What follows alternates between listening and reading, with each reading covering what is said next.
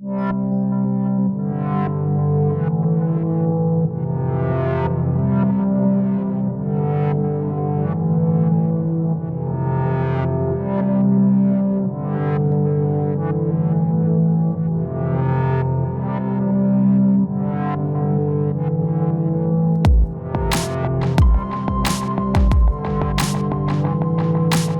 week I've got a whole bunch of objectives, the most important of which is getting some computer code running. I also need to write at least a couple more pages of my theory chapter of my thesis, which I've been sort of slowly writing up over the past couple of weeks and months. I have a meeting with my supervisors later on this week, which I want to prepare some stuff for and hopefully be able to present a plan for how I'm going to complete my thesis. And then on top of all the PhD stuff, I've also got to write a talk to give in London, and I've also got a whole bunch of singing stuff to do, which you'll see about. Let's just get on with it. So this morning I had several hours I'd allocated for non-PhD things. So I run an access project in Oxford called the Oxford Project, which is getting students to vlog about their daily lives. And we have a huge document which is all about like basically the charter for the project. So I was updating that for a long time this morning. And then doing other things like life admin, sorting out emails, just things that I'm going to think about if I'm not actually working. Now I've actually got to work though, but after lunch.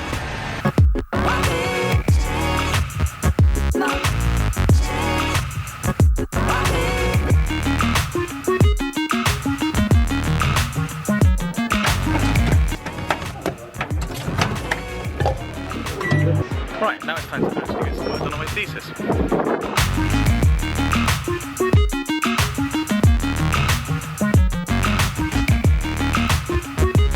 So I should probably explain what my PhD is actually about. The brief version is that you can divide the atmosphere up into different layers, and we live in a layer called the troposphere, which is the bottommost layer. The layer above that's called the stratosphere. And in the stratosphere you see these really big events called sudden stratospheric warmings, which are basically the most violent things that happen in the Earth's atmosphere. We know that these things have an effect on the surface weather, we just don't quite know why they do, or how they do. My thesis is essentially testing one hypothesis we have about how that happens. I came home, by the way, because my camera died.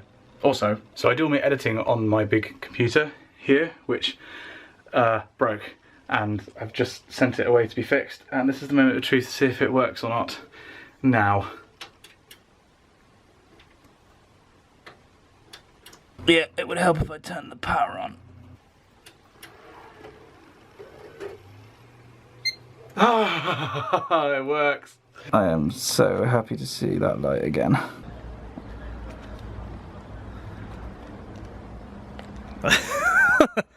This is Dan. We're off to do some singing. We're both members of the chapel choir. We are indeed. And every Monday, well, this is the last one actually for the time being, we've been doing these little gigs in a tiny little church just on Cathedral Green, where we were singing yesterday at the cathedral, and it's just a whole bunch of music in Exeter's second oldest church. Second oldest, yeah. Because as we hear every week in the history talk, that's just celebrated their 950th anniversary. It was founded in 1065. Yeah. Right? Yeah. By the first bishop of Exeter. So it's a nice little church. Anyway. Pretty amazing. Oh, yeah. Here's some music.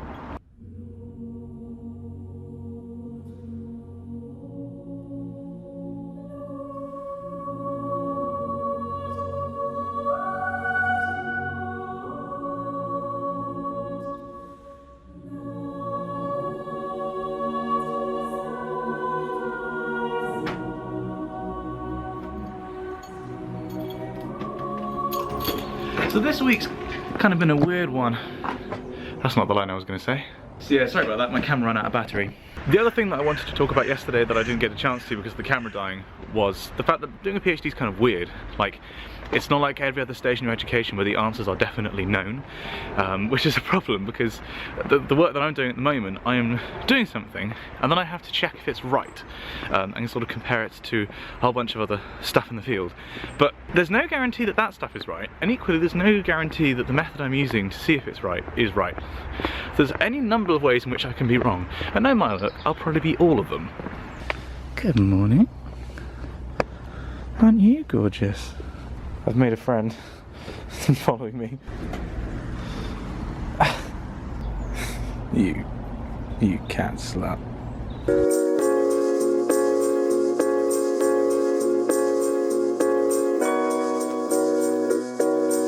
Oh hey, it's me in the mornings.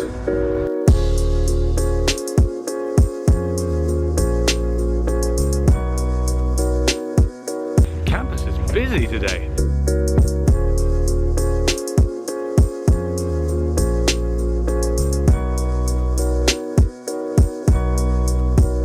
That was a pretty productive morning, actually. So I've got to the point now where with my work, this code has been malfunctioning for so long that I'm kind of just trying everything. Like looking at every stage, looking at every variable that I'm using and just sort of tweaking it, multiplying it by 1,000, dividing it by 1,000, seeing what makes a difference. And at some point I'm going to find where the problem is.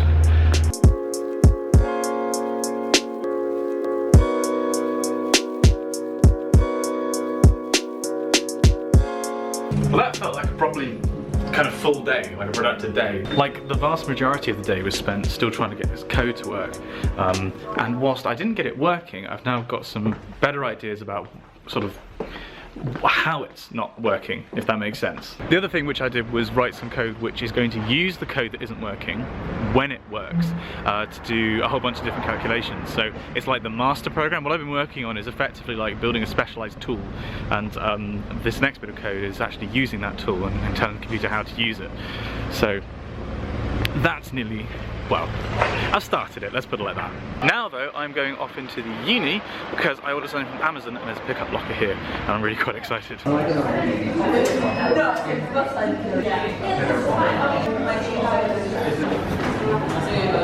Much quieter than it was earlier. Oh hey man, who's this we've got? Another choir member. Jacob is you're a first year, right? I'm first year. And yeah. you are studying? History and IR. Oh, international relations. International relations, yeah. Alright, I'll see you tomorrow. Yeah, see you. Take care. Nice guy. One thing that's definitely worth noting about Exeter is it's really bloody hilly. So this is the ski slope that you have to kind of go up and down whenever you go to campus.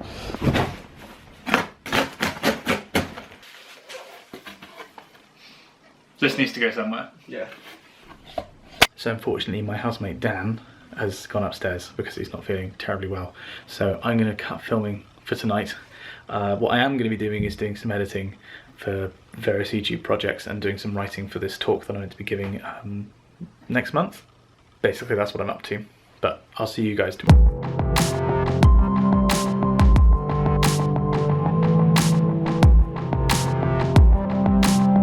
So this morning's been a pretty standard kind of fare. I've just been sat coding the entire morning, basically carrying on what I was doing yesterday afternoon, which is quite nice. My hair's sticking up, but I thought I'd come out here to show you this view. This is the view from the top of my building. The thing about Exeter is, well, there's two things about Exeter Uni. It's the city it's the uni on the hill, so you get that view right the way down to the sea. You can just about see over there. And it's also, I think it's got the highest tree to student ratio of any uni in the country because it used to be an arboretum, so the view from here is mostly green, which is very nice. In fact, the Exeter sort of hashtag is #BleedGreen. So seeing as it's been quite a dull morning, I thought I'd explain a little bit more about exactly what I'm coding on, what the problem code's been. So basically, what I've been working on is this equation where you have some variable q that you know, and you know that q is equal to L acting on psi, the Greek letter. L here is just some linear operator. It's a bunch of functions like adding bits of psi together or differentiating it or what have you. Now, the problem is you know what q is, you're working out what psi is. And the way you do that is through, well, I'm using a method called successive over-relaxation, which basically means that you're using this equation, which is actually much simpler than it looks. Effectively what you're doing is you're guessing at what the answer is, and then you're correcting that guess and seeing how much you're increasing or how much you're changing your guess every time. And the computer code that I've been working on is basically doing this, and then it terminates after a certain, after a certain accuracy, after the correction gets small enough. Now the problem I've been having is that up until recently it wasn't converging, so the corrections were getting bigger and bigger every time until you just had to pull the plug. Recently I've changed that, I fixed it, I found what was just a really small problem as an indented block in my code, and now it converges, but it converges to the wrong answer, and it's giving me temperatures that make no sense, like negative Kelvin temperatures. So what I've been currently trying to do is make sense of that and fix it and make it converge to the right thing, but it's still not. And it's getting a bit frustrating because I need to get this done in order to get my PhD finished. But it's not playing ball, and I've been working on this for, I think it has been a couple of months now, just sort of trying to get this working. And this is the crucial tool. This is the very finely constructed tool that I need to use in order to get my PhD done. And all the other stuff that I do depends on this being done. And it's frustrating because this isn't actually going to appear in my thesis. This enables me to put the things in my thesis. Given that I'm in my last year and I definitely feel the pressure to get stuff done, it's not the best when you feel like you know, you've just come against a roadblock and nobody knows why it's going wrong. But the thing is, if I don't do it, nobody's going to do it for me, so I need to keep trying. I'm taking a couple of hours off at the moment, sort of working on what I'm going to be doing after this. I know it works, but eventually I'm going to have to fix it. I will. Just don't know when or how.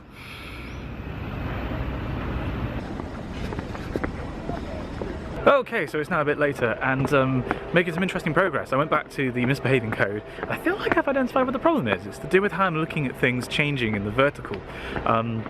Like I've pinpointed down exactly where we're going wrong. Now I've just got to fix it. Which I am going to do. I'm going to go back to the office after I'm done with singing, which is where I'm going now. Is that every day? Yeah. So I've now got to get dressed.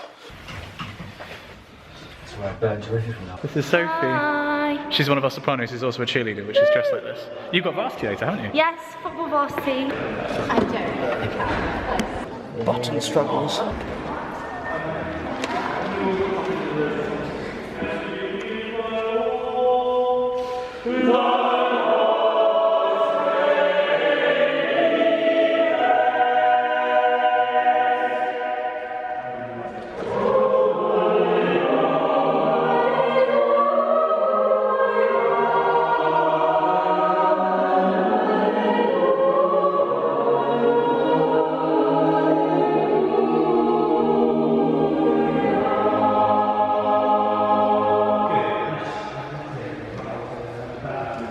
So that was Evensong.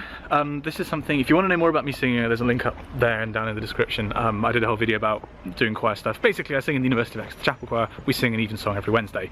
We wear the fancy green cassocks, and then we have the surplices on top for the actual service. The stuff in the service is shot by Dan, because he's not feeling terribly well, so he wasn't singing today. Normally he'd be on tenor. We didn't actually have an organist today, which is unusual for us. Normally we have an accompanist, so everything was unaccompanied, including a piece which we hadn't seen before today. Now, I'm just going to quickly head back to the office, because I've been thinking about the problem that my code was having. Oh, there's a squirrel! This collar so that I may talk. Squirrel! Exeter's campus is ridiculous for wildlife. You've got like squirrels, rabbits, foxes, badgers. Anyway, I'm now going back to the office to do a bit of work because I've been thinking about what have been the problems that have been plaguing me, and I think I've isolated exactly what it is, but I have no idea why it's not working. So, just a little bit of time and then I'm going to go home. Well, this is getting more and more frustrating. This feels like going mad. Like, the more that I delve into this program, the less I seem to understand. I've got to fix this. I will. But now I need to go home. I need to get some edits on the go, rendering. Then I need to eat and watch Bake Off.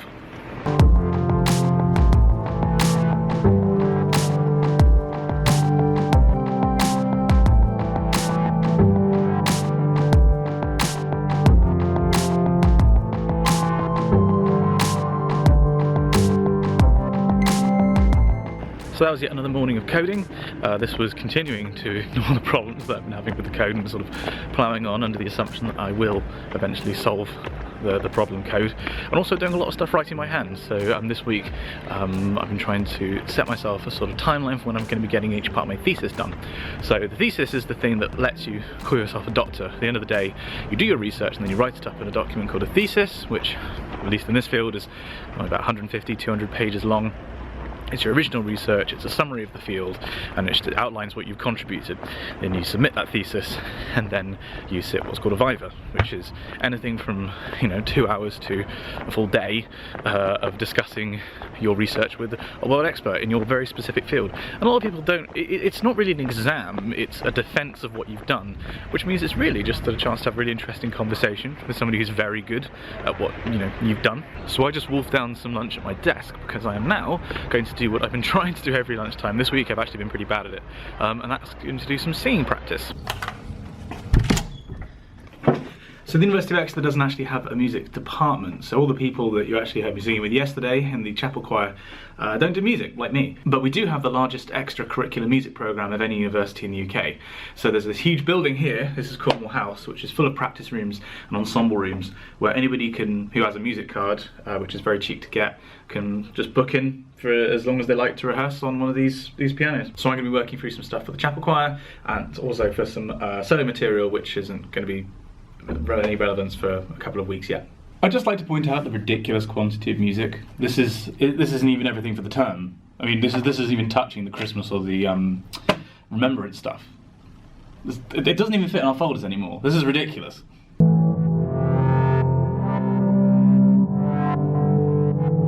Okay, so I think I might have identified what the problem was with the code. It's something like a very minor point in terms of how you define vertical derivatives. Well, it's not interesting, but I've just wolfed down a pub dinner because there's a campus pub which is just behind me there.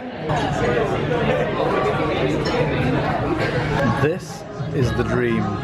I'm now going to go off to choir and I need a huge amount of energy because, oh my god, that tired me out. Is this yet more music? Hello, Peter, darling. No. Wait, let me put my good side on.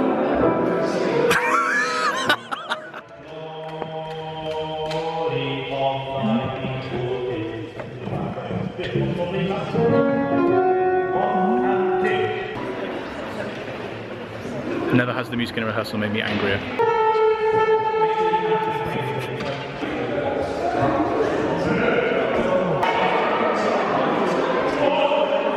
Well, that was a dire rehearsal of music, spared by the Holst, which is an absolute banger. Liv's here, but she doesn't want to appear on camera. No, you just make me sound really naff. We're now going to watch some Game of Thrones and then get an early night because I want to get up on campus early to see if we can follow up on this idea and fix the code once and for all, which is really, really exciting.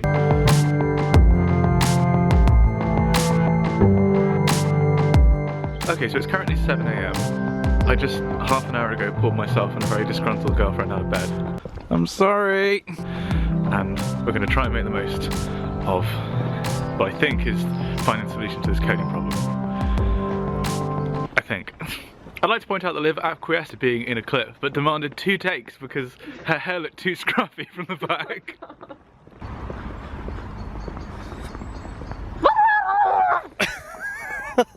Okay, so I'm now definitely under pressure to now drop Liv off to actually get some work done, otherwise I got her up at 6:30 for nothing. Okay, so here's the situation. I just went through and basically kind of stripped out. When you're looking at this program, you're looking at how this variable varies in 3 dimensions. You've got your up, down, left, right, and back, forward. So I just stripped out the up, down because that was the problem dimension, and I retweaked everything about this, and I removed a term that I think shouldn't have been there in the first place. This now works fine. Like it's perfect if you were only interested in looking at 2 dimensions. Now I'm adding in the 3rd dimension, which, fingers crossed, is going to work. Let's see.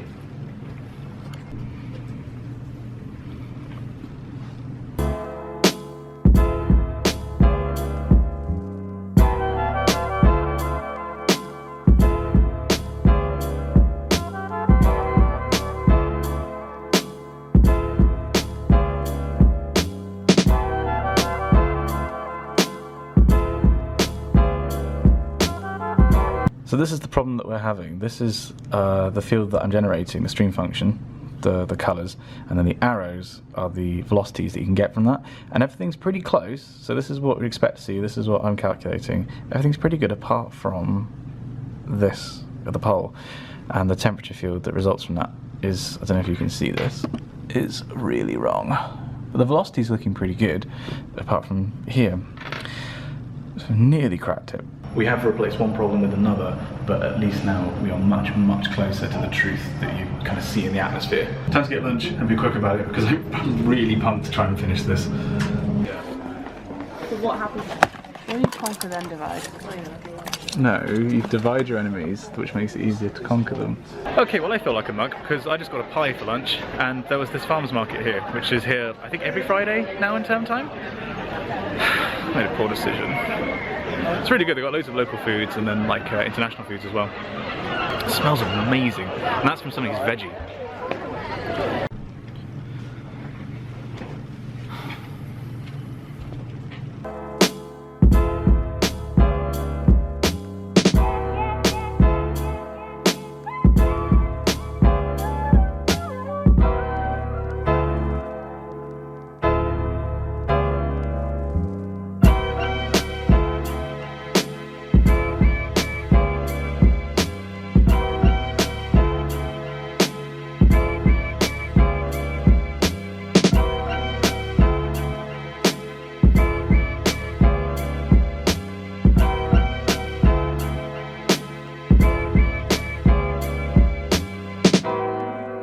Well, that's bloody annoying, isn't it? This definitely feels like I'm going mad.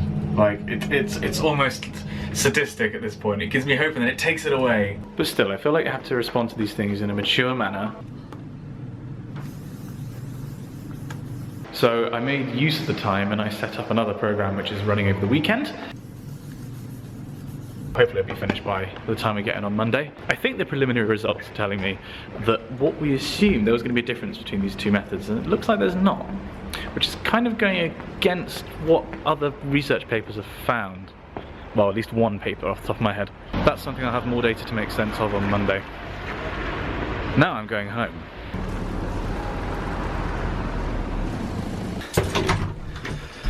Hey, how you feeling? Yeah, not bad actually. Do you want to get some dinner? Yeah, sure. You know, sometimes at the end of the day you just really need a beer. Yeah. That was me after choir.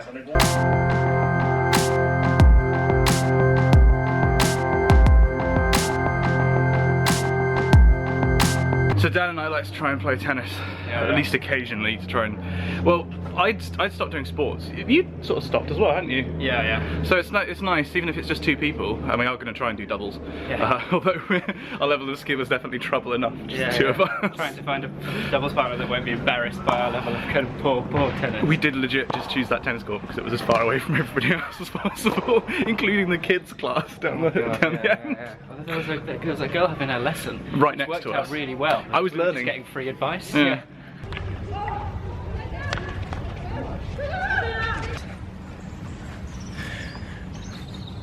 Oh, and look what we have here. We've spotted a woodland sprite.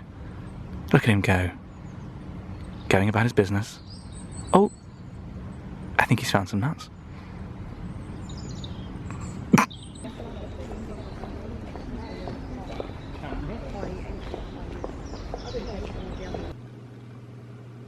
Well, this doesn't look good.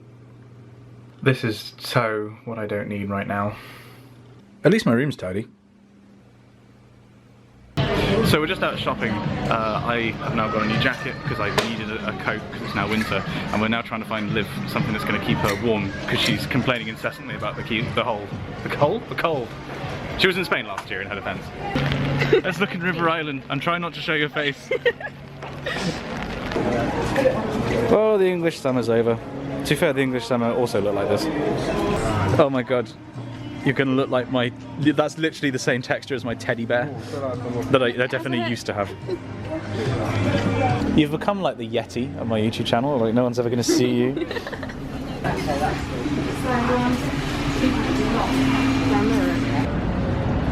We managed it, and the sun came out.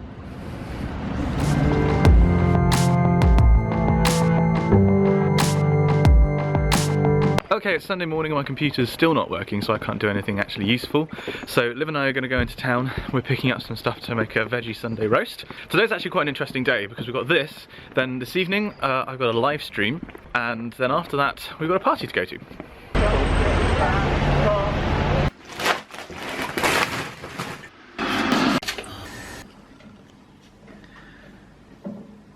When we were going to do some fun Sunday activities, I didn't think we were doing maths questions on the TV.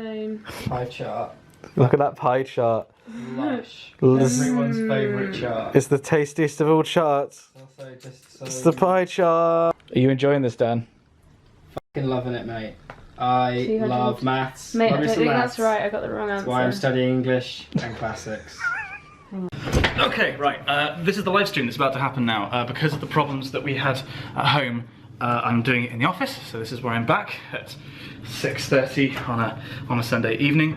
Oh, white top and a white background, that's not a good idea. But yeah, I'm about to live stream with Thomas Frank and Jamie Miles. There's a link, this will already have happened, so there's a link down there in the description to this event if you want to watch it. We're answering questions about uni and revision and studying, and I'm late, so I probably should join. Control assistant stuff, and then I had a tough time accepting this, but I started to become a little bit burned out with. And that is the live stream done. That was a lot of fun. I always love doing these live streams. We might be doing them more regularly from now as well. That's just another thing to start thinking about. Do you ever think I'm taking on too much? Like I've got too many things on my plate? Maybe I should just focus on trying to get this PhD done.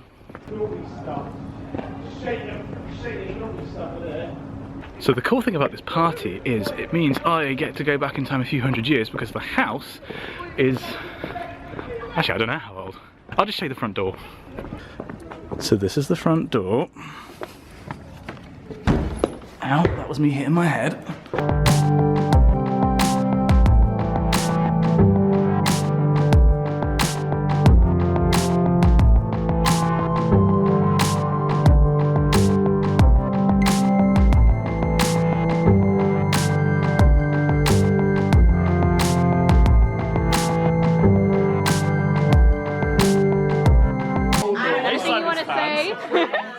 He's called Pebbles. He's very overweight, but we love him. Just like me.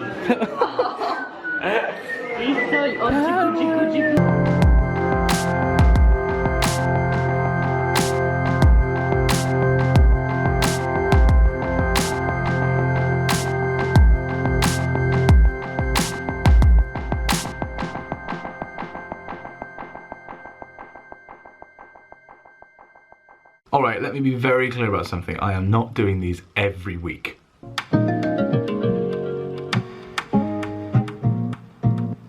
Okay, so the weather today is pretty dreary. I also meant to be in the office at like 8:39 and I then slept way past my alarm and it's currently 10, so great start to the week. My poor shoes, they weren't built for this kind of thing.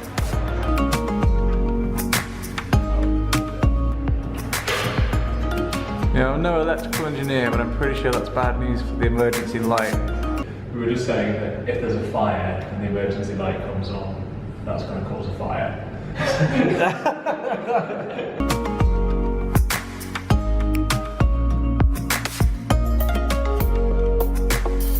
So my objectives for this week are all of them are reflection. If you watched the previous week in the life of a PhD video, then you'll know that I had an awful lot of coding problems, and I'm pleased to say that we've got past those. However, they've now been replaced by a completely new set of even more fundamental problems. So this week I want to try and solve some of those. Another objective is to stop being such a little bitch and actually write some more of my thesis. I haven't written anything for a little while. I do have plenty of stuff to put in. I just haven't got around to doing it, so I need to be a bit more focused on that. I also want to film a video this week for my YouTube channel. I want to do some more editing on this big video project that I've been working on for months. And then there's a lot of singing going on, particularly this week.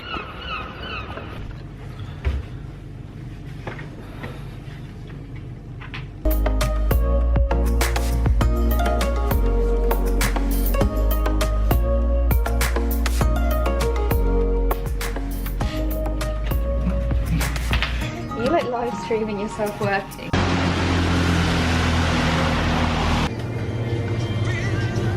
How you feeling there, mate? Did you have a few drinks last night? No. None at all? None. Nada.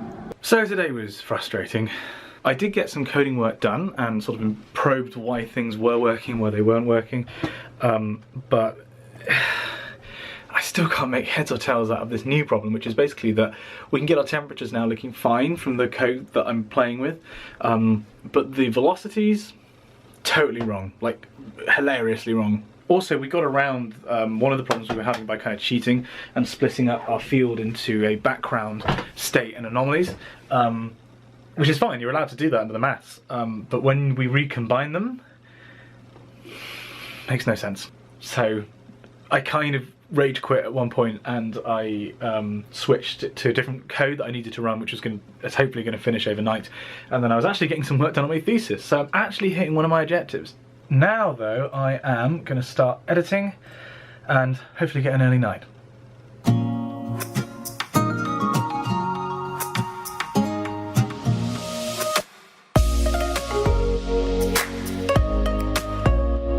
That was a great morning of work. I've decided to actually like writing my thesis because I can write. Like, all that's stopping me from writing something is my fingers on the keyboard. On the code side of things, anything can go wrong. Plus, I'm much better at writing than I am at coding. So this lunchtime I'm doing some rehearsal. I mentioned that there was going to be a lot of singing this week, so in addition to singing Evensong tomorrow, as we do every week, there's also a service on Sunday, which I'm missing for reasons that will become clear.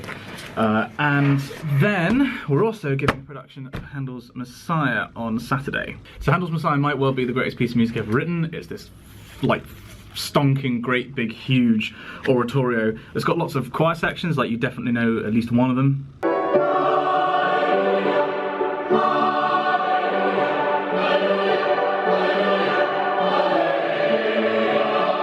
Yep, that's from this. And then there's also these solo sections called arias and recits, and I've been asked to give one of them, so I am going to be rehearsing that. And then as well as that, I've also been asked to dep for the Cathedral Consort. Depping is where you basically fill in for somebody. The Cathedral Consort does a couple of services a term, I think, at the Cathedral, at Exeter Cathedral, so I am singing for an Evensong on Friday.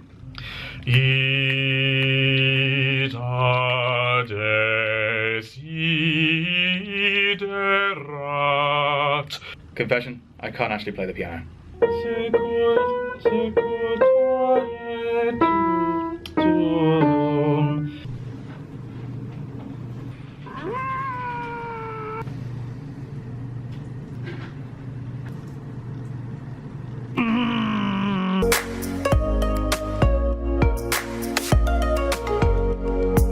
So while the coding woes continued today, I actually smashed a key part of my thesis, like a really important, really the crux of the idea we're trying to introduce, putting it into words, running some code to produce some figures, and some analysis that I need to sort of quote figures to put in the text. Guess what I'm doing now? Oh. Guess what I'm doing now? If you guessed editing, you were right.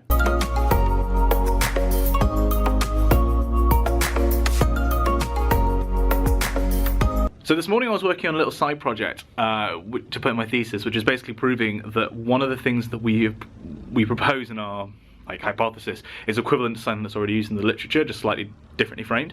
Now, in order to do that, I've been using something called empirical orthogonal function analysis.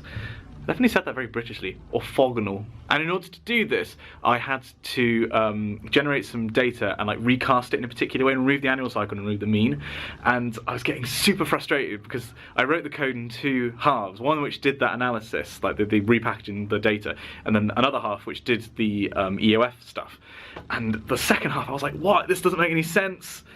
The data that I am getting out of this data file is different from the data that I put into it. What's going on? And then I realized that I've been saving the data file, the new versions, to a completely different folder.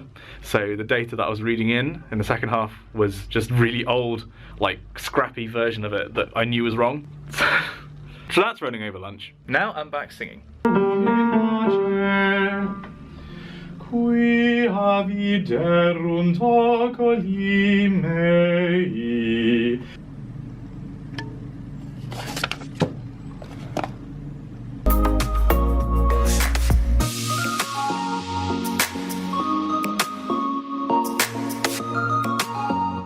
So I left the script running in the office now because I'm going off to chapel, and it's looking really good.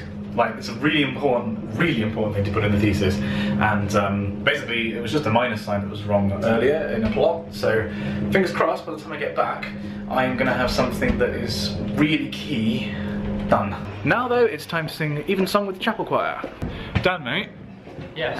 How's Colreg? Oh, he's pretty good, thanks. Hugo. Yeah. How's Colreg? It's wonderful. I can't get enough of it. That's vlog.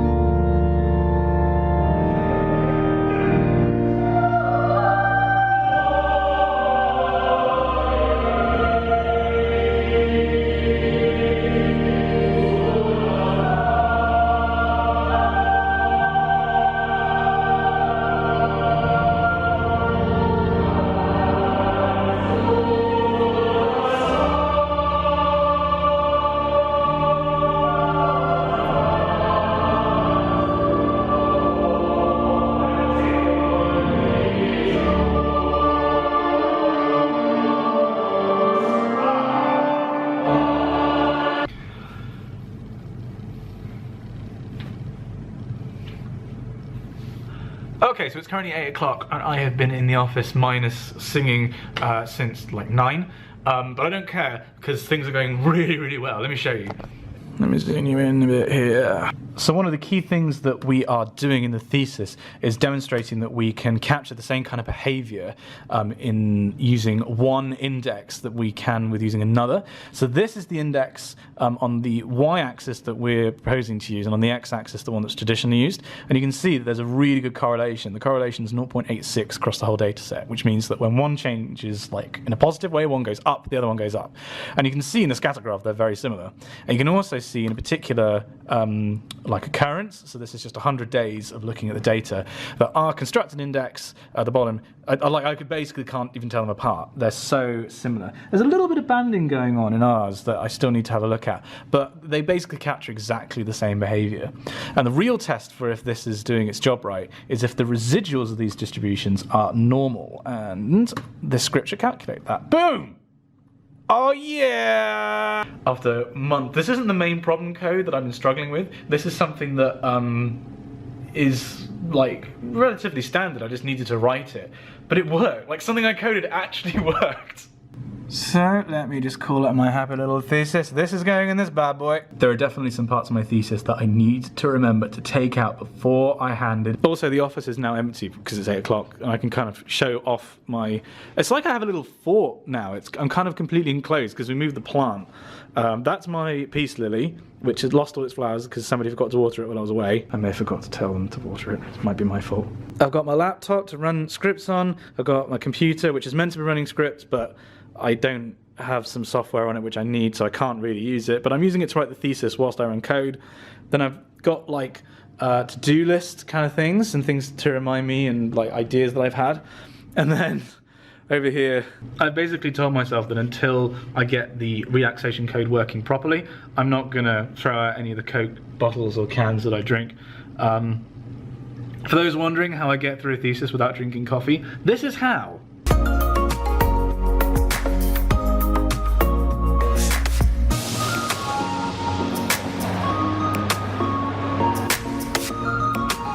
Right, let's get to work.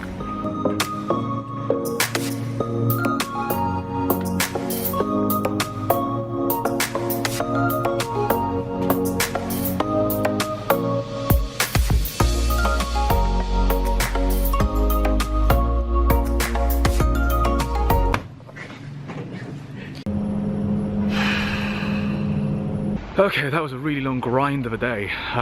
Carrying on what I did yesterday with the work, proving those two things are equivalent, getting some figures ready for my thesis and actually putting them in. It takes longer than you'd think to get a figure thesis ready, and you think to yourself, yeah, that's good enough. So a lot of time doing that. And writing, actually pumping up that word count. So it's getting on for 6:30. I don't know if I have enough time to actually get any food before chapel choir rehearsal tonight. I may have actually stayed and worked a bit too long. At the start of the PhD, I definitely would just like leave early because I didn't have enough to do. Now I'm getting towards the end of the PhD, I'm finding myself staying too late because I've got too much to do. If you're doing a PhD yourself and that sounds familiar, please let me know in the comments because it'd be nice to know I'm not the only one. Heading into the student pub now. Please be empty, please be empty. Oh, get in.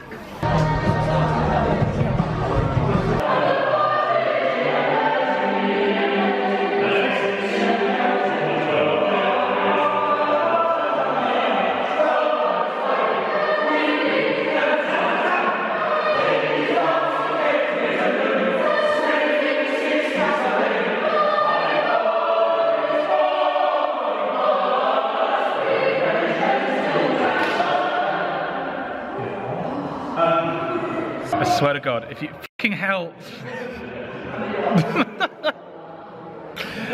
It's so great, thank you guys.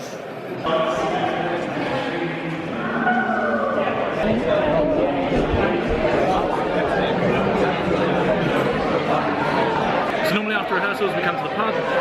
Last time I filmed it was kind of an exception because I wanted to keep working, but this is what we normally do. For God's sake. Trying to get a nice shot of the pub.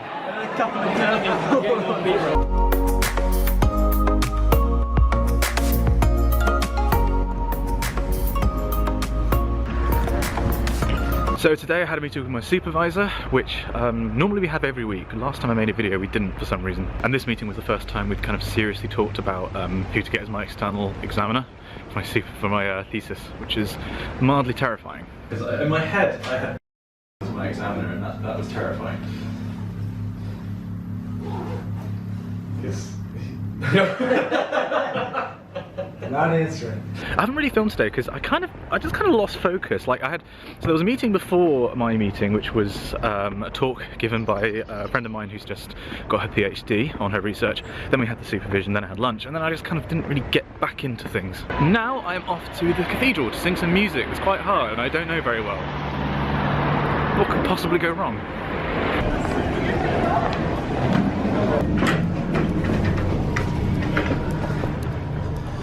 Hi, I'm here with the cathedral consort.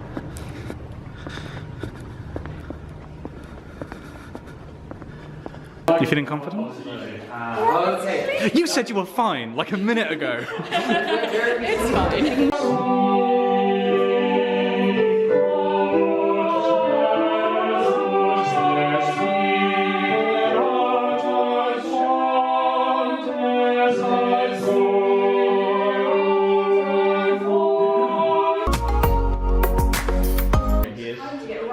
So we just got out. How was it? It was just fine. You were right the first time. So Bella's also in chapel choir and also joined us in the cathedral. How was the experience for you? In the cathedral? Yeah. It was quite interesting wearing a red cassock instead of a green one. You did cathedral for how many years? 5. For Winchester? Yes. So it's also kind red of... cassocks, fun fact. Oh. Yeah. But it's basically old hat for you. For me it was the first time I've ever done it. Yeah, it was nice being back. I love singing in the cathedral. What's different about singing in a cathedral?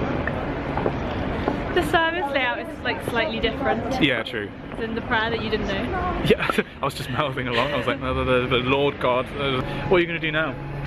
Now, my essay. That's the right answer. That's good. So I knew I wanted to go and see Fantastic Beasts tonight because I'm filming a video about it this weekend. However, I forgot that everybody I know is either singing another gig in the cathedral tonight or they're away. So I'm just here on my lonesome, going to see a film. Perfectly normal. I'm just chilling here with my friends. Excited for the film, guys?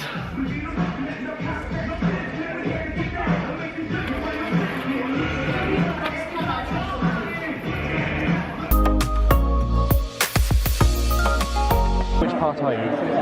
Then you're not a place, I think. So Mum and Dad are in town for this performance of The Messiah, which I am at now. We're about to start rehearsing. Dad and I had to take some cardboard to the dump earlier, which was exciting. Oh, train! There's a train! I didn't know the train line went through here. Well, maybe not, it's just escaped.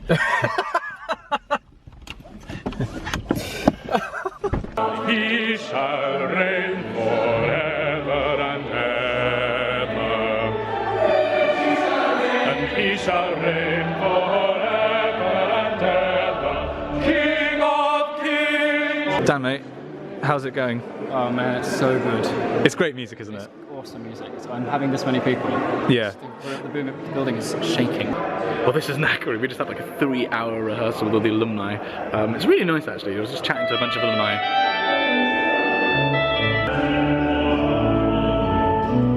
And it's always great to talk to people from previous whoopsie daisy. And it's always great to talk to people from previous generations of the choir, you know, and find out what they've done.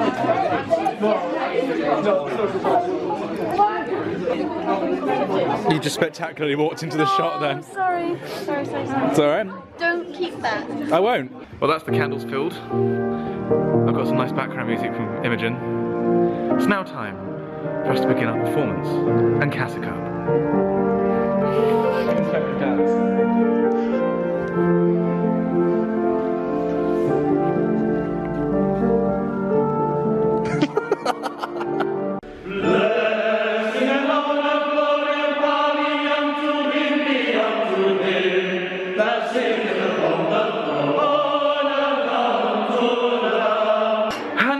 Done.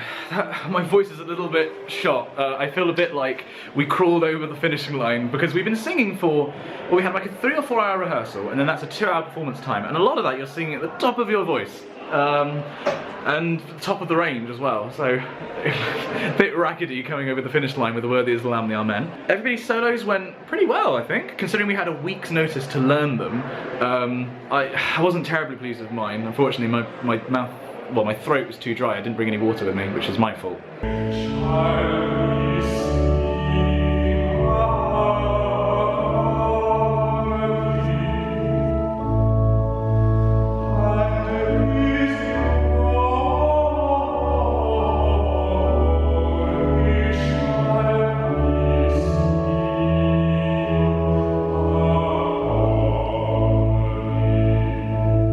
My mum said it was the most enjoyable Messiah she's been to, and she's been to a lot not because she's old, just because she's quite musically active. She's definitely going to watch this, isn't she? Yeah. Not because she... Right, it's now time for drinks.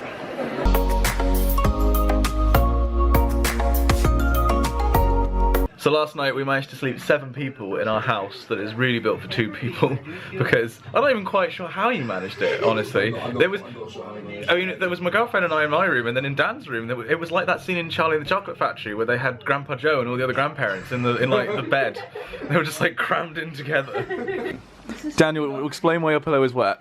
Because in a small room. He's Dan weed himself. Anyway, I needed a wee.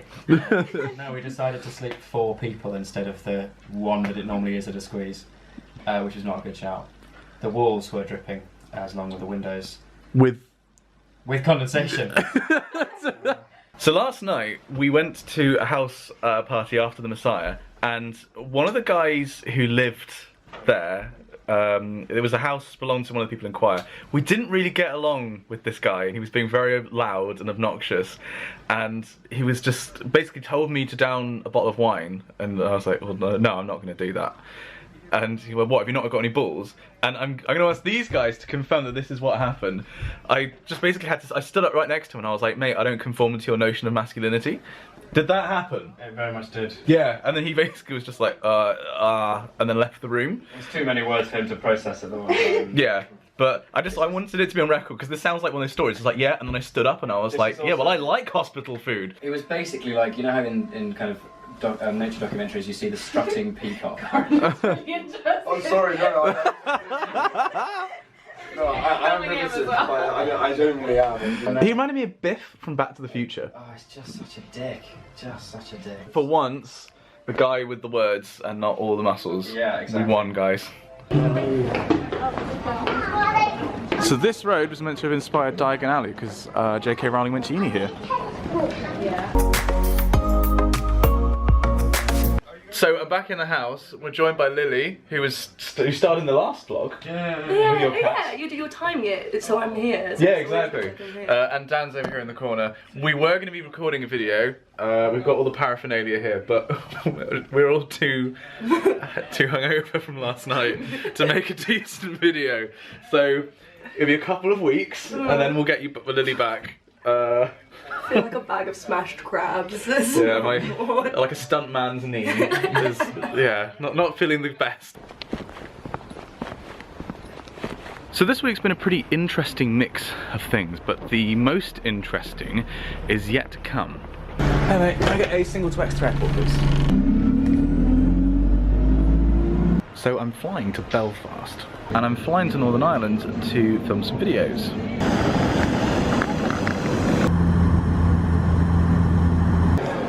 There's a guy looking for someone by name. Now I can tell you that these videos are educational, and they are not going on my channel, but I can't tell you who they're for or when they're coming out. I will, however, be vlogging all of next week, and I'm going to put that vlog out when I'm allowed to post it by the people who are hosting the videos. It's very exciting. I've never been to Northern Ireland before, so yeah. At any rate, thank you very much for watching this vlog. People really like the first one, so if you enjoyed this second week in a life, then do leave a comment down there. Sorry, I'm lying on the bed, so I kind of want to be down there. So do leave a comment down there and leave a like if you liked it. I quite like doing these, so if you want more, I can do more. Maybe not every week though. Hello and welcome to Christmas at uni.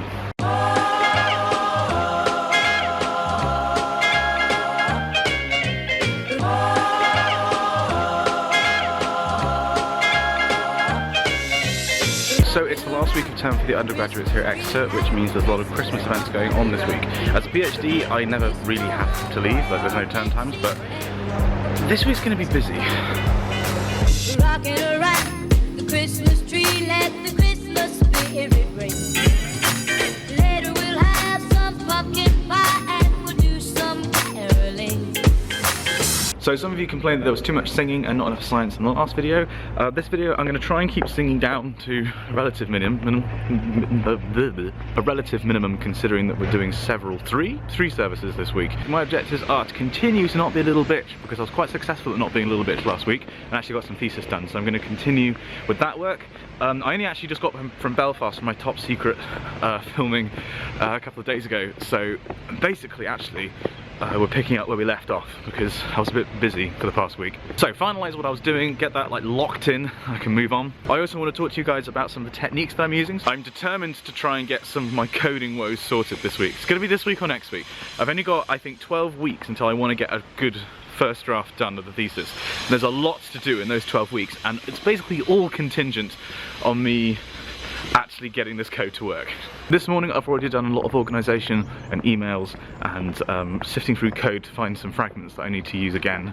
I really should document my stuff better. And now it's lunchtime. I've organised some carolling for the chapel choir because we need to capitalise on the fact that people only seem to think that chapel choirs exist at Christmas, so we've got to kind of convince people that we do year round. Chapel choir is not just for Christmas kids, it's for life. Hello, lovely. Hello, how are you? Are you vlogging again? I am. Do you want to be in this one as well? Yes, please. 3, 4. Christus es natus, ex Maria Virgine gaudete. Imogen, I really hope that there's going to be a display in the forum today. Oh no, wait. Oh man. Oh. We're now going to have lunch, and yes, we have a press manger on campus. We're very middle class. I'm not, but the uni is. Liv's just pointed out that I am this soup. We're having a chapel choir lunch. This is Hugo. You're going to do a classic zoom in? Yeah, let me do a classic zoom in. Hugo, what happened to you on the weekend? Did you or did you not lock yourself in the toilet? The toilet locked myself in the toilet. It was. You're not an English student, are you? Can we just take a moment to analyse that sentence? That is brilliant. I may or may not have been locked in the toilet for 45 minutes. Yeah, you messaged me and I didn't even notice for 15 minutes. There's just lots of messages saying help. What you say? It was quite funny. Ed passed me beer through the window. It was great. And you get locked. Amazing. Daniel, what did you do that night? What did I do that night? You went native with the Italians. Oh, I did, yeah. I did. That sounds really dodgy. It does. What I mean by that is he did a shot of what was meant to be Jaeger, and it turned out it wasn't Jaeger, it was olive oil. I made a severe judgment call error. You will get a sentimental feeling when you hear voices singing, "Let me, darling, deck the halls with boughs of holly." Rocking around the Christmas tree.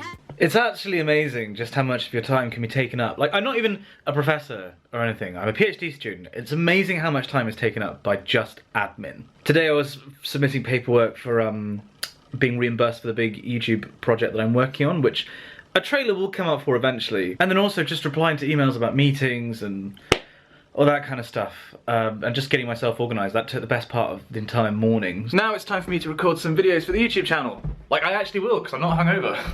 Okay, so I just filmed a Q&A. That's what my setup looks like, by the way. It's a bit gorilla.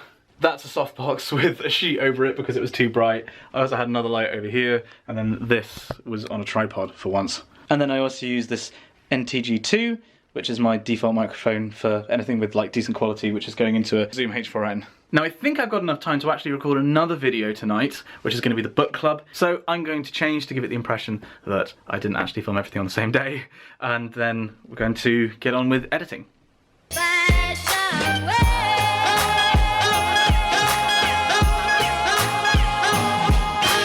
So last night I left some computer code running that was repeating something that I did about 2 years ago, which is a very important part of the data we're using. So say you're interested in temperature in the atmosphere, right? And how temperature changes as you go up. Now, the normal way that people do things is that you will look at the temperature on pressure surfaces. So where the pressure that is 1,000 hectopascals or 100 hectopascals or 50 hectopascals, whatever, in the atmosphere, as you go up, you'll measure the temperature and you can plot that. So you're plotting temperature against pressure. And there's various reasons for why. Basically it makes the equations simpler. We're not interested in doing that though. What we want to do is examine data, say temperature, on constant height surfaces. Now that's something of a problem when you don't get data supplied from where you download these data sets from in that format. You have to calculate it. What is supplied, however, is the height of the pressure surfaces that you get the data from. So 1,000 hectopascals, 150, whatever. So the program that I was running overnight was taking the information of the pressure surfaces, what height they're at, and then interpolating, so basically filling in the gaps, and resampling that data at constant height surfaces like 1 kilometre, 5 kilometres, 20 kilometres. Now I did this once at the start of the PhD and it literally took 2 weeks. I literally just had to set the script running and it was going to go for 2 weeks. This time around, however,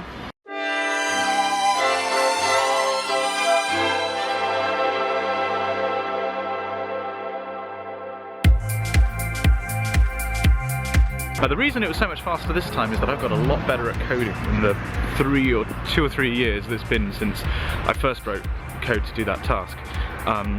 It's just a lot more efficient the way I'm using the memory. Also, I'm now using a different language. This code is in Python, which is kind of much more built for this sort of thing, really. Before I used R, which is a statistical language that's very useful for looking at the statistics of large data sets, but not so much for manipulating them. This, incidentally, brings the number of languages used in this PhD up to 3. Well, 4 if you count English. Those 3 being R, Python, and Fortran 90.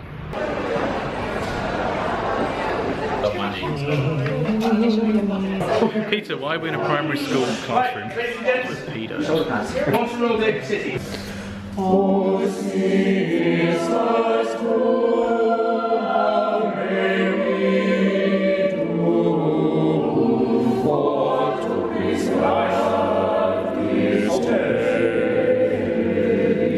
We just disrobed. That went pretty well, I think. That's the first one down. This is Dr. Jones, our organist.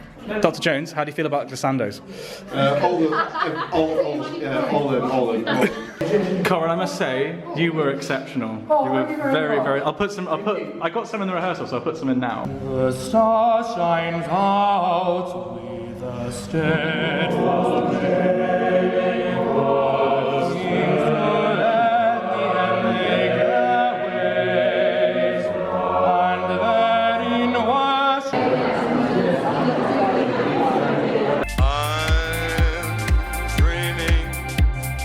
Good God, it's bright. So one of the key characteristics of a vlog is honesty. You don't necessarily share everything in your life, in fact it's not healthy to, but when you do share something it's important to be honest about it. So, in all honesty, I slept through my alarm this morning, I got into campus late, I'm just wearing a t-shirt, I didn't even bother shaving, feel a bit tatty, and I totally forgot that I'm meant to be giving a talk today about vlogging to some quite important people. I only remembered this 40 minutes before I'm meant to go on. I'm meant to be on very soon. So there you go, that's some honesty. Not that this meeting isn't important to me and that I'm not taking it seriously. I just kind of forgot. My mental RAM's just getting very full, I think.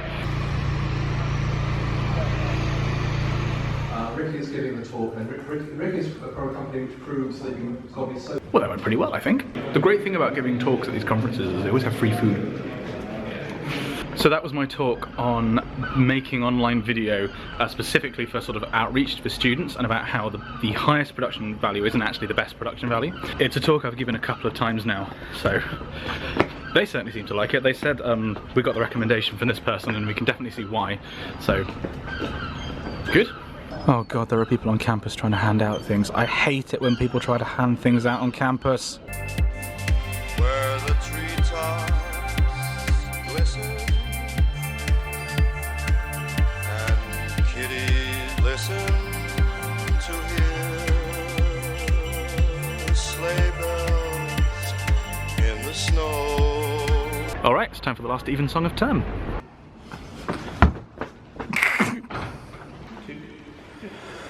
When he is king, we will give him the keys. So I just got back from having dinner with a girlfriend at the campus pub, and I am now watching this week's Yogscast reference. I'm watching the Jingle Jam live stream with Hat Films. If you're watching this in December, consider donating to the Jingle Jam. They do a lot of good work. They've raised over $1 million so far, and you can get yourself, I think it's $650 worth of gains if you donate $30. So it's just a good investment, really. So a bunch of people just asked me on Twitter about my programming stuff, and this seems to have caused confusion about whether I'm like a programming or a physics PhD. Most science PhDs, I think, there's a lot of programming done, particularly if you're looking at large data sets like in climate. So I've taught myself basically all my programming stuff. My dad taught me a little bit of HTML, and I remember pestering him continually about whether we could do more HTML, and like I wanted to build a web page. I did this course on C in Oxford, which kind of taught what programming is, like just a sequence of instructions. But then everything since then I have just taught myself by Googling, really. So I did my master's project was in MATLAB, which was an entirely new language to me, and I quite like, actually, despite the hate that it gets. Before then, I also did a project in IDL, which was my summer research project, which made me do a PhD, or rather I took the summer research project at the Atmospheric Physics Department in Oxford because I wanted to see if a PhD would be for me. Fortran's the new one, which we're now using to try and speed up the code that does the PV inversion, and it's kind of unlike any of the other ones that I've looked at. Well, I hope that cleared up the, programming confusion.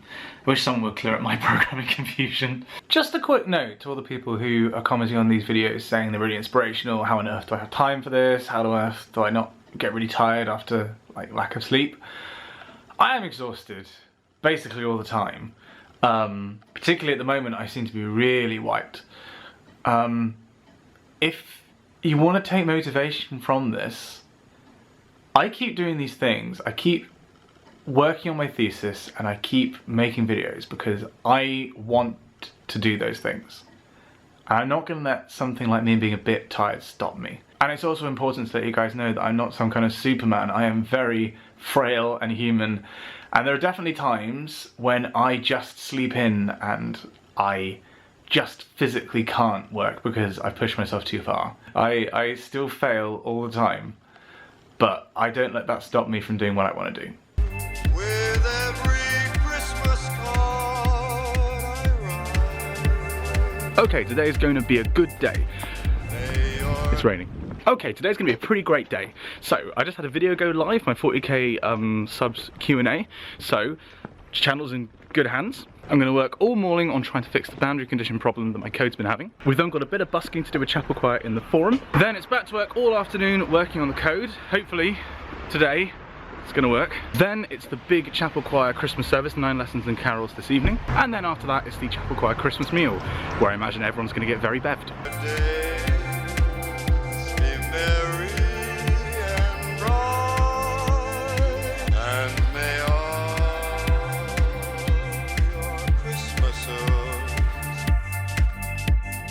So a bit of a slow start to the day today. I kept getting distracted by the comments on the new video I uploaded. This always happens. Whenever I upload a new video, I always keep checking it like every 5 minutes. Also, the entire office got distracted because Blanca, one of the postdocs in the office, got a new calendar. Wait a minute. Blanca, what is this? Did you buy this for yourself? A red calendar, no, it was a gift. That is doing so well. Oh. Yeah. No, dad photo. I think you're all enjoying this a little bit too much. Now it's time for a burst of caroling. What's the problem, Dan? Oh, I don't know. I just love fun too much. Did you have a few drinks again last night? No. Yeah. Maybe. Are you still a little bit drunk now? Yes, maybe. I've also got to learn a Gouda taste solo for tonight. Oh no, That's you can't put that in. No, I'll just block it. It's fine. I can't put you in. It's fine. I'll just block this one. Come have your sins. There we go. Whoa. Guess which one of us just walked into a tree? Oh my god. Was it the drunk one? No, sadly not. When you're going to walk into a tree. I did the right. I told you. Everyone bear witness. Who are we looking at? Jessie. Oh, is it the Jessie tree? This is one of our choristers. It's in this seminar room. There she is. Keep going. In the sky, with angels singing.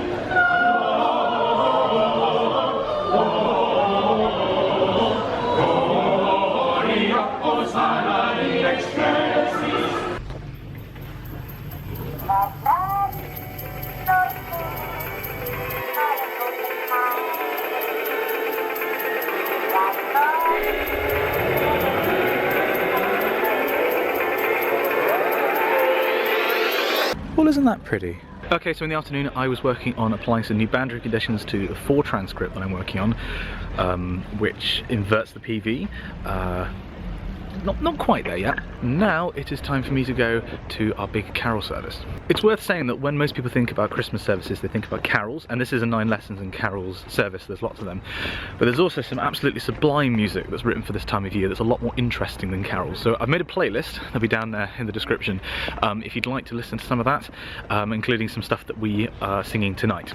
Wait a minute, in the chapel? Is that? Aurora Borealis. At this time of year, at this time of day.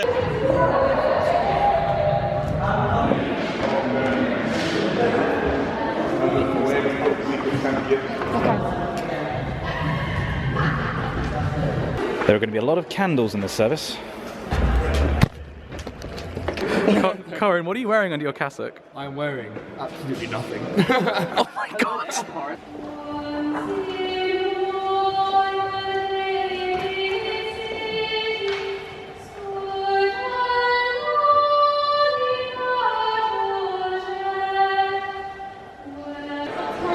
Oh, that went pretty well.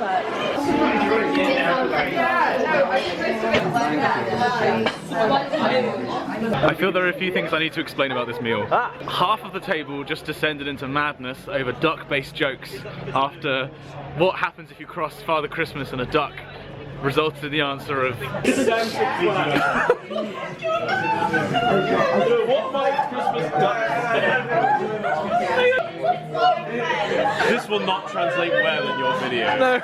It's really a you had to be there kind of. And I'm here, I'm still not sure. We also did our Secret Santa. I got a really cool mug. Peter!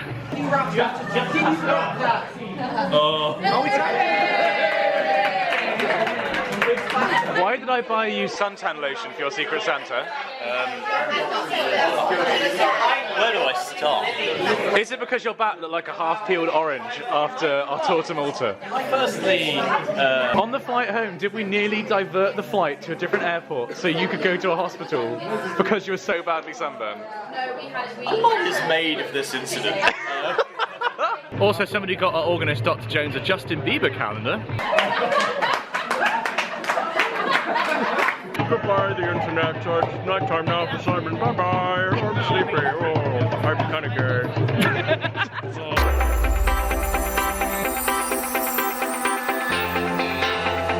Okay, so I definitely just got out of something that I, again, forgot I had to do. The university has some online video resources to do with various topics, like doing a PhD, and they were interviewing me for that. I was literally leaving the building, and then I looked at the number on the lift, and I was like, level 7.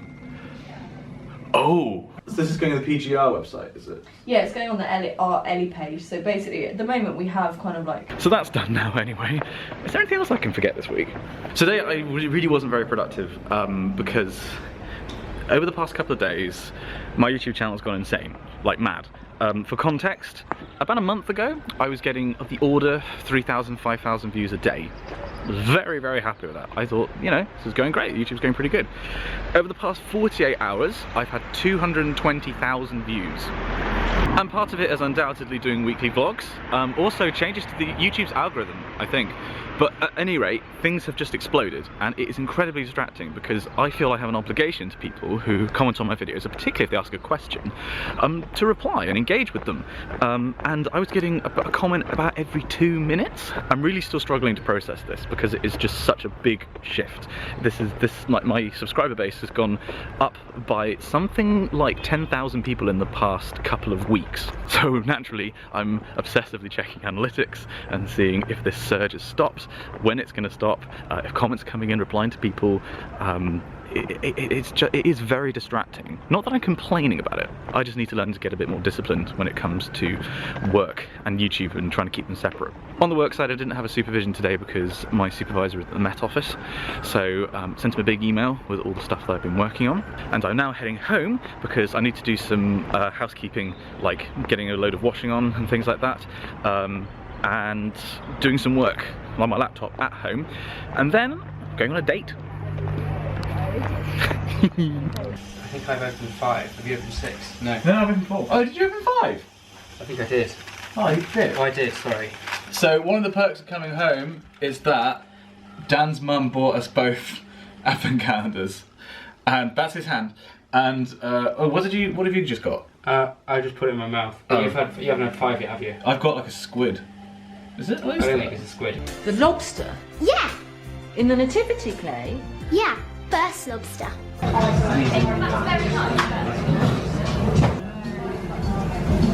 So I just had a really hot date with the girlfriend. We went to a really cool burger place where we haven't gone for, how long actually? About a year. It's really good. If you're in Exeter, go to Hubbox. It's pretty cool. How do you feel about going to the cinema? I feel peng. I feel How peng? so pen. You just said pen. I'm so pen. I'm so ready to write about this. Say something interesting then.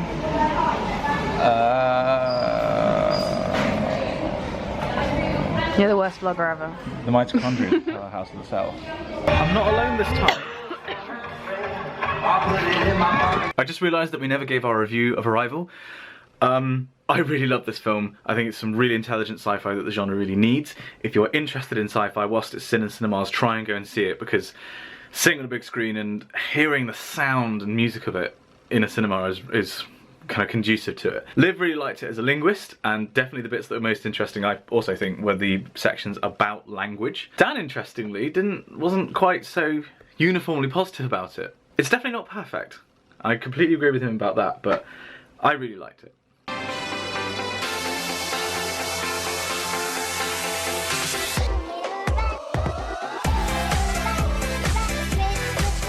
So I travelled for a couple of hours this morning to come to my great uncle's 90th birthday party. Happy birthday, Uncle George. He's 90, let's face it, he's probably not watching YouTube videos.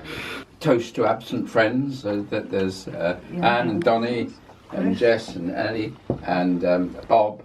Bob's here. Bob's here. You mean Rob? No, Rob and Laura, yeah. Happy birthday, dear George. Happy birthday to you.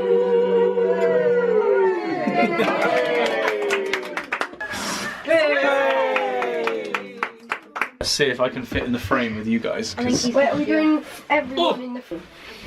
Put your hands up if you've got a YouTube channel. Yay. Oh, you do too! I didn't realise you did. Okay, so you're obviously watching mine. These are my cousins.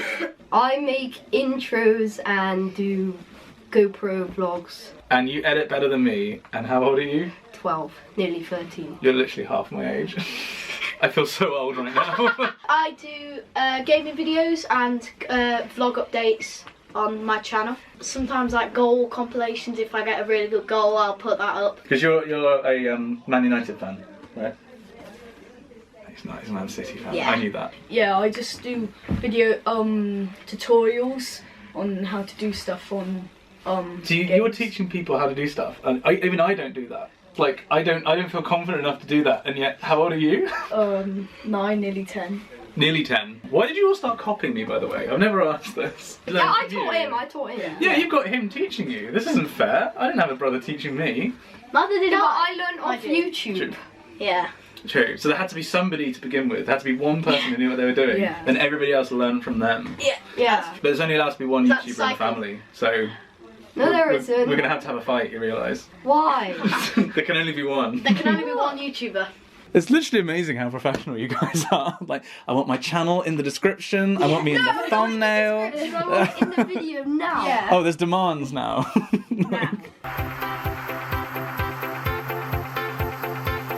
This will capture what it's like to go on a train in Britain.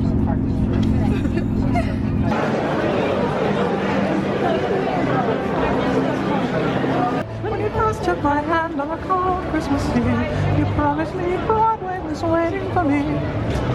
You're pretty. Oh, thank you, Liv.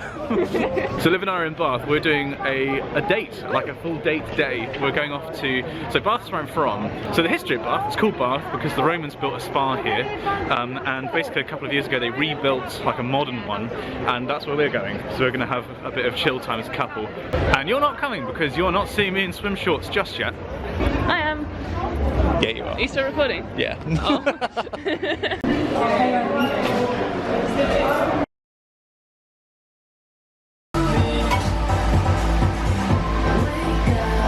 So as part of our date, we treated ourselves to a Schwarzburger, which is literally the best burger place probably I've ever been to. It's definitely the best takeaway burger I've ever had. If you're in Bath, go to Schwarzburger. This isn't a sponsored message, I just really bloody like their burgers. That is a prime veggie burger. You rule breaker!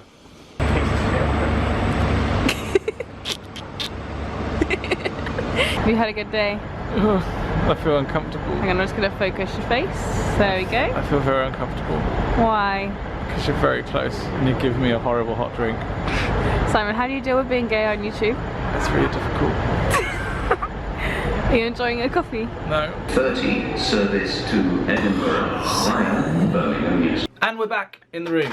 I didn't film too much today because, well, this is me and my girlfriend's private time, and especially if you're a vlogger, it's important to keep that separation, I think, between, you know, what you put out there publicly and what you do privately. So, a little bit of filming, but not much. Sorry guys, but, you know, it's my right to do that. And thus concludes the week. I'll be honest, as I mentioned earlier in the week, YouTube's now getting to the point, and it's a great problem to have, where it is starting to impact on my work.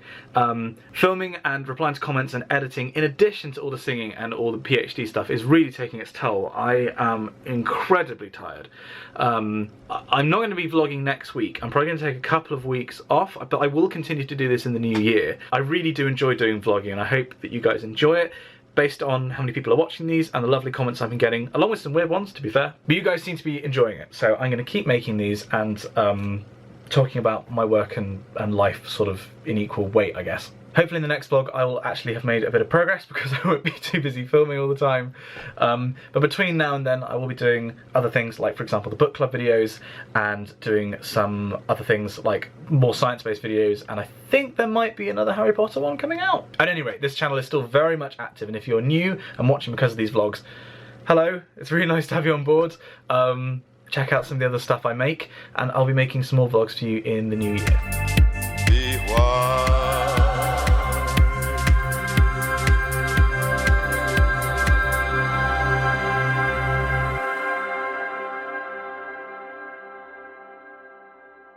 Little known fact about Exeter, it has what is meant to be the world's narrowest street. This is it.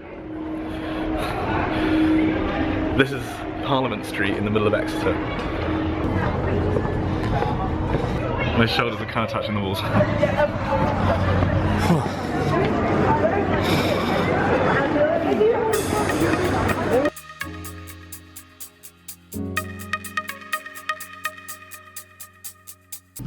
Hello and welcome back to the vlog. It is the 2nd of January 2017. Happy New Year, everyone.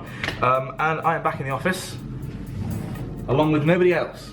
Today's a weird day to start the vlog on, actually, because it's a bank holiday, because the New Year's Day is normally a bank holiday, but it was a Sunday, so it's days off, which means nobody else is here. It also means that I am starting the vlog entry today at like 2 o'clock, because I thought I'd be nice to myself. It's a bank holiday, it's meant to be a bit of a break, and frankly, I kind of needed to still recover after New Year's.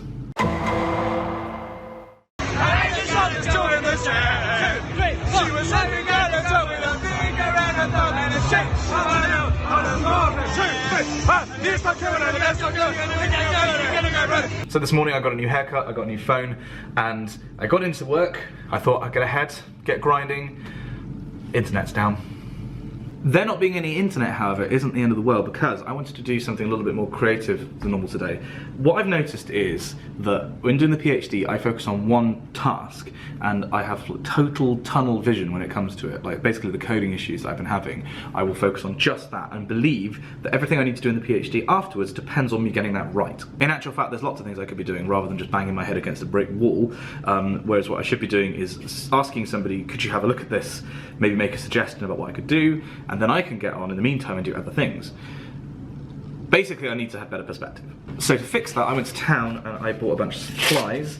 Balls down up. I went to town and bought a bunch of supplies. And what I want to do is create a map of what I need to do in the thesis by chapter. So what I've got here is an A3 piece of paper for each chapter of the thesis. I think there's going to be 6. I don't expect that to change. And I also have actually sticky post-it notes, and these are color-coded. So what I'm going to do now is take a plan, which I've kind of outlined here in my workbook, and I'm going to put it onto these pages with colour coding. So if it's a yellow post-it note, it refers to a task that's to do with coding. If it's green, it's something that I need to derive.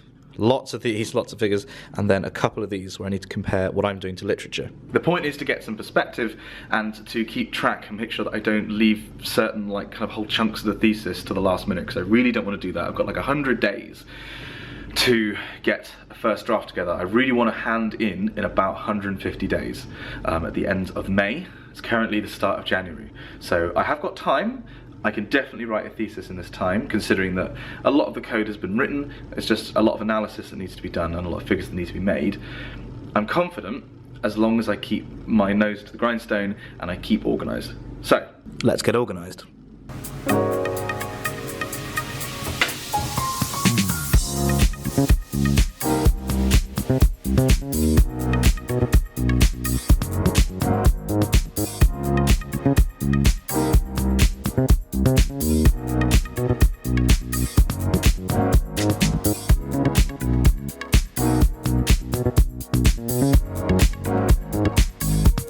So it turns out it wasn't only the Wi-Fi that's been turned off, they've actually turned off the heating as well.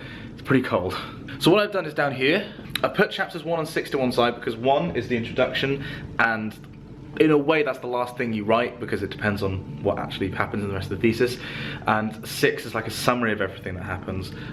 So they kind of write themselves once the main chapters are done. Those main chapters being a lit review, which is basically done. This is basically just window dressing, lots of figures to still put in, and there's a little section here that I still need to write. Well, I say little, it's going to be several pages. Chapter 3 is the one that I have the biggest handle on at the moment. What I've also done, as well as having like post-it notes, there's also grouping of the post-it notes depending on the part of the project that it is. So I feel like I understand this very well. This then is the kind of the introducing our new theory, the new idea that we're sort of approaching the problem with. Chapter 4 is the analysis that's actually done. It's almost like a results chapter, I guess you could say. This, I do know what I'm doing, honest. But at the moment, a lot of this depends on the stuff that's in here being right, particularly the inversion code, which is a problem I've been having. So this is a bit more freeform. I've basically got probably three experiments that I want to run that you can group this into, but they're a lot more interlinked. There's a lot more overlap, so I haven't done the same as I've done over here. And then lastly, chapter 5 is looking pretty sorry for itself. This is basically taking the information learned in chapter 4, given that this depends on chapter 3, which of course I suppose depends on chapter 2, and applying it and trying to use it to improve predictions. So this is looking very sorry for itself. 150 days out from when I want to submit. This isn't the best, but we've got something to go on, and I just have faith that this is going to fall into place. I have now been here for, how many hours have I been here? I should probably go home.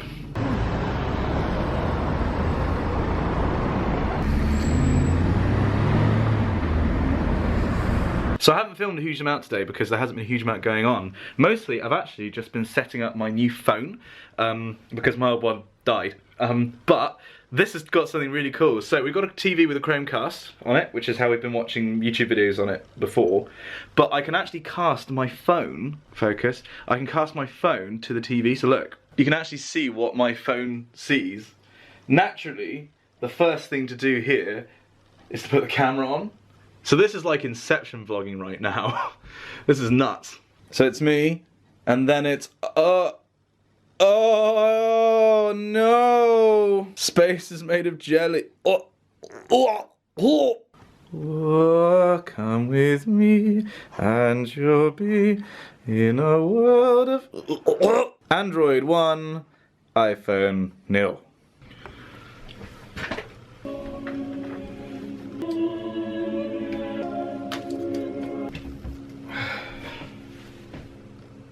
Job's a good one. Right, well that's that put up. So I promised myself I'd get an early night tonight, which means that it's currently 1:45 midnight and I am doing some editing. I actually have been doing some photo editing. Ignore my new phone. Sorry, did I mention I had a new phone? I've been doing some photo editing because I've been updating, long overdue, updating my channel art. So if this will be live by the time that this comes out. But basically, what I did was I wrote my signature, well not my signature, my name, on a piece of paper, took a picture of it, and then what I've done is, using GIMP, because I'm still too afraid to use Photoshop, I've turned it into a new channel banner.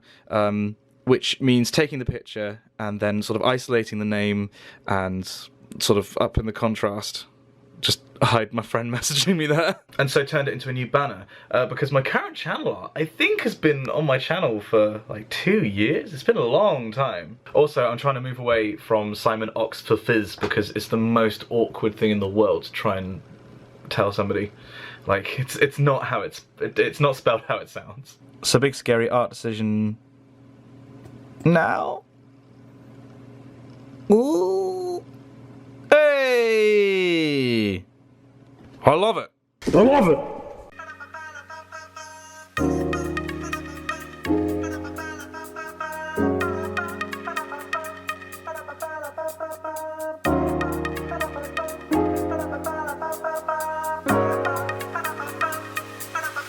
So this morning I was working on reading a paper and doing some more organisation and kind of following up what I did yesterday. Also, people always ask me in my videos what I'm listening to when I work. The answer to that is that I have a playlist of all the stuff I listen to. I generally listen to movie soundtracks, game soundtracks, basically stuff that's meant to be playing in the background to kind of occupy your brain whilst you're focusing on something else. That's the logic. Anyway, there's a link to the playlist if you want to listen to stuff for yourself down there in the description. As well as that stuff, I generally kind of recommend Max Richter and Johan Johansson as two modern classical composers that are a bit, they're kind of good to have on in the background. So it's exam week at uni, the first week, actually it's the week before term starts. So there's basically nobody here. 0, incidentally, being my favourite number of people to be surrounded by.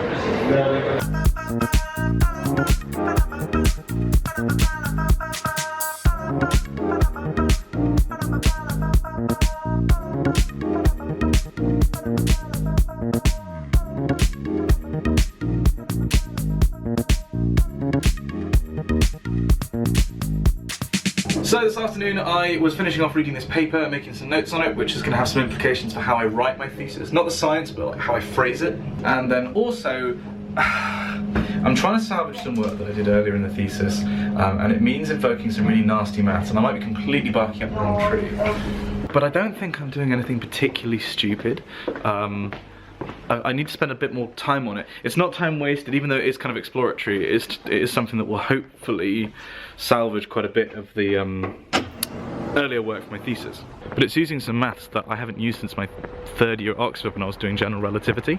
So it's kind of out there in terms of atmospheric physics. But I don't know, I don't think I'm being stupid. I wonder how many people had those as their last words. Now we've got a busy evening.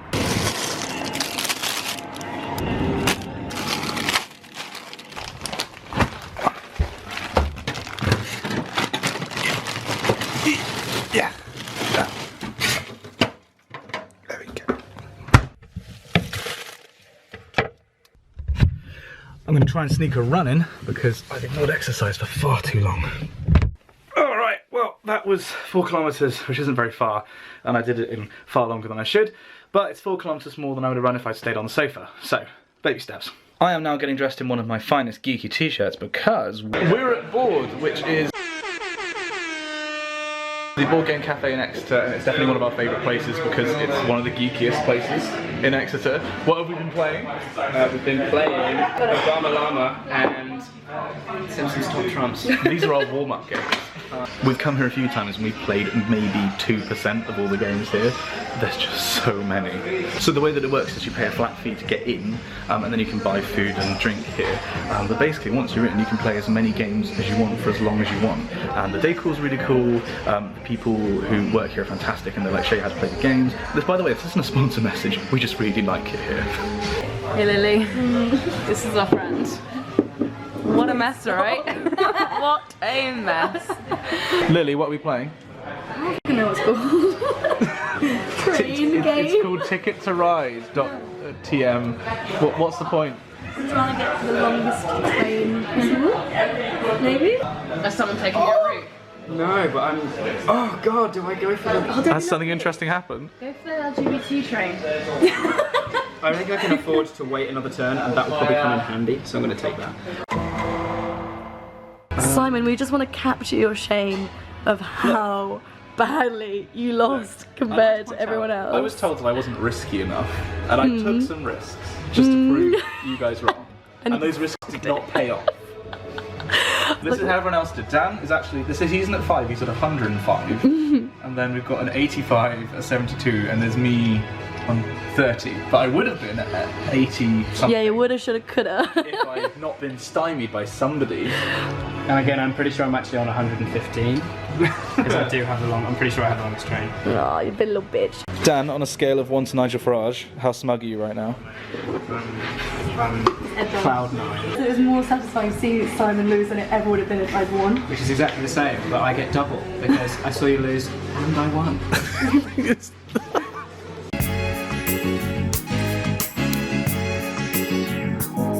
So I thought I'd do something a bit different today. I basically just want to get my head down on the work and not have to worry about filming. So I'm going to do a Casey Neistat style Q&A, because apparently everything in this vlog is Casey Neistat style anyway. Where I asked you guys on Twitter to give me questions, and you have. Also, because it's exam week, nobody has lectures, so I have the main uni auditorium completely to myself. So I thought, change the location, mix it up a bit. Daniel Brenner asked if I could meet any physicists dead or alive, who would I pick? James Clerk Maxwell. Brian from Real Engineering asked whether to get my hairstyle. Honestly, I don't know. I just started asking for... I like having it short on the sides and back and longer on the top. And admittedly it's recently cut, so like the gradient's a bit more than normal, but nowhere in particular. I just roll with it. Who said, Romo, you said you used to be bad at maths, so when did you become able to use the huge parts of maths involved in physics? With practice. I mean, I really was bad at maths. My nadir was like year 8 when I was getting really low test scores. I just picked up the pace and I had a really good teacher in 6th form. By the time I got to Oxford, I was feeling moderately confident just through practice. Rory, how do you find the motivation to get through your least favourite problems or pieces of work? Knowing that if I do it, I can move on to more fun things, and that no one's going to do it for me. Recov's asked the same thing I asked all other PhD students: what's the most valuable thing you've learned through your PhD? I think finally being confident in, and having courage in my convictions, and saying, if I've got an idea, not just assuming that it's going to be wrong, and actually putting effort into it and seeing, especially scientifically, saying, I've got an idea, let's test it, rather than I've got an idea, oh, it's probably wrong. But I think that also applies to other parts of my life, just generally being a bit more confident, because I'm not a very confident person, particularly when it comes to things, that my ideas, not just scientific, but just in anything. I may appear confident on YouTube, but inside I definitely don't trust me. But I trust myself more now than I did at the start. Ranjani's asked, tell me about your trip to NASA. I think I will. I think I'm going to have to do a whole video about that, because I did find some footage recently. Laura, do you wish you'd ever done your undergraduate degree at another university?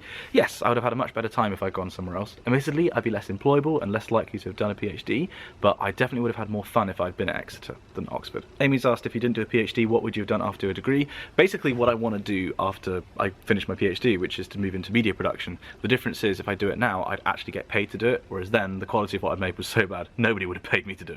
Logan's asked an interesting question, which is, having found that you want to go into video production, do you wish you hadn't done a PhD? So kind of links to that previous question.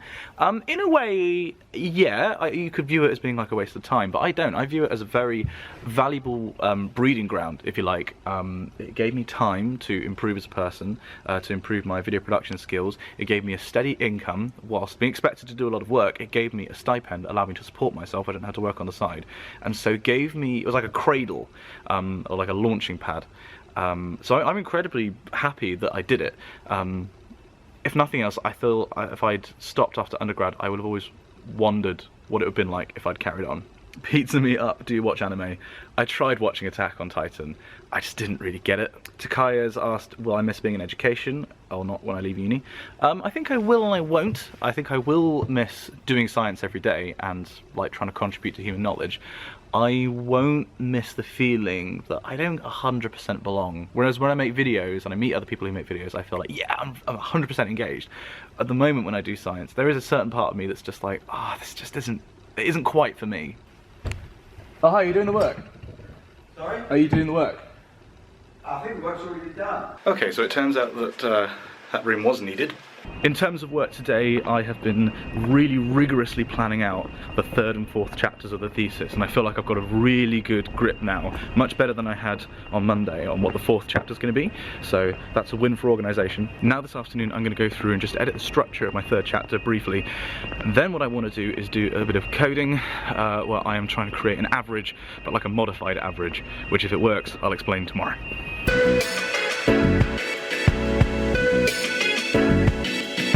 So I stayed with the girlfriend last night, which means that I didn't have a few supplies with me. Like, I didn't have any hair gel, so I looked like a monk. I didn't have a razor, so I looked like a knockoff Tony Stark. I also didn't have any proper socks with me, so I've had to co-opt some. So this morning I was coding up what I was talking about yesterday, which was like a modified average. So one of the things I'm doing in my PhD is kind of characterising these events that happen in the atmosphere. I'm looking at the PV field, which I've talked about before. Now, just taking an average of the PV field of every time this event happens isn't good enough, because that same event is exactly the same if it's, you know, say you have an idealized blob over America. From my perspective, which is a zonally symmetric perspective, that's exactly the same as a blob that's at exactly the same latitude, but say over the middle of Russia. So the code that I've written to take the average basically allows the entire field to be rotated around the pole, such that it minimises the difference between the contribution you've just added and the existing average. Now the problem with doing this is that the average you get at the end very much depends on which event you choose first. So the code which I've written has been randomising the events, like the order of the events, and then doing that 10 times, and then taking an average over those. Now, unfortunately, that gives you an average at the end of it that doesn't look like it really captures it. So I need some advice from my supervisors to work out how to do this. It's a relatively small part of the thesis, but it's something I kind of want to include, this idea of idealising what we're looking at and trying reducing it to the most basic representation in the PV field. So taking this really complex field where it's, you know, got lots of wiggles and bits, and just making it 1 or 2 elliptical blobs, and seeing how 2 different events that you can get, because you can get splits and displacements, and then there's different ways of classifying them, how those classifications like compare, and then how the events compare. So it's not the end of the world if it doesn't work. I quite like it too.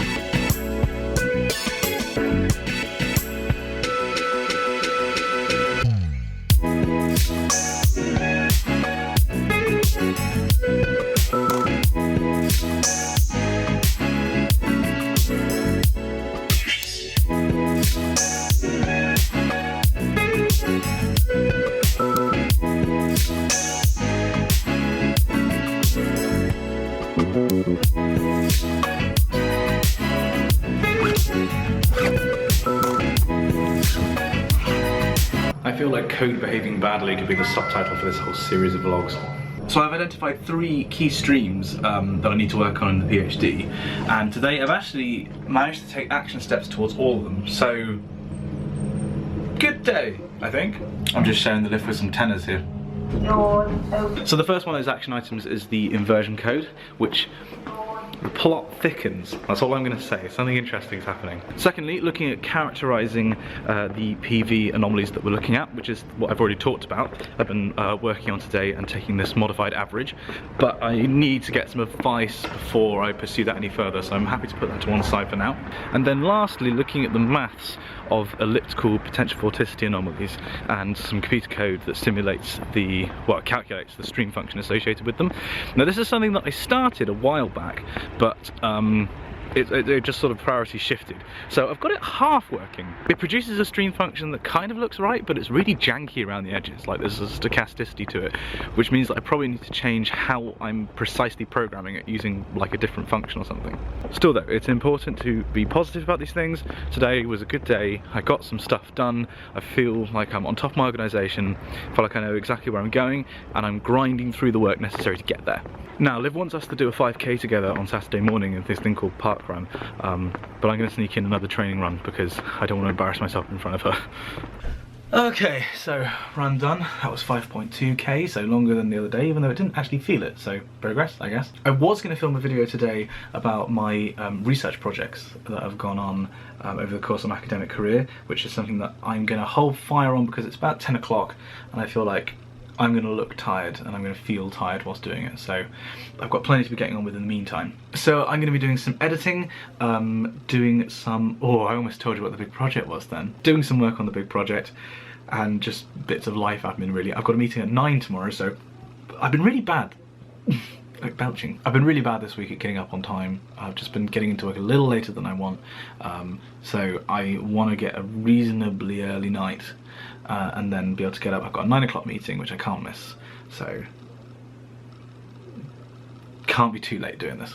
Another question I noticed I get asked all the time is what I use to edit, and the answer to that is Premiere. What I actually do with these vlogs is normally, if I'm staying here, I will take the footage off the camera and put it in my PC, thank you phone, and try and edit each day as I go of the week, and then at the end, normally on Monday actually, the following Monday, I then kind of do like an overall pass and put in montages and music and stuff like that. But the basics of chopping and changing, after the number of videos I've done, it doesn't actually take that long at the end of the day. Although I am getting a little bit sick of looking at my face every day.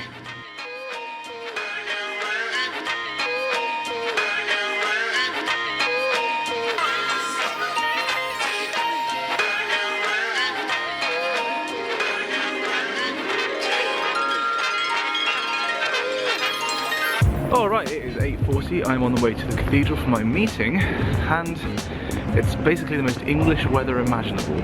I'd love to do a video one day about the history of Exeter, because there's just so much that's gone on here. I mean, the cathedral's one example, but if I'm just walking in the street and there's an almshouse here, medieval almshouse, which is kind of in ruins but protected in the middle of the city. Bloody old church. This church was founded 950 years ago, and it was where I was singing in the first week as a PhD vlog. And it's right next to this medieval alleyway which has the Ship Inn, which was Sir Francis Drake's favourite pub, which is right next to what used to be England's oldest hotel till it was destroyed in a fire a couple of weeks ago. And it's across from this whacking great big church. Well, cathedral. Alright, meeting done, about making some videos for the chapel choir.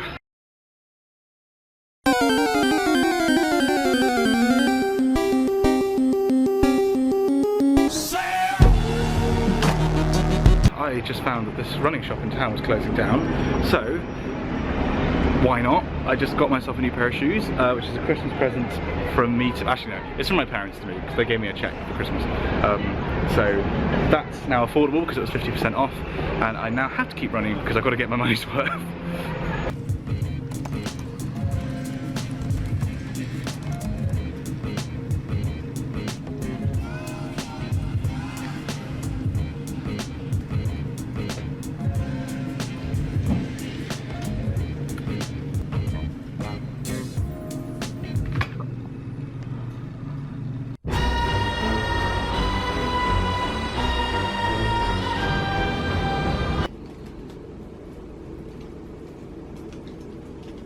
So today I was troubleshooting some code that I've been working on for a while.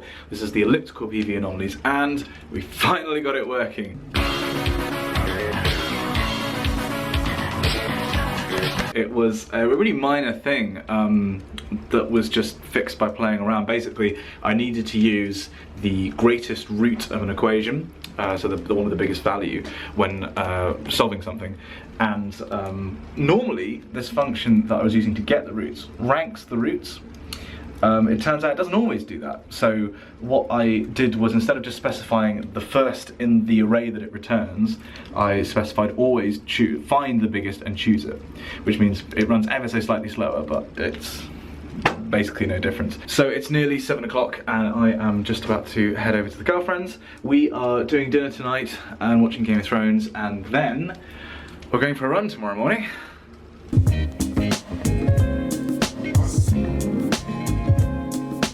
Okay, so it's currently 8 AM. We're in the middle of Exeter because Liv and I are walking to our run. I was going to show you, but then I remembered I can't. For those of you who are wondering why I'm not showing Liv, basically she's completely supportive of the vlog. It's just that she wants to go into teaching afterwards. Social media and teaching don't go very well. I don't want to embarrass her by her being on some obviously, you know, ridiculously famous video blog with me. So that's why she's staying secret. So we're on our way to Park Run. I thought I'd wear something which meant that I was easily identifiable by Liv from the back, because of course I'm going to be running in front of her. So I found my old hockey top, which has on the back also representing chapel choir. How do you feel about the run, Liv? Terrified. This is my first organised run in getting on for 10 years, and there are way too many people here who are taking this very seriously for my liking. In case we get down to towards the bridge, because they do come around there at a rate of not, just be very, very courteous towards them. And we're off!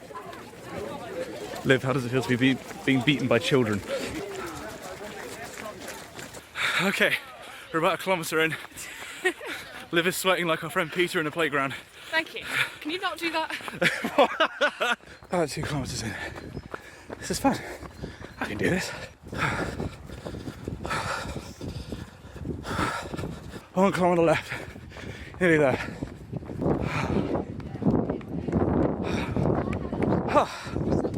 Thank you so much. It's alright, well done. He did it. Did we? We did it right. Alright, that's done. It's not a race, it's a run. So we walked, well no, we didn't walk, we ran. Definitely ran at Liv's pace.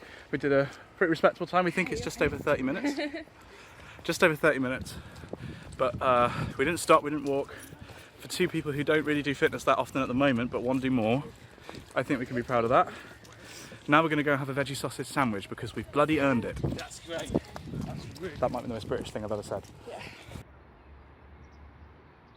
So this is totally unrelated to the rest of the day, but we're getting our times for the run with these chip things, and we're scanning them at this climbing centre, which is where Liv took me for my birthday, which was literally amazing. It was like a 2-hour session of us just being kids on these things.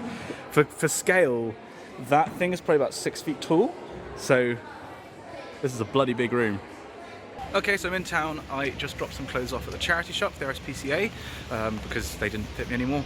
Now I'm going to do a food shop, and then it's back to being a YouTuber, my other job. Also, to the 2 people just this week who have stopped me on the street to say hi and they like the videos, hi. I'm sorry I wasn't filming at the time, but if you ever do see me in the street, guys, do feel free to come up and say hello, because it's always nice to meet you. Also, how do you think this looks and sounds? This is the new phone, because I was using it earlier when I was running instead of the big Canon that I use. So this is a Sony Xperia X, if you like the sound and look of it. I like the phone a lot so far. Did I mention I have a new phone? Oh my god, this lens is filthy. Normally I wouldn't do this, but I'm really proud of the setup today. So I'm recording a video on my research story, like the research projects that I've done over my career. Oh god, I have a career. And I really like how I've lit it, basically. I just wanted to show you. So, but behind me we have my ring light, which is technically a beauty light, but I've been using it as like a kind of a hair light. Then thanks to the camera on this phone, what looks like just a white rectangle, if I move it off a bit, this is my softbox, which is like a very kind of broad light source. That's the camera, which is the vlogging camera, so I'm filming this on my phone again, which I've got used to using for these kind of videos because they're meant to have a vlogger kind of aesthetic. So I'm using that as opposed to a 5D. And then down here I literally have a lamp on my bag.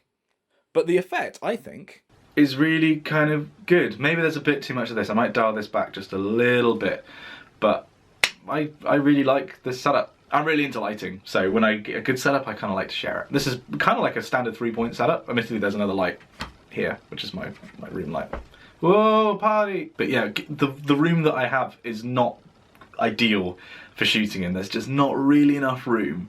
Let me show you. Hang on.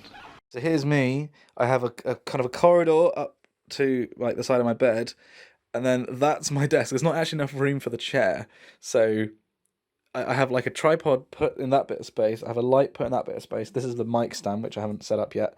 But that's it. I literally have so little space to work with in this room. So it's always a challenge to find a lighting setup that actually works. Well, a setup full stop. Oh, and we are done filming. It's only me. Get out of here, Gina. So that means there's a video coming out in the next day or so. Hopefully this weekend.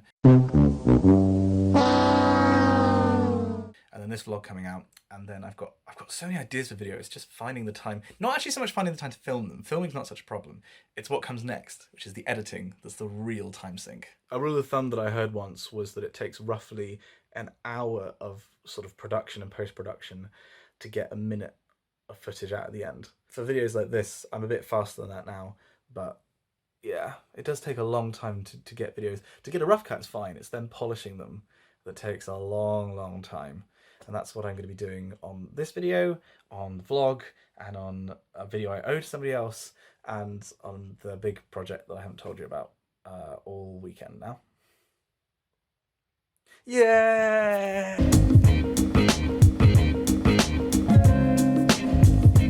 So it's currently late morning. I just had a pretty lazy time watching Ghostcast and having a nice big breakfast. This is the one morning in the week where I'm going to give myself a late start, so I thought I'd milk it. Today I'm going to redo the video that I shot yesterday, because in the editing process I just got about halfway through and I realised that I wasn't happy with it. And particularly now that the channel is as big as it is, I don't want to upload anything I'm not 100% happy with. I'm going to be doing that today, and then I really need to crack on with editing for other projects, because I invested a bit of time in it yesterday and then scrapped it. So I didn't get anything else done yesterday evening, which is a bit of a shame. But I did have some time off though, which is not a frequent thing. I think I may have put one too many dank memes into this episode. Premiere's been frozen for the past 2 minutes. Oh gee, hang on, come down into the light. The light! Dan wanted to show off his reading pile. This is for this term. This is for this term. And those bottom ones are an exam in the summer. It's going to be so much fun. This isn't... You're not even a proper English student. You're a mixed English and classics student. Hardcore.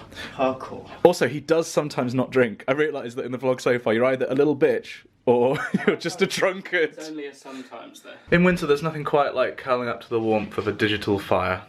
We do this surprisingly frequently. Liv's got an exam tomorrow, so I'm going to cook her dinner. So I'm going to make a veggie lasagna. She loves the lasagna. That was some good lasagna. I apply a little bit of pressure. Yeah, that's a cannon. With the famous one. Yeah. Oh my god. I've never been able to do that. Hang on. Are you thinking what I'm thinking? So what's that now? It sounds like that's the 7th. Yeah, it's not a major chord. I feel like I'm stroking two very large nipples. You guys are really strange. Like, really weird. You're the one with the pixelated face. Hang on, I don't want to be in this. Well, you're not, don't worry. Good.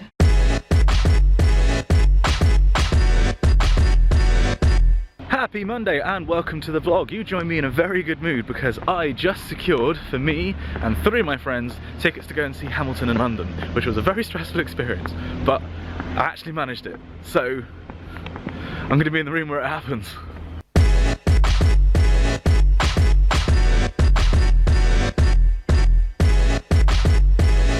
So I didn't film a huge amount for the rest of the day because 1, I was just coding, and you must be pretty sick of montages of me typing on a keyboard by now. 2, I'm very much feeling the pressure now to get a move on. As there's not long basically for me to get a lot of work done, and I worry that vlogging is going to be a distraction. So I didn't want to eat into my work time today. 3rd, frankly today was kind of a boring day. There are going to be more interesting days this week, so I'm not going to take the time talking about something boring. A quick note to the people that were confused about the lack of vlog last week, by the way. My plan is to alternate weeks, so there'll be hopefully a video going out every week. A vlog will be on every other week, and then on the other week in a 2-week cycle, there'll be something else, like a science video or whatever. Hola. Watching my my film counterpart on the TV. Oh my god! Literally, it turns out Dan is Klaus from Netflix original series, A Series of Unfortunate Events, #NoSpawn. What is this? It's almost exactly the same jumper. Bizarre. Same glasses. Join him on that exercise regimen. You're like a mix between him and Bran. I mean, I don't want to be really morbid, but if something, God forbid, something happens to that poor kid as an actor, you're available.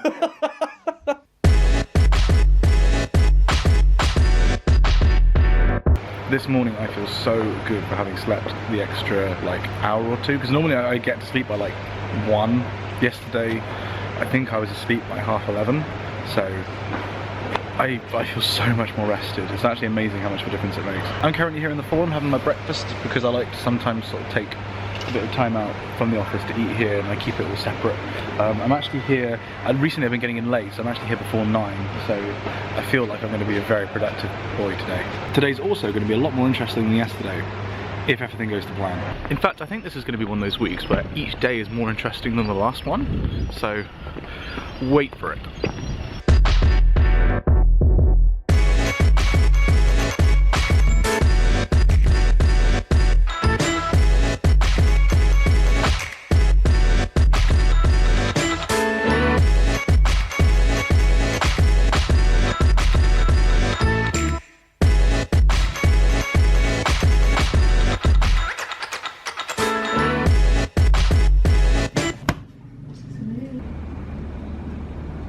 So today I was working on the inversion code, which is the big sort of problem code that I've been talking about for months. Help has arrived in the form of Ashwin, who is a subscriber, hello if you're watching this, and is also a researcher in doing PV inversion, and actually sent me some code that does work. Now, I very much want to use... nearly choked on my gum. I very much want to use code that I wrote, understand backwards, so I don't just want to take several thousand lines that somebody else has written and use it.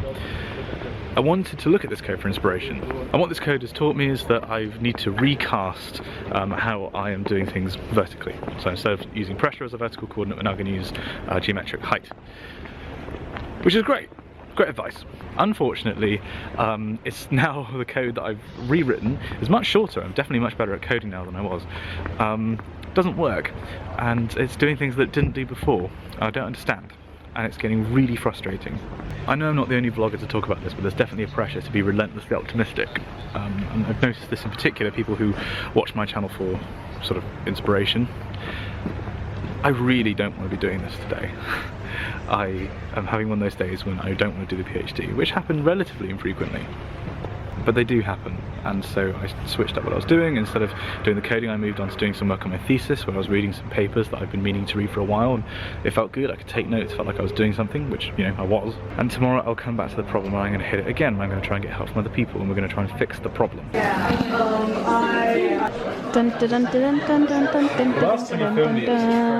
No, it wasn't. We're going to the campus cinema, which I haven't mentioned on the vlog before, but Exeter has a cinema on campus that's run entirely by students, and they do 4 showings a week, 2 different films. And we're going to see one of the worst films ever made. As you do. So I'm here at the Yeti to watch The Room, which is one of these films that is legendarily bad. Oh, look at that hair! There's going to be 5 people on the internet that's really done it for.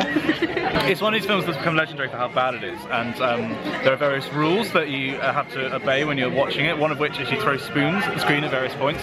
If you've never seen The Room, I highly encourage you to watch it, because it is amazing. Go and see it with a bunch of friends at like a public screening like this, because it is the most fun. I'll try and record some during. Spoons! Meanwhile, in San Francisco. Spoons! Hey, Lisa. Hey, Denny. Hey, Denny. I've got. You're tearing me apart, Lisa! Doesn't your home have a kitchen? Don't your breasts have cancer?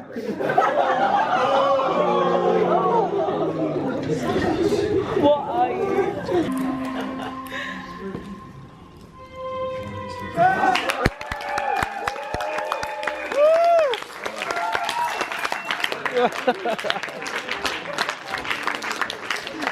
After the screening, it's a scene of absolute devastation.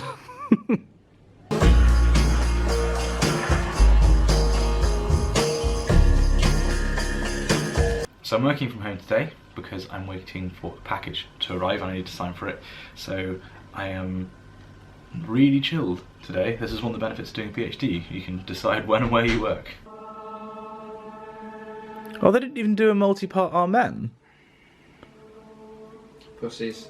So I'm very happy to report that I have got my academic mojo back after a bit of a whiny day yesterday.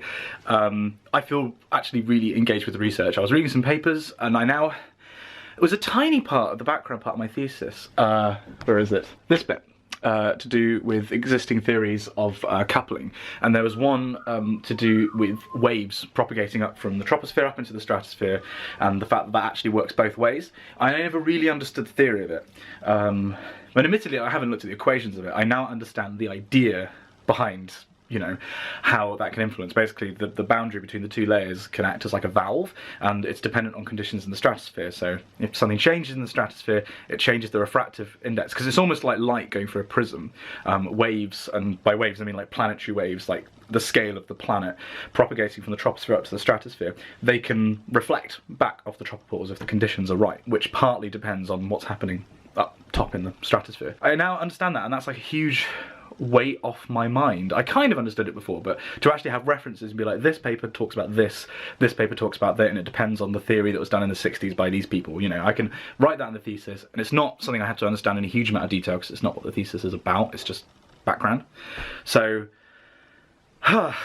I feel a lot more engaged because, you know, I didn't have to do any programming and I didn't have to run into a brick wall the first thing in the morning. Now, in place of another montage, I am going to do a Q&A. I asked you for questions on Twitter and you obliged. Except a normal Q&A is kind of boring. How can I make this interesting? Daniel Brenner's asked, what word would you use to describe your PhD experience so far? Transformative. What's the biggest challenge in your life that you've had to overcome? Getting over the mental block I had after 4th year, when I was in a kind of a bad way. How did you scope or plan your PhD from the proposal, or did I just start and travel with vague sense of where to go? The latter, because I didn't really apply for this PhD. I ended up doing a project that wasn't the one I applied for. So I had a vague sense of where I was going to go, and it's very much developed as time's gone on. But I feel that in life, sometimes the best course of action is just to play it by ear, because in this way it's allowed me to zero in on what I find interesting, so I think I'm more engaged with the project than I otherwise would be. Galina's asked, long-term viewer, hi Galina, what musical instruments do you play and what's your favourite genre of music or favourite composers? So I play the saxophone, though I haven't played for several years, alto sax. I used to play the cornet and I've tried teaching myself the piano, but I haven't been able to dedicate enough time to it. I also sing, it's like the main thing I do. In terms of genres of music, I really like Renaissance polyphony. I also like kind of relatively early Baroque. Handel and Palestrina are sort of like two favourite composers from those two eras. At the moment I'm going through a phase where I'm a big fan of post-minimalism, so people like Max Richter, like I talked about in the last vlog. Which other YouTubers do you take inspiration from? Tom Scar, for his vlog series, which inspired this series. Casey Neistat, because everything I do. Also, the Green Brothers, as I think I've mentioned before, like Hank Green, in terms of how he approaches sort of work and what he does on YouTube is a real inspiration. Also, the Ogscast and Hat Films, because they make really entertaining content that I really like, and I kind of want to emulate them. Oh, I can't do too many more of these. I didn't think this through. I'm about the same colour as my t-shirt. Natalie's asked, knowing my love of Maxwell, which is your favourite of his equations and why? The fact that the divergence of the electric field is equal to 0 in vacuo, and the charge density divided by the permeability or permittivity, I can't remember which one it is off the top of my head, because that's analogous to what I do now. It's analogous to the quasi-geostrophic potential vorticity equations. How do I handle stress now in my PhD in comparison to when I was an undergrad? This is so much less stressful than being an undergrad. Like, oh my god, it is so much less stressful. But when I do get stressed, like yesterday, when it was all getting a bit much, I went for a walk, got outside, got some fresh air, got out of the room, moved on to something else, because there's always more things you can be doing, like doing literature rather than doing original research. It's changing things up. Also, music really helps. Like, singing is my #1 stress relief. What's my favourite place in Exeter outside the uni? The top floor of Firehouse with a pizza in my hand. It's just the best. Right, I think 80% of the blood in my body is now in my head, so that's the end of the Q&A. Thank you for submitting your questions. I'm sorry if I didn't get a chance to answer yours. So my parcel has just arrived, and I'm a little excited, to say the least. I'm so like a kid on Christmas Day right now. Whoa, a rush, a rush. Yes, come on, come on. I bought a drone. What happened to the last drone, Daniel? Icarus Mark II. We don't talk about that, Simon. You know that's a sensitive subject. We're going to see how high this thing can go. Yeah. Oh, I think I've flying start.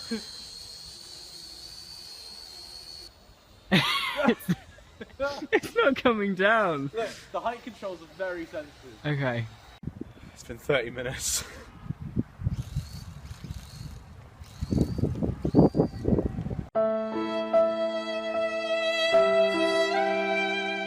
This was actually entirely paid for by YouTube money, like money that's come from doing YouTube work, video work. This is like a physical manifestation of me actually knowing what I'm doing. Yeah. I feel like it's like a candy unboxing video. Yeah. Like, hi, this is cinema You need to make it really ASMR. Yeah. Hi, this is the whispering drone owner. So we're just we're opening the box right now. Could you be a bit creepier, please? So we're just opening the box. Oh, it's causing a little bit of grief. But we like that in unboxings. I'm actually creeping myself out. Stop that now. Icarus Mark III. We will take good care of you. I like that there's a multi-100-pound drone here, and you are more excited about the stickers that's come with it. But just think about it. I'm gonna like feng shui the shit out of that drone.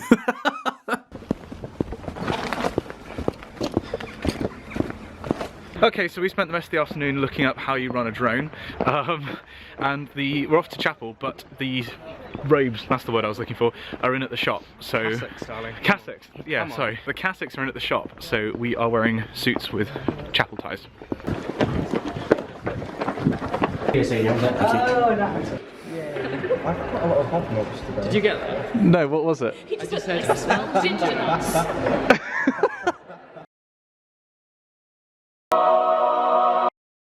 That's for all the people that complain there's too much singing.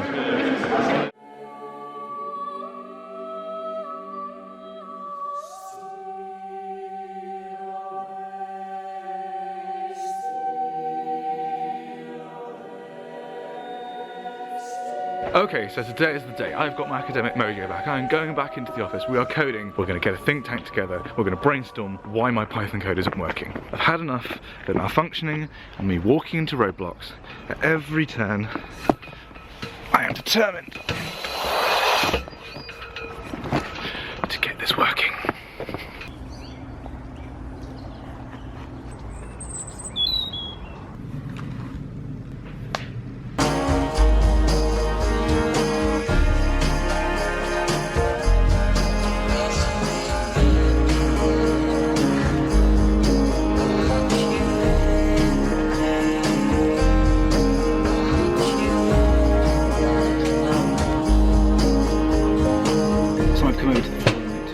Lunch, which is soup again, and I am reading through my thesis because this is the first time I've ever printed it out. I'm feeling a little bit nervous about sort of going through and editing it because I said earlier I wanted to get a draft of the second chapter finished by the end of the week.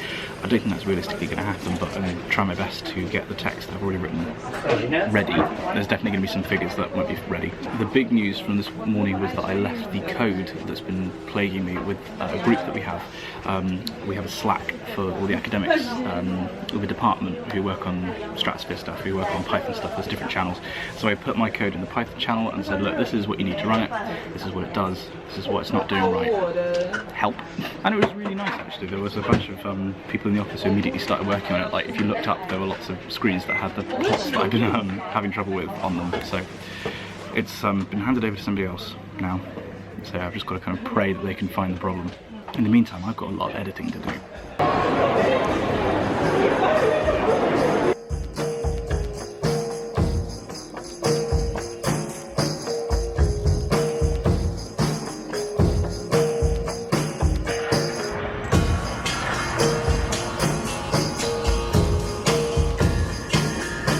So this afternoon was spent reading papers ready to include in the thesis, which I think I might actually smash out as much as I can tomorrow morning before my supervision. And also working through the code with other people in the office. And I've got good news and bad news.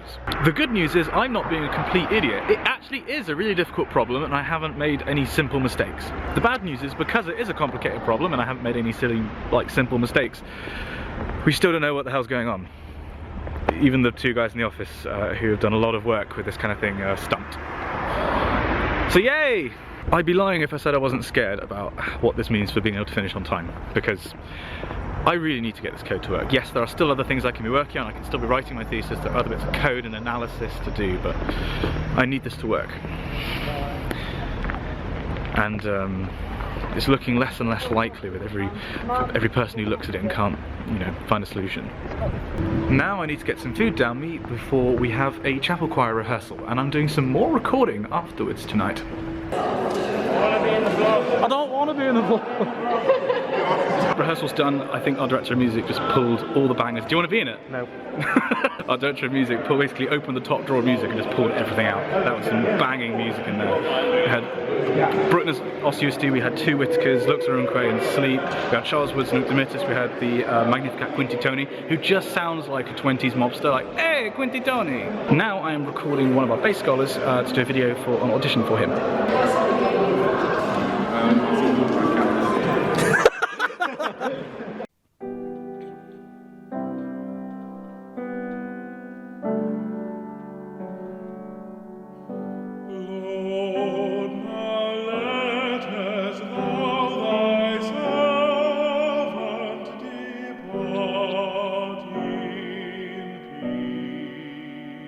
Okay, well that recording's done. I've decided that I like music more than doing the PhD, because when you sing, all you have to do is, like, you know, push air out your mouth and think of a note and put a word to it, and it happens. There's not the possibility, like with coding, that you would go for I don't know, like a whole year and it doesn't work.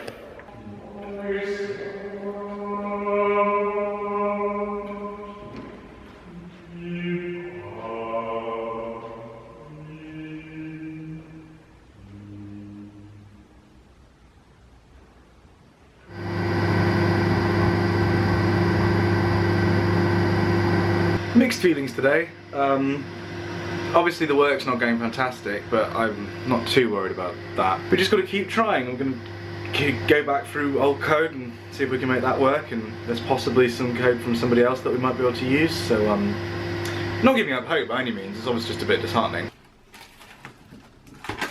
I do have a lot of work to do today. I want to write up the last part of my thesis, which is the last part of my background part of my thesis. Which is, you know, using the papers that I've been reading recently about these mechanisms of coupling that I'm not investigating but I need to include. And I have a meeting with my supervisor at lunch. But after that, Dan and I are going to do some flying. I feel like I said flying really weirdly then. Flying.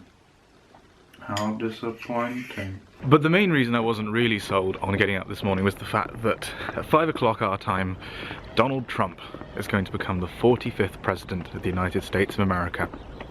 And that sentence still tastes like ashes in my mouth. Maybe it's because I'm a socialist, or a scientist, or European, or, if I'm being honest, not a moron. I just got a very bad feeling about this. On the plus side, it's an absolutely beautiful morning. Optimism, it does a lot for you. Good morning. Oh yeah, aren't you a beauty? You enjoying the sun? Yeah. Oh, hello.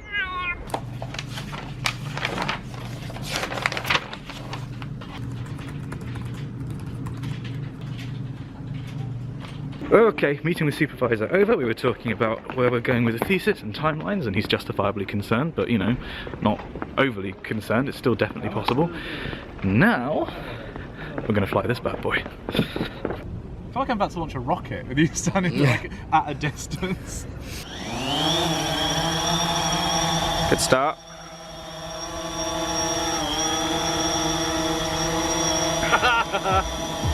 That's so cool.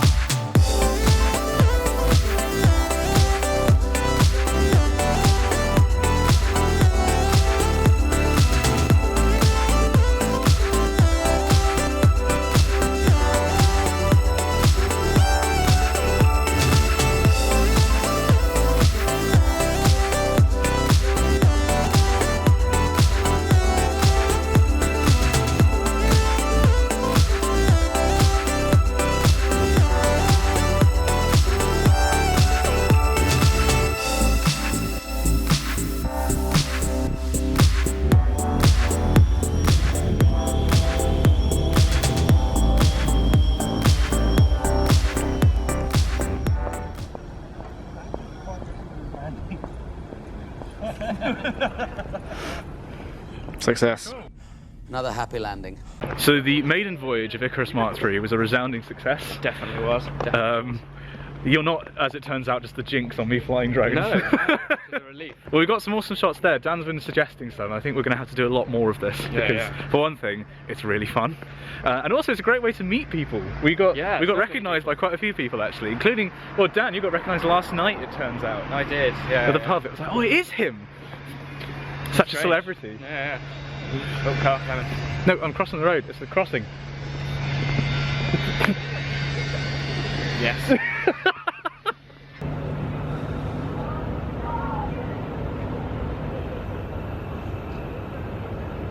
So Dan and I are at our favourite Chinese takeaway in Exeter, and this clock is our favourite part about this restaurant. Whoa! Looks like an absolute party at the moment. Wild.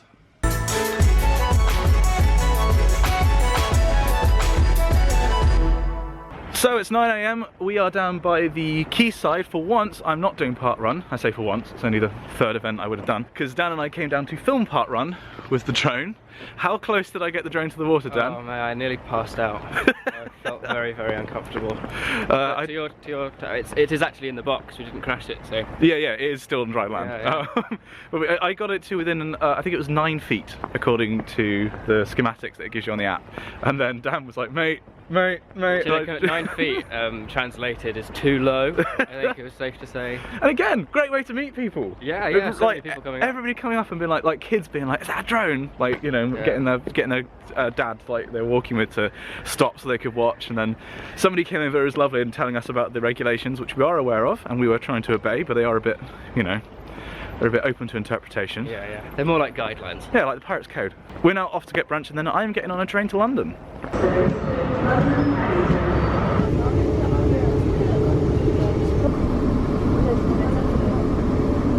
So I'm here in London for a house party. A friend of mine from school has just bought a house. This house with his wife. That still feels really weird to say because they've only just got married, and we're housewarming along with a lot of friends of mine from school.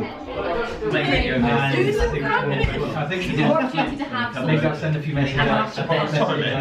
This was a full gingerbread house, and I've eaten quite a bit of it. So this is David. It's David. Oh, David's out of focus. I'm out of focus. This is bad. No, it's fine. This is good. This is David's house. This is David, who you would have seen before if you're a long-time viewer in California, where you admittedly were terrified giving a talk. How did it feel for you? Terrified. And David, who recently got married, as featured in my room tour video. It's another embarrassing young picture of me. Then this is his lovely wife. This is Rachel. They're both Cambridge scum. I was crying. So we'll. Oh sure. So, you know, it's like a funny. Hello.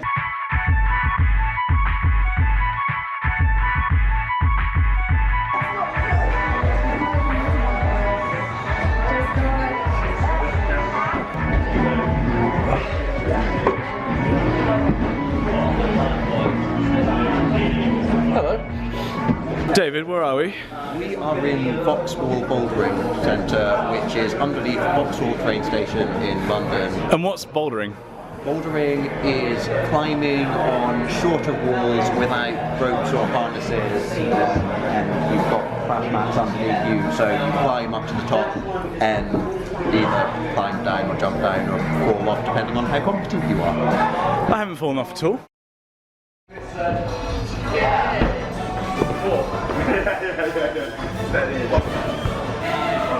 No, big swing, big swing.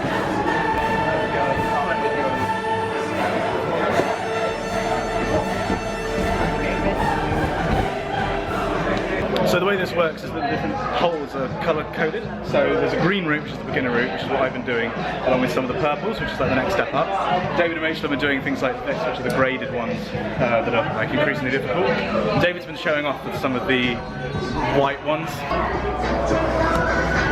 Yeah!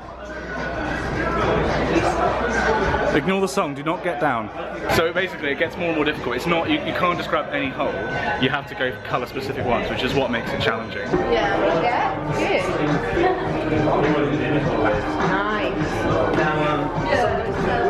Big swing, big swing.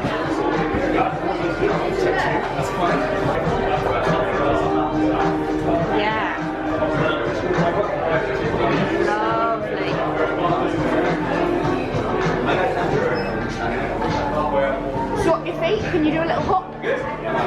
fighting against the wall.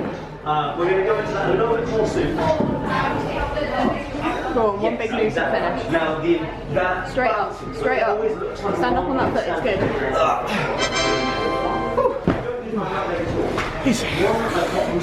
I'd like to point out that one of the reasons I'm not doing so well is because I didn't have any shoes to fit my feet. So I'm currently wearing comically large size 14s.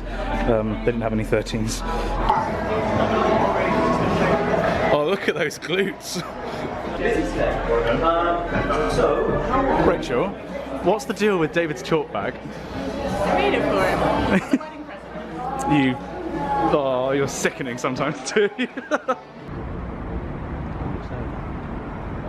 Thanks to David and Rachel for having me. I had a really good time doing the climbing. I'm now going to go back to Exeter to do some singing. The 12:26 Southwest train service to London Waterloo is delayed.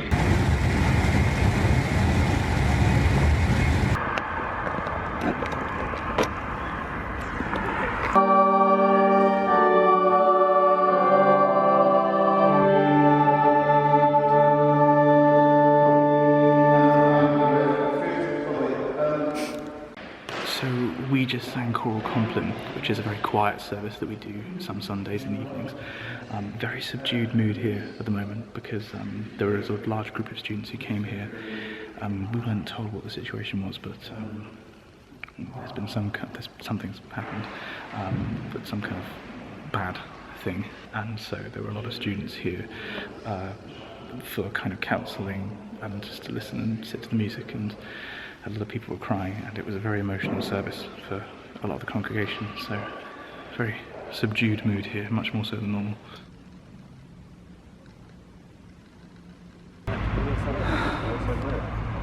That's proper sketchy. Bottom of Forum Hill, like Prince of Wales Road?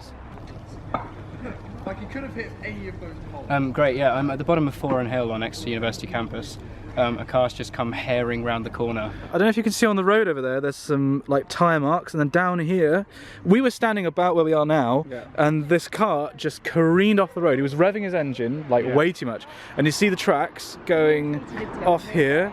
He then went back into the road, nearly hit that, then went back up the hill revving the engine. That was scary. Yeah. It was one of those moments where you think, this is really happening. Well, like, we both, to do the safe thing, we had to run into the road. Yeah, and he came back around. If you turn the camera back around again, yeah. He came up the corner and mounted the other side of the road, came up and over into oncoming traffic. He must have been drunk. Bloody hell. Yeah, heart in the mouth kind of stuff, isn't it, really? I mean, I said at the start of this video that I felt like each day would get more interesting as the week went on. I didn't mean like this, YouTube. Alright? Something that I was going to say before death interrupted was this idea that some people have asked in the comments about because I sing in chapel choir, am I religious? Why do I waste my time with it? It was a relatively common question. I think probably the majority of the choir are not religious. We sing for a very important purpose for people, and I think tonight really highlighted that, about the fact that people came, possibly somebody had been injured or maybe worse, and we were there, well, the church was there, like the service was there to provide comfort and to provide kind of counselling as it has been a member of, has done to society for centuries and millennia. And we, the choir, provided part of that through music, and we kind of brought the worship or the guidance, whatever you want to call it, to life with music, and I think there's something very beautiful about that. I think I join most people in that we are doing it because of the music, and because the music is just exquisite, and there's nothing really like it. But today really brought home the fact that we are fundamentally there to serve a purpose, and we are all respectful of that purpose, even if we don't believe in it, like me. It's actually quite an important duty when you think about it, to be respectful, particularly in tonight's kind of situation. I think that's maybe why everybody was a little bit quiet afterwards, because we were reminded that this is very serious stuff for some people. So it's about 10 o'clock. I just got off Skype talking to my colleague in the big project we're working on, which I will eventually reveal details of. I am now going to get on with editing. This is the end of the week. Thank you for watching. If you have suggestions about what you'd like me to talk about, then do put them down in the comments. Equally, if you have any questions, I'm always going to try and answer them in the comments. Anyway, here's the chapel choir to sing us out for this week. I will see you in a video next week and in a vlog in 2 weeks. Thanks for watching.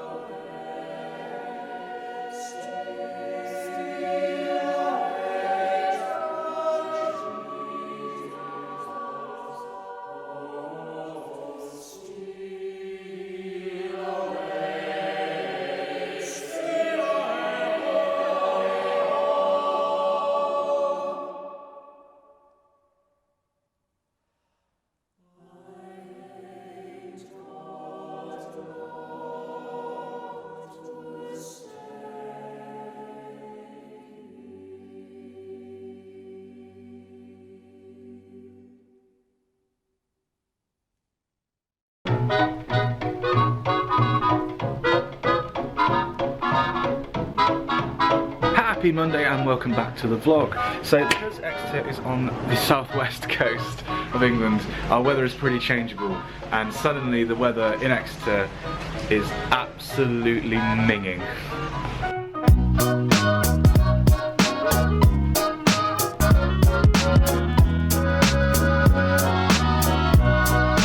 I'd love to do more drone flying this week, but I don't think it's going to happen with this weather. Today is one of those days that, like, people in America make fun of us for having terrible weather, and, well, you know, sometimes they're right.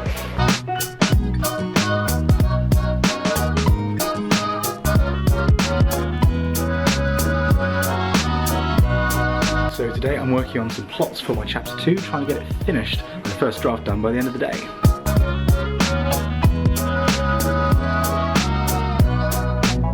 In addition to the rain and wind, it's gone foggy as hell in Exeter. It's been doing this a lot recently. I think this is because we've had a cold front come through. It's been abnormally cold here, and there's also a lot of moisture in the air, so it's condensing and forming clouds, basically, really low altitudes. So I've been working on producing some figures for my thesis, and I've just put in the last well, yeah, probably the last one.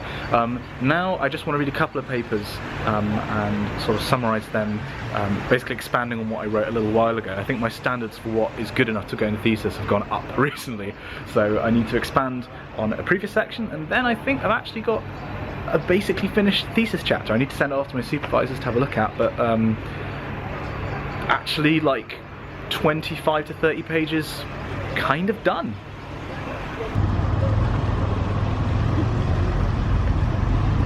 So Dan and I just had a session on the casting couch. We were talking about the book club.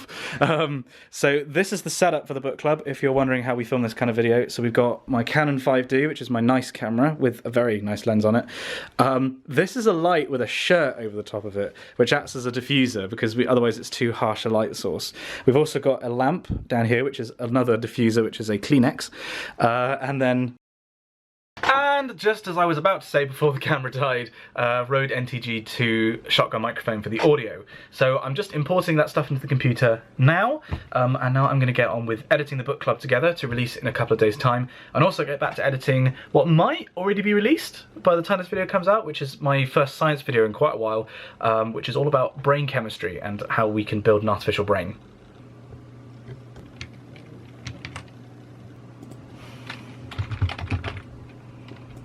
If it ever feels like my life is a continual cycle of singing, studying, and editing, that's because it basically is, and this is an accurate representation of my life.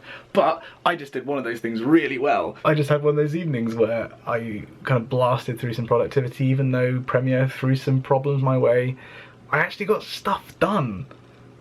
It's a great feeling. I love being productive. It is, however, now nearly midnight, and it's only Monday. I should probably get some sleep. Stupid sleep ruining all my fun.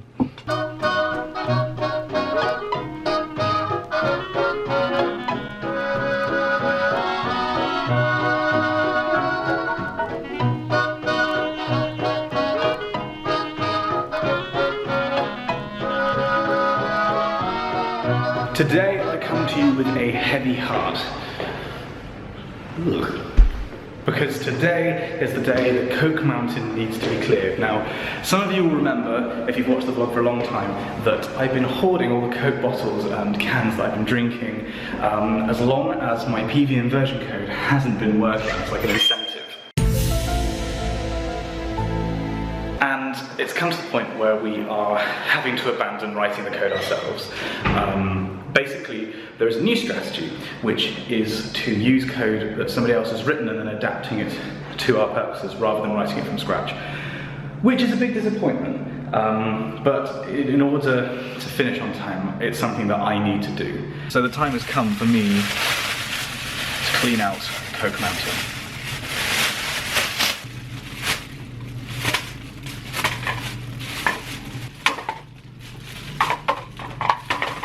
Well, that's 34 bottles.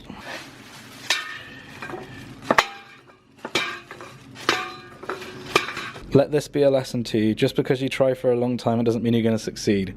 So don't bother trying. No, that's not what I mean at all. No. Of course it's raining.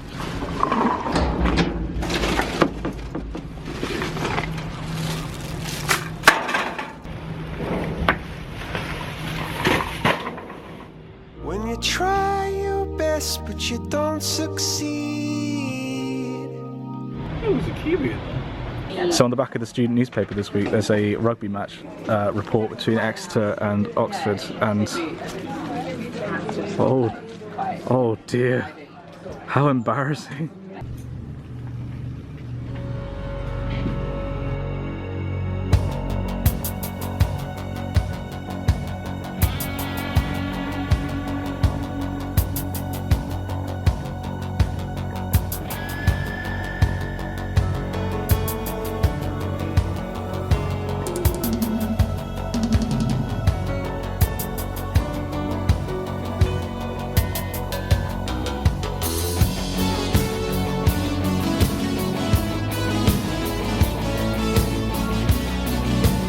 So I promised myself that I would finish my background chapter draft before I left the office today, and it has just gone past 7 and I've just submitted it to my supervisor. It is definitely not perfect, it's definitely got flaws, there's grammar mistakes all over the place, just like in that sentence, but it is submitted, it is done. That's nearly 30 pages of solid thesis I'm going to get run over in the bag. Well, unless he hates it. It's also raining, but honestly right now I don't care. This is leaving the office on a cloud. This is such a great feeling. Such a good feeling that I was doing the happy dance downstairs in the building until somebody walked in on me.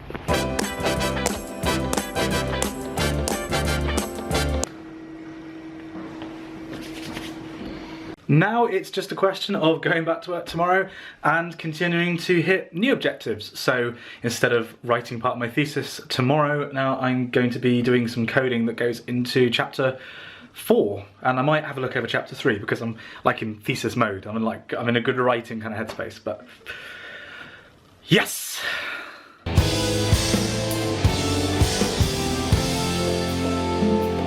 Blanca, aren't you going to do your calendar? Oh. Sure. He's gotten slightly older. I think it's the same as everyone. Yeah, it's the same photo shoot. Okay. I've got to wait another month for something more interesting. Wednesday being Wednesday means that I'm singing in evensong with chapel choir today, and the music that we're doing is stuff that I'm not so familiar with, like the canticles, so I am here in the music practice rooms in Cornwall House to do an hour of practice over lunch. But Wednesday also being Wednesday, I'm now going to do a quick Q&A. I asked you guys for questions on Twitter, and this is what you came up with. Robin's asked about surviving the PhD. I was going to say give yourself free time and be kind to yourself, but I'm literally the worst person at following my own advice, so I don't do that. I feel like the best thing to do, certainly the thing that's been keeping me sane, is chapel choir. Which is weird because it is one of the most stressful things in my life because we are constantly learning new music at a rate that is terrifying. But it's something that's not science, in the same way as exercise, and I worked out for most of the PhD and now switched over to try and sort of do more running. I feel like it's important to do things that are totally, wildly different, that allow your brain a rest in the way that you think about your PhD. And it's also a great way to have a group of friends that aren't academics, you know, like being with chapel choir, they're all undergraduates, so they don't care about the fact that I do a PhD, you know, they want to talk about undergrad things, which is great, it's so refreshing. Can you hear that piano music? It's one of the benefits and drawbacks of being in this building. James Llewellyn's asked about the importance of Oxford and Cambridge degrees to employers and how it can increase your job opportunities and stuff like that. Now, I don't have data to hand on this, but I can say from experience that just sort of name dropping, saying that you went to Cambridge or Oxford, counts for a lot with some people. I feel like that's less of an important factor though than the alumni network. I feel like people from Oxbridge, yes, people respect the fact that you get a great degree, so people who go to Oxbridge generally end up doing better paid jobs. They will be on the civil service fast track, things that, you know, good graduate jobs, you know. Not necessarily because Oxford impresses people, though yes, they will clock good degree, everything like that. I feel like a bigger factor is actually the alumni network, and it's the people that you meet during the degree, and the alumni of your college you might meet at events, which sucks because that's nepotism and I don't think that's right at all, but it definitely carries some weight. It's definitely one of the benefits of Oxbridge that I feel like does get enough airtime actually. It's definitely known, but it's when you see it with your own eyes that you realise kind of how powerful it is. Like my summer internship, for example, I only got that because of somebody I knew who was at Cambridge. It was a family member who worked at the company.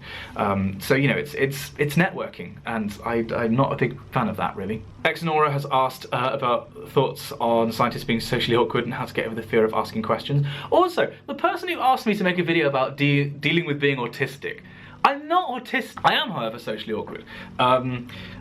I think my experience has been in science that there are a large number of people who are socially awkward, but equally there are a huge number of people who are like social butterflies who do science and who are so calm and cool and confident.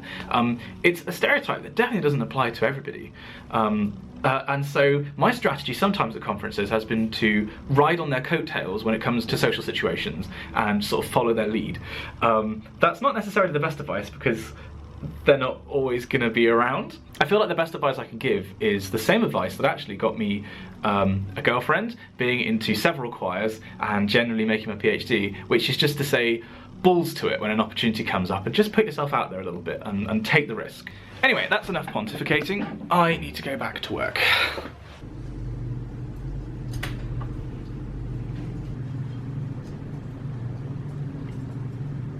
So Exeter streak of poor weather continues. On the work side of things today, I've been working out mass fluxes. So I smashed out a script this afternoon, which probably would have taken me the best part of a week to write at the start of the PhD, but literally took me about half an hour. I'm running that whilst I go and sing Freedom Song. At first I wrote it and I was a little bit too prim and proper. I can definitely get away with making some approximations, because when I made the original script run, which was like exactly correct, it would have taken, I worked out 53 days to finish, whereas the one that I just set running will be finished by the time I get back to the office in 2 hours.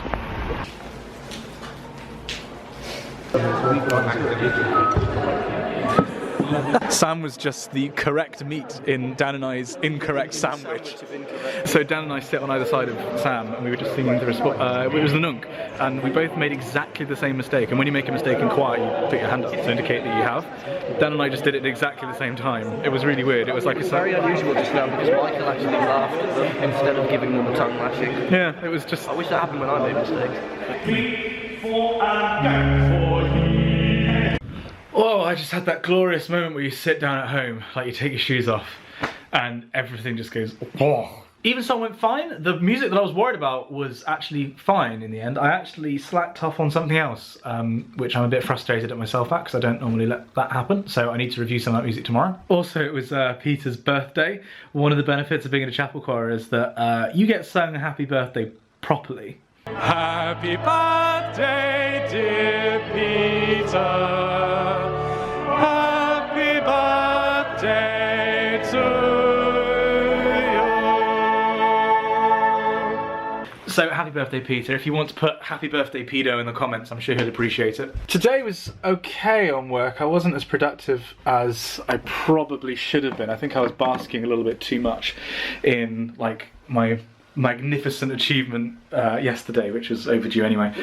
So I need to be a bit stricter tomorrow. I don't think I was productive enough. The code that I did run finished by the time I got back to the office at like 6, but I didn't think about it enough. I need to redo it tomorrow with some slightly different way of slicing things in the vertical. So I might have messed up the work and the singing today. One thing I have nailed is my eating. So I have, for the past like week or two, I've been monitoring my diet with an app, and it tells you, you know, given I want to lose this much weight, I want to gain this much weight in a given time period, and you know how much you weigh and your gender, and you know your kind of physical activity. It tells you how much you should aim to eat in a given day and what the like composition of your food stuff should be.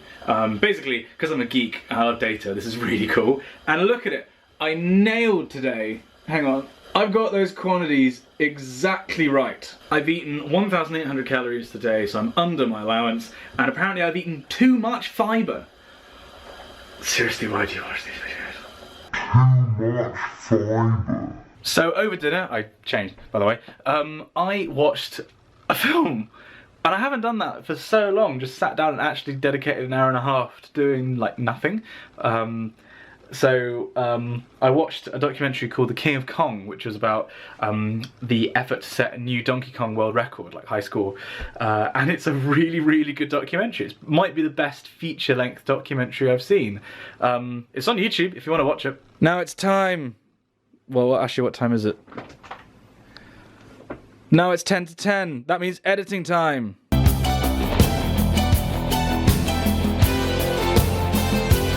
this is exciting. We've got a fire alarm. The smoke is billowing throughout the building. I swear to God, if this ruins my PhD. Who are all these people? I've never seen half of these people before in my life. Well, what would you know, there wasn't a fire. Also, I'm having lunch today on a giant beanbag because Exeter's awesome and has these things lying around. Today though, I want to talk about some science because for once my research is actually completely relevant and it's right over my head. Then that'd be great. And just a note. Wait, no, that happens all the time. Thank you for lunch.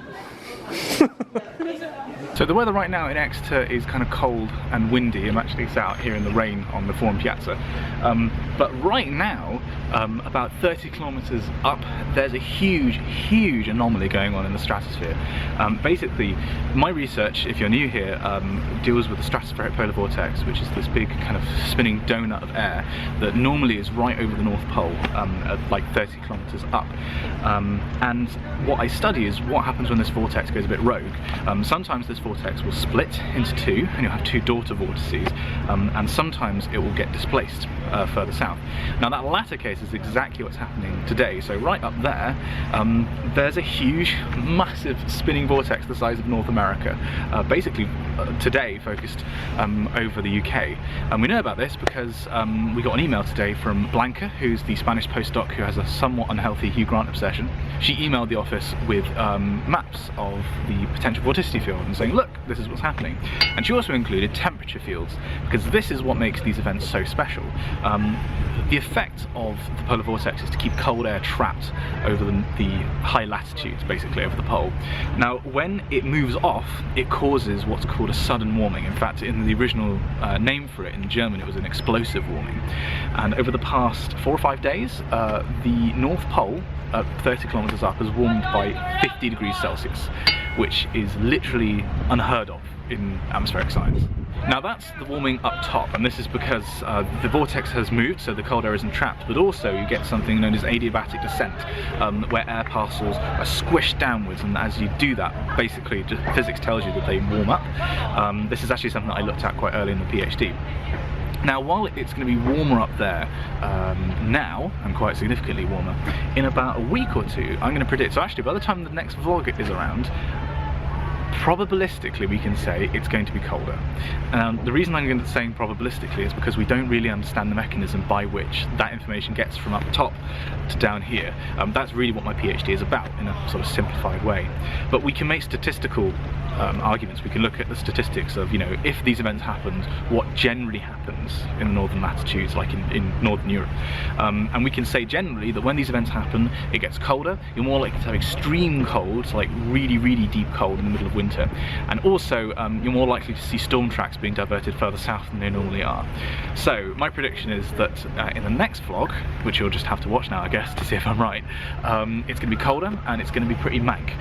More so than normal. So maybe it'll be like this again, or maybe it will be worse. So let nobody accuse me of my PhD not having a use, because this right now is exactly what I'm researching. It's pretty cool to be able to say that.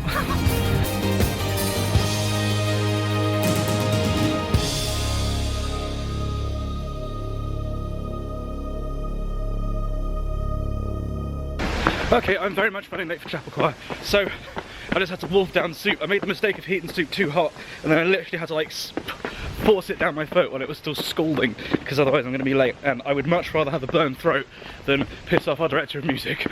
What I'll quickly tell you on this run is that over dinner I was preparing for a speech I'm giving tomorrow, because I've been invited to take part in a debate about climate change. I'm proposing the motion, this house believes it's too late to reverse climate change. And I'm going to talk more about that tomorrow, when I hopefully won't be late.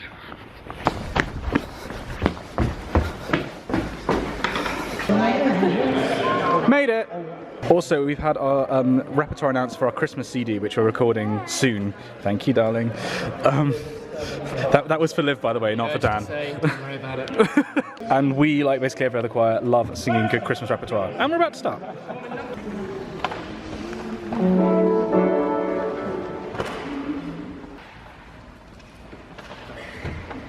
No. Et Vites, et Vites, et Vites. Divisit in honest, divisit in honest. Simon, there are a couple of parts, a couple of places you got to face. Yeah, sure.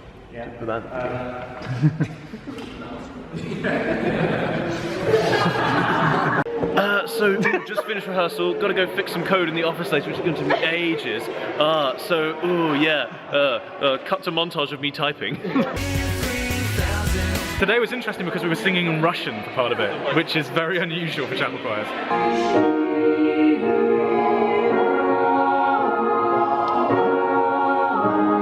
2 pieces from Rachmaninoff's Vespers, which are really, really good pieces. Along with that, we had some polyphony, some Renaissance polyphony. Stop laughing at me!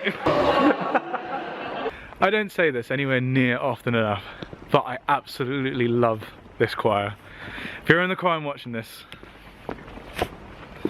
you guys are great. Honestly, I'm incredibly lucky to have a ready-made group of friends, and we get to make music together every week. Nothing quite like being in a choir, it's just the best.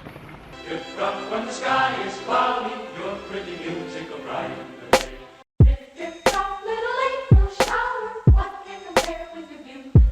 Funny story about this coat, it's worth 230 quid.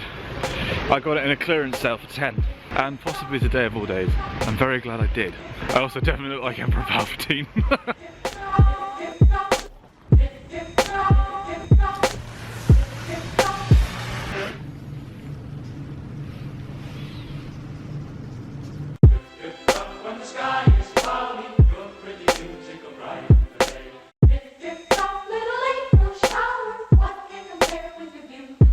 So I just got curious, as I sometimes do, about pi. And there's a website you can look on to find the first million digits of pi. And I wanted to know what the last one was, but it didn't display all the text at once on the website, so I just had to put my tripod down on the end key on my laptop so that it kept scrolling to the bottom of the page. It took about 10 minutes, but it turns out the millionth digit of pi is a 1. Now you know. So I'm spending this lunchtime preparing for the debate, which, in case you didn't catch yesterday, I'm proposing the motion that this House believes it is too late to reverse climate change. Now, I just so happen to have a few bits of science on my side, but I thought I'd talk a little bit about how I prepare for these kind of things, because my background was public speaking and a lot of debating, except at that level it was at school and you kind of made up your speech on the spot, whereas this time I'm actually preparing. So when I'm preparing for this debate, I have isolated a couple of key arguments, and I've actually found one particular paper that I'm going to be bringing in with me, who is by my favourite atmospheric scientist, Susan Solomon. And basically, there's a very, very old-fashioned Greek way of dividing up how you win arguments in debates, which is pathos, ethos, and logos. And basically, I think in order, that is, you get your audience to identify with you as a person, and you convince them you are a person that they want to like, and so they want to agree with. That you are the right person to answer the question, that you have credentials. So in my case, that would be me saying, well, I've been studying the climate for the best part of a decade now, so I kind of know what I'm talking about. And then 3, logos being the logical argument, which is the science, and also other things, like, for example, the fact that in climate there are irreversible processes, like if a species goes extinct and agriculture use depends on that species for pollination. For example, lots of bat species are endangered at the moment, and a lot of bat species pollinate crops. If that species goes extinct, that will change land use, which will change climate, which is an irreversible process. So in preparing for the speech, I'm sort of trying to half write, but I'm still going to be making it up on the spot, an argument that tries to incorporate all 3 factors. So I've got to try and be likeable, I've got to try and convince people that I know what I'm talking about, and I've got to try and convince people with the logic. It remains to be seen whether this is going to work, though.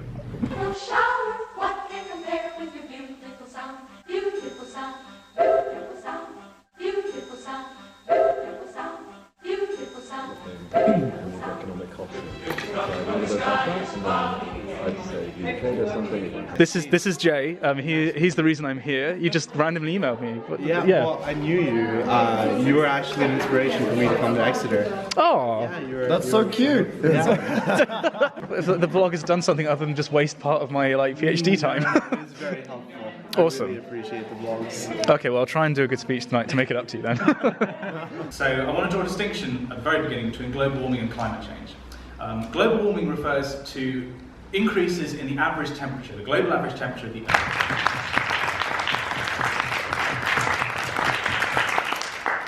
Okay, so debate over. I feel like that went pretty well. I mean, my side won. Out of 10, how many pixels would you give that, Liv? That performance? 10 pixels. I mean, we were proposing this motion that it's the current climate change that we've already seen is irreversible, and there was literature to back that up. But it's also, it became a debate about this sort of socioeconomic factors, which definitely isn't my specialty. Fortunately, the person who I was speaking with was not a scientist, so we kind of had both bases covered. But I feel like that went pretty well. We are now going to go and celebrate by having a drink in the round.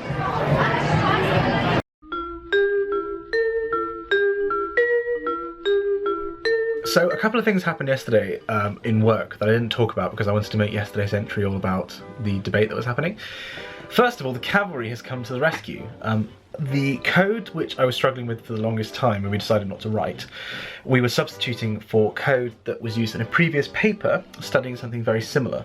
And I contacted one of the authors who actually happens to know my supervisor, and they said, oh yeah, you can use our code. I don't have it, this guy does. And yesterday we finally got the email from one of the other authors that said, oh yeah, I have the code, I'll send it to you next week. So, I mean, it's not working yet, but fingers crossed, that's the end of like a year, 2-year long struggle. That means I get to take this thing off of my to-do board, which I've been wanting to do for so long. The second thing that happened, however, was one of the things that I'm going to be doing at the start of my 4th chapter, my data chapter, is pointing out that, you know, let's compare one aspect of our theory to observations. And there's basically 2 ways that you could calculate one of the things I'm looking at, which is mass flux, air, the amount of air that's moving into and out of the polar regions. And I was comparing those 2 methods of calculating it. And I was expecting this to be pretty straightforward. You do a scatter graph of the 2 different results for, you know, any given day, and you get a nice straight line, you get a nice one-to-one correspondence, such that, you know, the 2 methods are equivalent, which is what we want. But I really didn't get that. All the plots I was getting looked like no correlation whatsoever. Now last night I had an idea. I think I terrified Liv because I just was like, oh you idiot! She jumped out of her skin in the middle of the night, as you would. I had this idea which I think might explain it, but I'm not 100%. And I've brought my laptop with me this weekend because I want to have a go at it this weekend. So this morning I have spent here in bed. I was way more tired than I realised. Part run didn't happen today because there's been so much rain recently that the course has flooded. The part of the course is underwater. So we couldn't do that. If you get the reference on my t-shirt, you are probably my age. And awesome. Now this afternoon, we are going to support some friends of ours who are in a show. And the show that our friends are in is Ruddigore, which is a Gilbert and Sullivan musical.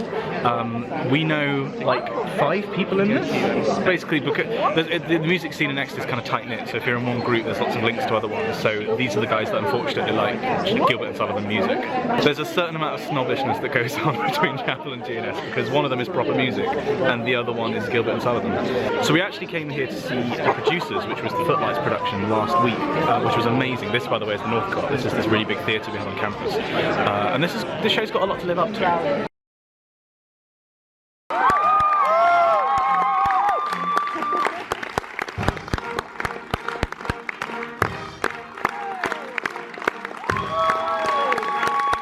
That was amazing, well done guys. Hey mate, that was really good, honestly. That was the best GNS one I've seen. But like, not just saying that. I don't know whether to be offended that it's because I wasn't on stage or... Oh no, I'm sure that wasn't it, I'm sure. Come on man. Yeah. Oh, it was so good. It was so good. You love it. I feel like press. It's like, do you have a moment to talk to the cameras? This man was amazing. Literally the star of the show. So this is Ed. Ed plays a traitorous, slimy, womanizing, high-pitched, loud man. So basically himself. Yeah, I mean, my stats should just say typecast on it. But you did very, very well. There were quite a few toppy flats. Yeah, noticed. You hit them all. Oh, yesterday was such a weird half day. It doesn't help that you get up at like 12. I think I might be ill at the moment because I have like no motivation. And then you go and see a show. You go and watch some rugby, which is what we did after the show. And then I think I just got a really early night. I fell asleep on the sofa like an old man. It might be because I am an old man. But yeah, I feel really lethargic and I've got loads of stuff to do. I've got lots of stuff to edit. I even brought my laptop with me this weekend so I can work on code. But I just have no motivation whatsoever. I think I'm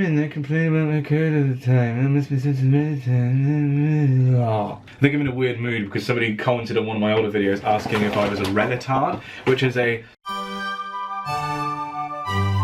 delightful portmanteau of religious and retard, which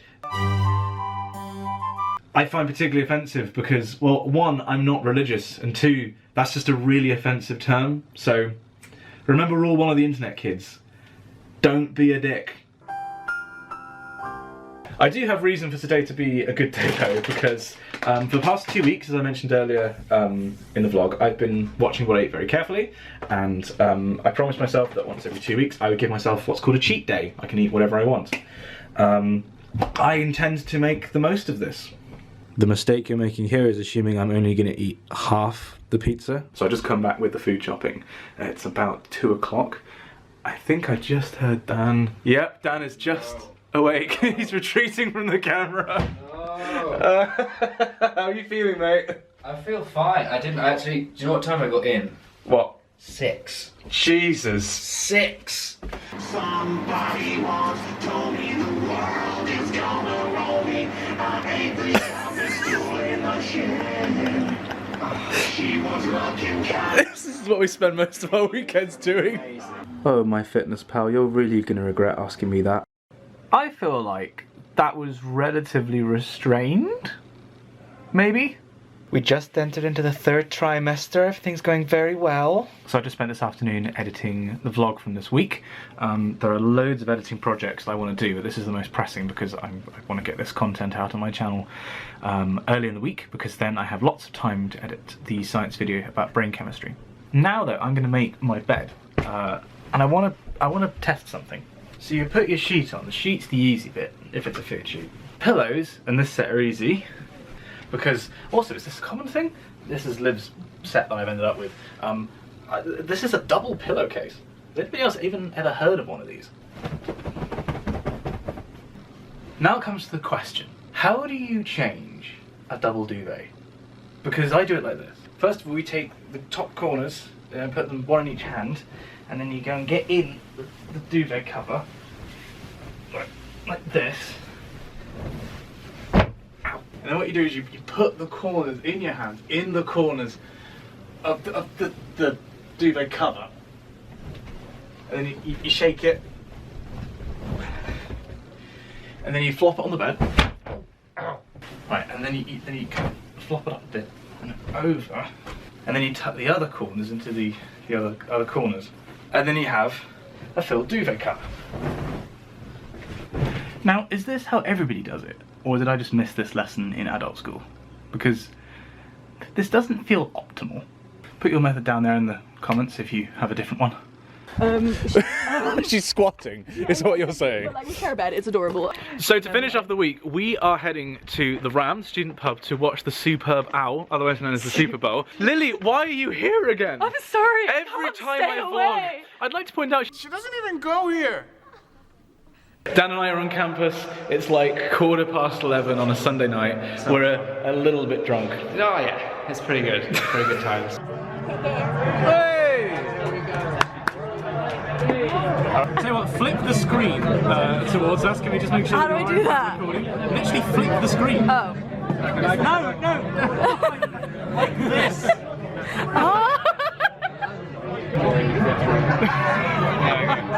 So I've been teaching these two the rules because you knew basically nothing about the NFL. Yeah. Lily knew nothing. It's interesting to see the kind of the similarities between this and Aussie rules football. Because I spent 9 years in Australia, so that it's like when I watch rugby. There's like similarities. There you go. Look, it's Australian. Oh no!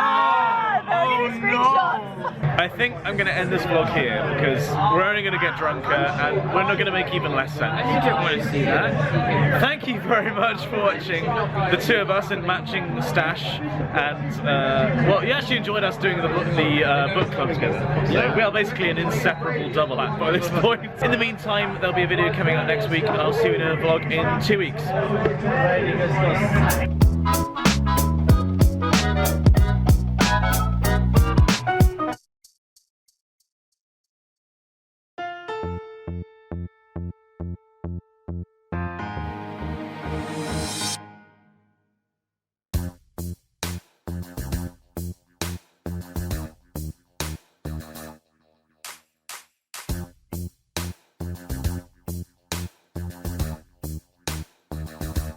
Democracy! Good morning and welcome to the vlog. It is election week here on campus. So there are a number of student positions like student president, VP for activities and for postgrads and stuff. And this is the week where people campaign to get you to vote for them. which means it's awful. I don't like having people I don't know come up to me and just start talking to me, right?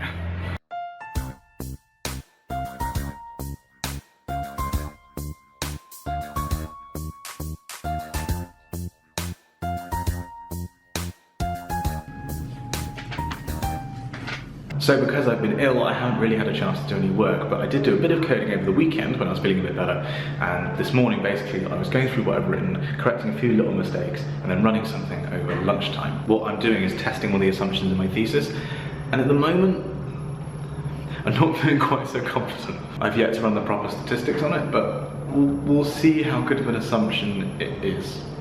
Now normally, election week is my least favourite week of the year. I hate it, I absolutely hate it. But this year, I have a secret weapon.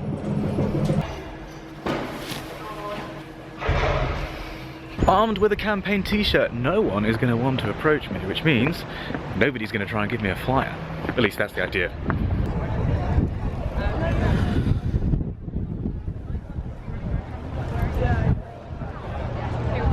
This is amazing.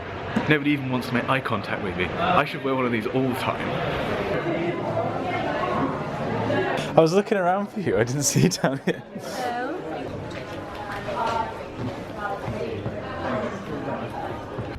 This is amazing. Before I had to be really worried about the routes I'd take through campus to avoid having to talk to anyone. Now I'm walking around like a bee-knock. Except no one wants to make eye contact with me. So I just got handed a free copy of the student newspaper. Now normally, very cleverly, this is called Exposé, but it's, oh, you see what they've done there? Exeter is an incredibly punnable name. My favourite being a football club in one of the leagues that's called Exeter Gently.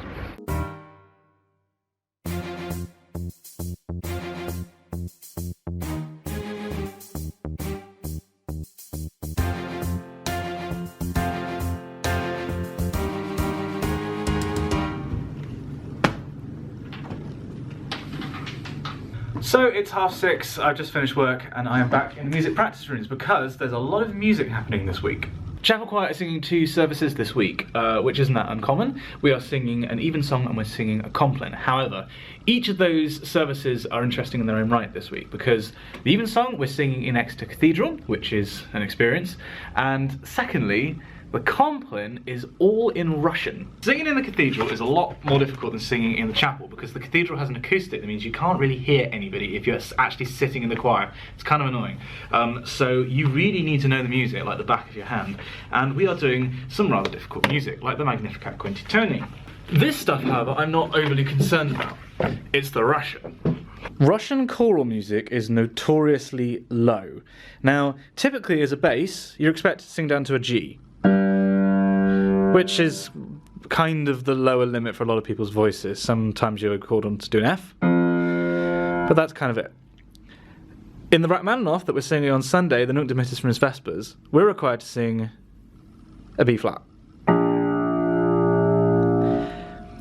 There's only one person in the choir that can really do that, two kind of, and one of them's me. So this week is all about that bass and all about trying to extend my lower range. So I need to do a lot of very croaky singing. I, however, still sound terrible, so to save you from some of my embarrassing singing, I'm going to share this little clip with you I found, part of a concerto for choir and basso profundo. This gives you some idea of what Russian choral music sounds like.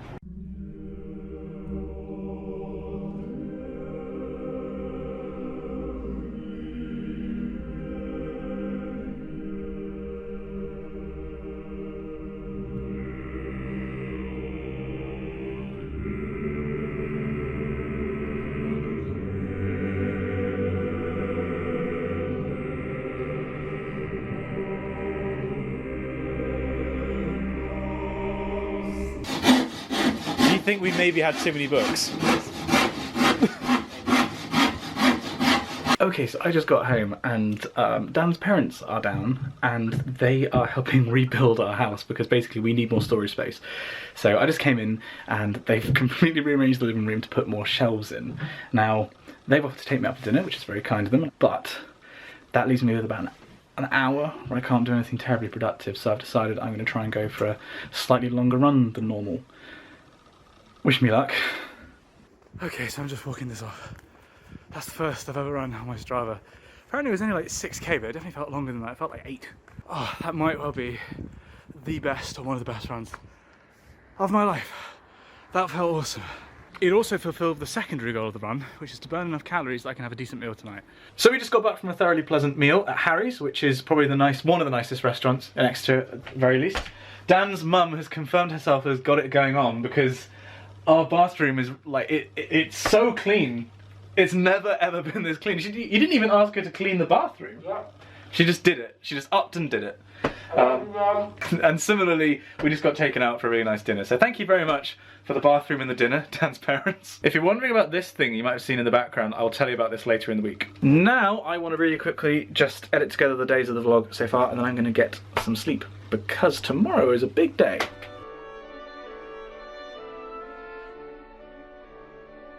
So today is February 14th, which of course means it's Valentine's Day, which partly explains why I have a little rose sticking out of my bag like a conning tower. It's currently about 8:30. I am not actually heading to the office because Liv said that I'm not allowed to spend any money on her because screw traditional gender roles, basically I shouldn't have to spend lots of money. So I didn't spend lots of money, I spent a tiny bit of money, sorry, and I'm surprising her.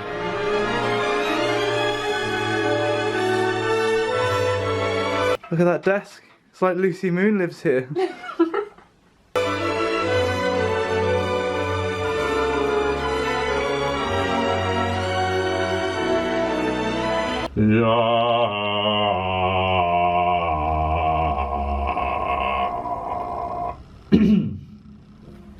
It's gonna get better.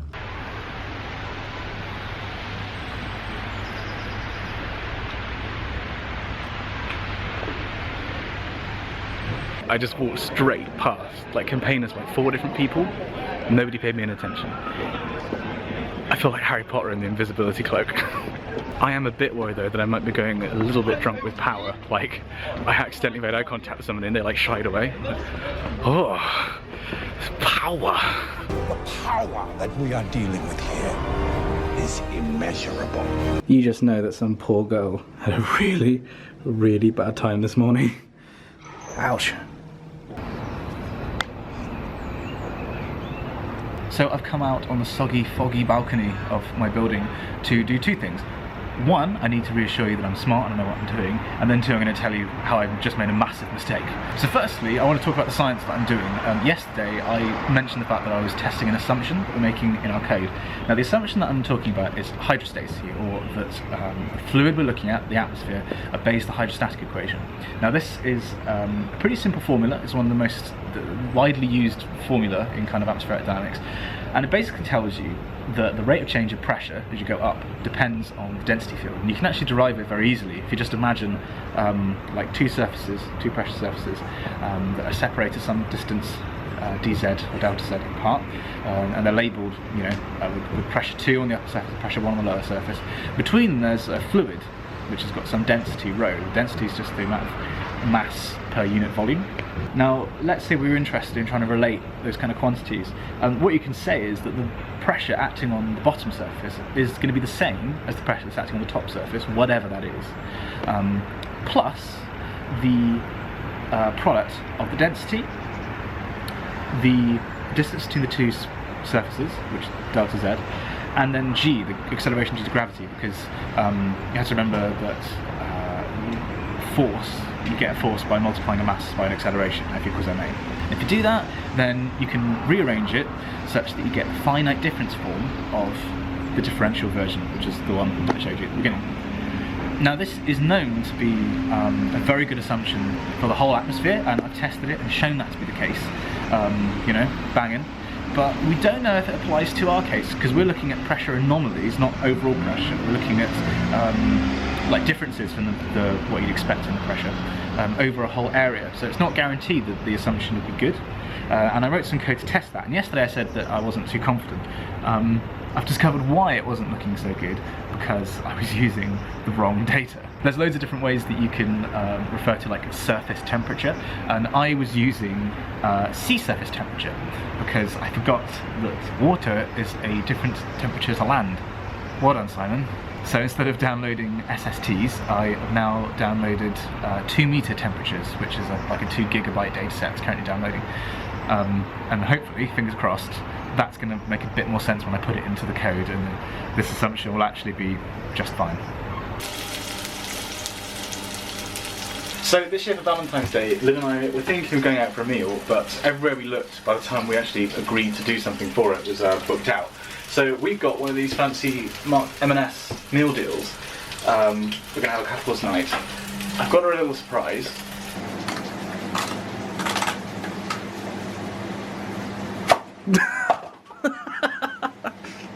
And I think we're going to try and answer some of the questions that you guys have asked on Twitter about uni and relationships.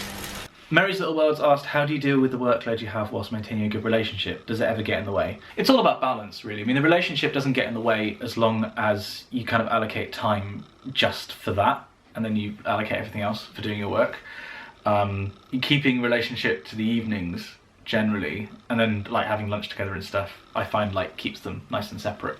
It is very possible that one can get in the way of the other, but I feel like we've kind of managed to get to, it's taken a while to get a pretty good balance, because for one thing, we were a long distance couple for a year before this year, so it took a bit of an adjustment, but I feel like you just establish boundaries, really.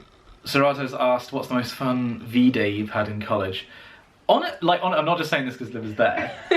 It might actually be today. The other ones I just can't remember that well. Last year I sent you a shoebox full of English things, because Liv was in Madrid, and it was like Marmite, Cadbury's, there was wine. That was it.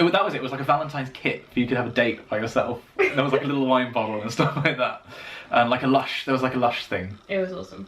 Penny's asked, have you got a favourite rom-com? Does Mean Girls count as a rom-com? Yeah. Mean Girls. Well, what? Like, I mean, like. I was about to say The Fault in Our Stars. That's definitely That's not a rom-com. Sick Boys asked, what is love?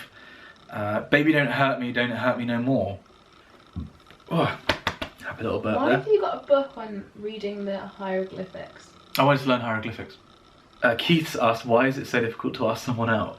I am the worst person to ask for this, because I've only asked one person out, and we were basically in a relationship at that point anyway. I still have yet to properly ask you out. Yeah, you're not actually my boyfriend, sorry. We're Facebook official. I think it's difficult to ask somebody out to seriously answer the question, because you're afraid of, you know, like, so you're putting yourself out there and afraid of being rejected. It's a lot like a lot of other anxieties, I think. And similar to advice I gave, I think in the last vlog, I think you just got to say balls to it and just try, because if you miss 100% of the shots you don't take. Charlie's asked, any ideas for celebrating Valentine's Day in a long distance relationship? So we did the whole I sent you a date Marmite. care package. Marmite is the key. Yeah, Marmite's key. I mean, what we kind of did was, what we did later in the year was we did an Airbnb. We met in Nice, which was, I thought, halfway between Spain and Exeter. We got an Airbnb and we hung out in the city for like a couple of days, and it was just really chill. It was really, really nice, and I feel like that would have been the perfect thing to do for Valentine's if it had worked out that way. Caitlin's asked, me and my boyfriend are going to different unis, will it change our outlook on each other too much? This is a really prickly subject, because there are no hard and fast rules that apply to everybody. My personal opinion is that if you're in a relationship in school and you're going to different universities, it generally doesn't work out. Just sort of from experience and from seeing other friends doing it, I personally wish that I hadn't carried my relationship from school on to university, which is something that my ex actually agrees with, interestingly. I'm not just being horrible. I was going to say, you can't say that. But I mean, that's only my personal experience. It's just happened to be that for my friendship group and for me, it didn't work out. I think the important thing to do is to give each other enough space when you are at different universities. Stay in contact, obviously, and maybe not talk every day, but certainly talk several times a week, see each other as frequently as you can, but allow each other to develop friendship groups, because I feel like one of the problems that I had at Oxford was it was almost like holding to the rigging really, really fast in a storm, and I didn't let go when the storm was past, and I was just clinging on to the relationship when actually I was missing out on making friendships and having my own social group, which was damaging. So I feel like you've kind of got to not let go, but you've got to give each other enough space. Darius has asked, what's the best/worst love story you've heard? Ours. Worst.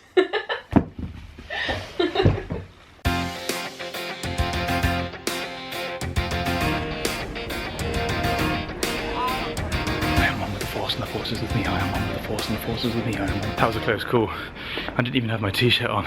Somehow made it out alive.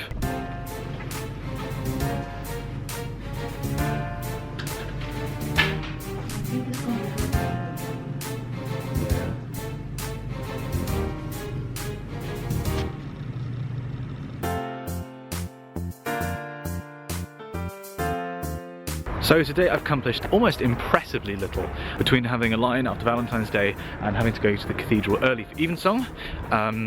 Just haven't been able to do very much really. Continue to test this approximation. There's one, it's looking a lot better now, but there's one data point, there's the surface, which is still, doesn't really make a lot of sense. So fixing that, and then tomorrow I'll be moving on to the next stage of kind of like proving what we're doing makes sense. Now though, it's time for me to head to the cathedral to sing evensong there with the University Chapel Choir.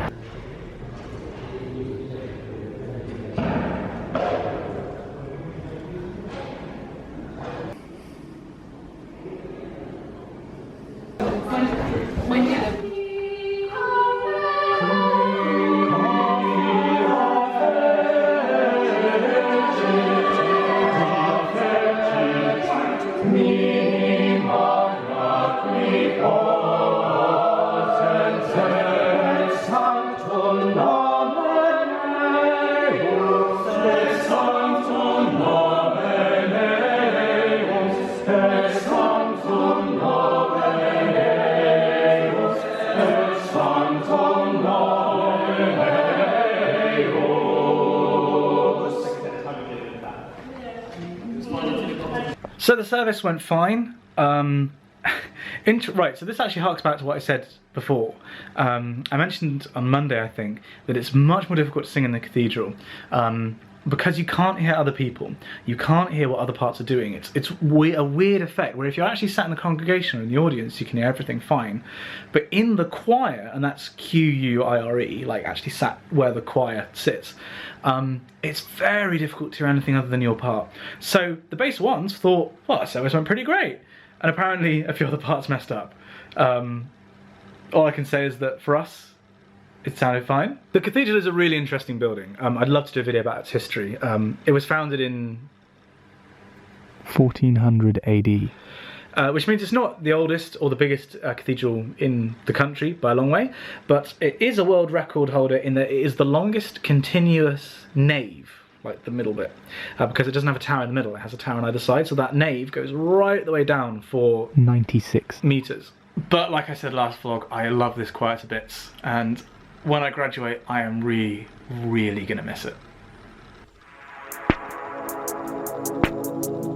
Okay, I might have made a mistake. So last night I got back, I did talk to you about the evensong and ate, and then I was like, I'll just do a bit of editing.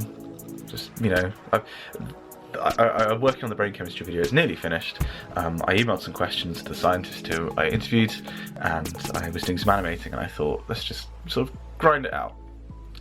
Unfortunately, I then stopped at like 3 AM. This is where things come back to the work-life balance, and also the work-work balance, because it's like I'm doing 2 jobs. Simon, are you up? Yeah! You want to check the chat? Oh, for fuck's sake. I'm spinning lies like a mad thing. Thanks, mate. Oh my god, what's my head in? Dan has convinced the people in our group chat that I drank an entire bottle of whiskey last night, which is so much less embarrassing than the actual truth. I was editing Atoms until 3 AM. If I'm being honest, I don't often let the YouTube get in the way, genuinely. I think I'm pretty good. But last night, yeah, that was definitely, the needle swayed too far one way.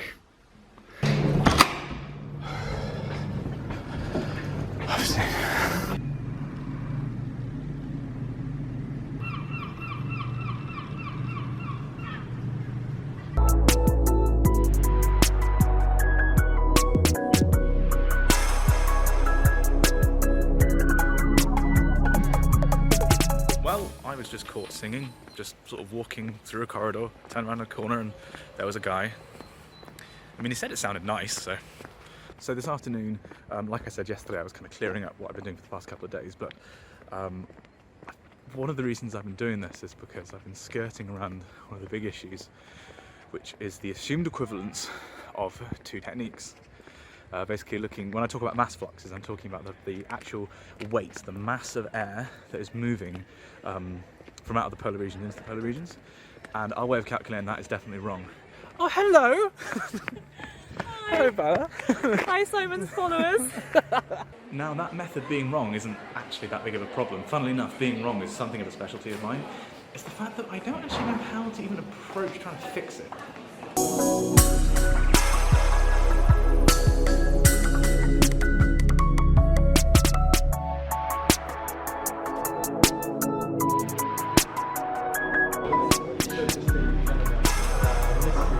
So, two other bits of news. One, my man flu's come back, so I feel terrible. But two, I just made the terrible mistake of voicing my true opinions about something on Twitter, which is that tea is weird and disgusting. I don't do hot drinks. I don't drink tea or coffee or hot chocolate. And to me, people that drink tea are really weird because it's a foul substance, alright? And this is going to cause a real storm in the comments. I know. I don't care, because I know I'm right. Tea's really weird, alright? Yeah, okay. So Liv and I are just on the way to Chapel Choir, and there's this mural up, which is the hashtag Never Okay campaign, which is all about ending like sexual abuse on campus and how it's never okay to do it. However, so you know that there are lots of signatories, right? There are lots and lots of people and clubs. For example, like Exeter University Women's Rugby Football Club. However, I've only just noticed apparently Jimmy Savile is at this university and thinks it's never okay. It's a bit late, I think. I did not see that. Apparently the guild didn't either. For some reason, I wasn't even thinking, I just knew I was angry and I just went... That's my dad. Nice. That's going in, I hope you realise. The this part, I think it goes, the evening hangs beneath the moon, or something. It's, I mean, you're a tenor, bless you. Oh, sorry, there's 3 flats. So we're about to record another piece. We're starting doing this every week, where we just record one of the things that we've learnt. And this time around, it's some stuff by Eric Whittaker.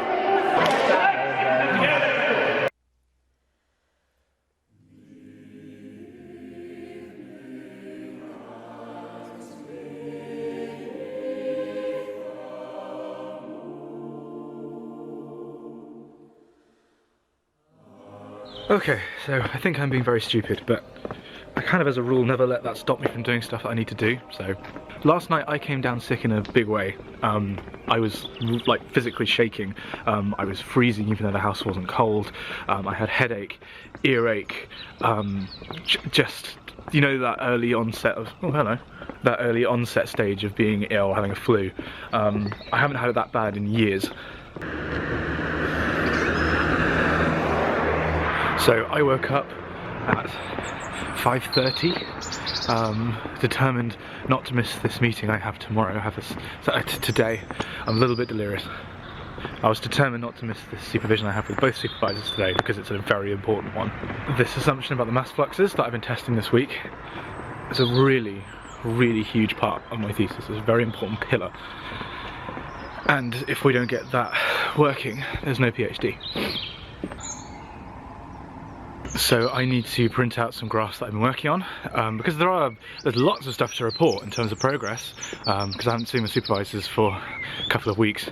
There's lots of stuff to talk about. I just need to print it out and talk about it and then draw up a plan of action what I want to talk about in the meeting, which I do know, everything's up here, I just need to formalise it. Then after the 10 o'clock meeting, I don't know, maybe we'll go back to bed, who knows. At least I don't have to worry about election week campaigners at this time.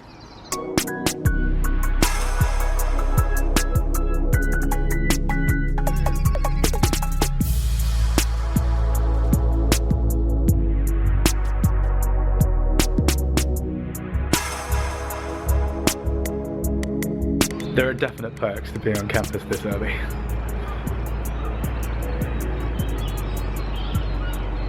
So physically, what do you conclude?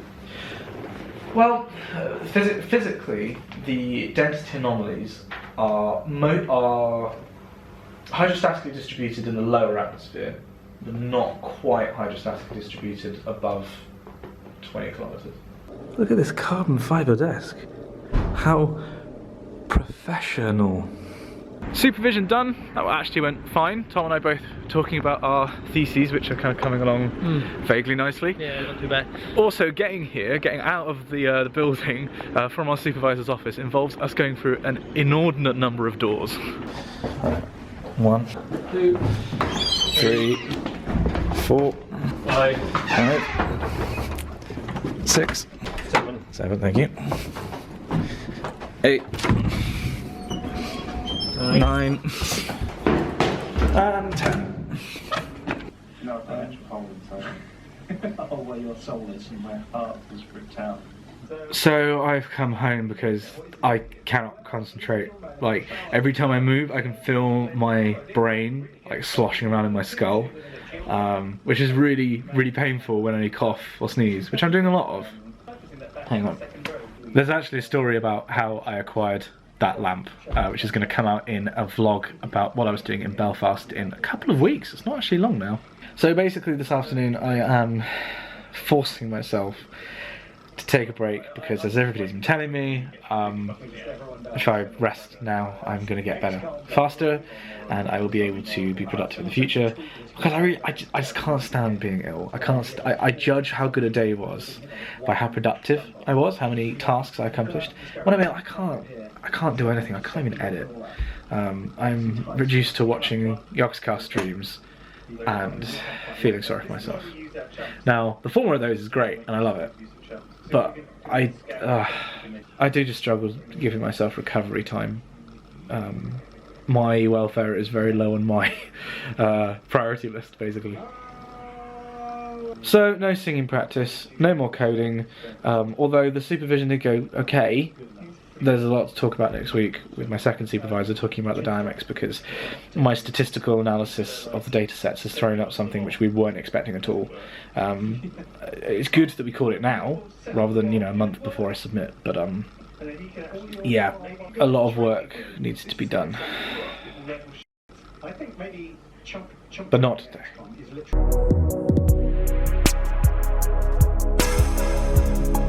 So this morning I've been working on editing. I've been trying to put the finishing touches to this brain chemistry video, which I realised in the last vlog I said might be out, and I'm still working on it.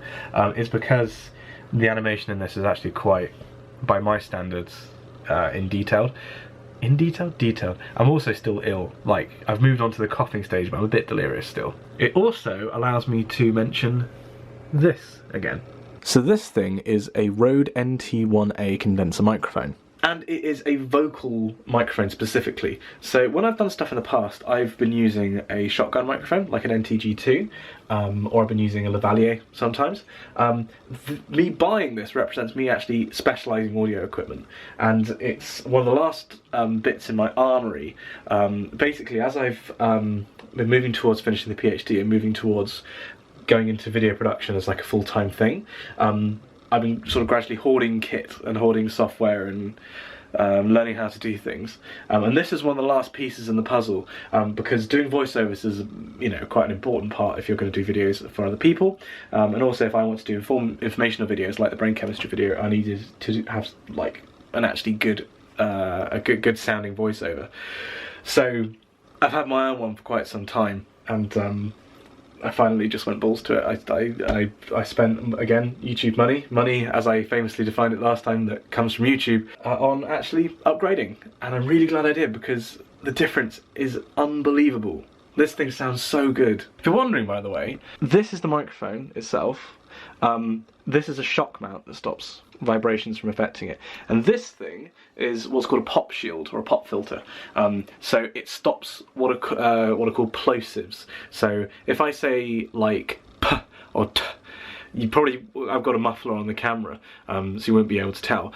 But normally on a microphone, that you hear it as like a wall of sound. It's like a woo, because it's like a shockwave that hits the microphone. What the pop filter does is it removes that shockwave, so the sound still goes through, but the shockwave in the air is stopped. So it's absolutely essential, because when you actually do like vocal stuff, you're like here, which is what I'm going to do now, because I need to re-record a voiceover for the brain chemistry video. Don't think that I haven't been reading the comments. I apparently have been missing out my entire life as an adult on this technique that you just turn the duvet cover inside out. I'm just going to say this, guys, this seems much more confusing than my method.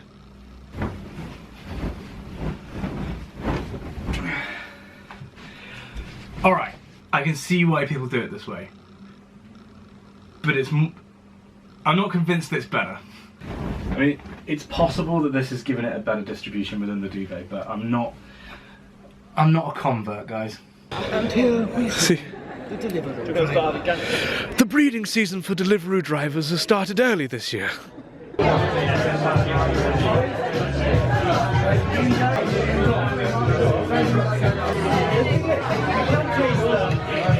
So you joined me several hours later. Earlier in the evening we have been to court to play some games. Fictitious children looking after a person. Mary Poppins.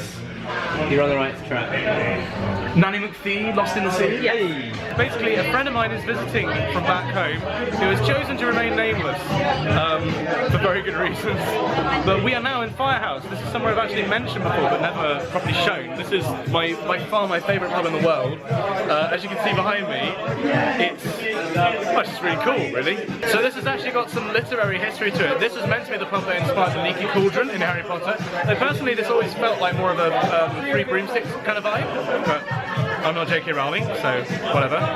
The reason we're here is because obviously it's a very cool pub, but also it has really good pizzas. Like, this is some of the best pizza I've ever had in my life. So we are going to stay here, get bevved, and get really fat. I'll see you tomorrow. Why is this not called Criminale? So today we're going to go and take a walk with my friends from home to a pub, but we just discovered that last night Liv tried to fix my gorilla pod. These legs are meant to be equal. You just ram them in there. So I also wanted to talk this morning about a little bit of science, because as I mentioned at the start of the vlog, this week, today, we're doing a service where I have to sing very, very low. Now, there are various ways you can train your voice to sing low. There is also a dirty, rotten trick, which is to use a drug. The way that this drug works is that basically it artificially loosens your vocal cords, because the note that you produce basically is a combination of the air that you push over your vocal cords and the tension of those vocal cords, in simple terms. And so what the drug does is it loosens them and causes your entire voice to drop down. So this morning I sound a bit lower, and I'm very capable of hitting notes, as Liv will attest, because last night we all took in a fair bit of this drug, which is alcohol. Basically, if you're hungover, you can sing low, and it is a legitimate strategy if you're a bass in some choirs to just get smashed the day before. Oh, really? So we're at the pub and these two guys are fishing, and they've caught what looks to be the biggest fish in the entire river. Look at that! It's like 3 foot long at least. Oh no, God. You filming? What have you just done? So, hang on, this is the worst lighting up. What have you two just done? So we brought the drone with us to this pub, which is Double Locks, and which is a lovely pub just outside Exeter. We brought the drone because we wanted to get some aerial shots. Except I forgot to pack the memory card for the drone. So we just had a really fun time just showing off the drone, and my friend from home was just flying it. So not a total failure, but no footage to show for it. Because I'm an idiot. Apart from this lovely pub. Honestly, if you're in Exeter, come here. It is so nice. Double Locks. Hashtag not spawn.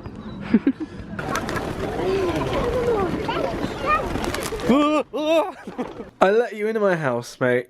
You know who you are. I said I'm not going to name you, but you know who you are. I let you stay in my room. And what do you repay me with?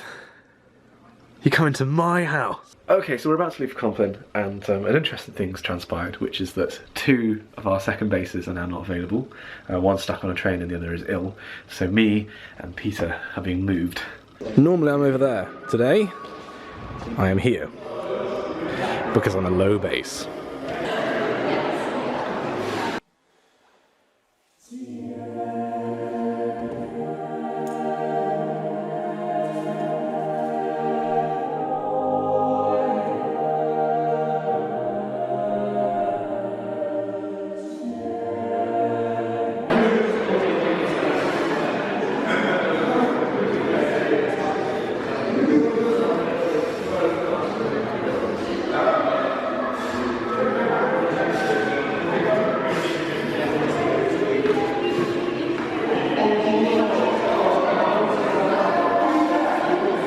Nice job, Sarah.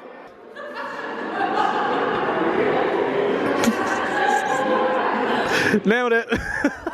Alright, so we just sang Compline. I actually feel a bit invigorated because we made it. We actually hit the B flat in the Nundametis, which I wasn't entirely sure we were going to do.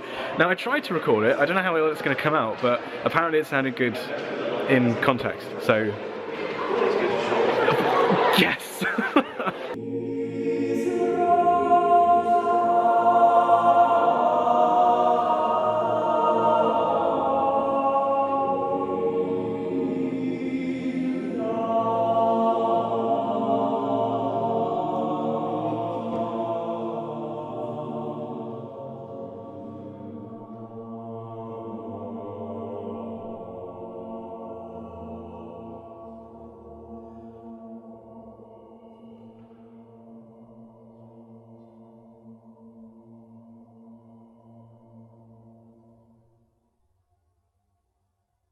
Other bits this week might not have gone so well, the work might not have gone so great, I might be feeling ill, but managed it. That's a victory.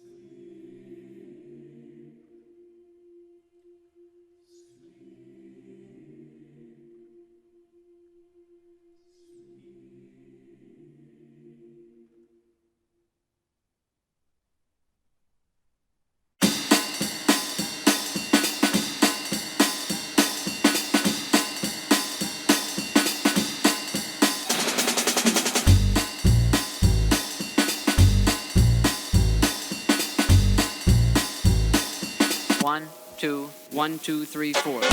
Happy Monday and welcome to the vlog. So this week we've got a lot going on. This should be a fun one. In terms of work, we cracked what the problem was in the last episode, and I'll tell you about that later in the week. The other thing that I'm doing this week is I am trying to write chapter 3 of my thesis, which is my theory chapter, so actually sort of trying to contribute to human knowledge, which is scary. So apart from the work and all the other stuff that you normally get in these vlogs, like the music and me talking about my research, and I want to talk a bit more about some of the science that's going into my thesis, there's two things you should keep watching for this week. Firstly, we've got something very special planned for tomorrow, and secondly, a parent's coming down this weekend, which means that we're going on a little road trip somewhere quite interesting.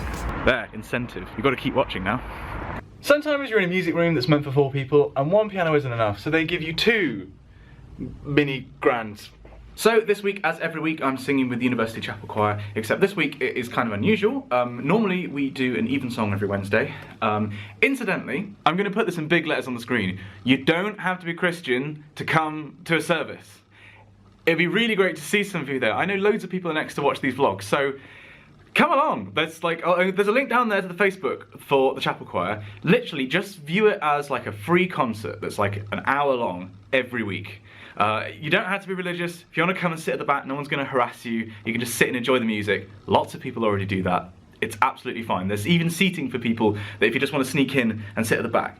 More than fine. It'd be really great to see some people there. Especially because the music at this time of year is my favourite kind of music. We are moving into Lent. So this Wednesday is Ash Wednesday, which means it's the start 40 days in the Christian calendar of Lent. We actually get to sing a different style of music. Normally in the Chapel Choir we sing kind of a range of everything, but generally speaking 19th and 20th century music. In Lent we sing older stuff, much older stuff.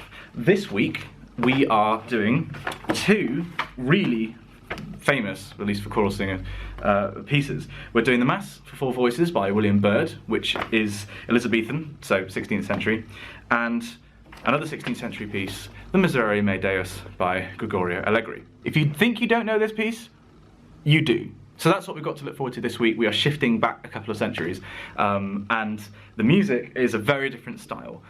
Hopefully, I'm going to be including a recording at the end of the vlog, which I'd like to become a tradition, by the way, of one of these pieces. It's probably going to be part of the Byrd 4-part, so I'll see what I can do.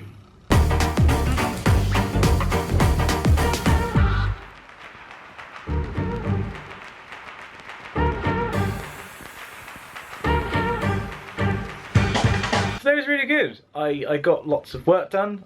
Chapter 3 of my thesis is looking in pretty decent shape. There's sections that just didn't really hang together at all until today. So the code that I wrote last week is still running, so it's still doing its job, which I'll probably finish on Wednesday, so that's chugging away. I had a good singing practice. I managed to watch a live stream all day whilst I was working. I petted a cat. Today's just been really good. I mean, it's almost difficult to make content about this because I can't complain about anything. Now, I want to talk about tomorrow because I've said this before, I am not a very smart person. Occasionally, I have really stupid ideas. Now, sometimes my friends indulge me in these really stupid ideas. Tomorrow is one of those cases. And you know, I'm just going to hand over tomorrow to Dan.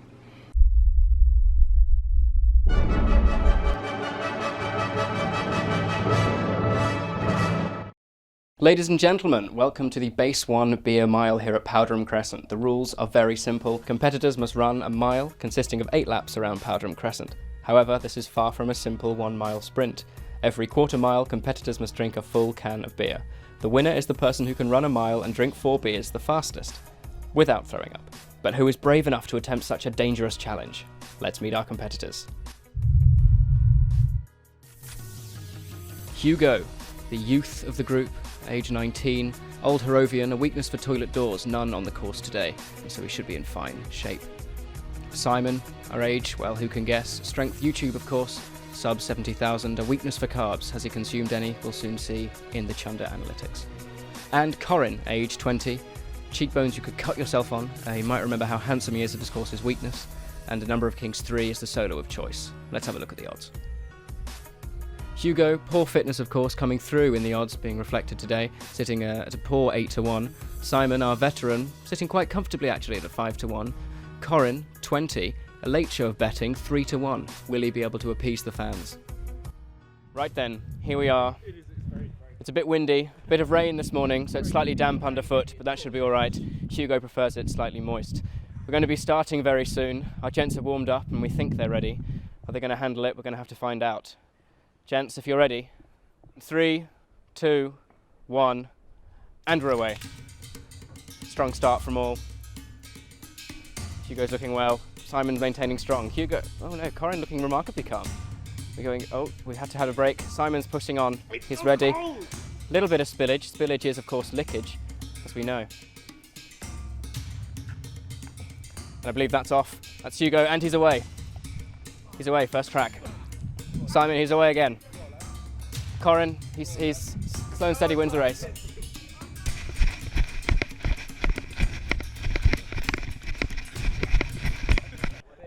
It's a beer mile.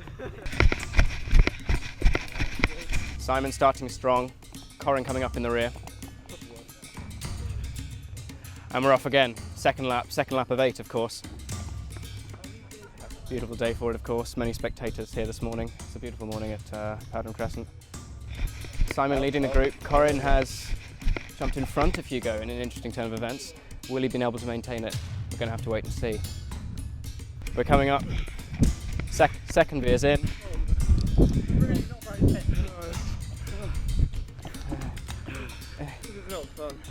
We're all taking some breathers. Hugo's looking quite strong, a bit sweaty. Lovely. Just a picture of perfection there. How are we feeling about that record, Simon? I don't think 4 minutes is Is it drifting further and further away? Corin, you're looking remarkably composed. How are you feeling? Well, I feel without the beer, it will be okay. Okay. But with beer, it's looking very unlikely that I will come out trumped. With a beer mile, kind of essential to have beer. It's kind of yeah, okay. Yeah, well, you're all looking good. You're all looking good. Why are you guys not burping? Hugo. He's going quickly and he's off. Beautiful form. Look at him.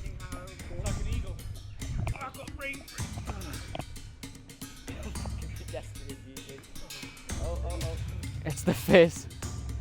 Have you degassed, Corin? Do remember to degas, otherwise that compression sickness will hit you hard. Oh, there's a car. No, that's all right. It's the taking part that counts. Slow and steady wins the proverbial race. Look at those tits.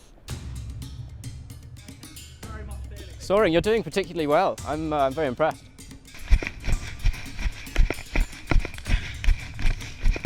Salmon Boy pulls up to make a start. You've got plenty of time. Time is very much on your side.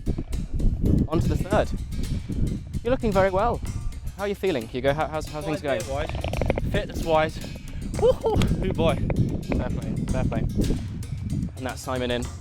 And Corin, he's made up quite spectacular time. Of course, we must remember, ladies and gentlemen, that Hugo had an interesting training tactic today in that he hasn't consumed any food, pretty much at all. So it's all going to be churning, I think. That was a very bad idea. That's Hugo down. Top form.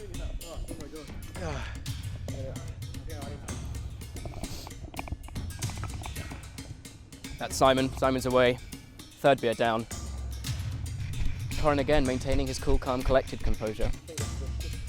Still going. I think if I drink any faster, I will bomb. Hugo's coming in. I really did not think he'd be doing this well. Really, but I mean, Simon hasn't even rounded the corner. Okay, for the record. I was nearly sick just then.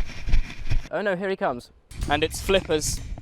Flippers closing on the hairpin bend. He's looking good. Look at him, he's flapping away, flapping away.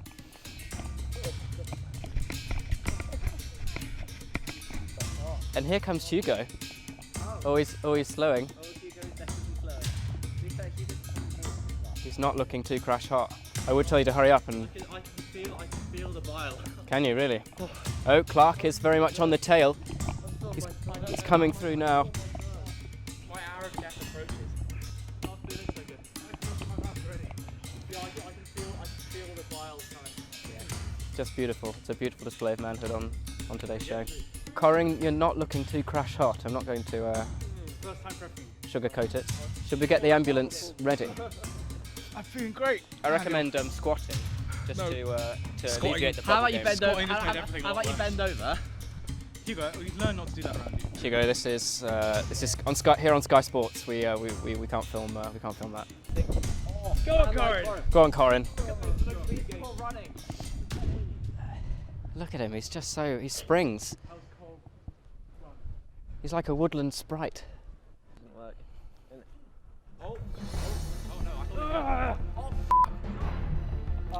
You can't let him win, Hugo. Hugo, You've got to beat him. You cannot let him win, Hugo. I can't run faster than him. You had been though. No, I hadn't. I've just been drinking beer faster. Oh, right. Have we had a chunder on our hands, Corin? Are we close? Oh gosh. Oh no. This isn't good.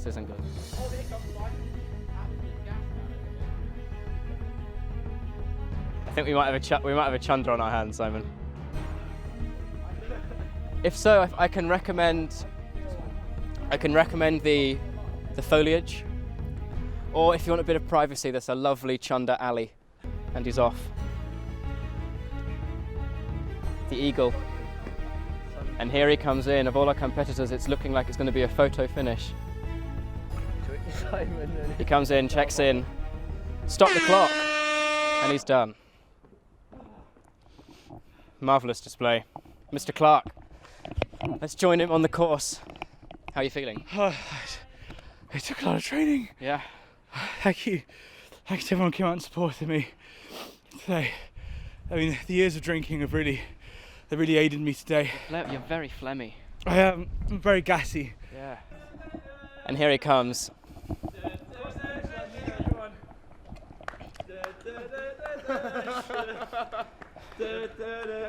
And the crowd, the non-existent crowd, goes wild. The crowd surges backwards over the crash barriers. You guys are heroes. I think we're going to draw things to a close now here at Powderham Crescent. Thanks so much for joining us, and we'll see you very, very soon for some more antics. And that's when we have to have the cheesy outro of like. So this is how you do it. Take it long ways. As always. Either side. Bring it together. So it's like, as much as you're trying to help, you're not helping. So Tenor problems. Watch the feet. I'm going to bring it in and trap the bottom with my foot like that. As always. And then.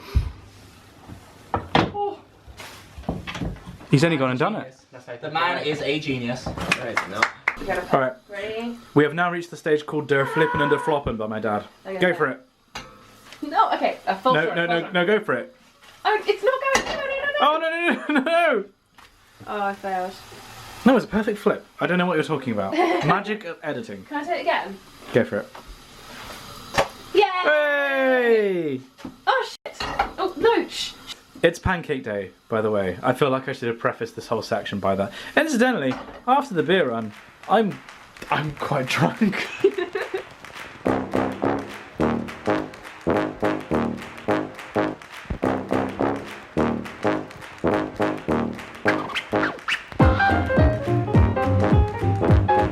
The forum's busy today.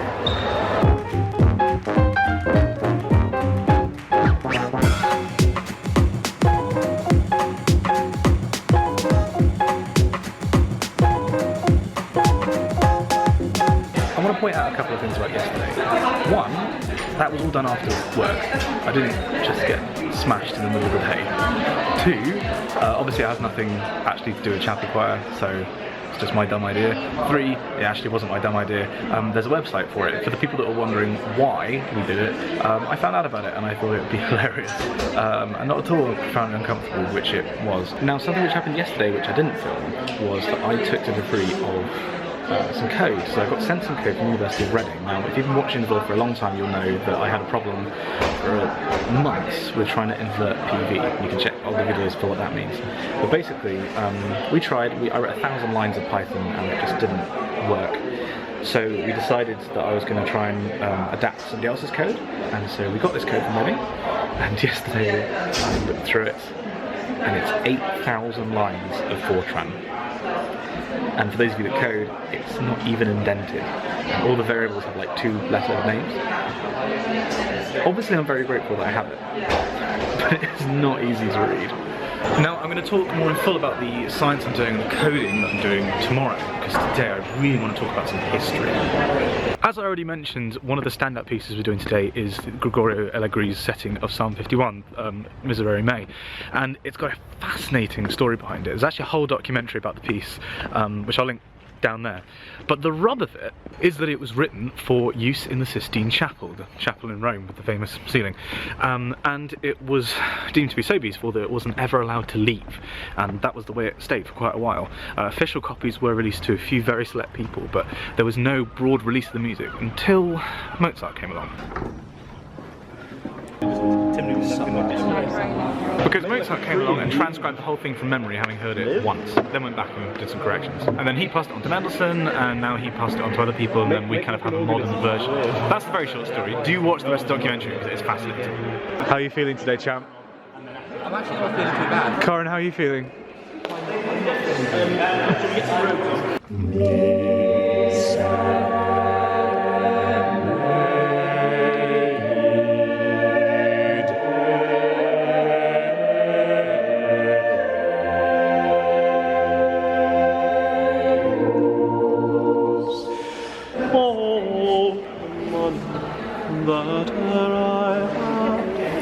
So the Miserere is very difficult to film because you do it in two choirs. There's a main choir and there's a semi-chorus. Hey!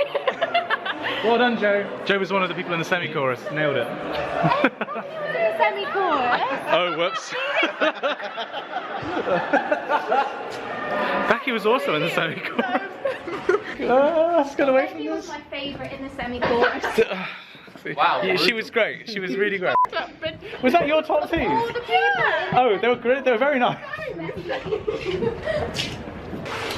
So something which I haven't mentioned is that it's called Ash Wednesday because you get ash administered to your forehead.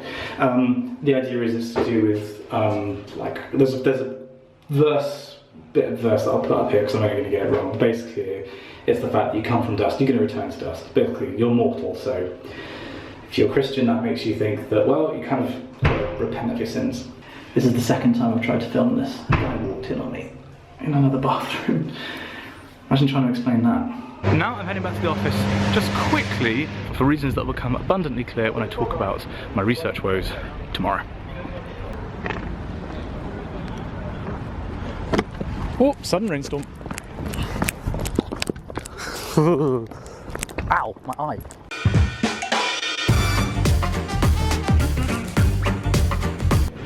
Today I want to talk about finite differencing. So last week we were having this problem with an assumption that we were making in our code, and we think we've identified what it is, and it's to do with how I was testing that assumption, or more generally, how we were actually approaching the problem as a whole.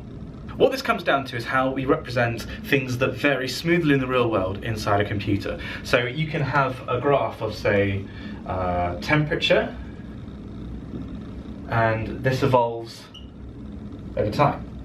Then, you know, over the course of a day, it might look something like that. Looks like a sine wave. The problem is that computers really struggle to represent smooth, continuous things because at the end of the day, when we measure this in real life, what we have is, say this is the course of a day, we'll have a measurement at midnight. No, that'd be like 9 AM, then midnight, and then 9 AM again. Now if you had those 4 data points, then what this would look like inside the computer is like this. So instead of the smooth curve, you're left with just a really boxy grid. Now let's say that instead of looking at the absolute value, so the actual temperature at a given time, we were interested in how quickly the temperature is changing. So if I pick a slightly simpler maybe, let's say that temperatures increased and then they leveled off and then they sharply decreased. Then the rate of change of temperature in time, which is the gradient differential, is given by this gradient here. Mathematically we can write that differential, the gradient, oh hello, we can write that differential as dt by dt, probably shouldn't have hit temperature. And the technical definition of this is that it's temperature at a given point, let's say this is evaluated at time t, then that's temperature at time t plus delta t minus temperature at t over delta t in the limit that delta t goes to 0. So this is the mathematical definition, that as delta t gets infinitesimally small, basically is the closest to 0 you can possibly get. This is the technical definition of the gradient. Now, when it comes to real data, we have to use what's called finite differencing. So we will say have two data points here. Let's say this is over a couple of days. This is day number 1, and this data point is day number 2. Then what you can say is that the gradient of the temperature, how quickly temperature is changing over time, is given by here, dt by dt, and is equal to the temperature at day 1 minus the temperature at day 2 over the difference, which is 1 day. Now this works fine over here because we've got a straight line and it varies in a very uniform kind of way. However, once you get to somewhere like here, this starts to fall apart, because the gradient at this point changes very quickly. And so if you only have daily data, then if you were to try and calculate the gradient using this resolution of data, what you get is the gradient looks like that, gradient looks like that, and then like that. Whereas actually, the gradient here was basically the same as here, same as here, same as here, and then it suddenly decreased. And here, the gradient went really sharply negative. Now, by the limit of having daily resolution data, but basically not having a very coarse kind of view, you missed all of that variability. Well, basically our theory is that the polar region of the Earth is like a huge plunger, and that you have like a kind of piston almost at the top, which is pushing down on it. And that piston that's pushing down is mass, it's air that's being pushed in. And as you get lots of air coming over the top and through the walls of the piston, actually, then this sort of top of the piston gets pushed down and it gets compressed. What that means is then you see temperature and pressure anomalies in here, which is kind of easy to calculate. The assumption that I was testing was basically that the pressure change that you see within the piston, which is easy to calculate, matches up with the amount of air that you put in over the top and that comes in through the walls. And the problem was that they didn't match up. And that didn't make any sense, because we know those equations are like rock solid right. There's no way they could be wrong. It turned out that the problem I had was that I had pressure data for inside here, and I had mass flux data that was coming in at the side, but I only had them every day. And when you looked at, say, the mass flux on a given point, hang on, the mass of air that was being put across on a given day, like a given height, looked something like this. Basically, with daily resolution, there's so much going on in here that you're missing if you just sample it every day. So I wasn't looking with a close enough resolution. The finite difference method that I was using, that we just talked about, wasn't accurate enough. So what we're trying to do to fix it is, I've been downloading over the past week 6 hourly data, so data that's taken from satellites every 6 hours. And that means that I've downloaded 60 gigabytes of data, which caused problems of its own, because the website was like, no, that's too much, you can't have that. So I've been downloading that data, I've been processing that data to put it in a form that I can use, and well, fingers crossed, in about 2 days, I think, computer code will have finished that will have tested how well that assumption works with slightly better resolution data. Any error by this point we can just chalk up to interpolation errors, other science words. Now, from how many other YouTubers are you going to get a lesson in maths and a beer mile all in the same video? Unique content here on Simon Clark. That makes it sound like it's on my tummy. The other thing I've been doing today is trying to unpick this Fortran code that I've been sent. And I genuinely feel like a caveman who's been given like an iPhone or something, and I'm just like taking it apart as carefully and meticulously as I can, except I'm not, because I'm not damaging it, I'm literally just like looking at it and trying to work out what each of the variables means, what all the subroutines do. It's like detective work. I've emailed the guy who sent it to me being like, okay, I think I've got the general gist, which is a half-truth. Could you possibly like give me a brief overview of how you use it? Because So continuing to play detective, downloading new data, which means actually there's not a huge amount I can do right now. So I'm leaving early to do a little bit of drone stuff, and then it's time for chapel choir later. So today we're recording some of the Allegri which we performed yesterday, so hopefully I'll be including a little bit of that right now, because it's a difficult piece to record with just one camera. You'll see why. We are also rolling, so... What happened to your voice, Ed? It's a family-friendly show, Ed. We don't want...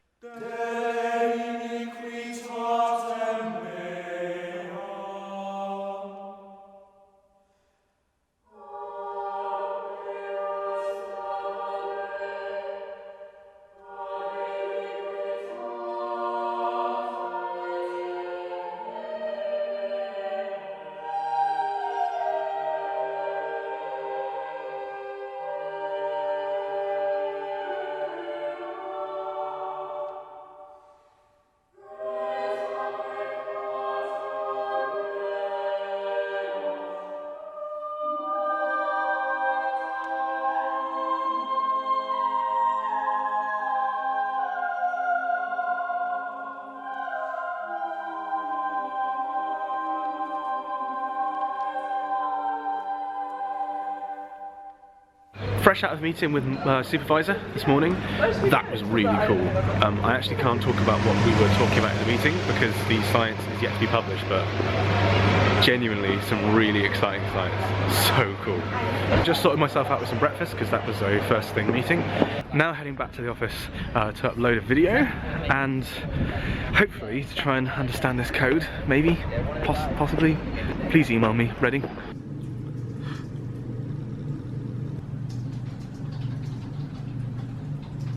Something that you only really learn from doing YouTube for a while is the importance of what's called metadata. So choosing your title, your description, but also your tags. And it's definitely a part of the creative process that the more I've done, the more time I put into it, because it makes a huge amount of difference about how successful your video is.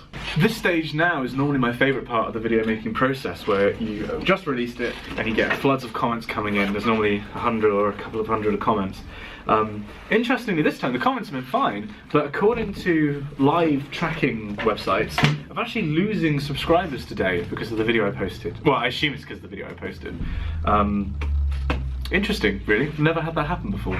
Now I'm back in the music practice rooms to go over a couple of solo items, including the solo that I was given last night.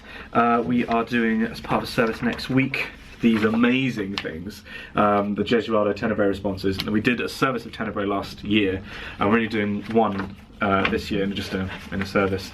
They're nuts. They're way, way ahead of their time. And I've been given a solo in the end of one of the movements, so guess what I'm doing this lunchtime? I just told you, don't guess. If you do make YouTube videos, and then top tips for metadata are include in the top line or 2 lines of your description like a kind of really succinct abstract of what the video is about. 2, have a short snappy title. I'll actually link to a song that's on Tom Scar's second channel about this that's different. 3, have a thumbnail that has nice high contrast, that's eye-catching, it's simple to read even when it's really small. And then 4, have as many tags as possible that are relevant to the video. I mean like 20 or 30 tags, like the more the better, basically.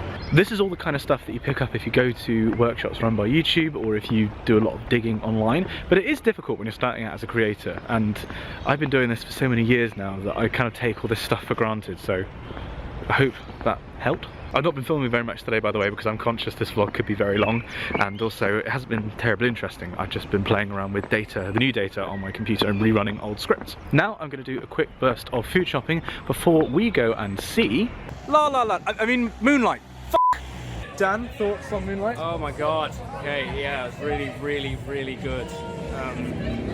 Having seen La La Land, which I still haven't seen, yeah. Definitely deserved Best Picture. It's not been overhyped, I can definitely say that. We shall have a big discussion about this soon. Yeah. If you'd like Dan and I to do a movie show, please comment that below, because we'd like nothing more than to do that. We just need an excuse, basically. We literally do. Liv, what was your review of Moonlight? Wet.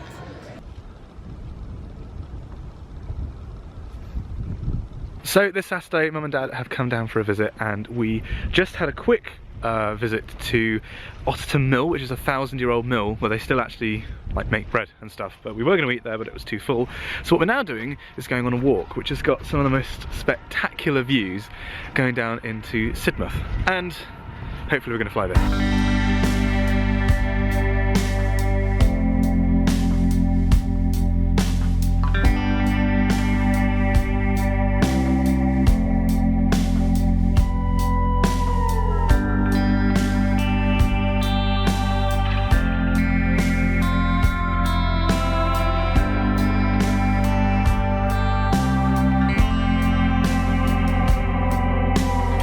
So Dan and I have foolishly come on this walk with shoes with minimal grip. We couldn't find our walking shoes, and this is a steep, muddy hill. We just turned the camera on because we assumed that one of us is going to go arse over tit. Whoa. These shadows. Like two old men that have just soiled themselves. Bye, Marshall. Marshall. Did I hear what? Mum just saw Dad and was like, Dr. Livingston, I presume. Oh God.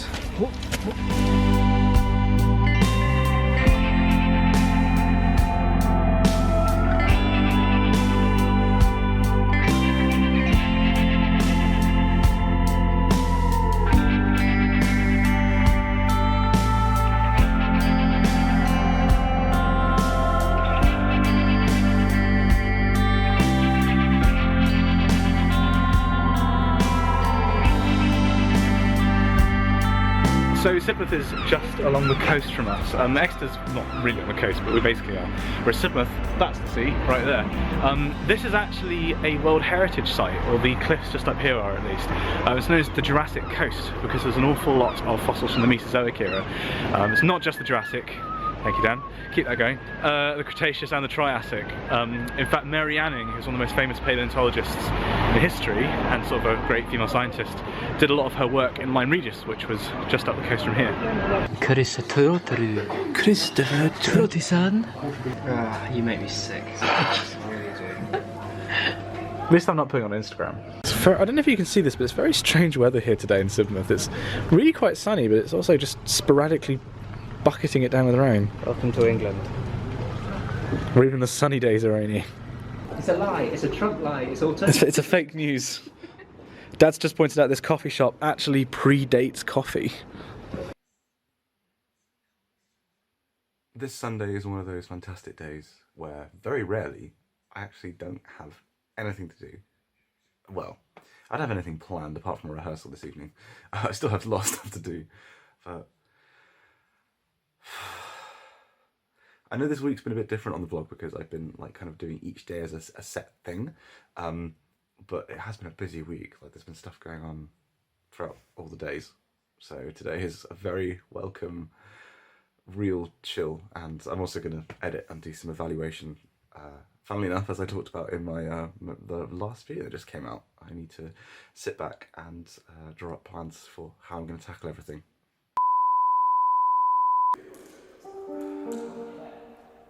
We still in the pitch? Yeah. Nice. I don't think I got that at all. I think it's fine. Whoa.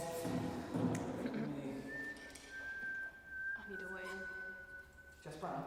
Is that the coast? Do you want to go for a win? That's alright. Right, because we've got some time. Shouldn't be too long. I have a lecture at 4:30, just saying. What time is it now?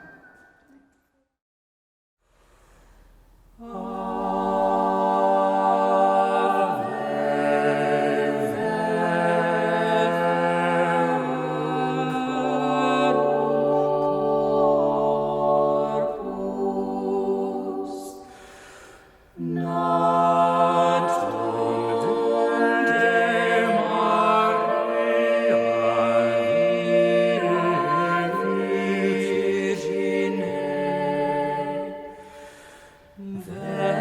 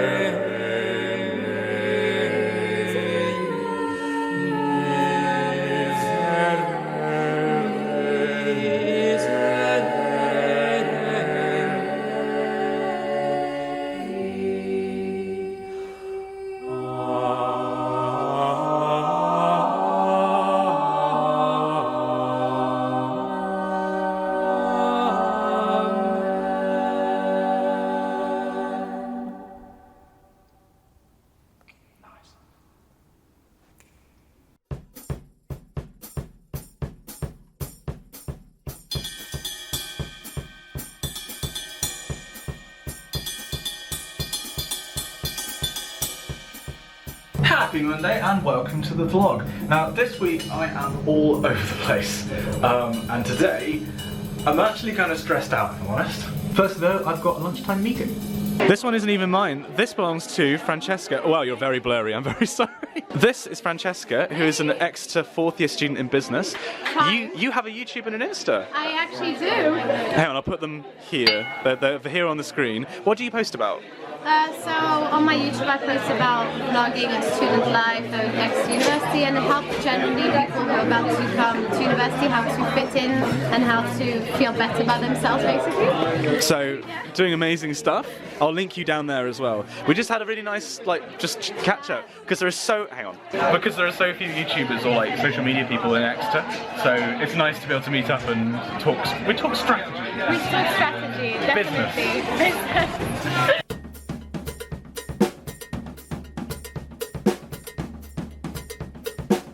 Now, I mentioned earlier that I was a bit stressed out today in particular, and that's because this evening, in about an hour, I am due to give an hour-long talk about doing YouTube and doing a PhD at the same time, and how I balance my time and how I'm really good at balancing my time and time management.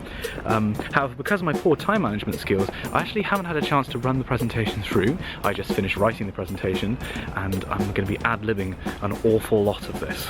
Seeing as I forgot to mention earlier, later this week we've got a trip to London, that's happening tomorrow. We've got a concert, that's happening on Saturday, and a bunch of announcements, actually.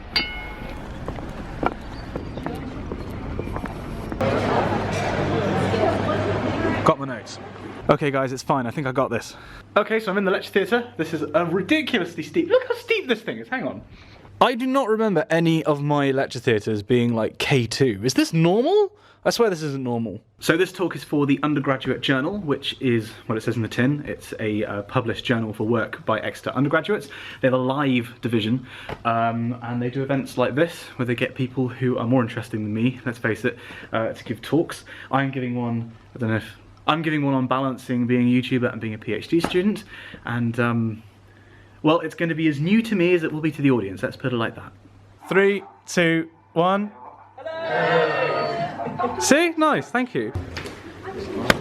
Well, that went well. My name's on the clock and I really like kicking my head. Lives here.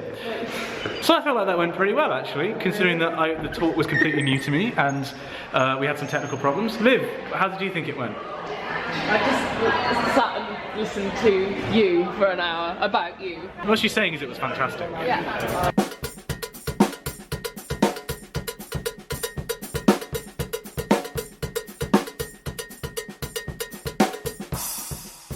Hello, Mary Poppins. I'm in London today to do some filming at the YouTube space. Paul, Cora, and... So you might not realise, but Google, well YouTube specifically, has these studios all over the world. There's one in London, there's one in New York, one in Tokyo, one in Paris, you know, there's a few. And they are like film studios, basically, for YouTubers to come and use. I think there's a threshold of like 10,000 subscribers, but, you know, that was so long ago for me, God. But, you know, you can use it as a YouTuber, but also people like charities can come and use it, which is what we're doing today. So these two lovely people are why I'm here. Who are you, by the way? I'm Paul. I'm Cora. I'm Childline. And what are we doing here? So, basically we're filming some videos for young people around exam stress because it's coming up to revision season. It will be from April onwards, so we're just shooting in advance of that. We've just been doing a campaign as well to encourage guys to talk about their feelings because they can often build up their feelings, they feel embarrassed or awkward to talk about their feelings, you have to man up, be strong. So we're trying to encourage guys and say to them, actually it's okay to say what's going on and actually it can really help and it can be a really brave thing to do as well. Yeah, absolutely. Yes. Well, thank you for inviting me. Sorry. Oh no, sorry, did I cut you off? Videos every Wednesday. I'll put a link down here. There are lots of shoots going on today. Of all the days that I could have come here, guess what is happening?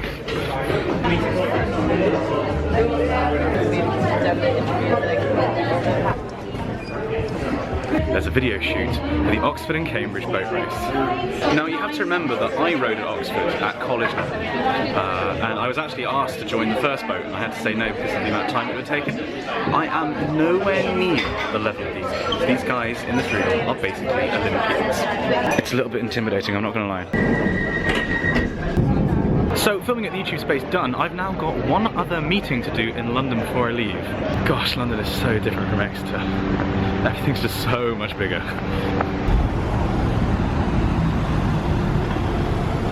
Here we are. Bit grand.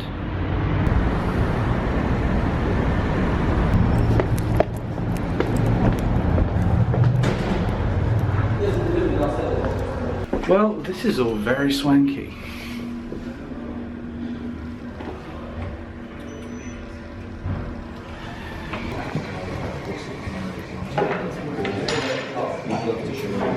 Hey, how's it going? So I'm here at the Institute of Engineering and Technology, that's the right word, isn't it? Yeah. With Shini Samara, Dr. Shini Samara, who we worked together, you don't know this yet, on a BBC project called BBC Bite Size. We were doing GCSE experimental technique, or is it scientific technique? I think it was experimental. I think it was experiment. We did experiments. It was experiments for us. And that was where I was in Belfast when I mentioned in a vlog a while back. And I think it's not out yet, we don't think. No, not yet. But it will be soon. They said March, but we were just catching up because the other thing which I wanted to announce is that we're both going to VidCon. And we just made a bet. Basically, we think that, well, I think that Simon is going to get mobbed by girls at VidCon Europe because I've seen it happen at VidCon in California. And yeah, but to like actually YouTube famous people.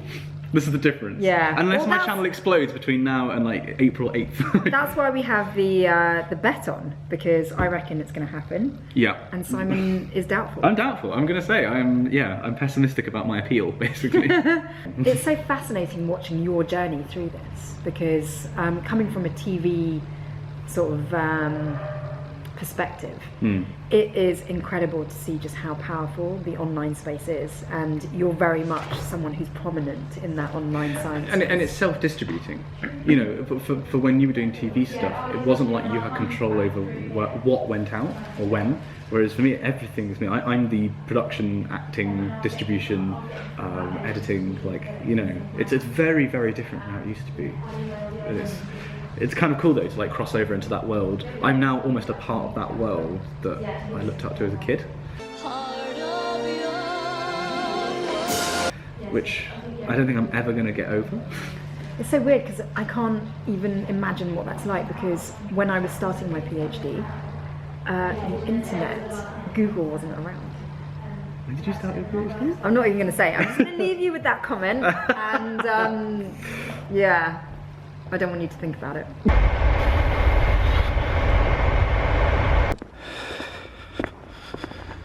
Back in Exeter, this is one of the drawbacks of not being in London, is that it takes about 3 hours on the train to get to London from Exeter. I'm absolutely knackered. Tomorrow's a new day though, time to go to work.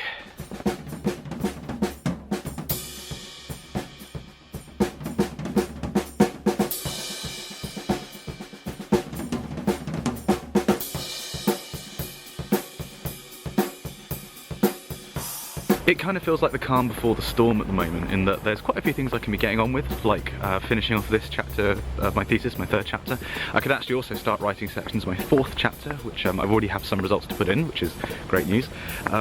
But you know, once the inversion code comes in, there's going to be a lot of work to do on that. There's going to be an inevitable rush where everything gets changed in the weeks just before you submit.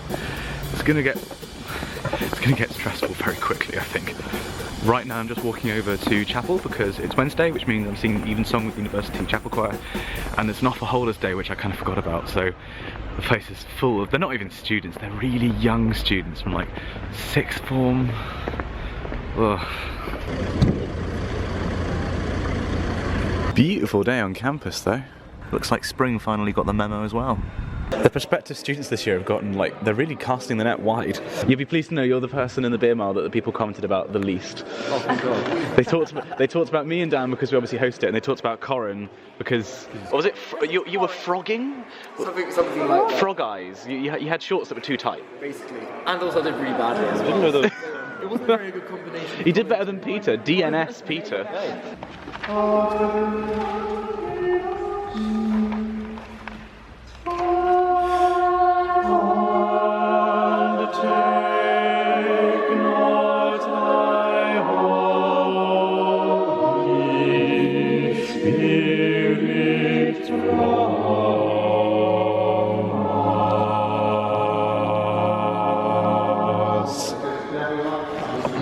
So this is Dr. Jones, who has a music PhD. If you're interested in that, we might do a video if there's enough requests. But we just did some of your music. How did it go? It went very well, actually, yeah. Well, it was responses, and they were, hello, Ed. I'm interviewing another Ed. There can only be one. All right, even song done. I'll be honest, chapel's sometimes a mixed bag, right? Sometimes I leave and it's just knackering. I'm really tired and I just want to go home and do nothing. Sometimes it's just gone, I perceive, badly, and you know, I just feel kind of down. I just want to go home and do nothing. But sometimes, like today, you do something that's challenging but rewarding, you do it well, you know, and you kind of come out and you pull through as a team. That's kind of one of the great things about being in a choir. So I'm actually, it's 6 o'clock, I'm just going back into the office for a bit, because to be fair, I took out time from the day because we had a rehearsal and the service. But yeah, I want to write up some stuff that I was doing earlier. This service was also kind of an unusual one because we were doing a mix of music. A fair bit of it was standards, but the responses we were doing, were written by our organist, Dr. Jones, and they're not easy to sight read. They're kind of complicated, but possible and very rewarding when you get them right.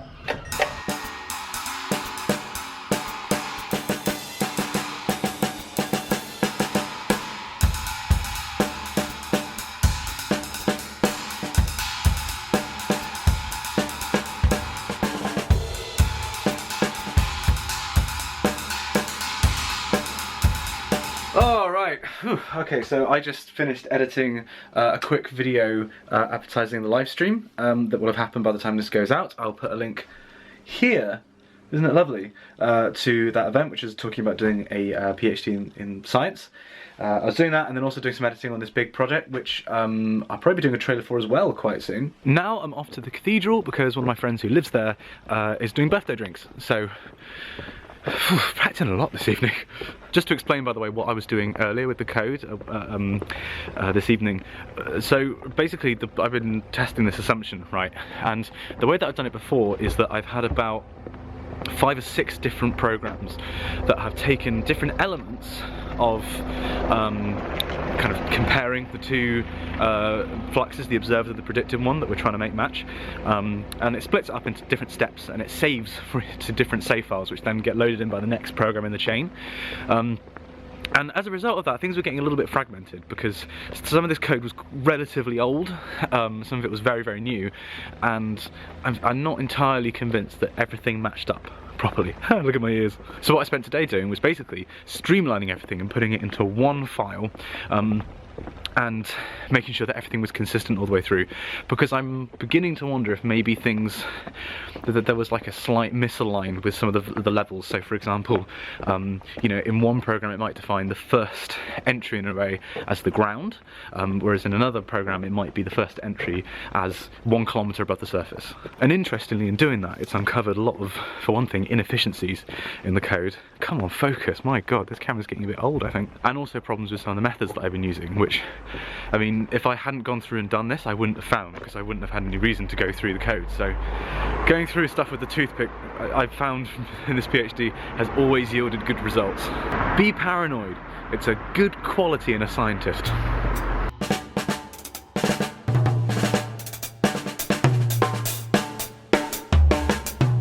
So after working this morning on continuing the code, which I talked about yesterday, I've been recording in the chapel, doing an interview with our director of music, Michael Graham, because I'm producing a video which is kind of like a general chapel promotional thing. Bit of a big production, actually. I've got a lot of work to do for it. But it's brought to home for me that a lot of this week has been wearing lots of different hats. Oh yeah, look at the ceiling. The ceiling in this place is really cool.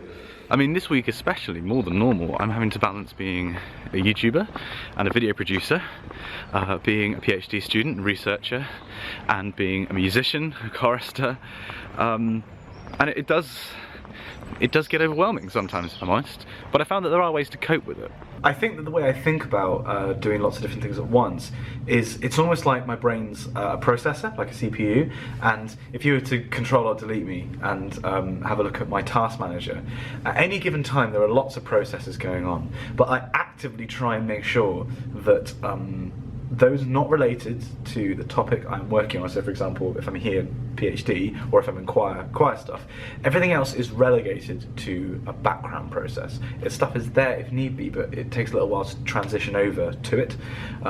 So, you know, you have a certain number of active processes going on, and it's almost like my processor is split, and I have like a processor for PhD stuff, such that like one processor is active at any time, and if the PhD one is active, those processors are active, and the other ones are still running on other processors, but you're drawing your information, like your feed to your brain from that one processor that the PhD is on, and then when I step into the choir, that one turns back to a background process, and then the choir one starts up again. So I basically try and partition my brain such that I can do, you know, as many as 4 or 5 different roles in a day as effectively as I can.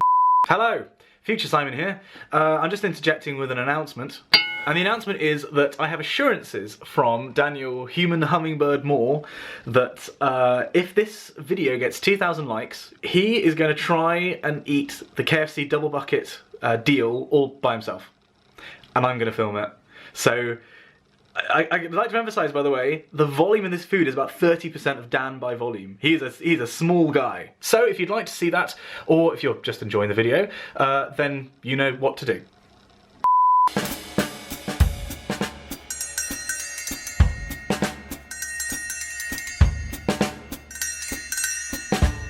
So, sorry? I'll just explain what we just did. Okay. Oh, that sounds very wrong. In the house. God. So, as a break from working this afternoon, I just did some recording with Mima. Greetings. Wow, that's formal. We just recorded one of her. It's an original song by you. It is. I have a YouTube channel. It's called Mima May. It has 2 other songs on it. I didn't even know that. You're welcome. Subscribe. There you go. I'll put a link down there. This vlog is just an endless stream of me promoting people. Oh my God! Stop.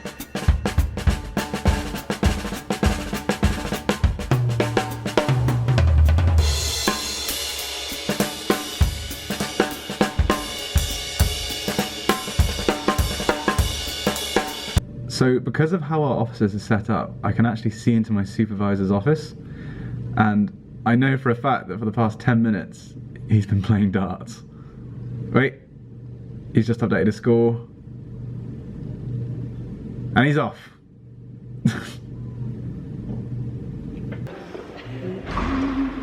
Right, rehearsal time.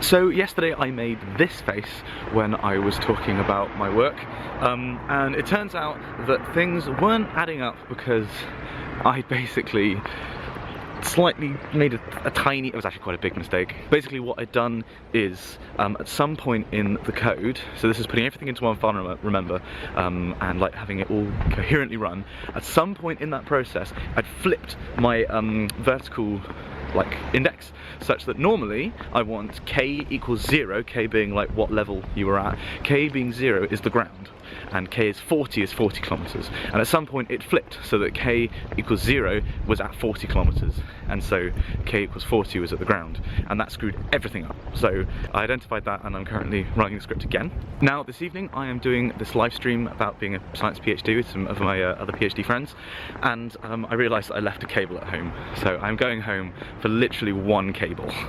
Can I do this? Nailed it. Where are you? Where are you?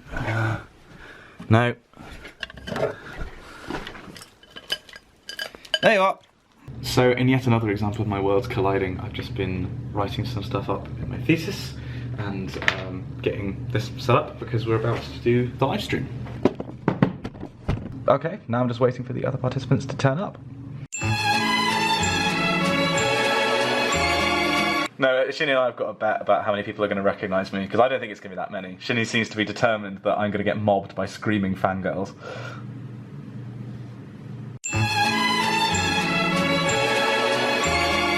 Alright, so that's live stream done. Great success, I think. Lovely bunch of people. I'm so lucky with the friends I have. Future Simon here again, just a quick announcement this time.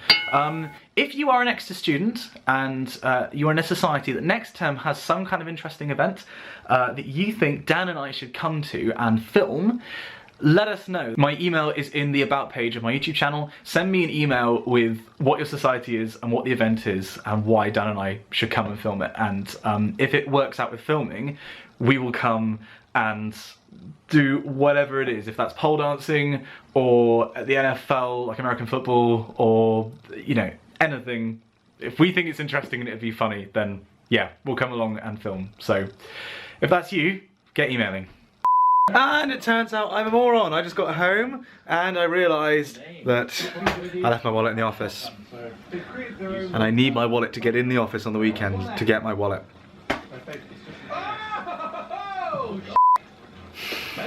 Now, in an unexpected turn of events, Liv randomly messaged me and said, do you want to go see Beauty and the Beast, which has just come out? Yeah, alright, literally just ran here. A surprise, to be sure, but a welcome one. Also, lots of you love the idea of Dan and I doing a film segment or film show. We're going to get on that. That is going to happen for sure.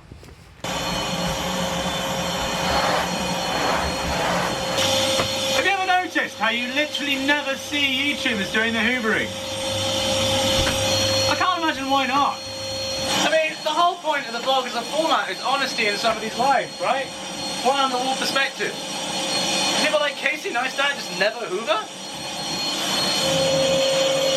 Hashtag make YouTubers hoover again. Okay, so now that's done. I've done all the good house husband stuff. I've done the washing up and the washing, and I've changed the sheets, and I've done the hoovering. I'd be a good stay-at-home house husband, just saying. So we just got a lift from our chapel director, which wasn't at all terrifying.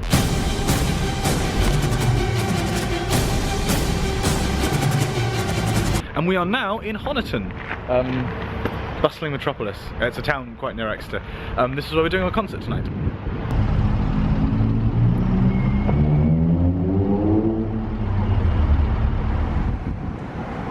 So we just got here in Honiton and did the rehearsal for the chapel choir. Now, before the concert, I just wanted to do a little bit of drone footage. I wanted to get some stuff at the church.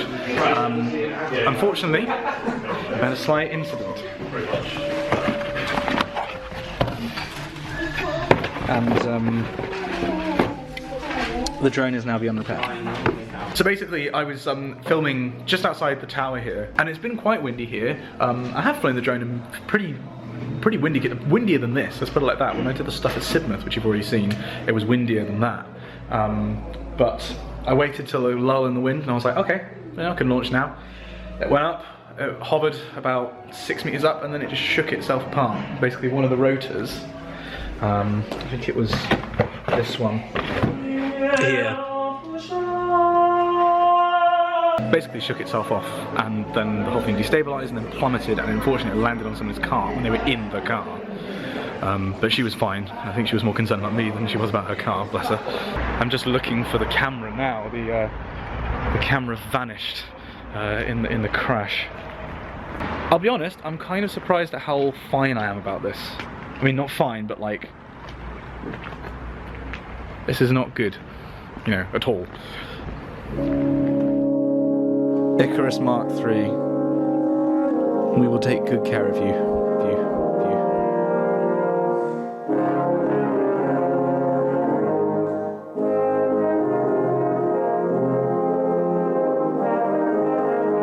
Alright, time to put that behind me. Concert time.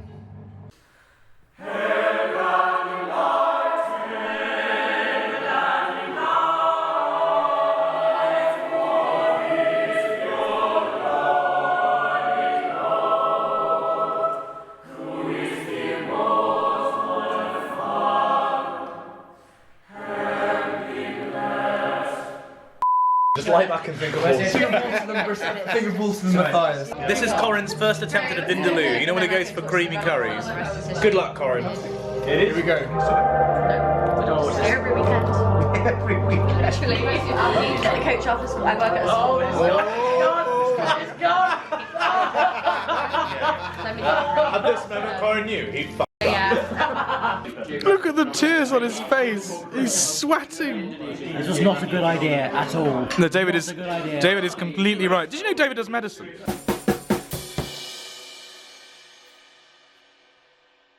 So after a very busy week, today is a kind of merciful rest. I'm deliberately trying to do very little today. We didn't actually get to talk after the concert last night because I spent all the battery recording the concert.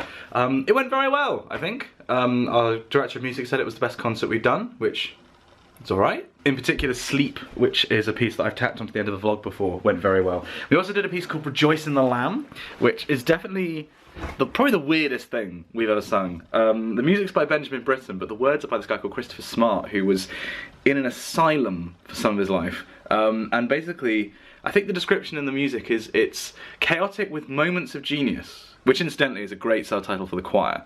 So the piece is about how this guy worships God through all the kind of idiosyncrasies of different creatures, including his cat, Jeffrey. And it's this big sprawling work. It's like 15 minutes long. I'll include a playlist, by the way, to all the music we performed in the concert, minus the piece which was written by Dr. Jones, which we also performed. So, as I mentioned, today is a day when I'm not doing very much, because I've earned a bit of a break. It's just been so intense, what with lots of PhD stuff, and PhD stuff not going so great, you know, that's stressful, lots of singing stuff happening, lots of YouTube stuff this week.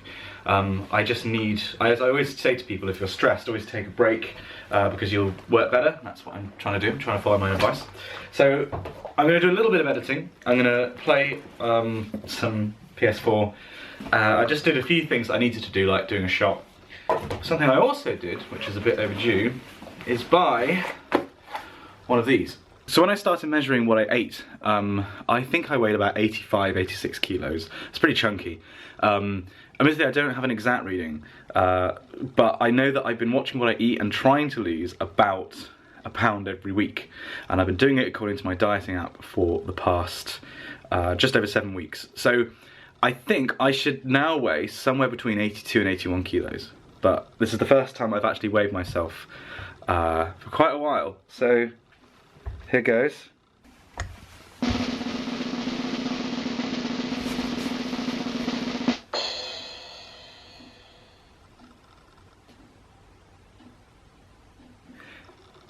I'm happy with that. I know I've definitely lost weight because there's a lot less of me. That means I'm actually on track. That's really great, and I have measurement. I actually have I have more data, which is a good thing. Now I've just got to keep doing it. Consistency is definitely the most important thing. Okay, so just got back from the service, which definitely now holds the record for the most depressing Latin we've ever sung.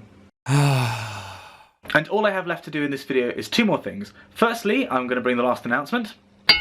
And that is that I am going to be setting up a Patreon in the not too distant future.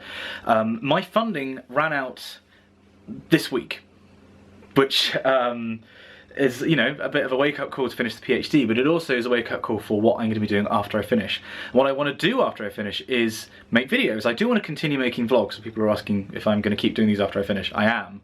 But more than that, I'm much more interested in doing scientific content and doing book content and films content, and there's so many ideas. I have so many video ideas that I want to put down, but I need to work out how I'm going to support myself, and a Patreon is a great way to do that, where you, the audience, if you want, you individually can contribute a small amount per month, literally like $1 per month, that goes towards keeping my channel going.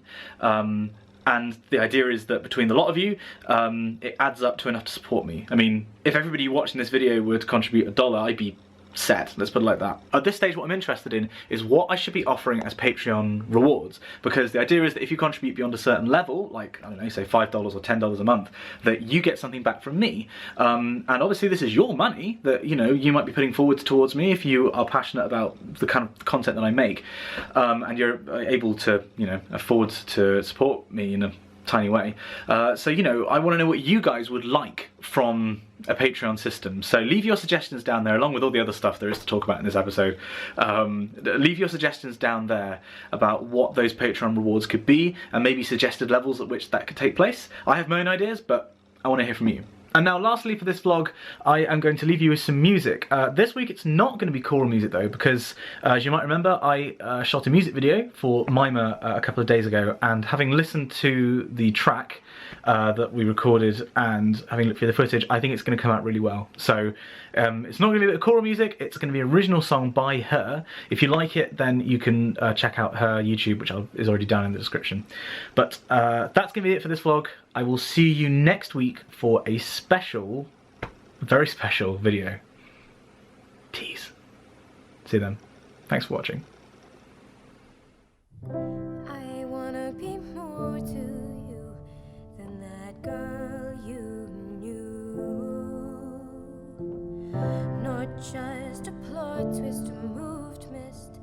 something timeless and made it look so easy to be replaced. I shouldn't have chased you, I made you so complacent.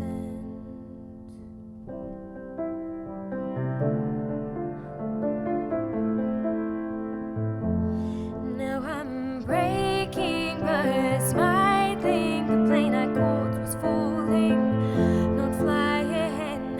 How can there still be tears when I thought every thought's been angry and fearless? But I still miss something, want to redo one thing. Whether it's the last kiss or the first, this can't be the ending. Am I stupid for thinking over every detail? Cause I still don't understand, it's like you're two different people. You're either stupid or heartless when we've come this far. You can't just be so careless. I don't know who you are. Where did you go? Thought there was more, but we burnt it. There's none left, and you shut the door. I was your whirlwind, your princess, and I never done so well. I gave you everything, I was unbroken until I fell.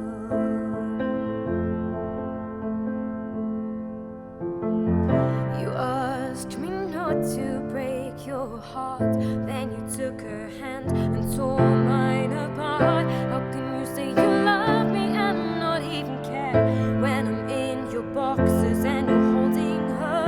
Brought me into your games and you pushed me away. I was bulletproof and you were my armor. Then overnight you went and lied. Now my heart's as messed up as your mind. You were all I wanted and all I was scared of. Something so perfect and mess your head up. You're either stupid or heartless when we've come this far. You can't just be so careless. I don't know who you are. Where did you go? Thought there was more, but we burnt it. There's none left, and you shut the door. I was your whirlwind, your princess, and I never done so well. I gave you everything, I was unbroken until I fell.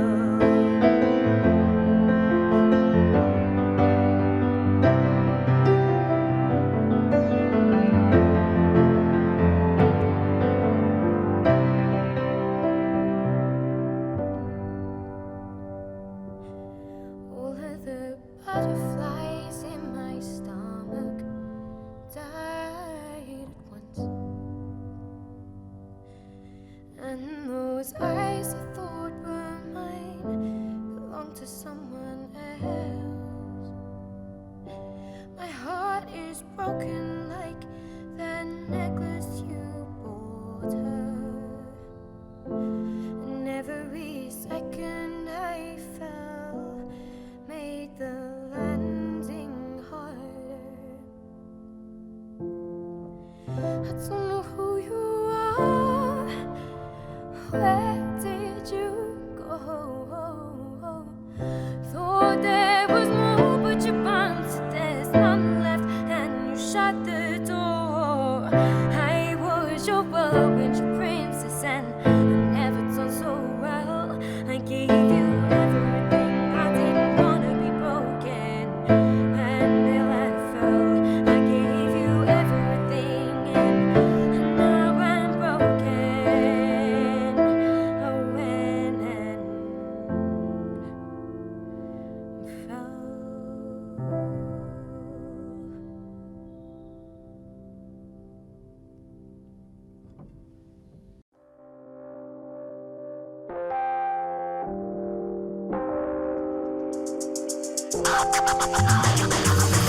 Happy Monday and welcome to a particularly gorgeous and sunny Exeter.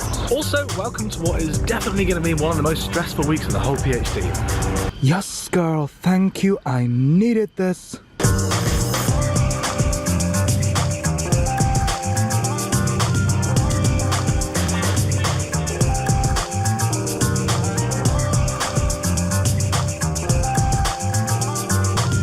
So it's just gone 6:30 and I'm leaving the office, and to be honest, it kind of feels like my day's only just beginning now.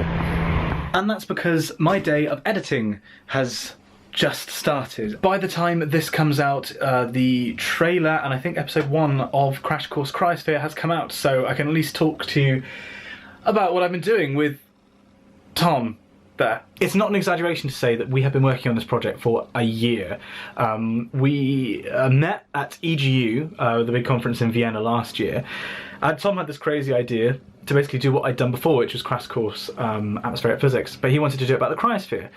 And over the summer we kind of hammered out a script and some funding, and we actually filmed everything that you see. We filmed in Cambridge in September last year, so that's about 6 months ago that we've been working on the project, like actually doing the post-production, and it has taken so long. Hopefully you'll see it in the editing, but there are just so many more layers to doing a project like this than there are in a vlog. So to give you an idea of the complexity of a project of this nature, so this is the master. This is all the different sections put together. So there's an intro over here, then we've got part 1 of the syllabus, we've got the history section, and then we've got the second part.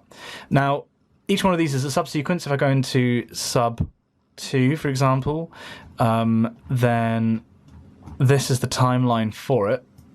And, you know, each one of these can be a graphic or B-roll that's to be sourced. In some cases there's animation, like this animation was a custom one that I did, animating each one of these like snowflakes and raindrops, for example. Also, this transition was animated by Tom. Oops, I need to update that. And then there's sound design. So the board wipe sound, chalk being drawn on a board, and that, you know, for this clip, the fact that there are multiple effects applied to it, like a corner pin, a slight amount of blurring to make it look like it's more in the background. Basically, there's just a lot more going on in this kind of project. There's a reason it's taken 6 months. And honestly, I'm a little bit nervous about releasing it, because obviously you work on something for this long, you know, it's a danger that you've done your work in vain. So fingers crossed, by the time you see this, the first episode's come out and it's been a success. But also, I'm just excited. I've been working on this for so long, and I feel like it's some of my best work. So, you know, for it to come out, it's like a combination of so much work and effort. From you know, Tom did a lot of the writing, and I did a lot of the editing. You know, and the production side of things was so long ago, but that was such an intense couple of days. It's, I'm just excited at this stage. And very tired. I'm tired because when I've been editing for the past couple of days, I've been working during the day on the PhD, and then I'll be start editing about 7, 8, maybe 9, and then finish editing at like 1, 2, 3 a.m. and then go to work, and then do the same thing over and over and over again. It is knackering. I am exhausted, but we're so close. But we're not there yet, so I need to get back to work. And it's a nice early finish, only 1 a.m.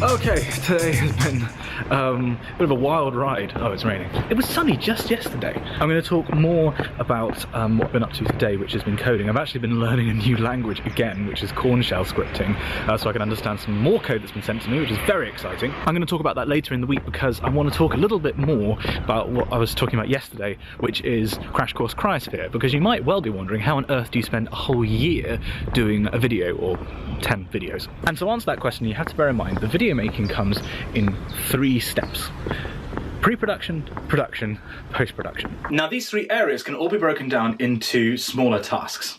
For pre-production, the main 3 things to do are defining your concept, writing your scripts, and actually securing funding that would allow you to kind of make the stuff. For Crash Course, we hired equipment. We actually had a budget of £1,000, which was from a research outreach fund here in Exeter, which we're very, very grateful for. But we spent from about May until about September writing, and that was something that mostly Tom did, because he's the expert in this stuff, along with some other glaciologists. Production is actually the shortest period, because all that you're doing in the production stage, well, not all, but basically what you're doing is filming. All the stuff that you see in Crash Course Cryosphere that isn't B-roll footage from like Antarctica, which came from the British Antarctic Survey, we shot in Cambridge over 4.5 very busy, quite stressful days. That included experiments going wrong, us having to move equipment, us accommodating for other people and noise around us. We had a really tight schedule and we just about got it done. Then finally, for post-production, you have what's almost certainly the longest time period. So bear in mind that we shot everything in September. We have been editing since then, pretty much from the word go. And as I've tried to indicate here, post-production has so many different aspects to it. First of all, you have to like transfer all of your footage. Tom and I have been using Dropbox, so we both got Dropbox like Pro, so we have a huge amount of storage, and then everything's stored in the cloud. First of all, you have to sync up your sound because you just record your sound separately. Then you have to edit it into a rough cut, work out where everything's going to go in terms of the script, if you need to change anything, and review it. You then have to be to design all the sound effects, design the graphics to go in with it, do all the animation. This is simplifying it because it does take so long, especially when you've got other commitments. So I hope you understand when I say that I really want people to watch it, and I hope that you have watched it and enjoyed it. If not, there'll be a link down in the description, because it has been a significant part of the past year working on this project, and you get very emotionally invested in it. I'm also extremely grateful to Tom, both for the original idea for the series, but also for sticking it out with me. We've been sharing the post-production work kind of equally, but in different ways. Like, I've got more editing experience, I've been doing more editing. He's obviously much more versed on the science side. He's been doing a lot more of the sort of design and marketing of it. You're great, Tom. So just getting home and cooking dinner, the other day Liv and I challenged each other to try and draw each other. This is the closest you're going to get to seeing Liv. I'd like to point out that she doesn't actually look like a mix between Mr. Bean and Cersei Lannister. It's not the best likeness, if I'm honest. So not 92, if anyone was wondering. What happened the other night, by the way? You came downstairs in the dark. Oh yeah, okay. I got up in the middle of the night to get a glass of water or something, and when I get up, I don't know if anyone else in the house is awake. I don't want to wake them, so I leave all the lights off and I just use the light on my phone. Anyway, so I'll reenact. Here we go, reenactment, right. So here's me. Turn the light on. Going in. Do I want a glass of water? Oh, I think I'd like a nice cool glass of milk. So I turn around, and what illuminates the first thing I see? Bam! Witch. Oh my god. Jump out of my skin. Stressful night. For all. Sorry, Liv. Oh, good. So right now I'm just about to sit down and do some more editing, but wait a minute. What? I'm getting a transmission in my imaginary earpiece. It's some new programming from the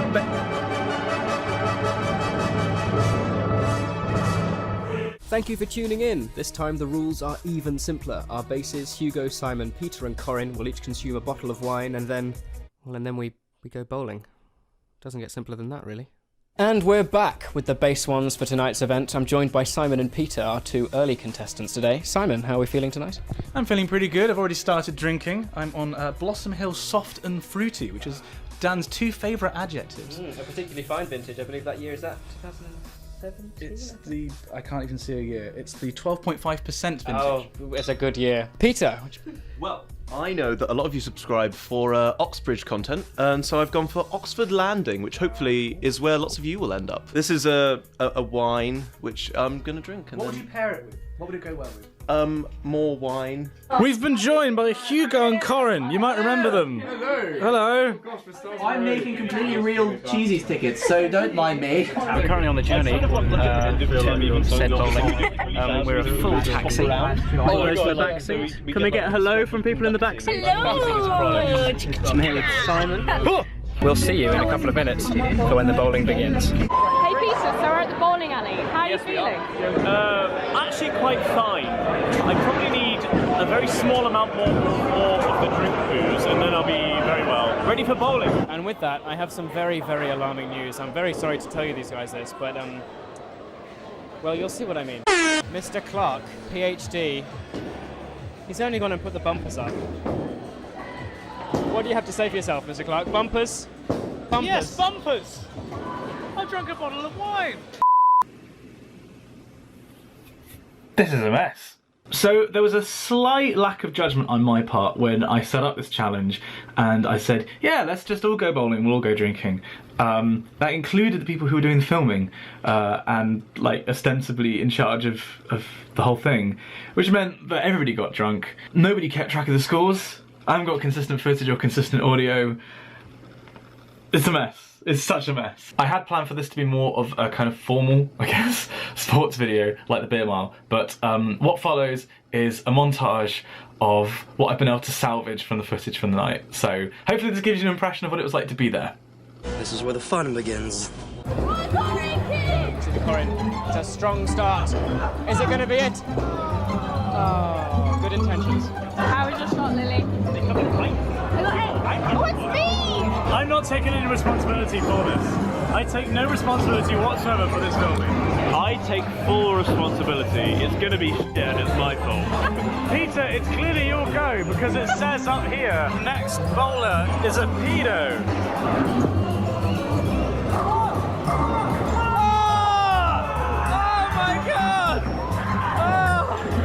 My parents! I love you guys!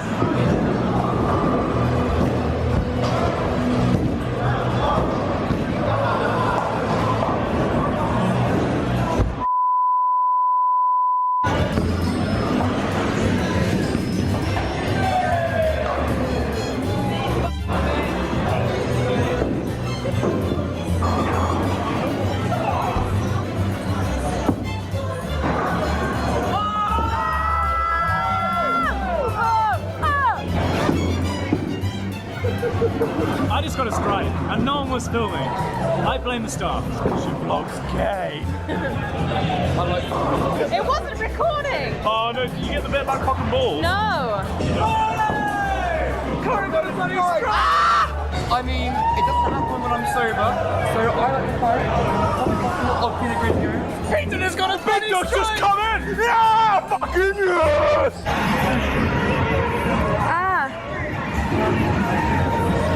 Hugo, what are your thoughts right now?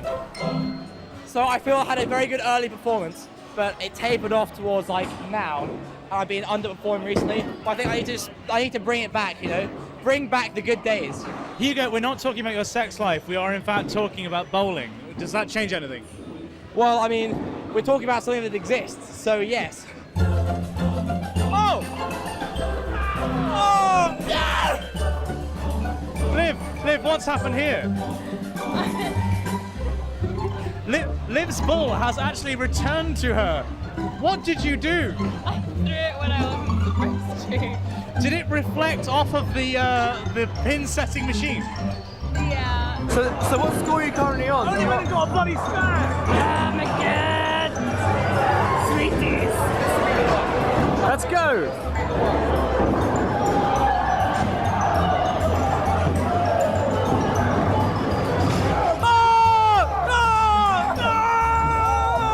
This is where the magic starts. Right, here we go!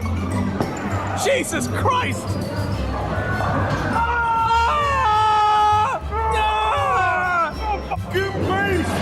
Right. I'm gonna have a Jaeger bomb and I'm gonna bowl and I'm gonna get a strike.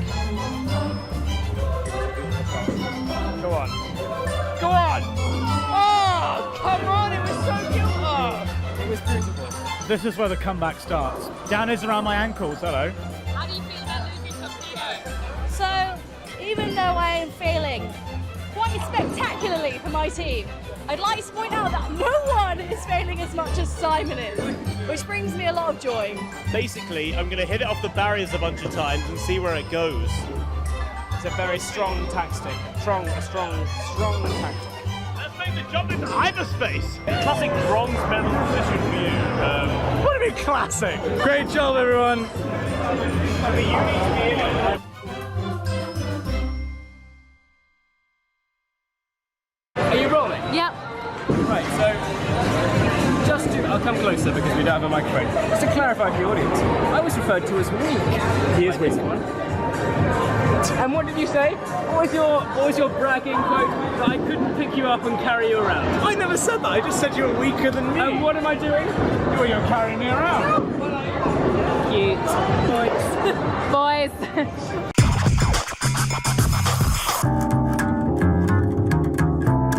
So we're here at the St Luke's Chapel, which is the other one on campus, because there's 2 campuses. And we are doing the last evensong of term with chapel choir. And what are we doing, Ed? Oh, did I catch you at a bad time? Oh no. Oh, it doesn't matter. Corin, what's your favourite piece of music in the whole world? Oh, Matthias Jesus service, Simon. What are we singing today? Matthias Jesus service. He's very excited. He's a happy boy. I've actually been looking forward to this moment for quite a long time, which is quite sad.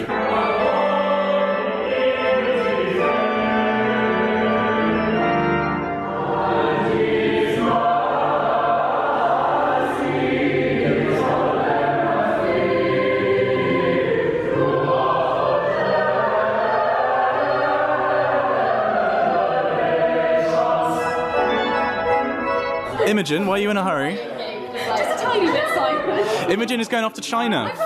I'm going to today, not now. You're on Twitter. The internet's patchy apparently, but follow her on Twitter. I'll put it down there. Back to the mothership. She wasn't from China. So as you probably heard, that's a little bit different from a lot of church music you've probably heard before, like on this channel. It was only written in the 70s, so it's very modern. And it's a challenging thing. I'll definitely say that, but it is very good.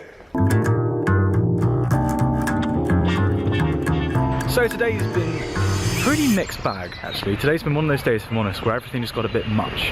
Like everything that I need to do was trying to go through my brain at once, like all the germs trying to get into Mr. Burns' body at once. Move it, shout ahead. We call it Three Stooges syndrome. Everything just got too much over lunchtime, and basically I had to just take an hour or 2 out and just sit with a notepad and work out everything I need to do, categorize it, prioritize tasks, and then, you know, just work out, literally writing a list. What do I need to do before I finish my thesis? Work from there. And personally, I find that helps so much doing that kind of stuff. However, after a decidedly shaky start to the day, this afternoon we leapt several steps forward to actually getting a PV inverter working, because I finally cracked the driving script, what's called the driving script for the inverter, which is basically like, there's 8,000 lines of code that actually does the inversion, which I've talked about. But in order to use it, there's like a smaller set of, smaller program that's like a couple of 100 lines long. It's a bit like the control system for it. And I finally understood how that works. And now I am just missing a data file, which is either going to come from Reading or he's going to give me instructions on how to make one, and then we can finally get it working. So we've got a chapel thing tonight, but which is why he's dressed up. I still need to get changed. But I asked you guys for questions on Twitter. We're going to do a housemates Q&A. I guess that's the big title that's going to come up. Exciting stuff. Robin's asked, I'd like to know why Dan is a hummingbird. My mother is actually a hummingbird, so you know. Maths or English? 3, 2, 1, English.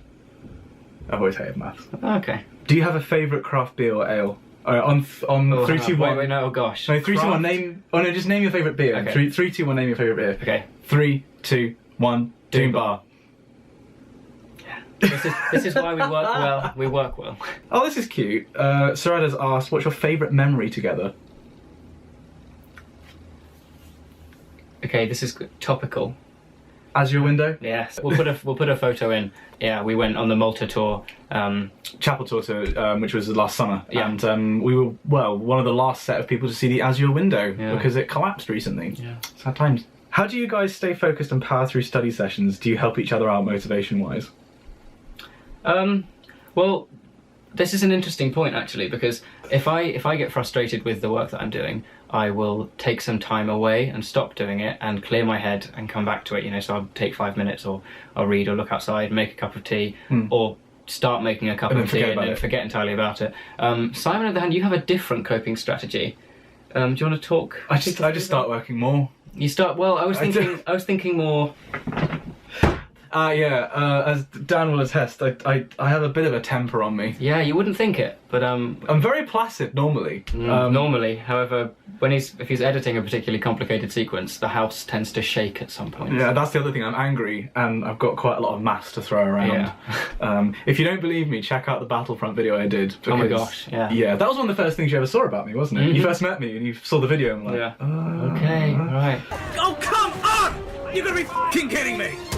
Oh, come on, you f***ing face! Oh, for goodness sake. That is not getting read out, Liv. Liv, what do you mean when? Sorry, we need to talk to you about that. Yeah. Which has been the most difficult / struggling things about being housemates? Have there been any fights?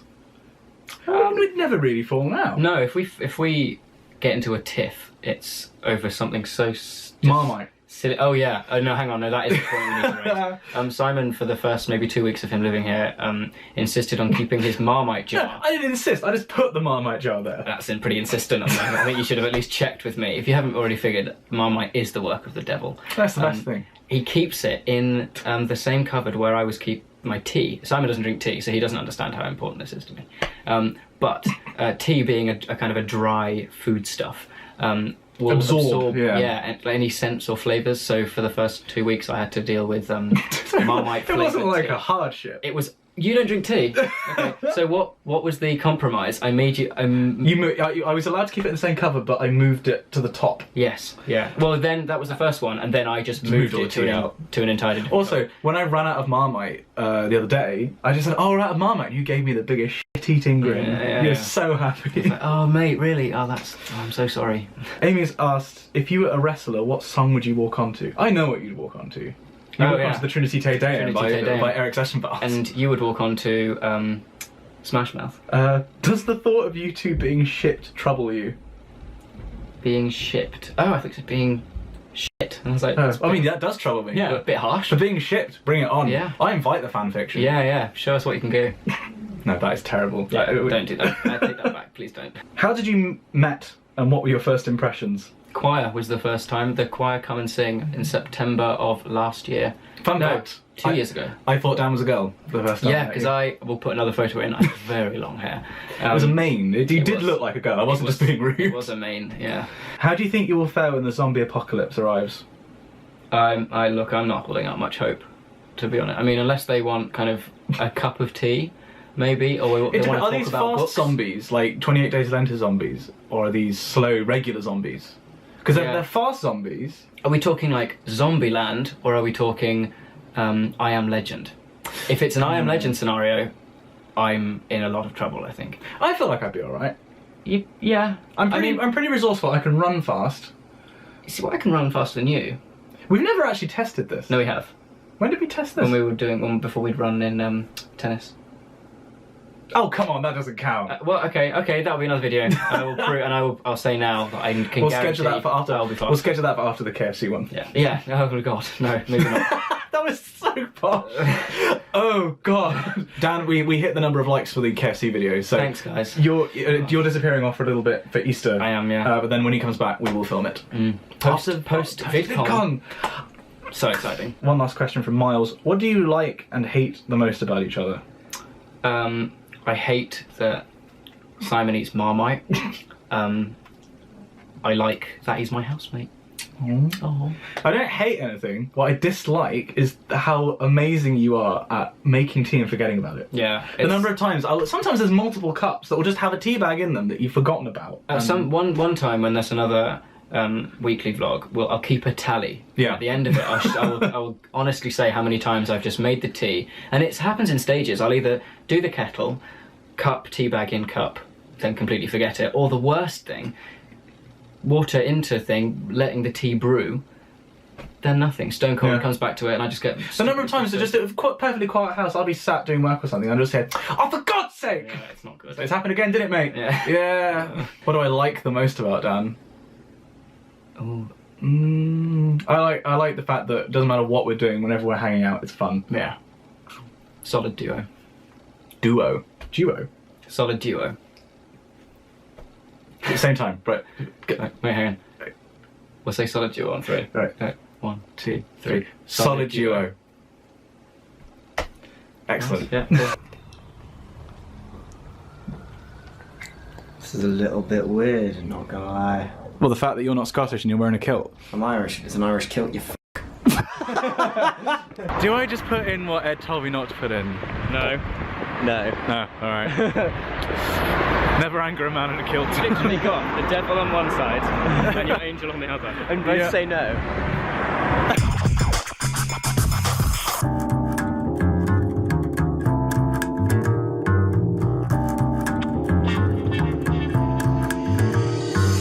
Stop moving or you won't be focused. Yeah, so no, actually stay still because that's you've got the Lucy Moon and soft focus with those balls in the back.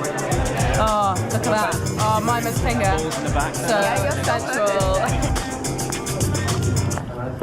The day is not yet done, however. Remember how early in the week I said that when I leave work it feels like my day's only just beginning?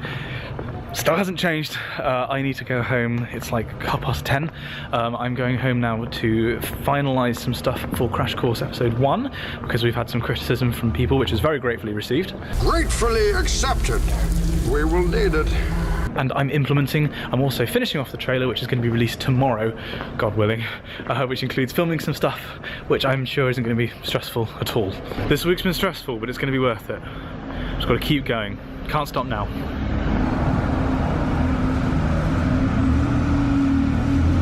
Here we go, last push.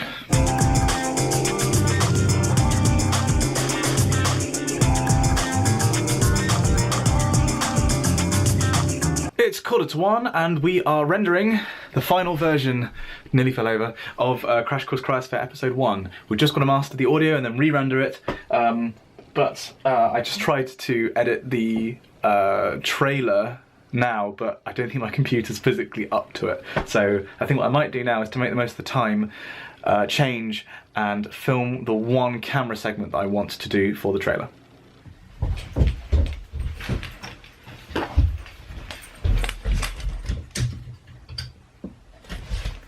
I realise that anyone who has to say, I'm not crazy, but sounds crazy, I know how silly this looks, but I've got to get this done.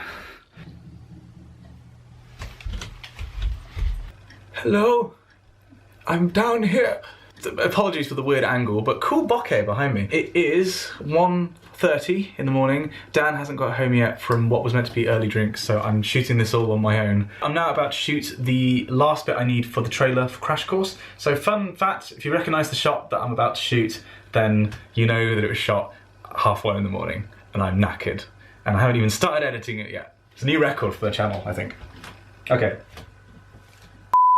So, to show you the phone view, hello, got the microphone down here, and then I don't actually have a tripod in the house. So, we have a chair, a bin, a drone box, and then a tiny tripod with the camera on top, and then, oh, other way, well done Simon, a light with a bit of toilet paper over the top of it, and then behind me we've got these lights for the bokeh, which is why I'm shooting in this location, and look at that, it looks professional. It's like, you'd never guess that this was done 1:30 in the morning by a man not even wearing any trousers.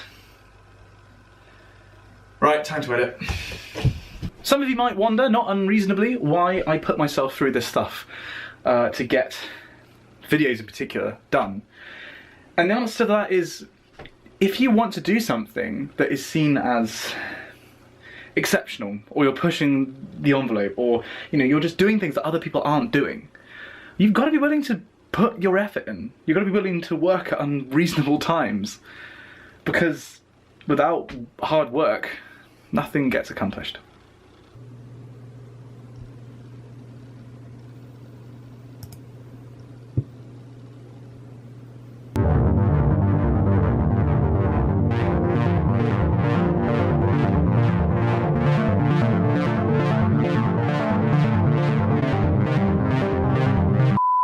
Future Simon here. I had planned to do a big segment on Friday talking about the code that I was writing and the programs that I was working with, but I was too tired to physically do anything. In fact, I just went home and I slept, because this week I had pushed it much too hard, and even I have my limits. So I realised that I needed to stop working, and I took the rest of Friday off, including being off from the vlog, and I also took the weekend off. But before we get to the weekend and all the relaxation I needed, I want to do 2 quick announcements. Actually, before I do those announcements, if you would like to see me talk about the code in more detail, what I write in, and kind of how I approach it, comment below, because I could definitely do a separate video about that. Announcement number 1, when I started this channel, a big point of it was social mobility and helping kids go to uni and giving advice about particularly Oxbridge. Now, I recently met up with the founder of a kind of charitable service. It's like a company, but it's a free service that is exactly this. It's called Take Me to Uni, and they have a website which I'll put down in the description. Basically, if you're a UK student and you are looking at universities but you don't have a way of getting to university open days, and I can't stress enough how useful open open days are for assessing whether you should go to a uni. It basically sorts out car shares with other people from your school or from your area that might be going. So I think it's a fantastic, and it's free to use service. It's exactly what this channel was about to begin with. So check that out. And secondly, I now have a Patreon. If you don't know, Patreon is a service which I've talked about before, where you can effectively support me financially through a small donation every month, especially now that the funding for my PhD has run out. YouTube is basically how I'm financially supporting myself, and AdSense revenue is not the best for tiny YouTubers like me. So if you like my content and you have a couple of bucks spare, then there's a link down there in the description. In exchange for donating a set amount per month, you get different perks. If you donate more than $3 a month, then you get access to my Patreon, my exclusive Patreon feed, which is going to have discussion of future projects where I'm going to get your input on what I'm going to be working on. And also, I'm going to be posting at least one silly video a month, which is basically going to be me and Dan doing something stupid. So if you like the sound of that, then yeah, donate to my Patreon and help keep this channel going. That's it from me. Back to Past Simon with The Weekend. So in the spirit of trying to do less, I am trying to do something that's called not working on the weekend. I think I said that right. And so Liv and I are going into town. We're going to try and both make something for lunch that we haven't made before. So I'm making a fake chicken and leek pie. Liv, what are you making? Clementine cake. Food is my favourite thing. The lady is making a choice for which biscuits, and she's gone for... Oh, she's gone for the milk chocolate malted milks. It's an interesting choice. Everyone, of course, knows that chocolate bourbons are superior, but if they're in the house, I will eat an entire pack in 30 minutes.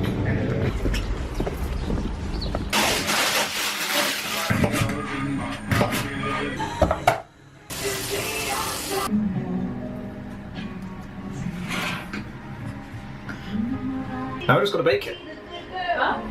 Talking to camera. No way. No. Oh, that was way too much. I'm so sorry. You ruined my meal. Well, at 4 o'clock, I think we did a pretty good job. Fake chicken and leek pie, homemade chips, and peas. But wait, there's more. Because we've also got Liv's dessert. What is this again? Clementine cake. With custard. And we've improvised a few ingredients. Have you shown the actual cake? Because it looks so much better without the custard on top. I will now. She did good.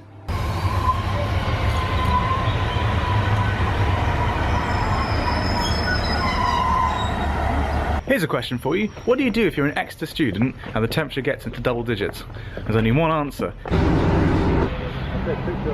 Whoa. They saw that. Why go to the beach, of course? Look at them pasty feet. I've gone full Englishman. So this is one of the extra things to do, because we have this beach. This is Exmouth Beach. I think it's literally 15 minutes on the train. It's like a couple of quid to get here if you're a student. And the first sign of summer, that train is packed with students. Everyone comes here, and honestly, it's one of the best traditions in the whole university. I love it here. I realised, by the way, that Casey Neistat did a video about going to Miami Beach recently. Except this isn't quite the same, but it's still pretty cool.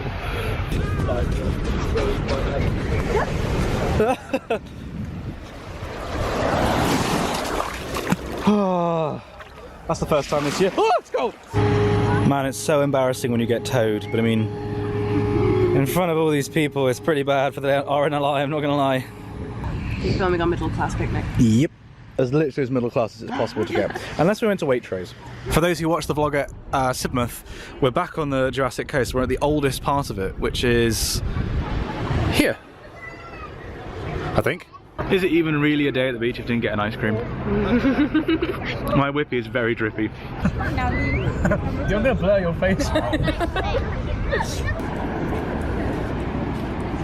So we're now down in the far part of the beach to climb these mighty cliffs, which I've been assured are here. And I was thinking, oh, they're going to be like Sidmouth cliffs, like you saw in the previous vlog. And I'll be honest, they're a little bit underwhelming. They're small hills. This isn't the main cliff. Okay, I'll reserve judgment. You haven't got the other birds chasing it off. So over here, there's a dog. He's in the water. There he goes. He's going for the birds. And the birds are alternating between flying away from the dog and attacking the dog. Also, Chloe didn't see that this guy had a board on, so we just thought that this was Jesus. Hey! Look at him go. So these are the main cliffs now. I mean, in terms of scale, I think if you zoom in really closely, you might be able to see Jon Snow climbing it with a few wildlings. It's really underwhelming, guys. I'm not gonna lie. It's really nice around here, though.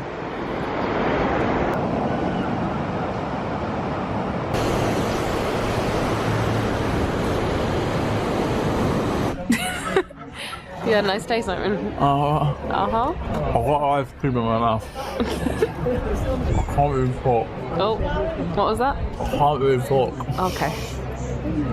Lucky viewers. Lovely view. So we've just climbed up the cliffs. We're back. This is at the oldest part of the Jurassic Coast again. That's Exmouth over that way. Liv and Chloe are over there on the point, but what I'm at is really interesting. I didn't know this was here. This is what they call a geoneedle. Basically, this celebrates the story of the Jurassic Coast vertically. So at the bottom, there are rocks from the oldest part, which is here, the Triassic.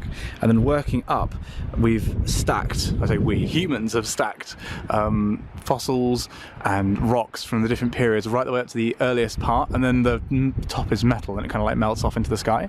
This is so cool. It's like we managed to bring together rocks that have been separated by tens of millions of years all into one. Humans are pretty neat.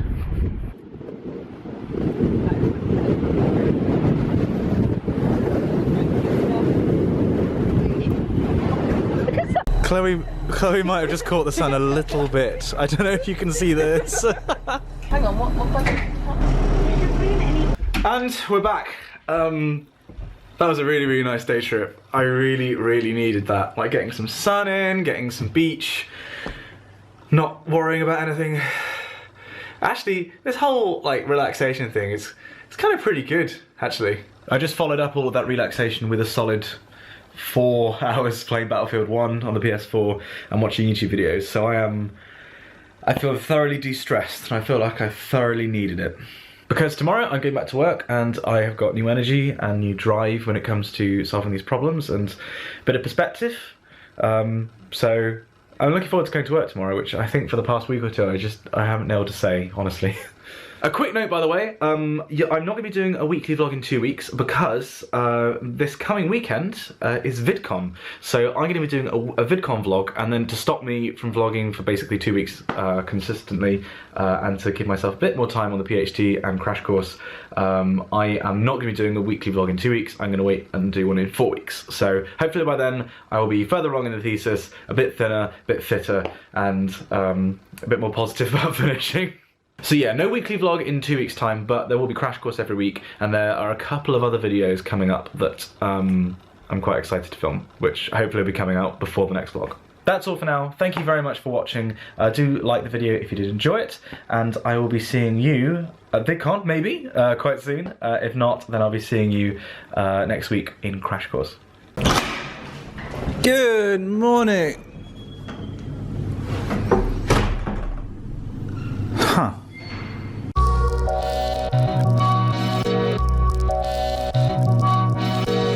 So this week is the week of a big conference happening in Europe called the EGU, which I would normally be going to, but I'm writing my thesis. So we're a little short-staffed here this week. More fool them, because they're going to miss the greatest achievement of my entire PhD.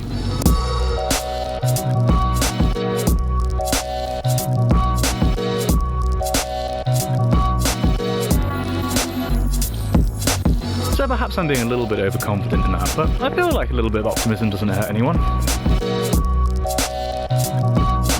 Thanks very much. I'll take that.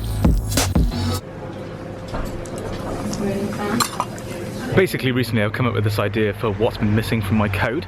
By the way, I have heard very clearly you guys want a code video, so I will be doing one. Not quite sure what and how yet, but yeah, that is coming. So this week, and specifically today, I'm going to be implementing what I think's been missing, which has gone well so far. Yet to get a result out, but getting there.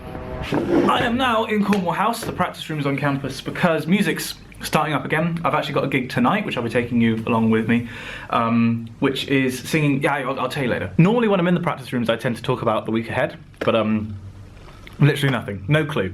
There's no organised stuff this week, so it's as new to you as it is to me. But I can say that, as you may have already noticed, the vlog is changing.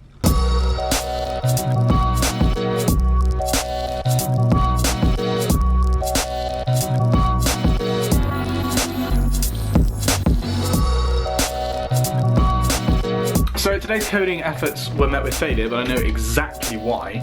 I've just come home to think about what I'm going to do next and do a little bit of housework. I figured that if I'm going to be singing in my own clothes, I may as well not be really creased and stuff. So it turns out we actually own an ironing board. I didn't even know. I haven't used an iron for like 8 years. Oh god.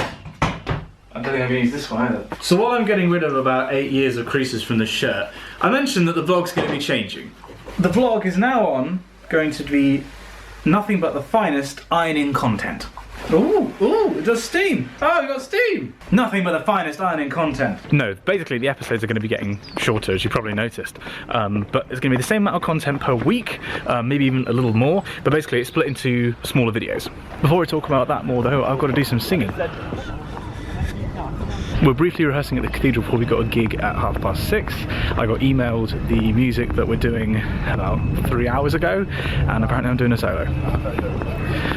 By the time you've been in chapel choir for as long as I have, this is pretty standard, to be honest.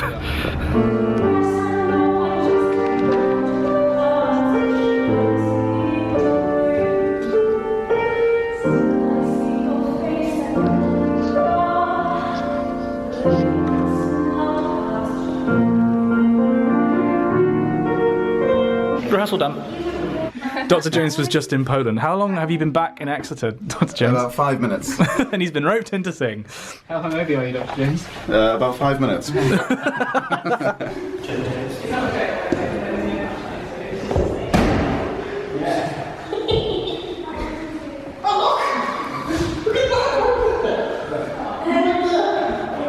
a pleasure to welcome you all here to Devon. What a beautiful time of year to be here. The sun has been shining all day, and particularly to this church in Exeter. We're very lucky in Devon.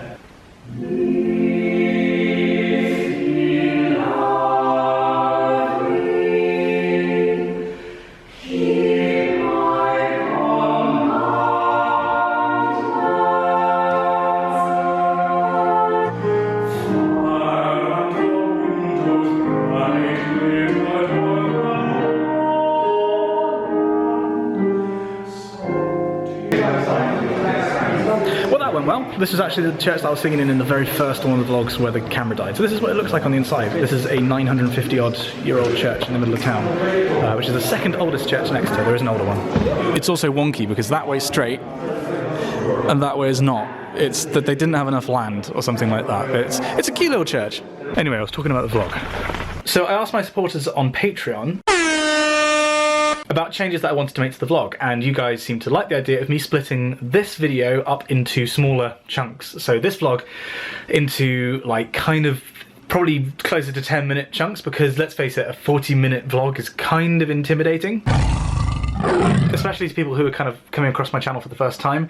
So I thought it would make it a bit more user-friendly to split these videos up, and also because it gets me more views because I'm a massive sellout. But there are other reasons, like it means there's more content going out more regularly, which kind of helps YouTube's algorithm. The more stuff you post, the higher you're ranked in recommended videos and stuff like that. So yeah, that's the reason why vlogs are going to change to shorter videos. Same content, just split up. And exactly as last time, I'm stuck in a race against time to try and finish off the new crash course. And we're done. Voiceover's recorded, final edit's done, and it's even a nice early... Oh...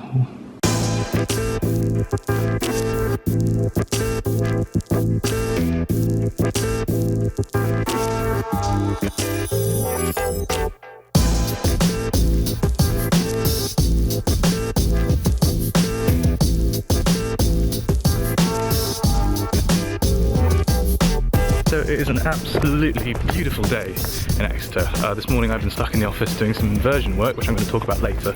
But first, if you happen to be on this part of Google Street View on Exeter University campus by the Amory building, I think you might see me. Ha! Never seen one in the wild before. First though, I'm going for a swim with Liv. Just as well I wasn't filming then.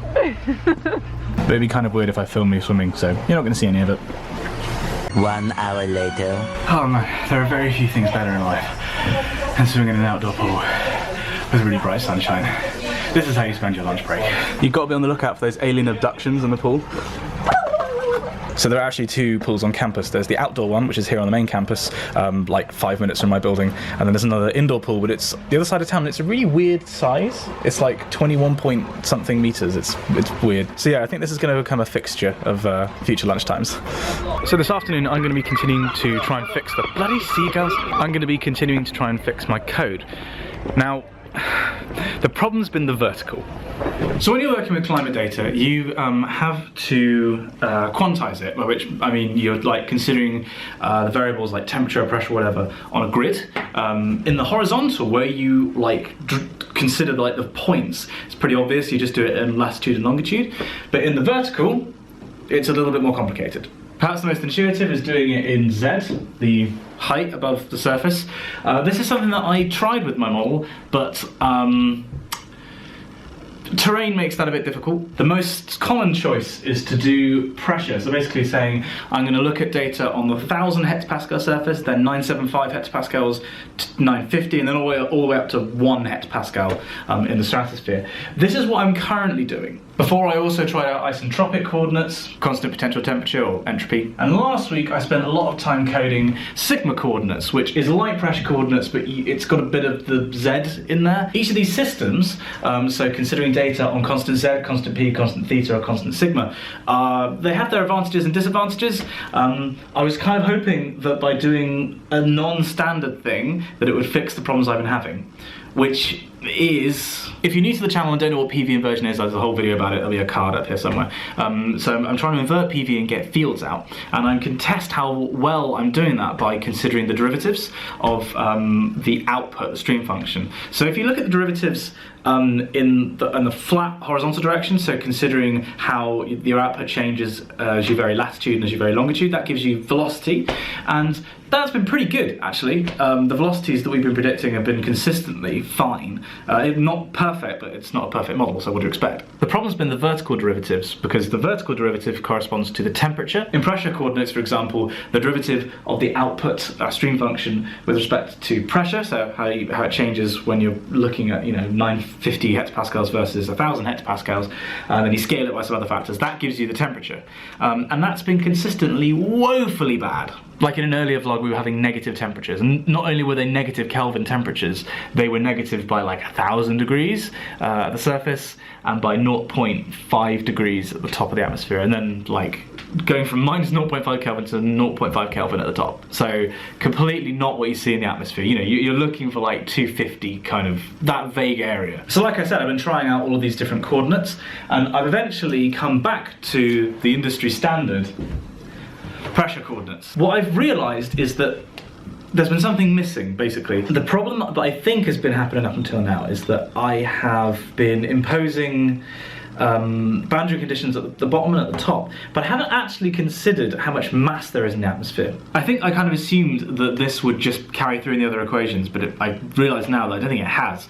So today and yesterday I've been writing scripts that basically kind of force the levels of the atmosphere. So basically before I would allow the program to have all of these levels in the atmosphere, basically starting off by assuming that they're kind of all in the same place, and then that they'd expand out with a certain amount of mass in between each layer, which I could calculate but I'm not interested in, and that would just naturally spring back to the kind of default values you see in the atmosphere, because you're forcing it with what the atmosphere is forced by, like the rotation of the Earth. But it turns out that's not correct. So basically what I've been doing is writing in a loop in my code that says at the end of each iteration saying, well, what's the mean distance between every two sets of layers, and saying, right, well, the average should be this. That's what you observe in the atmosphere. So add this much to every data point on that particular level. And then that doesn't affect the horizontal derivatives, which, as before, were fine. And they are still fine. what I've now done is managed to get the vertical derivative, so basically how like your output from this data point here, for example, and how it compares to the output at the point directly below it, like on the next pressure surface down. They're now looking a lot better, but they're not quite right. Because, for example, the pole is currently warmer than the equator under my output, which obviously isn't right. Wow, I was close then. And that's not just a case of changing a minus sign, there's something kind of deeper going wrong. But, actual progress. Like I said at the start of this vlog, I feel like I'm finally getting there.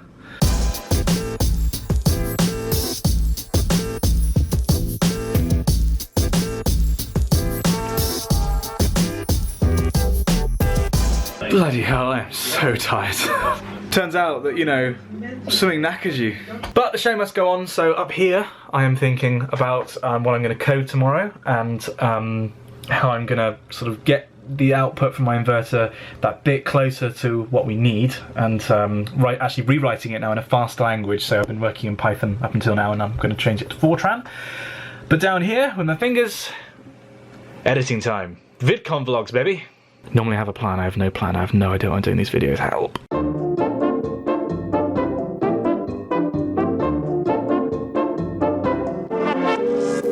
So one of the many advantages of living in Exeter is the fact that when you want to go for a run, like I am this morning, you get to run by the quayside in the river.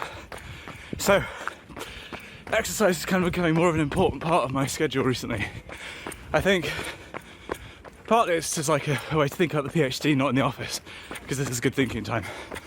But also weight loss, as I talked about before, and it's going up to summer. I don't want to be that fat guy in pictures next to Liv. You know, she's going to look hot, I got to look hot too. So hence, 10k run first thing on a Wednesday. Whew. This is the tail end of the run. This is Double Locked Pub. Halfway. Now there's a reason to go for a morning run in Exeter. Absolutely beautiful morning.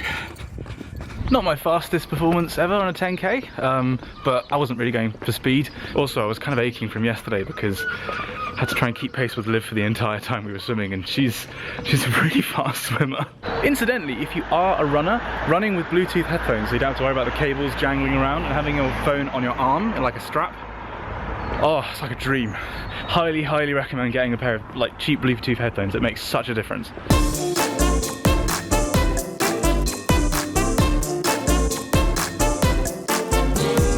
So this morning I've been poking around in the stuff I did yesterday and kind of tweaking little improvements. The main thing I'm doing today is rewriting the meat of the inversion software that I've written in Fortran. Up until now it's been in Python, which completes the kind of resolution that I'm running at. It does about 50 iterations in about 2 minutes, which is pretty slow. The same software that's written in Fortran will probably do about 2,500 iterations in 10 seconds.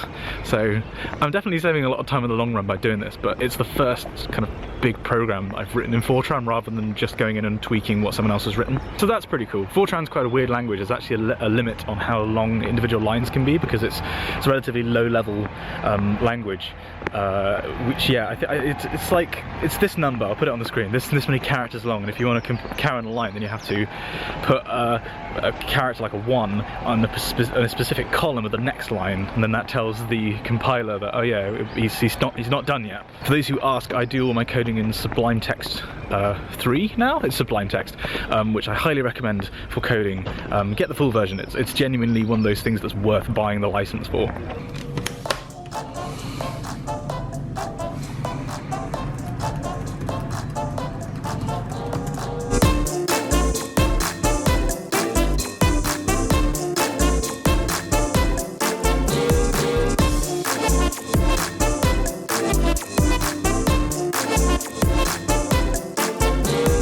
So that was a pretty successful afternoon of Fortran, actually. I had a bit of a wobble in terms of confidence about the project earlier again today, which is like the 5th time this week, but that actually was really good.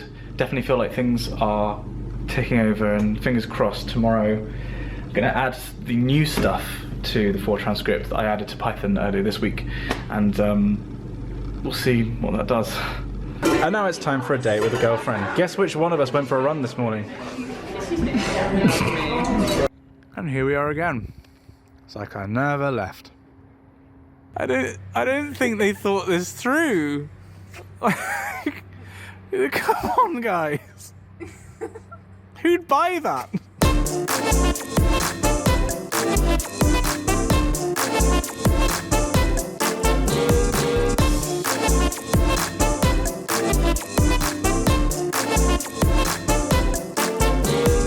So seeing as it's such a nice morning, Liv and I thought we'd take the scenic route to work, which means going through this valley that's right by uni, but it's alright, I guess. It's pretty nice.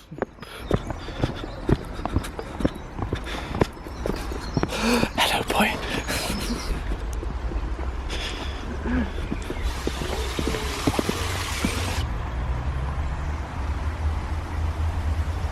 I took the photo for Chapel Choir's debut album in a field up there at like 4 in the morning. Happy memories.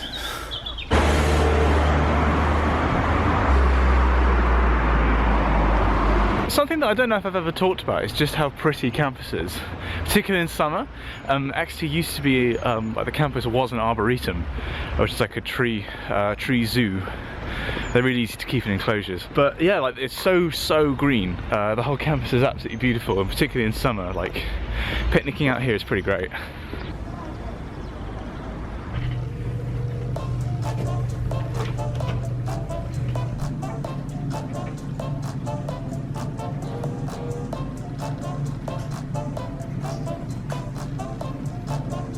All right, it is just gone past 6:30. I've been in the office since 9, just before 9. Really productive day, actually. I've been coding in Fortran and adding in functionality. Today I want to talk about something which I've been asked about a couple of times, which is the apps and software that I use in my PhD. So I've already mentioned that I write in Sublime Text when I'm doing coding, which I highly recommend if you're coding. I code up my thesis in LaTeX, which is by far the industry standard for doing science.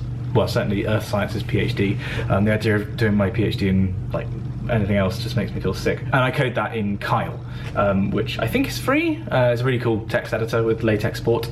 Other than that though, I use Mendeley for bibliography management, which I find phenomenally useful because you can access your papers anywhere and it generates a bibliography for you. You don't have to worry about like the BibTeX link. I also use Dropbox to keep hold of all of my code, and that acts as version control, and it also means I can work on stuff from anywhere. Like I can work on stuff from home or in the office, or if I'm really desperate I can check a figure on my phone. Then in addition to those, which are like the meat of kind of what I use, I tried using Todoist, which is a Tom Frank recommendation. I find it just isn't really for me, but then again I haven't been terribly productive recently, so maybe I should be reusing it. I prefer manual to-do lists, but when I used it, it was useful, along with an app called Tomato Timer, I think it was called, as like Pomodoro Technique, which was an app that I used for a bit. I'll include links to all of these down there if you want to check them out. Again, I'm not using it at the moment, but in the past that's worked for me. Slack is another app, actually, that the team here uses, where the whole research group is on a Slack, and there are different channels for like, if you have a coding problem, if you have like requests to look through something, like a bit of physics, and that's quite useful, actually. I feel like that, like Slack is a pretty cool service. But I don't know, is that a professional thing? Do you use Slack? But that's kind of it as far as software goes. There's only so many things you can do to boost your productivity. At the end of the day, for me, it comes down to writing computer code, which represents physics. So in order to do that, I use Sublime. That's basically what all my time is spent in. Also, for the however many times I've answered this question, yes, I use Ubuntu because it's free, and I only had a certain budget for my laptop, and I don't want to have to pay for a license, and also because it's a chance to learn the operating system, and this way I'm much more versed in sort of how computers work. With Windows, you're always a little bit insulated from it. So yeah, I use Ubuntu, and it's not a dual boot. It's just pure free stuff. Seriously though, what the hell is going on here? You're meant to match. I mean, you spatially match, but what the hell is this? I want 300 degrees, not 9,600. Come on! It's been a long day, so I'm going to get an early night. Very early. Thanks, Dan. Because, lol, JK, we're going off to see the new Guardians of the Galaxy. Yee! We're on board the Red October currently. We're at DEFCON 2. Simply Red standing by. Apparently my phone really doesn't like this light, so we'll cut to us talking about the film after it's happened. Now, what did you think? I thought that was really, really good. I think I enjoyed that more. One of the things that I said that took Simon by surprise on the walk home was the last midnight experience we had in that very screen. Yeah. Was Rouge One. Yeah. And I thought this was much better. Just as a view, you likened it to comparing apples and oranges because they're very different films. Totally different films, tonally different, visually different, as a storytelling completely different. However, if you kind of, the way I did it was I kind of dulled it down and basically said without analysing it and thinking too much about it, you go to the cinema to view something that you enjoy. Ideally, you want a piece of entertainment, right? And this was more enjoyable. I found it. I felt more. I laughed more. I am more. I am Groot by comparison. Yeah. I mean, I think it was a good film. It wasn't great. As we had because for full disclosure, we live like 2 minutes from the cinema. So on our brief walk back, we already agreed that it wasn't great, but it was good. But also that parts of it, components of it, were excellent. I think the humour in particular, I was laughing a lot. Yeah. I said I would. I mean, without. I might change my opinion after kind of giving it more thought. But coming out at the moment, I'd score it pretty comfortably with a 7.9. So the issue I found, interestingly, that you said that you felt there was a inconsistency in tone, which I understood. I think that given its Guardians of the Galaxy, tonally it's such a broad spectrum of stuff, that's what makes it so great to watch. But the only thing that I felt for me was the pacing was might have been a little bit off in the final third of the film. Felt way faster. It's like they were trying to kind of tie up loose ends really, really quickly, and you kind of like bam, bam, bam, bam, bam. I felt like the whole thing with the pacing I felt like the whole film was stretched. Actually, I felt like there wasn't enough material to cover a full film. There were. You know what? Should we end this bit in the vlog now? Should we just film a whole segment to put it on Spongy and Electric, and we can just talk about the film for 15 minutes? Yeah. Okay. Alright, we're going to upload this on Spongy and Electric. If you want to see that, there's a link. That's our second channel, by the way. Well, there's a link down there. See you in a bit. Me personally, I love this film.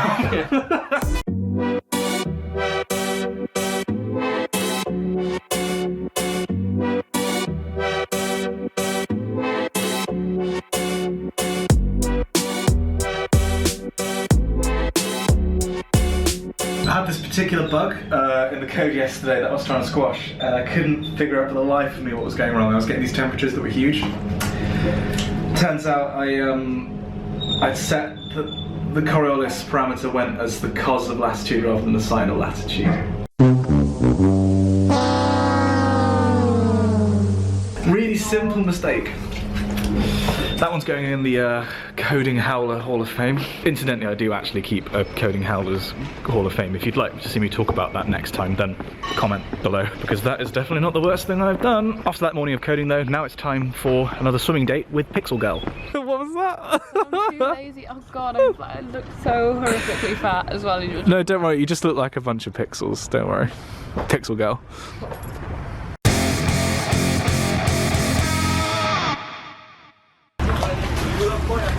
I have to find a way of like visually communicating how we swim.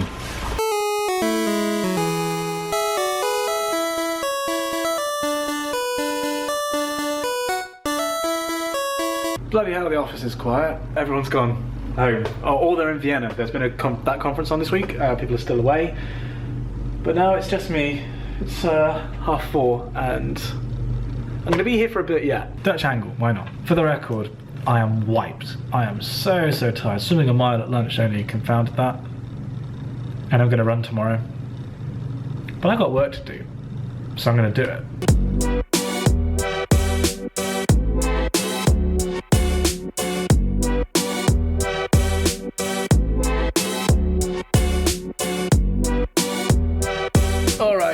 Spawn 6, I am conceding defeat for today. I might actually work on this over the weekend because I feel like this is really close now. I know I've said this so many times before, but yeah. It's now a problem with Fortran. Like, I think I know what I'm doing in terms of the physics. It's coding it up in the new language that is new to me that's causing the problems. And Fortran's a little bit archaic. That's throwing out problems of its own. Still though, good day's work, good week's work.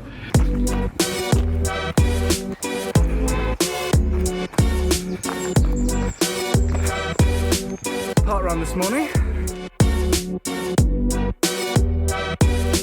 Alright, time for the post-run weigh-in. First time for a couple of weeks.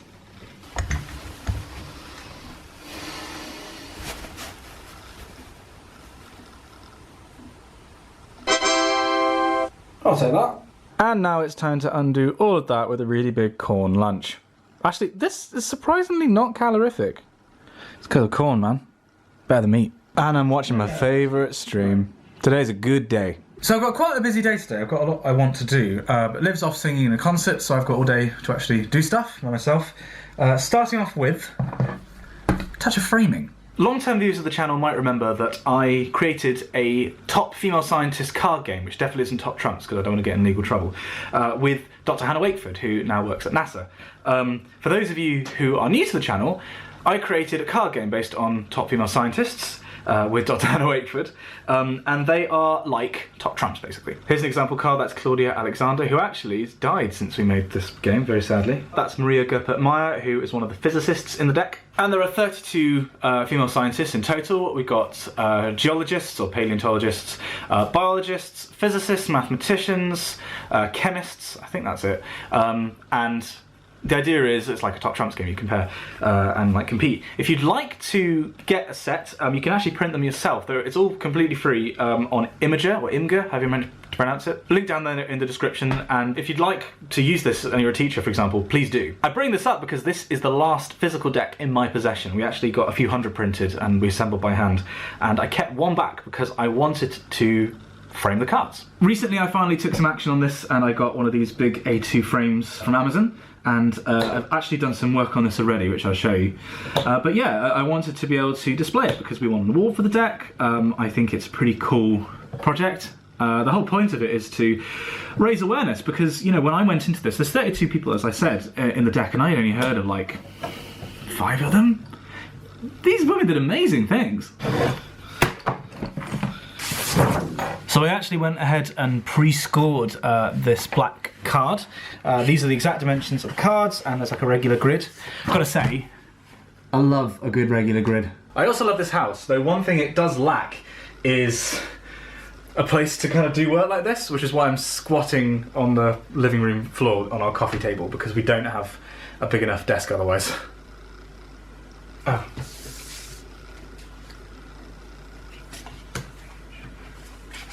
Definitely didn't just get my alphabet wrong then. So now I just need to glue these in place. It's like primary school. Something that I thought was interesting, if a bit sad, was the reaction we got to putting these online, because the response in person, all the people who have like got their hands on the decks and actually used them in classroom settings, we've had only positive feedback from creating the project. The one place that we've had negative feedback from, interestingly, was the feminism subreddit. Which, you know, I realise it's such a broad term that it includes so many different opinions and everything like that, but I just thought it was a little bit disappointing, really, in a project that was exclusively aimed at trying to promote female scientists, which is desperately needed, because these, as I said, these women did phenomenal things. I didn't know about them, I'm a scientist. Yeah, the fact that they didn't seem to like this was interesting. Not all of them, I'd like to point out. All of the subreddit.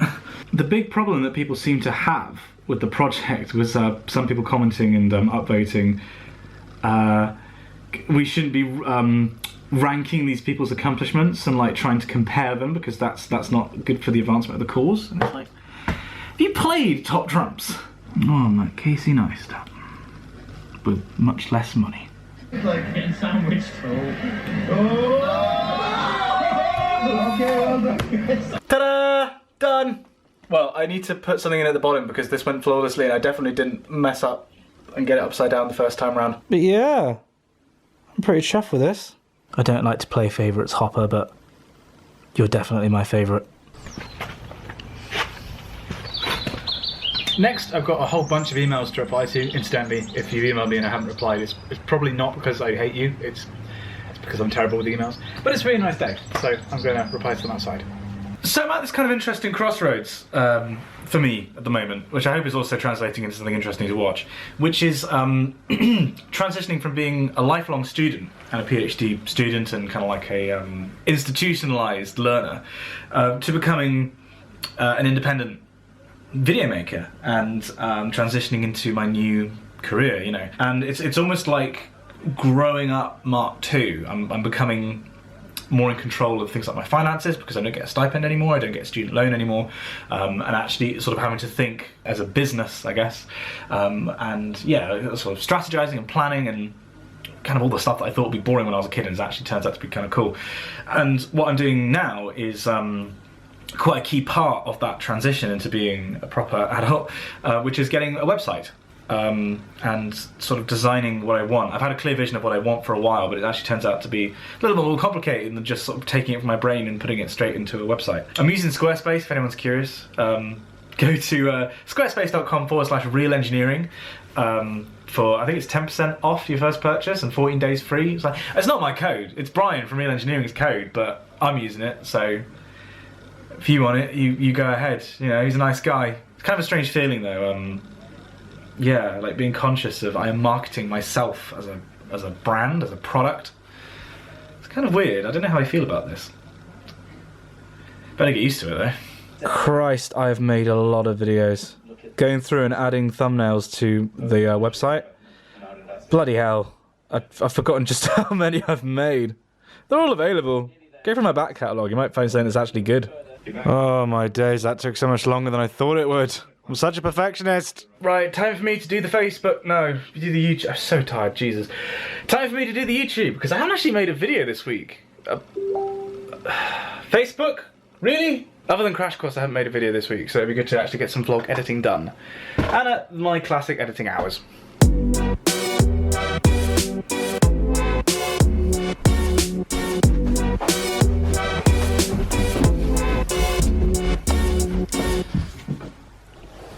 Hey.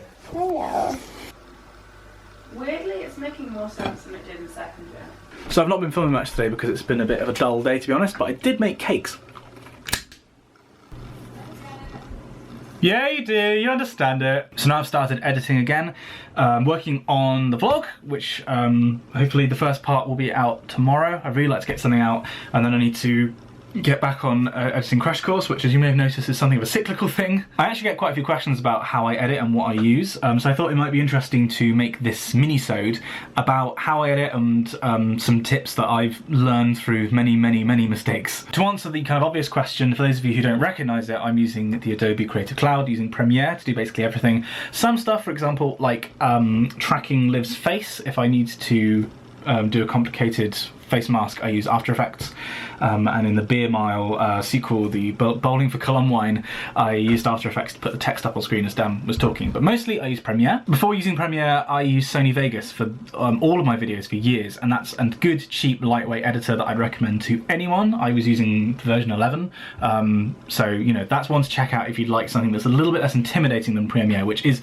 like much more powerful but much more intimidating. Although I started out using Windows Movie Maker, which is terrible, at least it was. The point being though is that you shouldn't wait to get professional software before you start editing. I think that's the first thing I wanted to say, is that editing is defined by what you produce at the end of it, not by the products you use in making it. And obviously those two are correlated, but it's very possible to make a completely, you know, stunning viral video with really basic editing software. You don't need Premiere, because conversely, getting Premiere doesn't guarantee a really good video, as this channel shows. Further to that, the second bit of advice which I give to anyone who's editing and thinking about doing YouTube is to edit. There's a quote from Spielberg who said that he didn't become a good director because he watched lots of films, he became a good director because he made lots of films.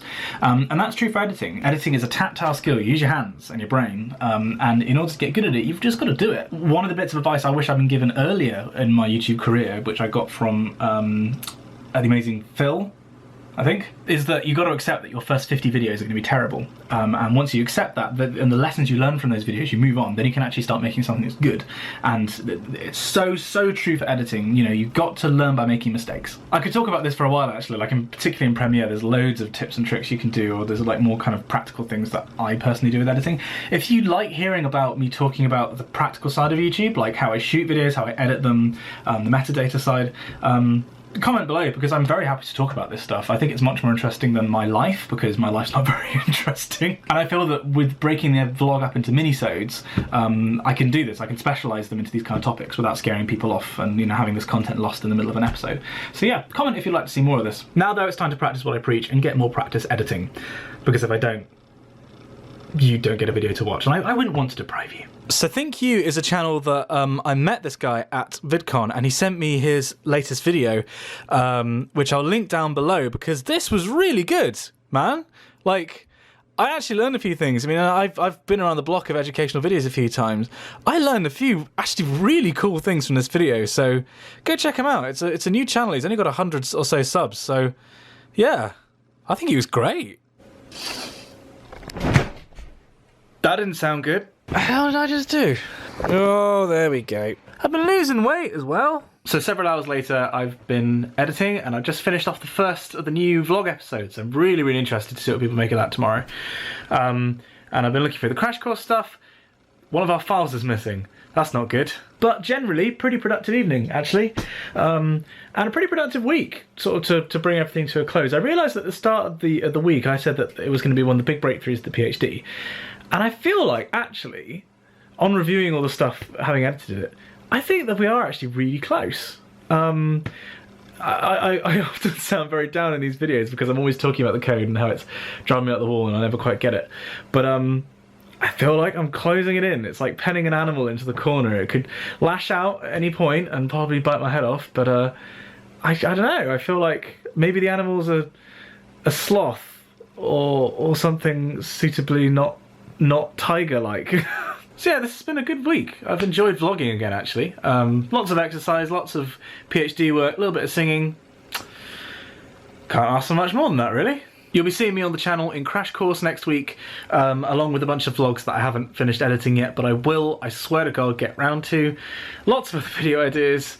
The PhD does get in the way, doesn't it? I can't wait to make. So yeah, I'll see you around on the channel. Do comment below what you thought of the new format of this series of vlogs, and maybe suggestions for what you'd like me to talk about in minisodes in the future. And yeah, thanks for watching. Good night.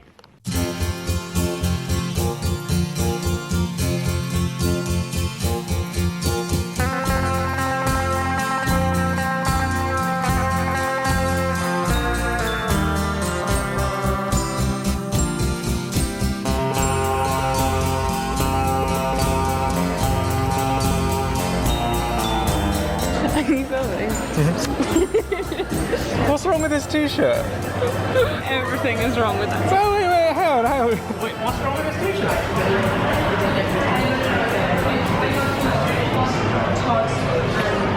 Women.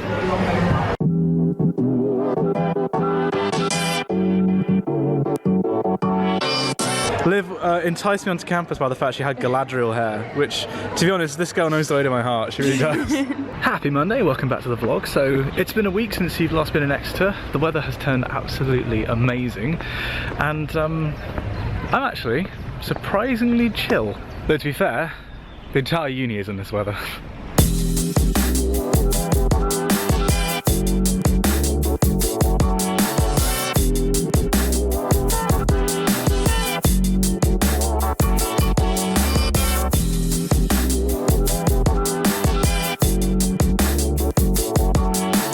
So I'm in one of the little hidden alcoves on campus. The campus, as I mentioned last time, is absolutely beautiful, and this is a little natural hidey hole with a bench, just so I can talk to you about what's going on. So you might recall that last time I was having problems with code, and I rejigged it and I put it in a different language. What's happened since then is I have washed my hands of it and sent it off because previously I had a consult on the code at University of Reading who has done this kind of problem before, because nobody at Exeter has done this, what I'm doing, because it's a very niche thing, which has been part of the problem. I've had nobody to really advise me on the specific application. Like the technique, I've had an incredibly useful postdoc in the office, but the specifics, nothing. So very late on Friday last week, I sent off the code to this guy in Reading saying, look, I've applied everything exactly right. This code works, it is fast, it is almost correct, but it's just not, right? There's something missing. Please tell me, there must be some process I've missed.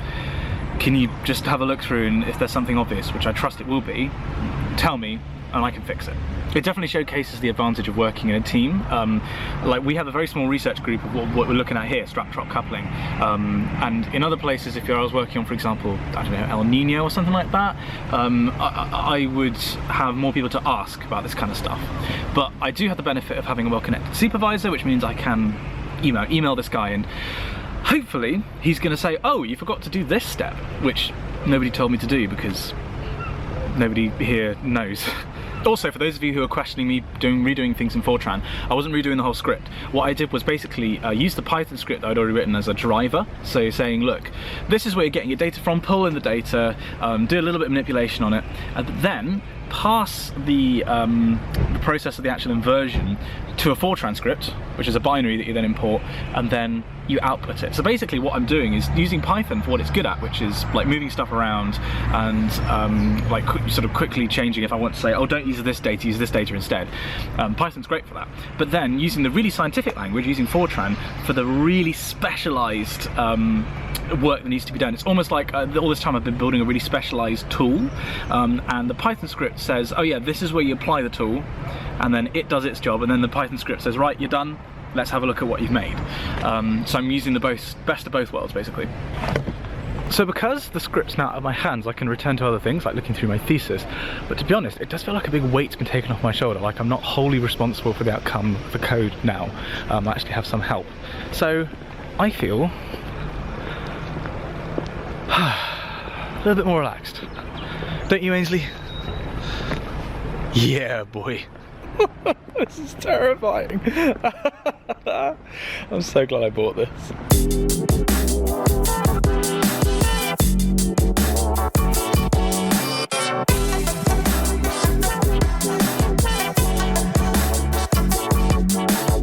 That was actually quite a fun day.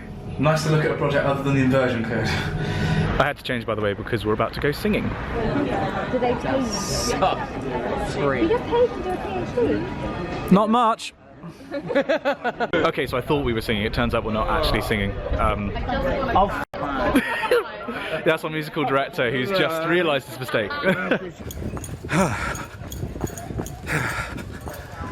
Well, the benefit of not singing is I can get a longer run in. 10k, gorgeous evening. Happy Simon. Okay, happy Simon, but tired legs Simon. Running after deadlifts yesterday. Oh, what was I thinking? Right, that's 6k in, come on. Eventually. I bloody well did it.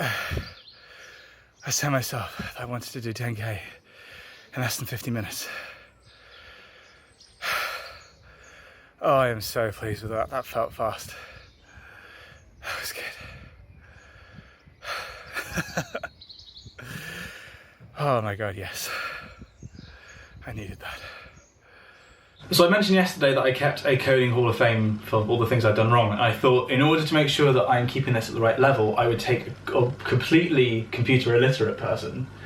A completely coding illiterate person, and yeah, try and explain why I'm such an idiot. So one from when I was in Oxford was I accidentally had the entire planet upside down. Okay. Which was an easy thing to do in that I just said that instead of counting from like the top North Pole down, yeah, I thought it was counting from the South Pole up. Because nobody tells you these things, yeah. And my supervisor was like... I guess when you're quantifying the orientation of the world through numbers, that's quite easy. Yeah, it's just a... Yeah, it's just a grid. Like, there's no distinguishing marks. One that I didn't do too long ago, I accidentally put the Earth, had the Earth's radius expand over time. Basically, I said that like the letter A in the program equals the radius of the Earth, 6,400 kilometers, and because that's a relatively standard thing to describe it in physics. In an equation, you'd be like A. Yeah. But then what I'd also done is later in the program, so for each loop, be like keep track of it by saying that A equals 1, and then do it, and then be like A equals 2. Yeah. And I was like, this is making no sense. I accidentally destroyed more than 1,000 lines of code by pressing one button that alphabetized them. So it was 1,000 lines of inversion, and obviously the order is very important. And how long roughly would it take you to write out 1,000 lines of code? That was several months of work because it was building and building on blocks. And could you undo that alphabetizing? Yeah, except there wasn't an immediate way to do it. I tried doing Control Z and nothing happened, and I had like a cold sweat. It was like, oh. The worst one was when I crashed the entire network of the Oxford Atmospheric Physics department.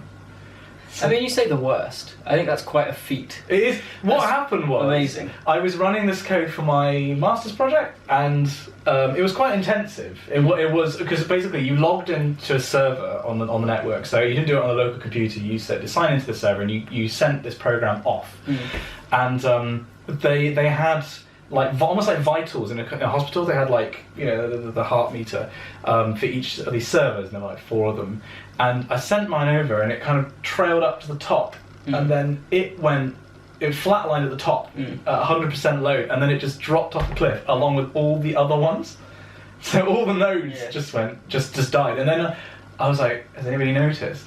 And I stuck my head in the corridor, and all these other people's heads were out the corridor because apparently everybody's computer had frozen at once. Yeah. Like, that's amazing. Right? I didn't even know that was possible. Were there any repercussions for that? No, because I left the building. I just closed my laptop. I was like, what? Well, that's okay. I think, if the tech guys had found out what had happened, they would have just been impressed. Yeah. Because computer people, there are far smarter people at coding watching this. How did I do that? Because this genuinely happened. I still don't know how I did it. For a whole network too, not just like a local. And I don't even know how long it took to reset because I left. God. It was working the next day, so it can't be that bad. If you want to learn more about space in dubious fashion, then we just started playing Kerbal Space Program on Spongy and Electric. Oh my goodness, it was quite fun. I enjoyed it quite a lot. Yeah, the thing is, I know quite a bit about the game, and I know quite a bit about space, whereas you... I know relatively little about space and nothing about the game. So. It's like, the way I like to think of it is it's like the first American missions where they sent chimps into space. Yeah. In my defence, I did manage to launch a satellite, not a conventional satellite. It was a video, and it was a living being you put into orbit. You left him there. I did. Well, I mean, you did tell me that he wasn't going to die. So which is more than could be said for the rest of the crew of that mission. Yeah. Watch that because it was really fun, and if you like it, we'll do more. But we'd really like to do more.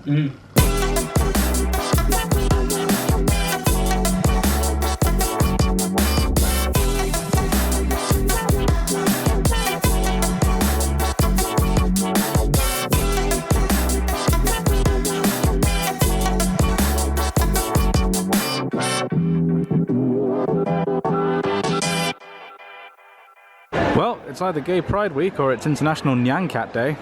So I had a slight problem this morning when my phone overheated when my alarm went off. So I turned it off and then I woke up an hour and a half later with the phone still in my hand.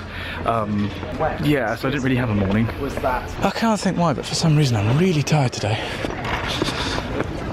I just had lunch with Liv and I shot all those time lapses that you just saw, and what I've now got this afternoon is actually very little planned apart from trying to debug this previous code which I've been working on. And it was actually kind of cool to be, whilst I was doing the time lapses, thinking, right, well hang on, like diagnose it, don't actually get stuck in straight away, think about what you're doing, which is definitely something I don't do enough. So I'm kind of hopeful that this is going to be productive. So I've had a pretty productive afternoon debugging the code that was giving me JIT before, and I definitely have identified one chunk that I'm rewriting. Now I am in one of the meeting rooms in the building because I have a super special Google Hangout that I can't tell you about yet. I don't think I have permission to talk about it. So yeah, exciting announcement coming sometime soon.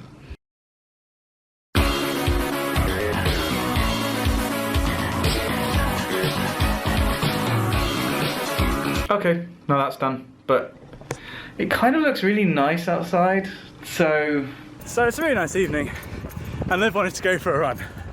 So watch out, it's the return of the greatest superhero duo in Exeter. It's Coding Boy and Pixel Girl. It's an absolutely beautiful evening for a run. A bit slower than yesterday. But look at this. That's one side. This is the other, top of the canal. It's alright, this. So after that run, I've had the dullest evening. I mean, people have commented on my videos saying, oh, it's just like Casey or whatever's videos, but about really dull stuff. This really takes the biscuit, because I've spent the entire evening just emailing and moving files around, just really dull admin. It's all admin that's dull now, but it's for exciting stuff in the future, like sorting out details for Chapel Choir Tour this year, because we're going to France. Behind the scenes stuff on my YouTube to do with making money from Amazon affiliate links. So like banking details. I've also bought a new 4 terabyte hard drive up here because I generate so much stuff now. I mean, every week I generate about 30 gigabytes of data, and I don't delete anything because you never know when it will come in handy.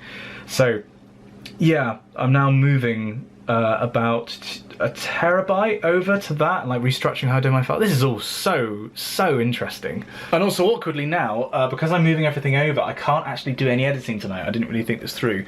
So I'm losing an evening in terms of productivity, but then again, it is 10:30. And I should probably go to sleep quite soon because I was shattered last night, but I might just squeeze a little bit of Kerbal Space Program in.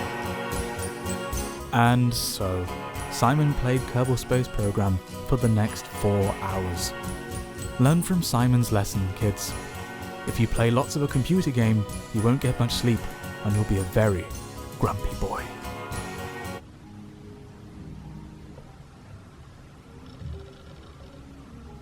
So music's been quite a big part of my life as a PhD and kind of my life in general recently. So I thought I'd dedicate this whole mini-sode to talking about it whilst kind of the rest of my life happens. If this stuff doesn't interest you, then come back next mini-sode and there'll be something different. The reason I bring this up today is because today we have our second evening song of term, so I'm in the music practice rooms here in Cornwall House to rehearse it a little bit over lunchtime, but I thought whilst I'm here I could talk about my musical journey, I guess.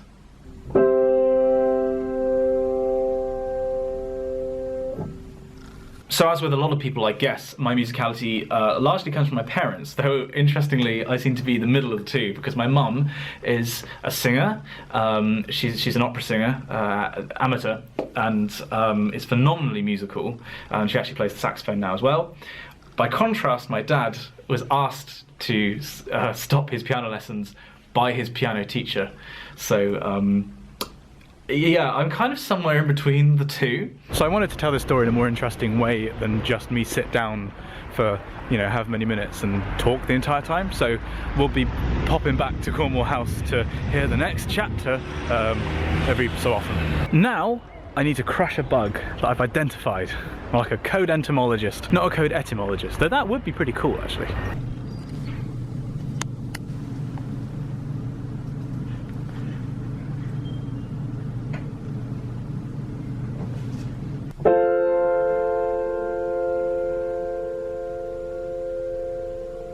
Now, for the longest time, I wasn't musical at all. I didn't exactly show much promise. My mum would take stickers and put them on the piano that we had at home for her practicing, with like C, D, E, F written on them. But I don't think I showed much promise. I just basically, in the words of my mum, I wasn't very disciplined, and I just didn't have the right mindset for it at all. So for quite a long time, I was not musical in any way. So I identified this problem earlier, which I've partially fixed. Well, rather, I have now corrected for what the problem was, but I think it's causing problems further down the line. This is very vague. I'm going to save this scintillating discussion of the distinction between geopotential and what it's relevant to for tomorrow, because, you know, can't put all the quality stuff in too soon. Suffice to say, one set of problems with that bit of code has been replaced with another set, but I think they're certainly easier to understand. Not this, wow, that's bright. Hello, but I think they'll be easier to fix. So, you know, that's a job for tomorrow, Simon. For now, Simon, I've got to go do some singing. Oh, I love it. Hang on. I love it. I absolutely love it.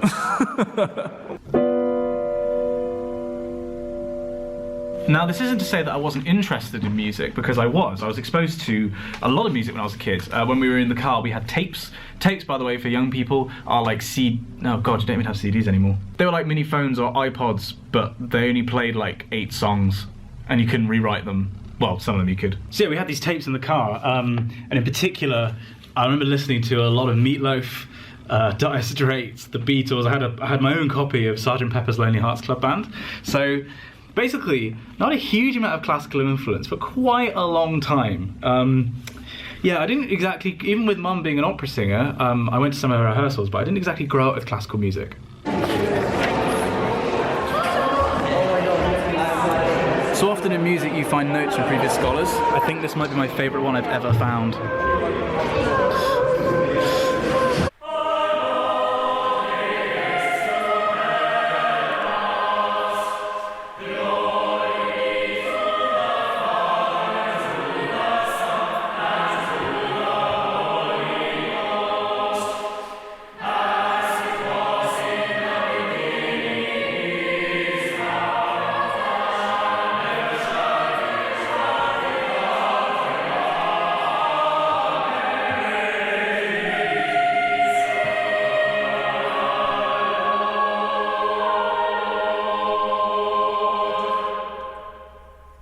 So we've done some pretty banging services in our time, but that might well be the best service we've ever sung. The music was tough, like really difficult music, but we nailed it. Considering the amount of music, it also wasn't too long, because the anthem was 15 minutes long, which normally means that the service is over an hour, but we kept the prayers short, basically, so everyone could go home.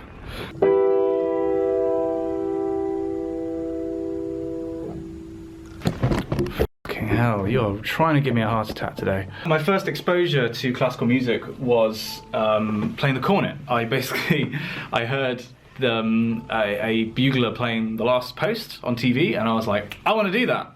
And so I had a couple of years of lessons playing the cornet. The cornet, for those, it's not like an ice cream thing, it's a mini trumpet. And I could probably still play one. I can still do brass mouthpieces. They're all basically the same.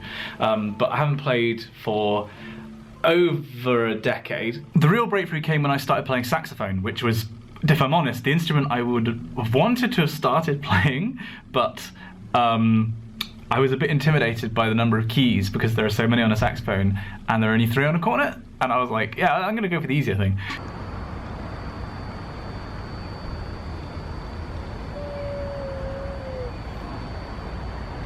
So amazing to come out to chapel and it be gorgeous, like super green and sunny like this. In the winter you get used to coming out of services and it's really dark, but this is so nice. I mean, come on, this is obscene. It's like the Mediterranean. It's so nice this evening that I'd love to go for a run, but I feel like 3 runs in 3 days is a little bit excessive, so I'm gonna go for another swim.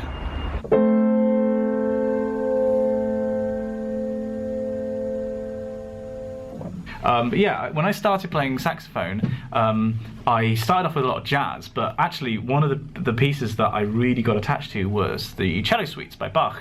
And there's a transcription for saxophone, and I studied them for several years and like tried to get my skill up where I could play them. Maybe someday I could do that on YouTube, but yeah, and I played saxophone in school and with lessons and in wind band for right the way up until I left school, and then when I went to Oxford. Pool was booked by the swimming club. I can't go in. Such a nice evening. Aiming for Jess, I was so tired. My baked those cupcakes, and like I was literally exhausted. And I was like, you know what? Like, I'll do it now, and like this will be the worst. Oh, so nice.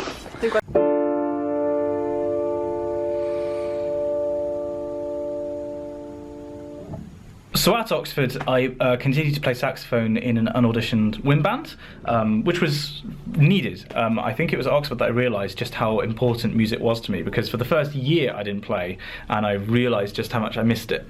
You know, even just playing 2 hours a week, it was quite low-level stuff. was so beneficial to my mental health. You know, it kind of kept me on my last slither of sanity through Oxford. But I didn't do anything other than that. I didn't, for example, do any singing. Oh, it's done that thing again. Oh. Yeah, so this camera took a little bit of a tumble earlier. Yeah, it slightly fell off. I'll pixelate your face, don't worry. So, they can't see you smiling. No. So, because the pool was closed, and we didn't feel like going for another run. This makes it look like I like you. Oh. I cooked you a really nice dinner! I'm joking. On a scale of 1 to Piff, how good was it? Piff. You use Piff all the time. Yeah, no, I said Piff. Oh! Ah!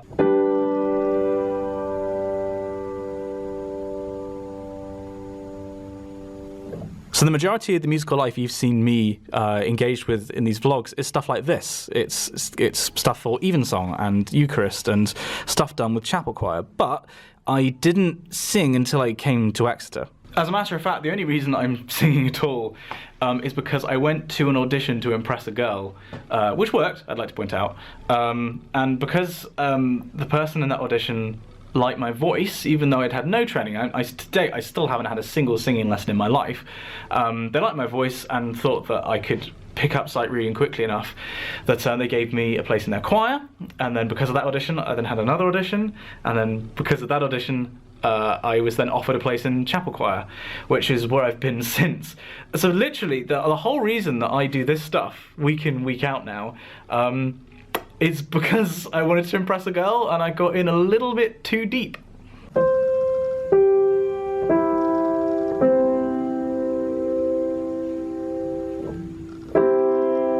And that basically leads up to the present day. I'm a choral scholar, so I actually get paid to sing. And I was the vice president of the A Cappella Society on campus until the Great A Cappella War of 2014. And I love it. I absolutely love it. And in a way, I'm annoyed at myself for not having started music and singing in particular earlier. It has been the best way to make friends. The friends I've made through chapel choir have been the closest friends I've made in Exeter and some of the closest friends in my life. Because there's something unique about going through a performance together, and particularly about singing, because there's nothing between you and the music. There's no instrument, there's just, you are the instrument, the air is your tool. And so when you have a group of people who come together and bring music to life that was written down hundreds of years ago to elicit the same emotional response through your control of air, through your bodies basically, to elicit that same response as was intended 400 years ago, cameras falling, is amazing. Now I actually need to get on with practicing because I've talked for ages, but I'd really like to learn if you're musical, because I think a lot of people in the comments I've seen before have been musical, and in particular a lot of singers. So down there, if you've got an interesting musical story, but you know how you've gotten to where you are, because I think I've shown that there's no one set path for musicianship. I certainly wasn't a musician for all my life. I still struggle to call myself a musician now, to be honest. I always think it's interesting to hear other people's versions. So do comment if you've got your musical story and where you started, where you are now, and maybe if you're thinking about doing it in the future, what you'd like to do. I know it can come off as kind of facetious to feign interest in your audience, but genuinely I'm really interested. My favourite part of being a YouTuber is the interactions with you guys and learning about your lives. So, you know, I talk about me for long enough, I want to hear about you. So, while I get back to this, comment down there.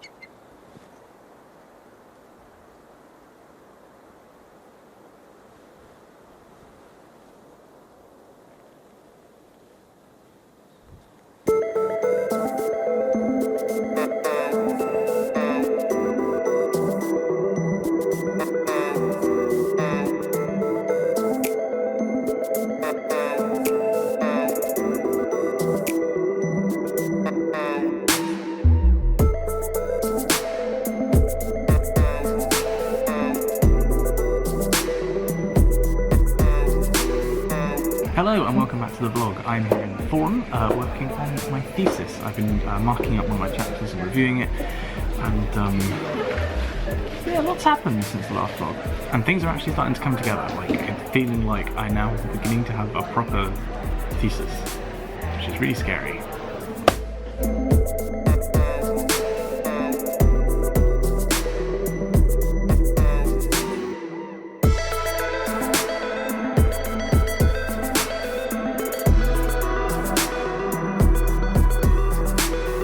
So at the moment there are two things I'm working on basically.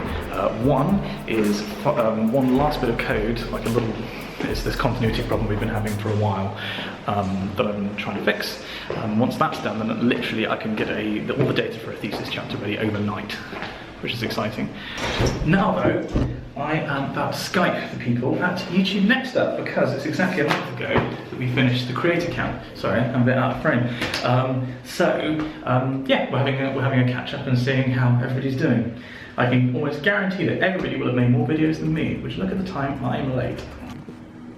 Here we go. Oh.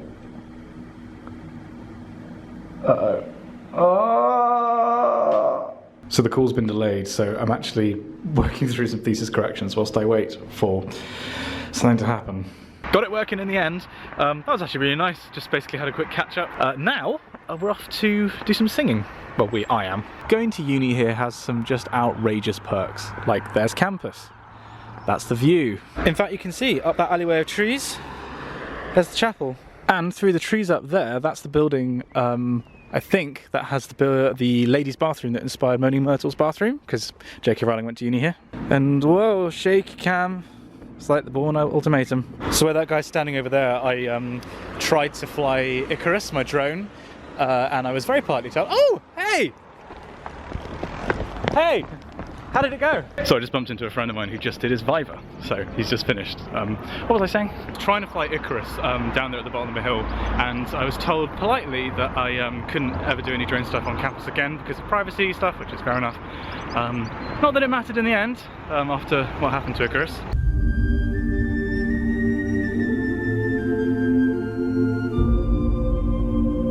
Though I did find a use for him in the recent heatwave.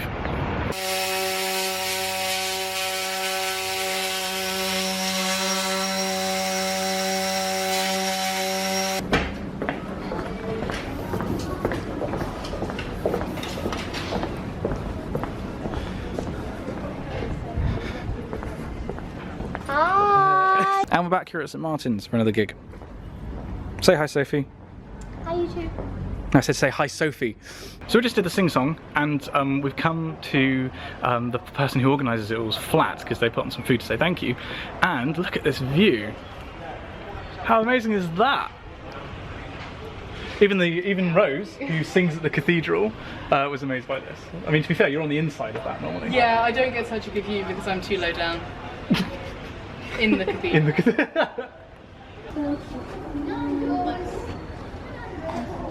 Thanks, Pixel Girl. So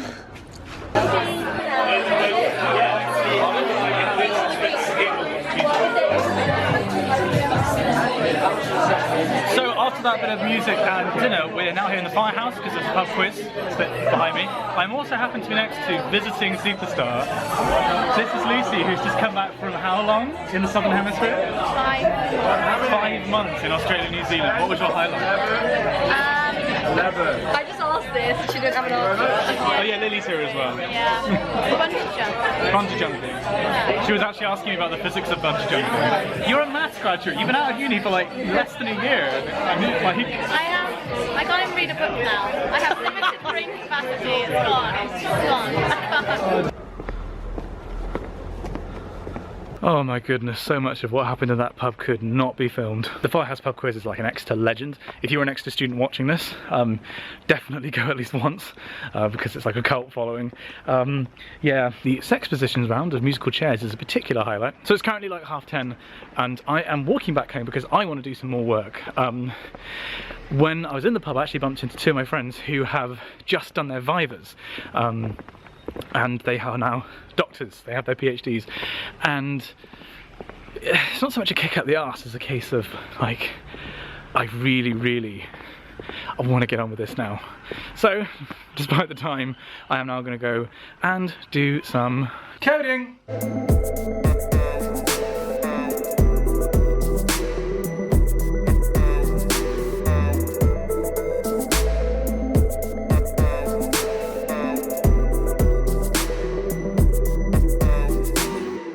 So that was me, minding my own business, just working, and I felt something on the back of my neck. Okay, this is worrying. I've lost sight of him. This guy was just chilling on the back of my neck, and by British standards, he's quite a big un. I mean, that's my phone for scale, and this is a Sony Xperia X, so that's quite a big phone. Little bugger had just come down from the ceiling on the back of my neck. God, I'm surprised how calm I was. The more observant among you may have noticed that I'm not working in my office at the moment. I can, you know, I have a shared office with other postdocs and PhDs. I still have a place there, I haven't been kicked out. I just find sometimes I like a change of scenery, so I'm teaching to an empty room. No, I am in the forum. This is pretty cool. So the forum has in it this like quad, and through the glass through there, that's like the main bit of the forum, and I was sitting over at the top there by that lady in the blue shirt. Now I'm in one of the seminar rooms that looks out onto this quad because, to quote Shakira, I am trying everything when it comes to trying to fix this continuity of problems. So I've come in here to use marker and board to do what's called rubber ducking. So rubber ducking isn't some ghastly deviant act that you'd find defined on Urban Dictionary. It is the process where a programmer will go through a computer program, which is just a sequence of instructions that you're passing to the computer, and talk to an inanimate object, nominally a rubber duck, explaining what each line of code does. And the idea is that when you explain it to something, you get out of your head and you potentially spot problems that you're not able to spot just on your own.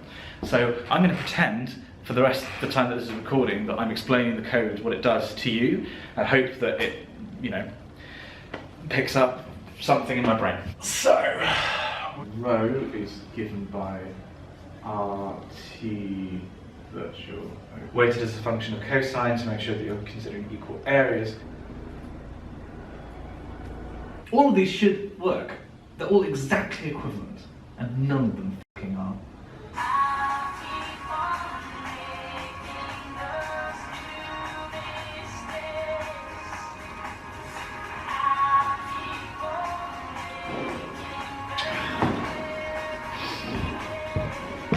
Well, I still don't know what the hell's going on, and I've managed to get my wallet locked in the campus pub, but other than that, today's going swimmingly.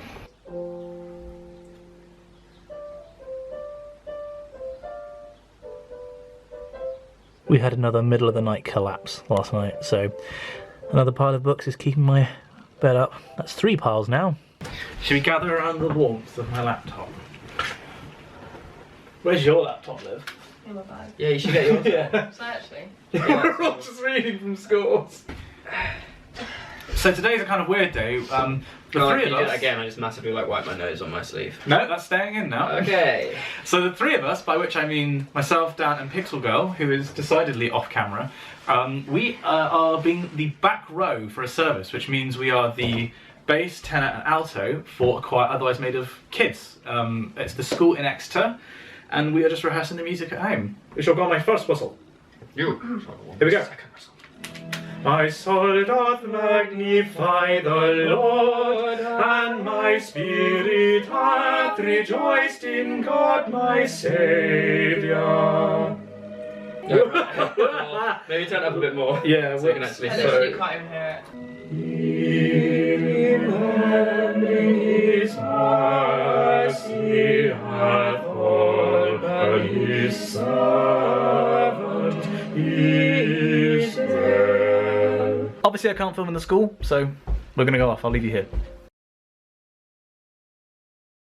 And we're back. It's the evening. So I think it went quite well, actually. As the service goes, it was pretty basic music, you know, like simpler than what we're used to. But there were fewer of us. It was me and 2 other basses in total, rather than the normal 6 that we'd have. So I kind of had an excuse to sing really loud, which was appreciated. What is my hair doing? Puff levels are so high. So since getting back, we just chilled for a bit, and then I have been editing. You might have noticed I haven't done any PhD work today.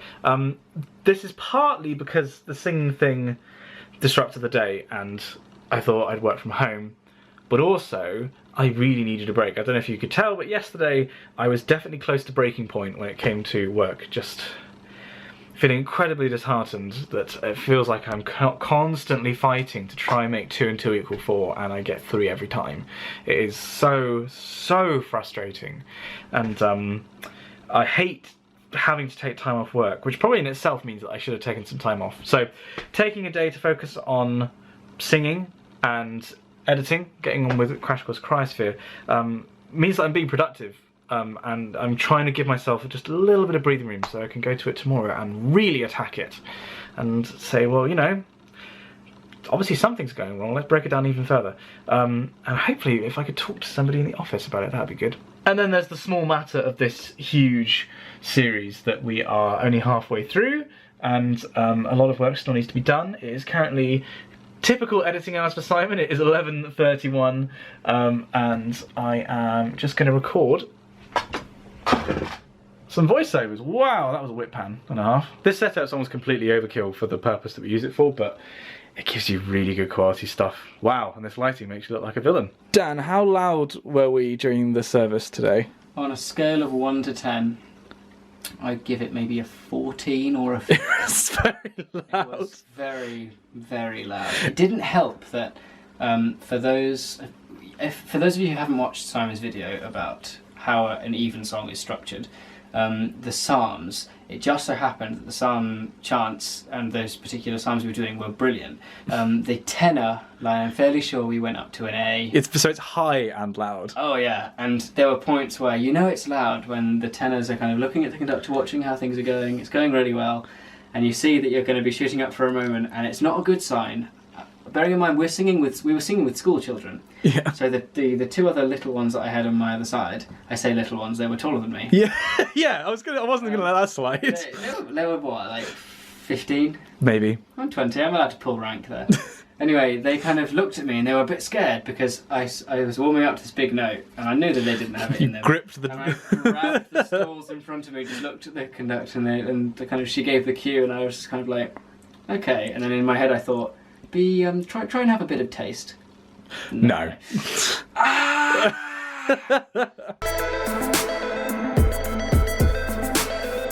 Okay, it's time to do this. I just had an early lunch at home. This morning I was working on finishing off the Crash Course episode. I've been trying to be kind to myself and not think about work too much because I've needed to recharge, refresh. That's exactly what I've done. Now it's time for me to go in, sit down, get to work and fix this problem.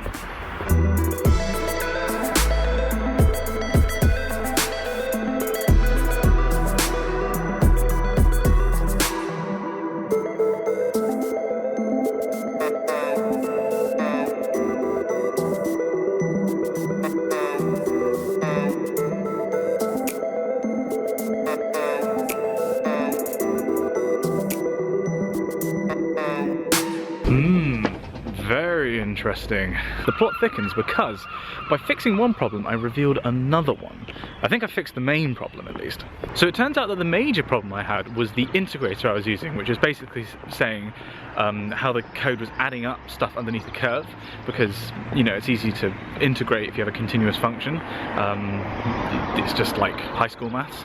But if you're doing it on a discrete grid, there are different ways of doing it. And the technique which I was using, for some reason, which I'm still not sure about, the function I was calling was doing it wrong. So by changing that function out for a different one, it's fixed the problem. Kind of. So what I'm trying to do is get these two curves to match up, right?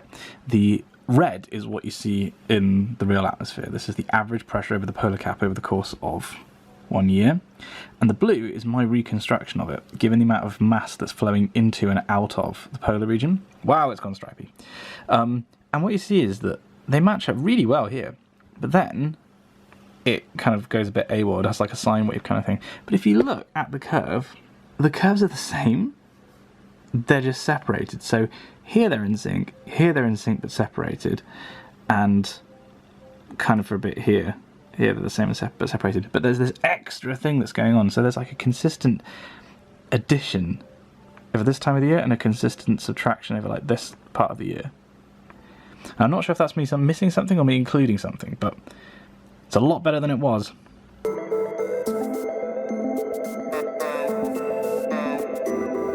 So today is yet another weird day in a week of weird days. another non-typical day for a PhD. Somebody commented actually, saying that this is unlike a typical day for any PhD student, you know, what I was talking about in the vlog. Our days vary quite a bit because we're completely in charge of our time. So for example, today I am working from home. I am continuing to sort the last problems with these mass fluxes and get them exactly in line. That, like, in a way, the flux per day is now almost exactly correct, but it's not quite, and I want to get it exactly right before I put it in the thesis. So I'm just pursuing that here at home. And I'm at home because I've got a very exciting delivery coming.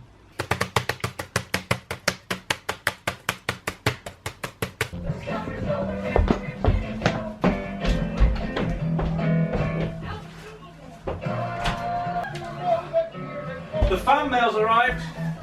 There's one for you. And there's a box for Simon. So, in this oversized box, which is very well big box. taped. Yeah. How do I get in here? There is the kit, which I've ordered with my voucher from YouTube Next Up. Which means... when you manage to slice through. I pick up the new camera and it's just like... just falls apart in your hands, perfectly in half. Oh, is this the conclusion of the first film? It's in the first film, it's not the conclusion. It's near the end. Chess game.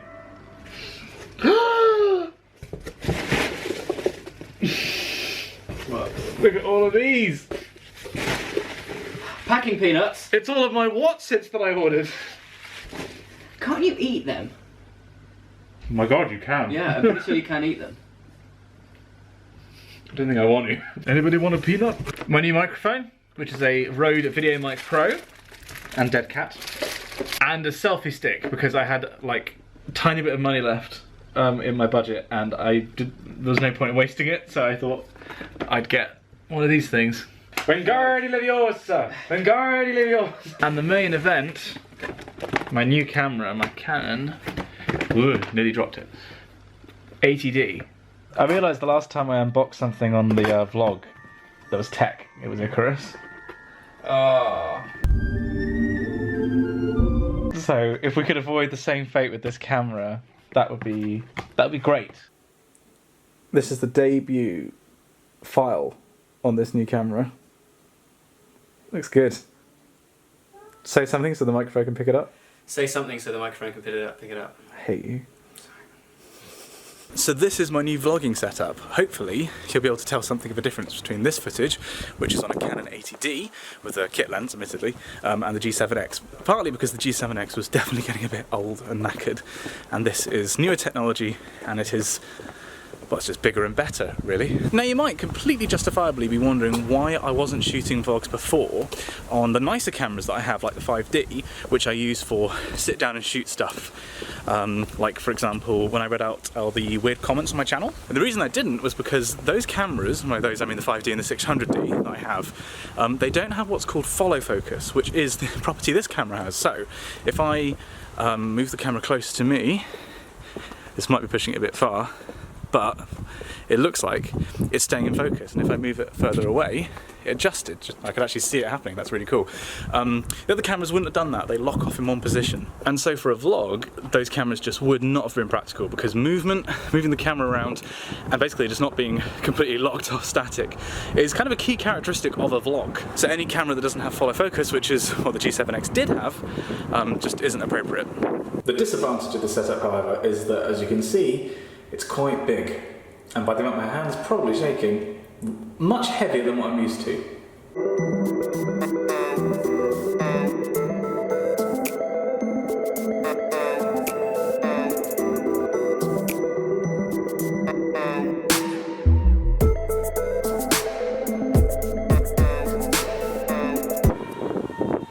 Microphone's on, right? Yep, microphone's on.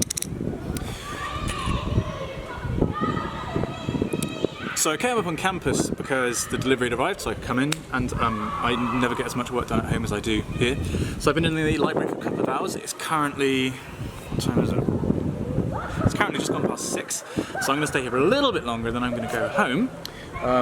Because this week's been a little bit weird for work, I felt like I haven't really accomplished enough to justify not working the weekend, especially given how late it is in the thesis. So I'm going to be doing a bit of work this weekend, but starting tomorrow, got a lot to do on the YouTube side of things. I'd like for it to be known that this wasn't the shot I wanted to choose. I wanted to take a shot up there, but there's a bunch of children playing and there's no way the police would not be called if I turned up with this setup. So after sleeping in way too late today, which was definitely planned, not like I'm just really tired or anything, I am recording audio for the next up vlog. At the moment, like, basically the plan for this weekend is I want to race out as much stuff as I can because I've got to catch up on editing, like I've already said in this episode, and I've like got to do some production for it, and it just sucks because this is the stuff that I really like doing. Like getting new kit really excites me. Making stuff is the thing that I enjoy doing the most. Like doing this on the weekend, having it relegated to 2 days a week, and not even full 2 days because I will need to work tomorrow. It's just like, oh, can I just keep doing that? Like, this is also my job. I've got to say, I'm loving the improvement in kit that I'm using. This is fun. Although I will say that being this, like looking at myself in the viewfinder, wow, that's not attractive. People can actually see what I look like a lot better than before. I actually need to now start worrying about my appearance. Although I draw the line, I think, at actually wearing makeup. Apparently, I was told, most male YouTubers who do on-camera work wear makeup. I don't know how true that is, but I mean, I don't, clearly.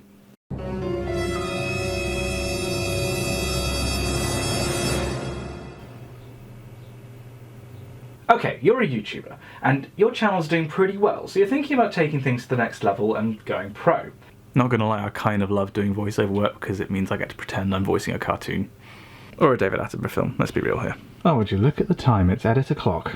I'm actually really enjoying editing this one. It's a different style of video than what I normally do. When I do a vlog, it's normally basically putting everything in sequence and you know, changing the speed, maybe including other elements like time lapses or whatever. Whereas in this case, it's a half vlog and half what I term an analysis video, where it's a voiceover with related images on top. And in my experience, they are always a much bigger deal to edit because you actually need more shots than you would for a vlog, because typically people get bored if a shot's more than sort of like 5 seconds, more than 5 seconds long. So you actually have to be quite creative, and you also have to do some storytelling in this case, because it's like, oh, and then we did this, but you need a transitional shot. So like, for example, oh, it's now nighttime, so you need the time lapse that I did of the sun going down, or an external shot. It's much more like proper filmmaking, which is probably why I'm enjoying it so much. If you've ever wondered what it's like to be a YouTuber, and maybe specifically like a medium scale YouTuber like me, it's basically spending a lot of alone time with your editing software. Oh, like Casey Neistat.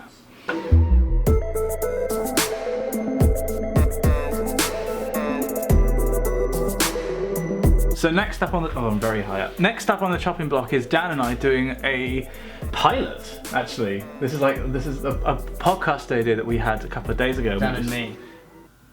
Dan and I? Be Dan and me. Oh, because English student.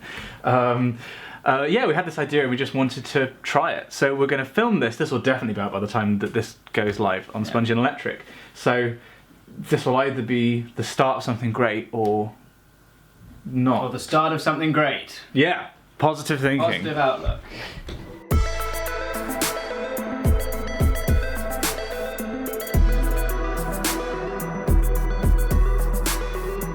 So I think that actually went pretty well. I'm going to edit that tonight, but before I do that, Dan and I are going to go off to a concert. So of course I couldn't actually record the concert because, you know, law, but it was really good. It was not what you call an easy listen, or at least not for bits of it. The programme was like a mix of stuff. The reason we went, for those of you who didn't guess, was because we knew basically everybody in it. We know the Cathedral Choir people very well, and they sing very, very well. And it was difficult music. I'm going to include links to what was sung down in the description, because it's stuff that, yeah, it's not your normal fare. There were some more traditional pieces in the concert, but given that everything in the programme is written in the 20th century, just one was in 1998, some of it's sort of pushing the boundary of what we think of as classical music. in particular the Westminster Mass by Panufnik, is interesting for a few reasons, not least because it was written by a woman. And that's very unusual that you go to a choral concert and, you know, get to say that of a piece. It's a mass, but it's like got extra movements in, and it's, yeah, interesting to listen to. I'm going to quote the programme because it's far more eloquent than I could ever be. The composer generates a kind of polytonality in which chords are simultaneously major and minor, not with the fleetingly piquant false relation of music of the Tudor era, nor with the stark dissonance of post-war abstract modernism, as there remains a sense of key and tonal hierarchy. Rather, there is a kind of benign tolerance that postulates that all notes can achieve harmony with one another when the conditions are right. The work is tonally inclusive. I do not know enough about music. Also, the concert was interesting because there was English, Old English, Latin, and Hebrew being sung. It's not very frequently that you get to hear Hebrew basically outside the Prince of Egypt soundtrack in a cathedral. So yeah, like I say, I'll include links down there. I'd highly recommend you try them out, and if you give them a listen, comment with what you thought.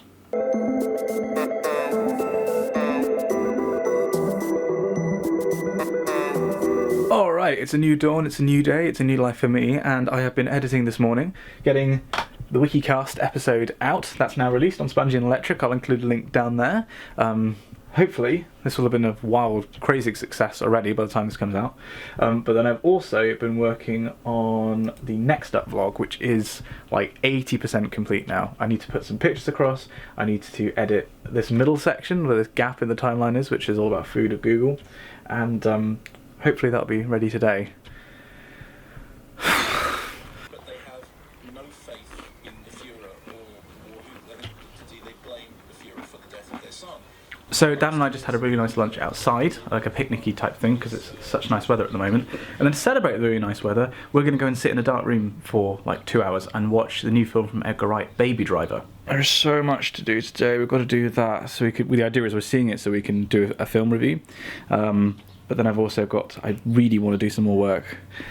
I've still got that vlog episode to finish off, and I'm seeing this. So we're just on the way to our local cinema to watch Baby Driver. What are you expecting? I don't know. I think it should be said that we're both massive Edgar Wright fans. Very much so. So yeah. I'm most interested, I think, in how they pull the story off, because I still, through watching the trailers, it seems really, very basic. Yeah. Yeah. But I think most importantly, I want to see how they pull off the actual shooting of it, like cinematically.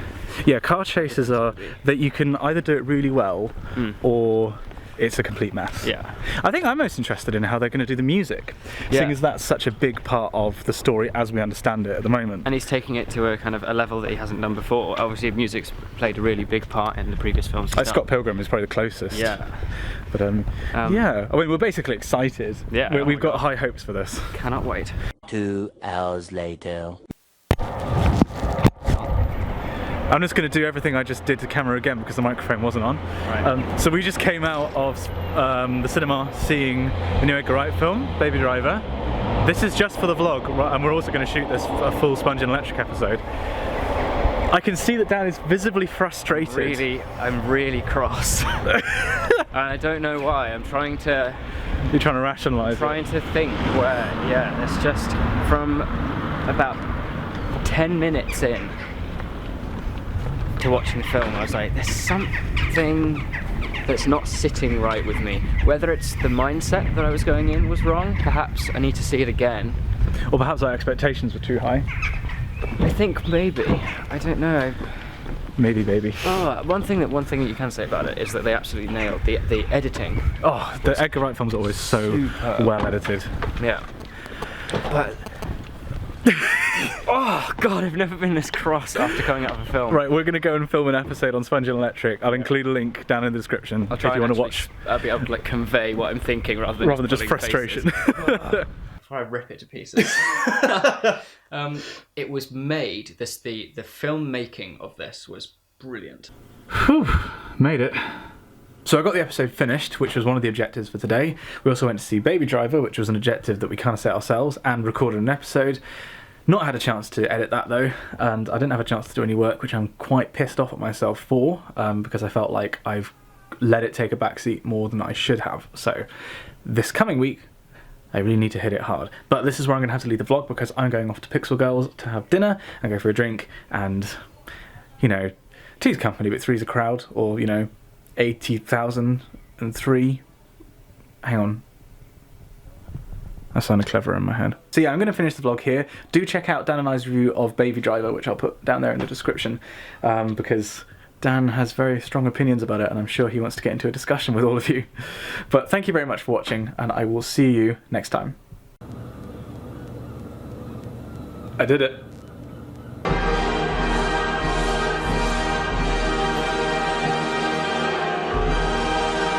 If you've been following this channel for a while, you'll know that I've been struggling with some computer code for a while, about 18 months actually, and it was putting a real question mark over whether or not I could finish my thesis in time. So this video is going to be about what the problem with the code was and how I fixed it. But also, if you follow me on Twitter, you'll know that I have a promise to keep.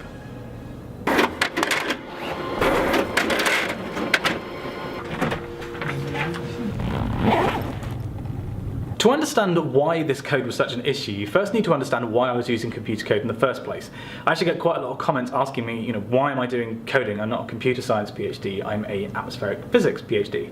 And the reason is that I work on the biggest experiment in the world. You know, it is the atmosphere, it's the size of the planet. There's no way that I could do a physical experiment on the atmosphere that would test my hypothesis, well, I could go in and fiddle with the temperature and the velocity. There's simply no way of doing it. So we have to simulate it in a computer. We basically take data from the real world, from satellite observations and from surface observations, we put them in a computer, and then we let things like the temperature and the velocity and the humidity in the air evolve by equations that we understand and we know how to apply. So we build a fake Earth in the computer, and the way that we interact with that is through computer code. So that's why I was doing this. Now the specific code that I was working on that caused me all the problem was doing something called potential vorticity inversion. Now I've actually made a whole video about what that is and what it means, which you can check out in the description. But the brief version is that potential vorticity, or PV for short, is a super useful composite variable.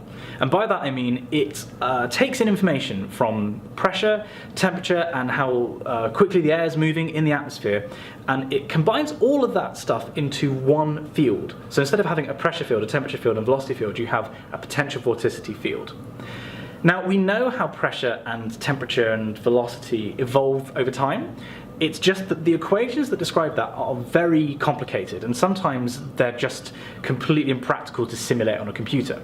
Whereas the equation that describes how PV evolves is really simple. So what you do is you take your fields, your velocity and your temperature, whatever, and you bind it up into your PV field, into a PV blob. And then you know how that blob's going to evolve very easily, so you advect it, you move it into the future, and then you unpack the fields from the PV in a process called inversion. So you go from having knowledge of the fields like pressure and temperature at one time to having knowledge of what they're going to be at a future time without having to work with nasty equations. So what my code did was take a given PV field and then invert it to give the associated velocity, temperature, and pressure fields. Except it didn't.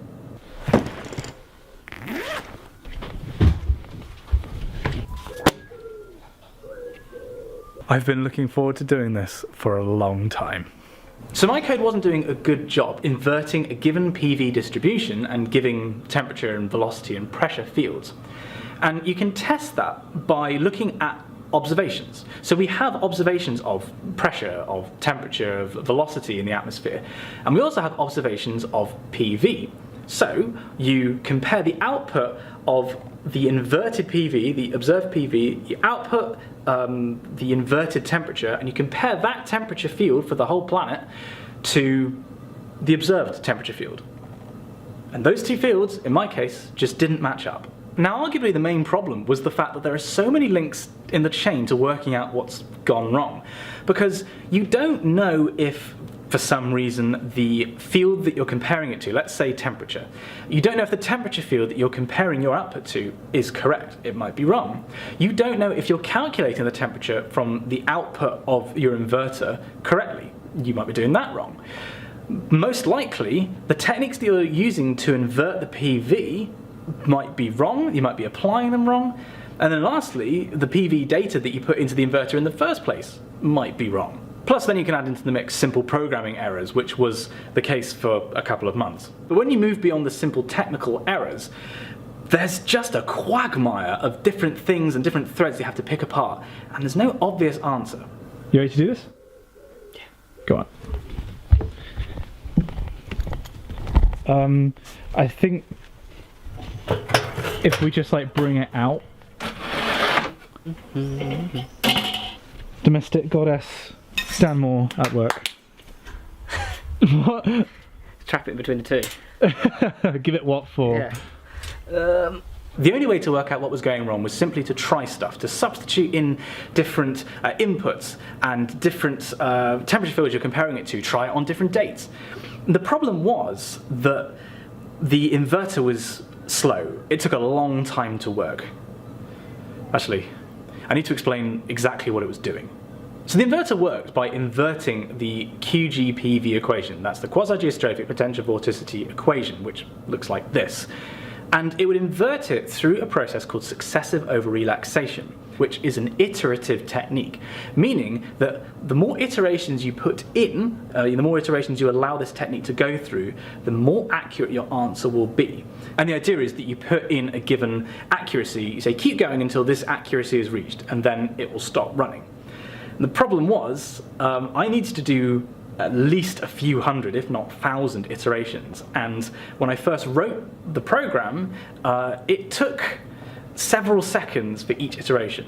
Now when you add that up to several hundred iterations or several thousand iterations, it was just criminally slow. So the first key step forward in solving this problem was taking everything I'd written in Python, which is my standard language, and rewriting it in Fortran, which is a specialist technical language that's actually quite archaic. Doing this sped things up by a factor of 1,000 and actually allowed me to do what I did subsequently. So armed with this new super fast code, I was able to try everything and look at every link in the chain, from the data you put in at the start to the final comparison to atmospheric data, and basically work backwards from the end to the beginning.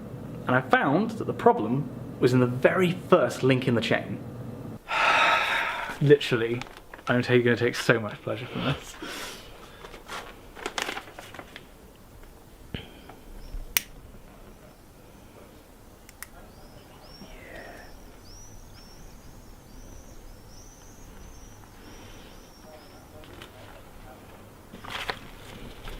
Oh. It's nearly killing the fire like it nearly killed me.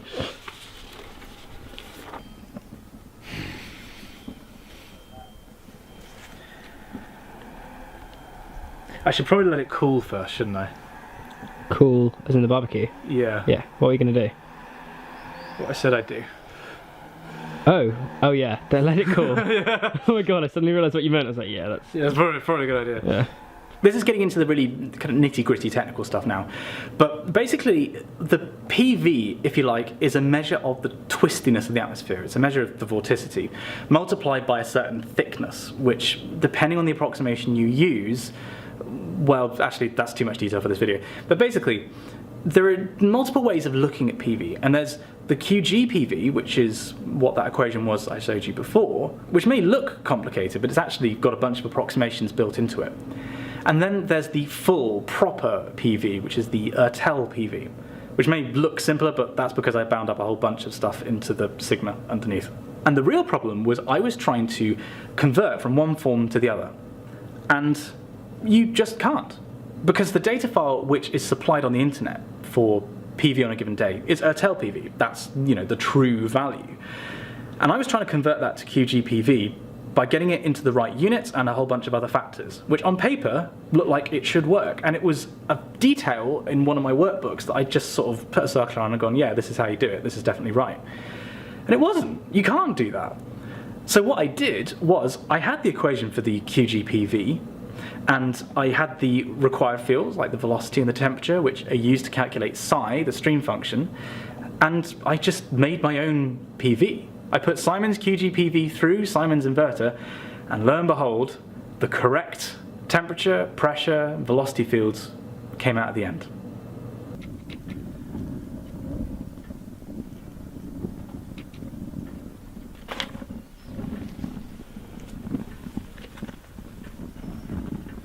Inadvertently, I'd actually created some fantastic code because I worked backwards through the chain, only finding the error at the very beginning, which meant I knocked every pillar that held up the temple of this program and kept smashing until it was, you know, exactly what it needed to be. There was no fat on the bone. And did that all the way through into the data input, which meant that when I put my data through that I created, it was really fast and really good. If you were to give me this problem tomorrow, it would not take 18 months to solve, because I have 20/20 hindsight. I know exactly what went wrong. At the time, there were so many variables, so many things which could go wrong, and so many question marks about how I was testing what was going wrong, that in addition to the fact that I'm a relatively novice programmer, or at least I was 18 months ago, there's all kinds of reasons why this took so long. But what matters now to me is that it's done. I went onto a PhD straight from being at Oxford. And in my 4th year, my final year at Oxford, I had basically a breakdown. I had a huge mental health issue.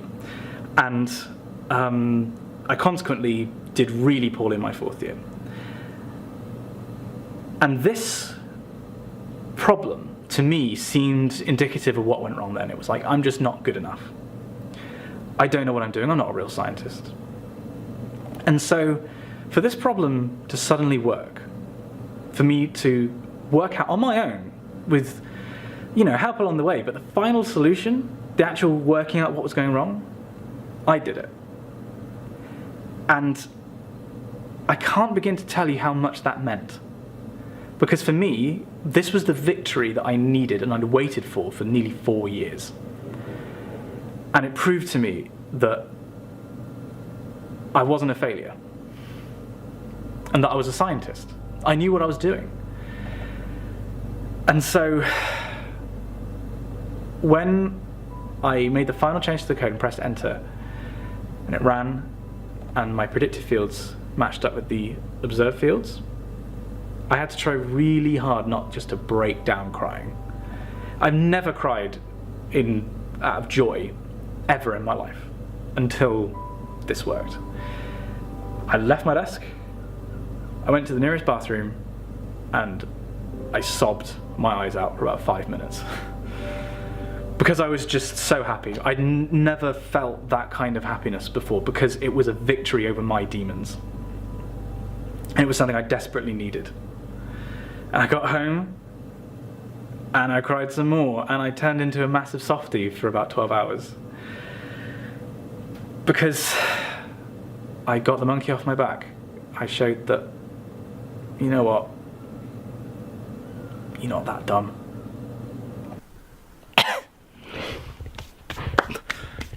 A black top probably wasn't. Let's do that again. Oh, mate. A black top probably wasn't the best idea, was it? No. So the plan now is I've got a little bit over 2 months to finish off my thesis with this code working, and actually some work that I just finished today, another little sort of speed bump with a different set of code. Now those two things are locked in place, and like we know they work really well. Now it's kind of a question of just putting data in, turning the crank, and getting output. In a way, I could get a thesis chapter written in a week now, which then leaves me a long time to get a final chapter, building on those results, put together with more data runs. Nothing that I'm going to be doing is anywhere near as complex in terms of like writing new code than the problems I've been having. So fingers crossed, it's going to be a much smoother ride, a very fast ride, but a much smoother ride to the finish line than, you know, the past couple of months have been. If you've been following me throughout the saga of my PV inversion code, then thank you for sticking around, because honestly, having this vlog, having you guys as an audience to vent to keep things in perspective, and like therapy, has been honestly more useful than you could know. So thank you for sticking it out. So last night I fell asleep at the University of Exeter, but this isn't my room, and this isn't Exeter.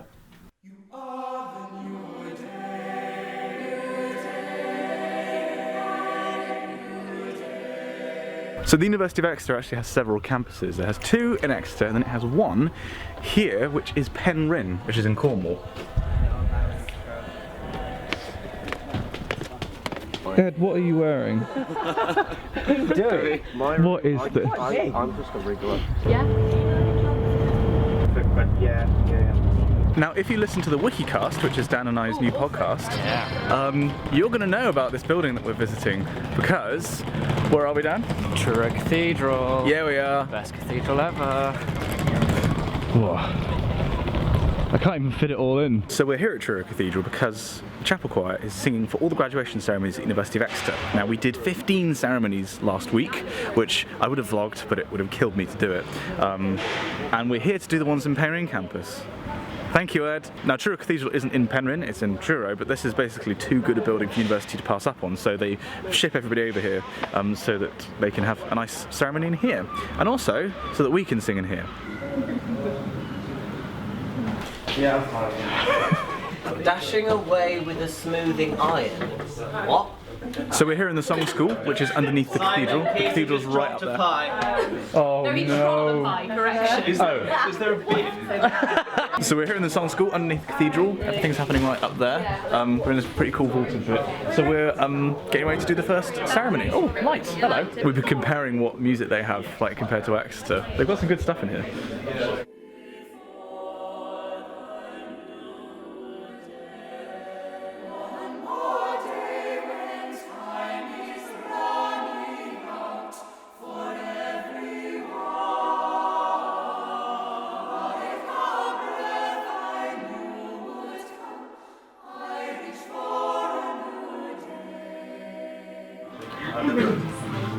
So you follow the other. Sorry. The hosts first and then you do.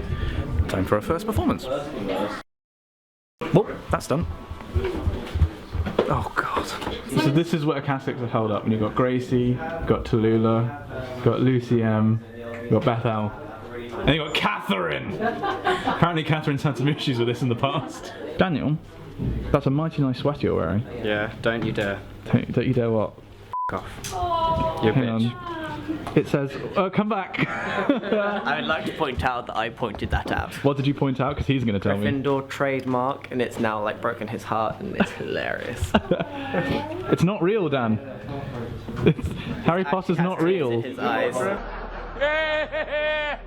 So the way that these days have been working, because we've done this all of last week as well, is that we will sing for about 5 to 10 minutes at the start of the ceremony, and then all the important people come in and they start giving out the degrees. And then we go backstage and we wait till the next ceremony, and they do 3 of a day, so you have a couple of hours wait between ceremonies, which means that I sing, take the robes off, and then get to work.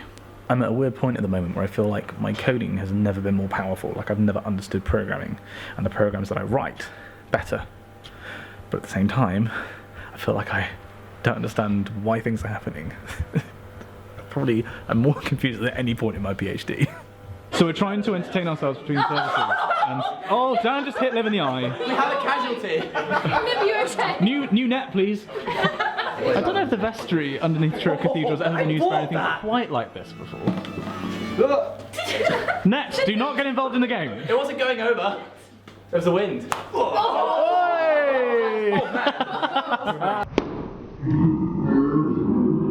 So we're just about to do the second service. Something I haven't mentioned is that this is my last day singing with chapel choir, officially. I've only got 2 more services. So that we just did the penultimate service, which was a mix this time. It was Handel and Queen, because we did a version of Bohemian Rhapsody, which is actually on our YouTube channel, and I'll link down there. I recorded it, I think it came out rather well. Now, I've only got 1 left. So for obvious reasons, I haven't been able to bring the camera on stage with me because, you know, I'm singing, but I thought it'd be criminal for me to come here and not show you guys what the inside of this building looks like. Now, the service is just finished, so I'm going to see if I can show you guys.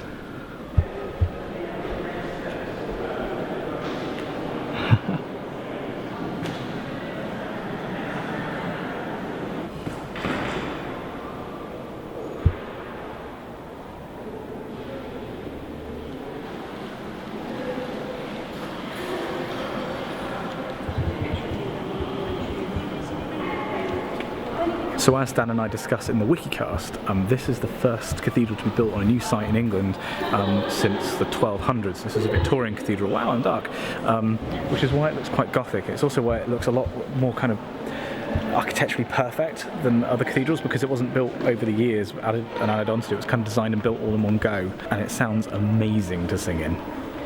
Also, the organ The organ is one of the best instruments in the country. It was built by Father Willis, who also built the organ in my college in Oxford. I don't know if you can see, for some reason, there is a teddy bear nestling on the edge of the organ, which is nice. Whoops, lol.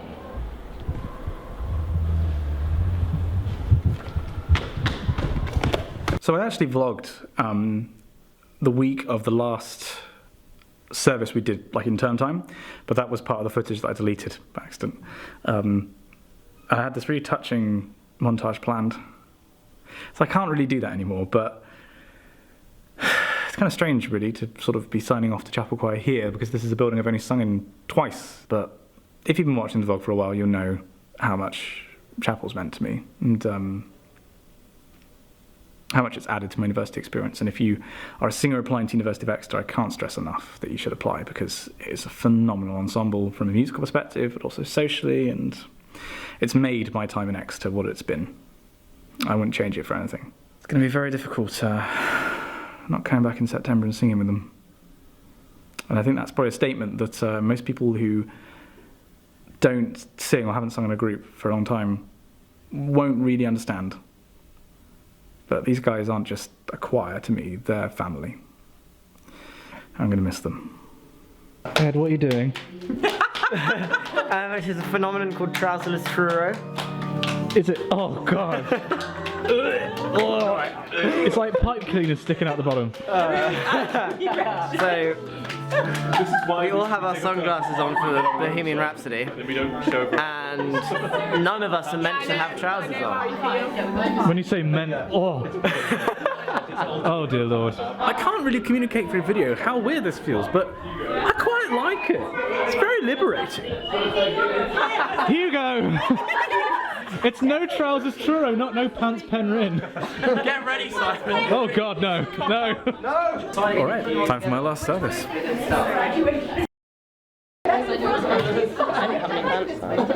Oh. Yeah, I don't think not wearing pants is like a big deal. Katie 2017.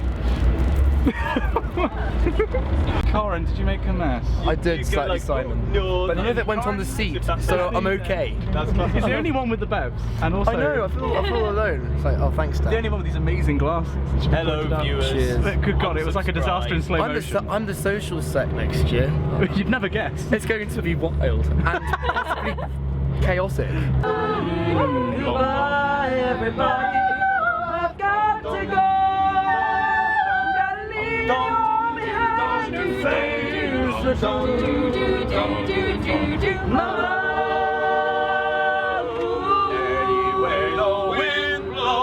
So we're on the way back from Truro to Exeter, and we've been singing stuff which needs an organ, which Peter has been filling in for.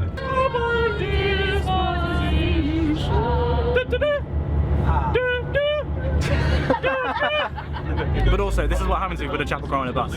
Singing happens. Also, poor Corin next to me. Corin is struggling. I'm going to leg it to the front right now, because I'm going to need to make a run. He needs to pee badly, more badly than I can imagine. No, Corin, I need to say I told you so. Off he goes. He's on his way. Da, da, da, da, da, da. We wish you a Merry Christmas. We wish you a Merry Christmas and a Happy New Year. Thank you, Ed. Are you actually filming? Yeah, I'm filming. I'm documenting Corin's struggle with his bladder. So if I get my dick out on camera, will you have to delete the footage? Yes, I will definitely have to delete the footage. Well then. We're going a different way. This is not looking good for Corin. Peter, how does this look for Corin? Oh, it's not looking good. It's really not. Yeah, weather forecast some serious showers. Really needs to pee. Go. I'm ready to watch Corin. Everyone, 3, 2, 1. Go! No, okay, don't go. Come on, Corin. Wait. The beer mile again. Where's he going? Did he go into the bush? He's going over there. He's going into the... Go 5 more pairs before he pees. Thanks, Jake. Oh, Godspeed, Corin. The driver had his headphones very firmly in on that journey. Do you know what I'm managing? Here he is, the man himself. Look at that swagger. How was that pee, Corin? It was amazing. This is like the post-match interview. You know, I think I performed well, you know, I did my bit, and I now feel 10 times better. How did you think the formation affected your P today? Power I hold. Wow, my hair looks awful. Well, I still look like Sheldon. Now to take our stuff back to the chapel for the last time. Hasn't quite hit me yet, I don't think. I have sung here every week for 3.5 years. And I'm still not sick of that ceiling.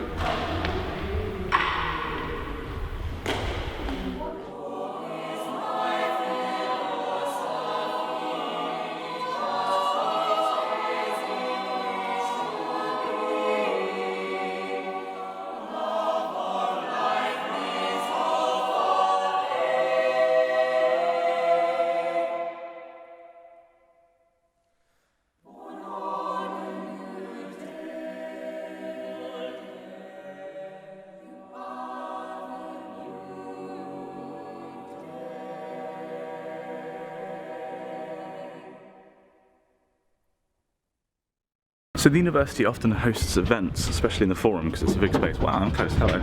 I don't think I've ever seen anything quite as mundane as the open foam workshop.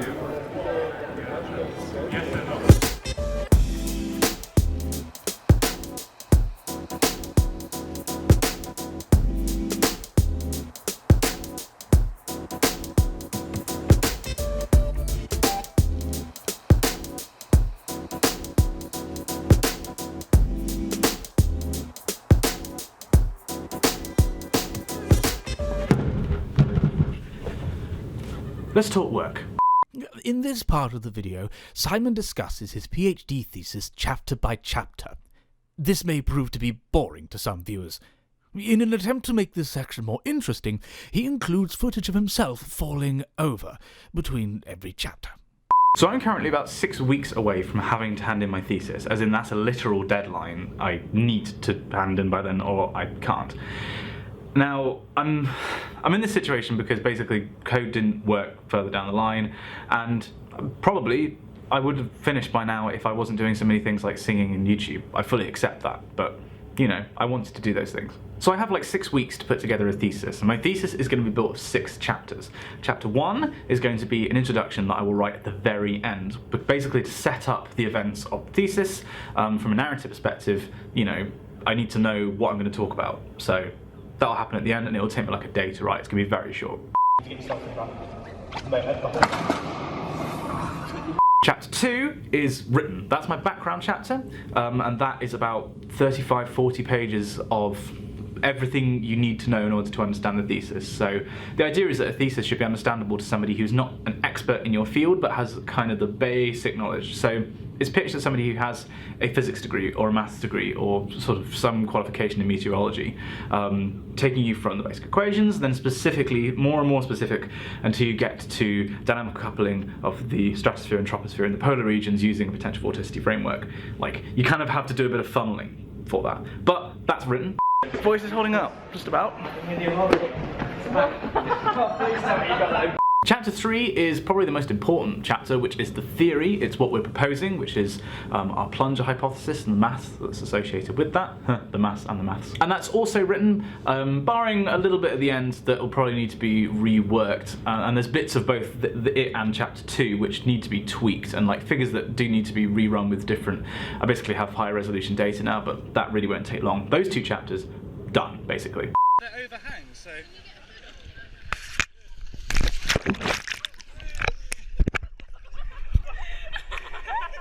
So that leaves me 6 weeks to do chapters 4, 5 and 6. But chapter 4 I have done a section of already, and there are the two other sections of it basically just require me to do a long series of runs, and to be honest, I'm waiting for a bunch of code to start working, which I might have just cracked because I think, correct me if I'm wrong, but I'm pretty sure pressure isn't meant to be negative. And when that code starts working, they will kind of, the results will fill themselves. I've actually got all the scripts ready. It's like a link in the chain that I just need to reforge. And when that's done, those bits of the chapter will be filled. That really won't take long to do.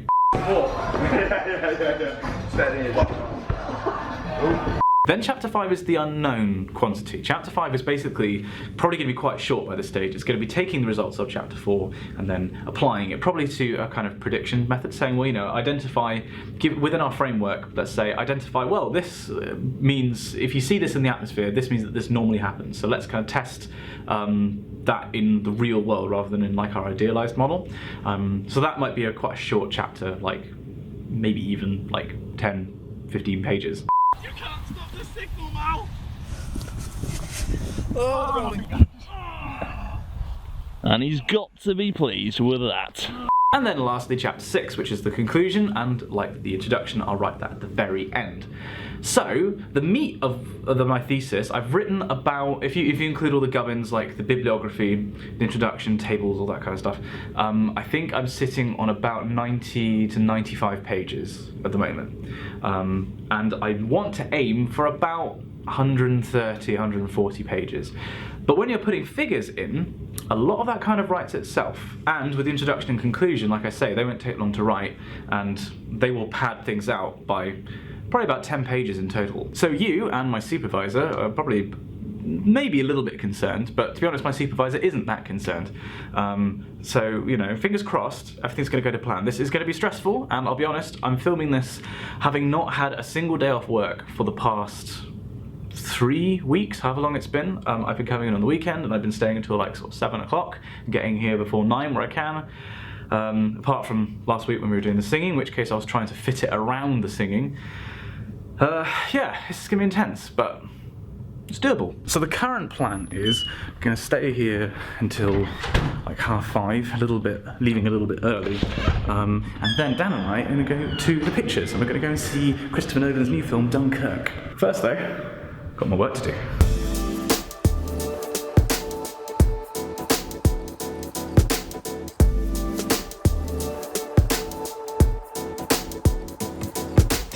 So to give you some perspective, that was a really valuable work day. I have, for the entire time I've been at Exeter, not been able to run my Python scripts on my computer here because I've not been able to install a particular library because I don't have permission, because I'm not like the super user, like the administrator. But today someone in the office suggested a workaround, which was to create what's called a virtual environment, which is kind of like building a fake computer within the computer that I then have permission to install stuff in, because it's not the real computer, if that makes sense. So I now have the luxury of being able to run stuff on a computer that's more powerful than my laptop, and also means I can use the laptop at the same time, which has been, particularly recently, a real problem because the stuff I'm running on the laptop is pretty intensive, and the ability to like run it overnight and, well, yeah, also be able to do other stuff at the same time, it's pretty valuable. However, more importantly, in a way kind of similar to the PV problems I was having before, my current issue is comparing fluxes that are predicted by changes in pressure with those that are predicted by like literally seeing how much mass is pushed over a boundary, and they're not matching up, and I don't know which one was wrong. And I think today I've identified that it's the pressure ones that are wrong,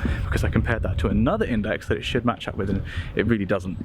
So that's a win for analysis. Still got to fix the problem though. Right, and now I just need to do a little bit of printing. Oh, hey. Didn't see that.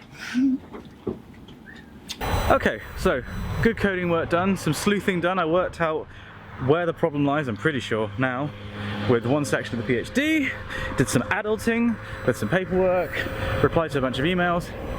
Now, let's go see a movie. So we're about to go and see Christopher Nolan's new film, Dunkirk, which has been getting rave reviews, and I'm excited. I'm so excited. Interestingly, you're dubious, aren't you? Yeah, after The Dark Knight Rises and Interstellar, I am somewhat dubious. Yeah. So we're going to come back and sit down in like 3 hours. I'm ready to see a film that I'm excited about and not be disappointed by it. Baby Driver. But we won't have that. That's not the same thing. Hans Zimmer, you're not going to disappoint. Okay. Christopher Nolan, you're not going to disappoint. Harry Styles, you are not going to disappoint. I think it might even be Wally Pfister as well as the DP who did The Dark Knight. Oh, really? So it might be like basically the exact same creative team. Right, we're going to go and see the film. We'll be back in a couple of hours. Right. 2 hours later. Unbelievable. That was just... We didn't say anything to each other until about like 10 minutes into our walk home. Yeah. Like, we couldn't say anything. That was perfect. It was, and even like to give it praise almost feels wrong. Do you know what I mean? It's a film, the rare film that we had an awful lot of hype about. Yeah. And overwhelmingly delivered. I think it might be the finest anti-war war film I've ever seen. Yeah, for sure. It was for sure for me. I mean, the first thing I said, one of the first things I said to you was comparing how I felt watching Saving Private Ryan for the first time and watching Dunkirk for the first time. Just infinitely more moving. I think I said to you from a kind of cinematography perspective. Oh, undoubtedly. Masterful. Just how, oh God. I think it is a better film than Saving Private Ryan, which is saying a lot because it was one of my favourite films. Yeah. The only reason I think it had, as we were talking about, I think the only reason that Saving Private Ryan had more of an emotional impact with me was because it was the first time I realised that, you know, it would be me in that situation on film. Yeah. And obviously the same applies with Dunkirk. And I was saying too, like how I think we both as British people coming at it from that perspective, culturally it's just so. It was also a cultural event that was handled in a very British way, in the same way that Spielberg handled the events of Omaha Beach in a very American way. Yeah. Everything about it, acting, music. We were talking about the music. A phenomenal score from Hans Zimmer. Yeah, it's been acclaimed as his best musical work yet. Completely agree. The use of Nimrod from the Enigma Variations into it, and there's a particular moment when, well, I won't ruin it. Although the film will have been out for weeks by the time this comes out. There's a particular moment where it just swells in and. Yeah. I feel drained. Yeah, I can't think of anything else to say. Oh God, I want to see it again for the first time. Yeah.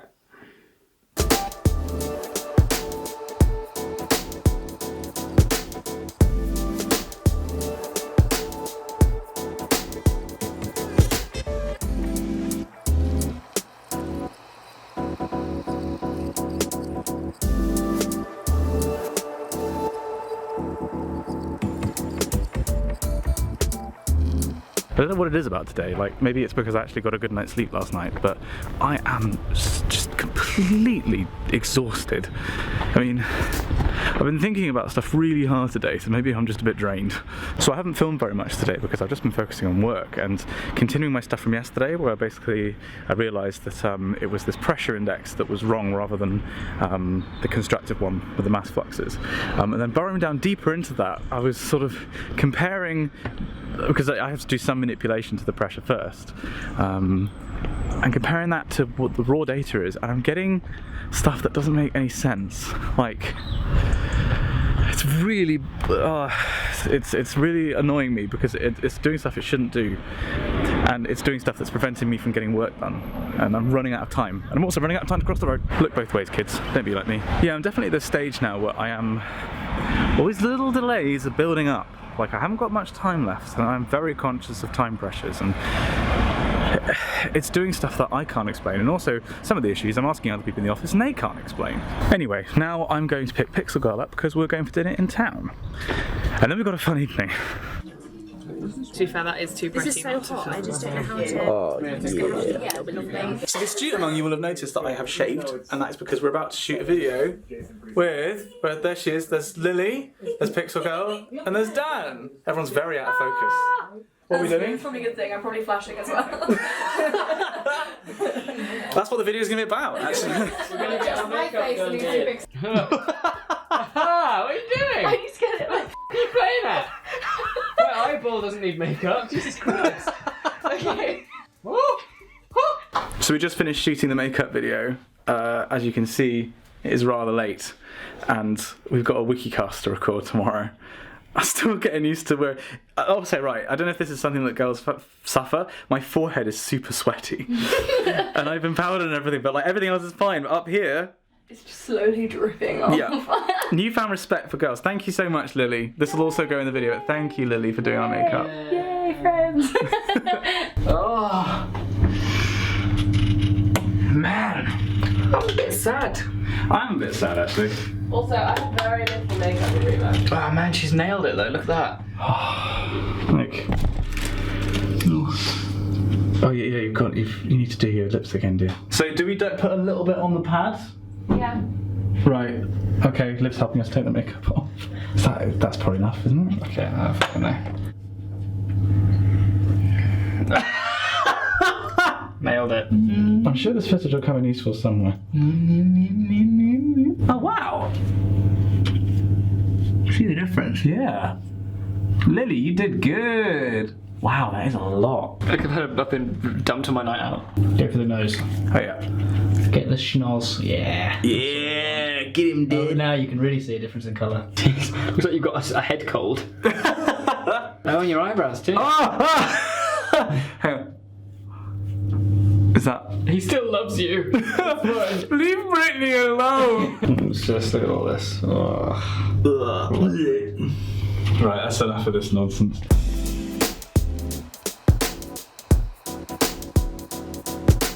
Right, we just recorded the podcast. It is much later than I wanted it to be because that was a long podcast, but we had our first case of fan fiction. Yeah, it was really good. We had one about me being the time traveller with the large forehead. The massive forehead. What was the way that your forehead was described in the other one? Oh, hang on, let me find it. He was a twig of a youth. Thanks, mate.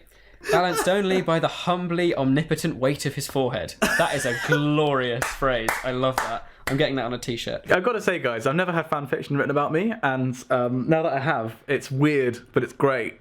We probably shouldn't be encouraging this because we're going to get some really weird stuff. But this will be coming out ages afterwards, but hopefully the weekly cast has gone from strength to strength. We love doing it.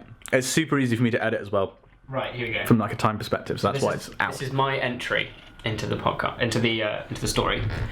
At this time... Who could it be? Excellent. Cheers, mate. Thanks, mate. I'm fairly sure at this stage I signed for more of your packages than you do. What? That's yours. Unsheathe me. Oh! Having a wait. There you go. It's a stand for a light. This is the last other stuff that I ordered through YouTube Next Up. So hopefully making videos a bit better because lighting's been a little bit of an issue for me, especially after I broke a bulb the other day. Yeah. Thank you, YouTube.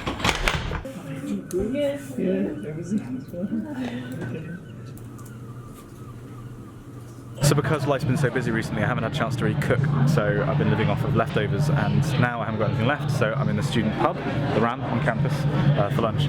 I also just spent £10 on new books because there's a Blackwell's on campus, and they were doing 3 for 2 on stuff like this, On Liberty by John Stuart Mill.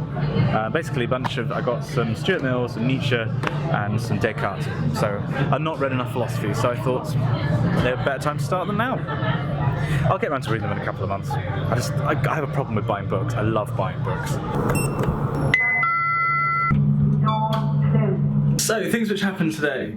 One, it turned out that the data file which I ran on my computer in the office, because my laptop was being too slow, was just filled with nonsense. For some reason, even though it works fine on my laptop, it doesn't work on my the desktop computer. So that was useless. Two, a script which worked perfectly fine on my laptop yesterday, I then ran today and it refused to. It actually refused to load in any data at all.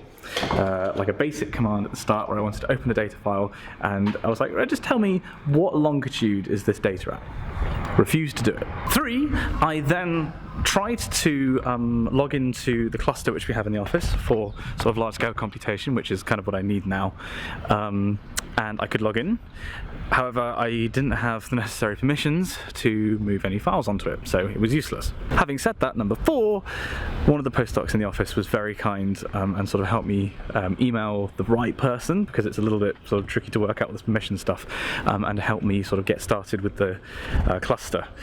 So, and then also actually looked through my data and was like, yeah, that's weird, I don't know why it's doing that. So thank you, Stephen, so much for all of your help. I don't know how much of a difference that made to my morale. He also ran my code on his account on the cluster, and it worked fine. So there's nothing wrong with the code, it's just my laptop, which may be just on the blink because I've done everything through it and running everything locally. And to be honest, some of these computations are pretty intense. Like, if you need to leave anything running for like 36 hours, you know, probably shouldn't be using a laptop for it. So fingers crossed when I get back in on Monday, and actually even when I'm away this weekend, because I haven't mentioned that yet, I'm away this weekend. While I'm away this weekend, hopefully I'll get the permission sorted tomorrow and I can actually run stuff remotely via my laptop. So things will be a bit quicker. I hope. So it's nearly 7 p.m. I'm just leaving campus now. I've now got to do a whole evening's worth of editing, but there's a lot to do, and yeah, I've got to get up early tomorrow. So my bread finally completely broke, so I'm currently sleeping on the floor. My room, in the words of Lily the other day, looks like it's from Train Spotting. Yeah, she's got a point. So I now have two things to edit. I have a podcast, which will take about an hour to edit, and then I want to finish off an 80,000 subs Q&A video, because I haven't posted a video in over a week, and I feel a bit bad. And then I've got to pack, because I am leaving on a coach at 6:15, and I do not want to pack in the morning. I don't get up any earlier than I have to.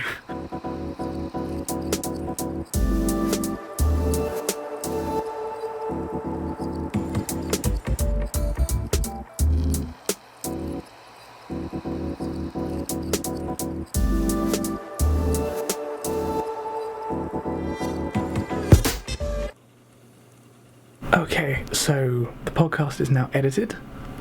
That took longer than expected because there was like an hour and a half of footage, and I actually had to find some music to put underneath the fan fiction.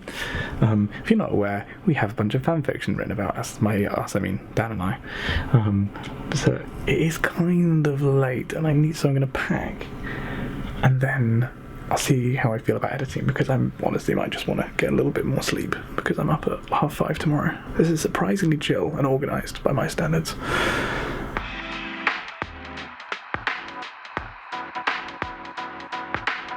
Done. Okay, so it's currently just gone past midnight. As it stands, I'm going to get 5 hours sleep, so I'm just going to do a little bit of this, then I've got to go to bed.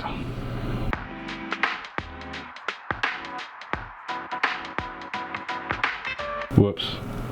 I accidentally the whole video. Frustratingly, I don't want to release this as is. I want to do titles now and do music, and it's now nearly 1, and I've got to get up in 4 hours, so I think I probably better just capitulate whilst I can. Right, now I'm going to the land of Nod, and in a couple of hours I'm going to start filming the most bizarre and remarkable weekend I think of my life so far. I'll see you then. So I have a coach to catch this morning at 6:15. I woke up at 5:30, no problem. I then fell back asleep. I guess I'm just so tired. And I had 8 minutes to get to the bus station. This is going to be very close. I've got a flight to catch.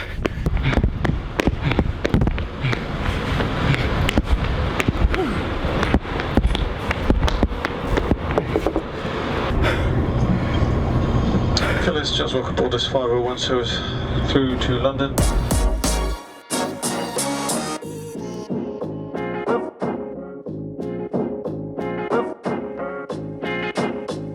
Alright, made it to Heathrow. Now this is like a Casey Neistat vlog, but worse. There's only one flight on this board, as far as I can tell, that's delayed. And guess where I'm going? So I'm flying to Berlin to take part in a video initiative run by a German company called Merck, which is a pharmaceuticals company, and they want to do a video campaign about curiosity, and they're flying me out to be interviewed about basically kind of how I mix doing PhD stuff and video stuff, and how I embody kind of curiosity in both, made all the more attractive by the fact that I'm being interviewed by my friend Ainsley. So that's where I'm going. You sit upon a throne of life. Tell me what the cake is!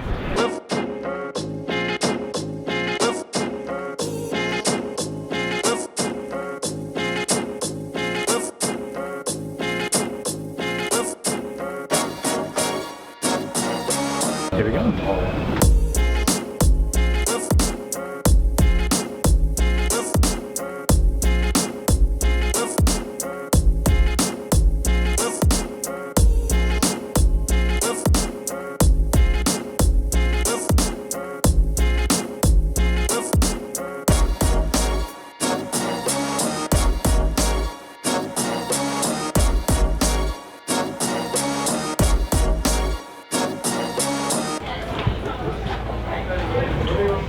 So I'm in Berlin with an ace.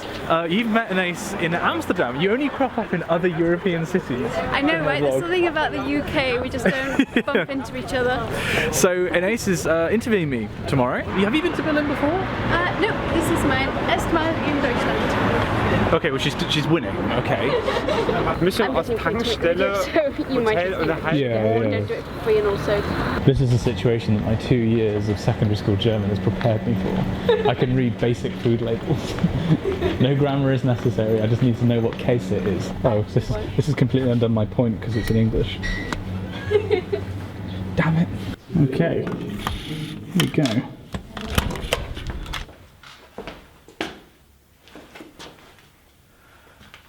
Okay. So this hotel room is pretty nice, I guess. Yeah, and where's the lights? Yeah, this is alright, I guess. There's a changing room? Oh my god. That's a shower. Let me just go down the steps into my shower. Bloody hell, Cedron. Like, there's no curtain or anything. This is just glass. And then this, that's metal. And it blocks the view from the window. Speaking of which, there's a balcony out there, and there was a rather attractive lady who was just dressed in a dressing gown and nothing else, who just disappeared. I think I might have spooked her. What is this? What is all this about?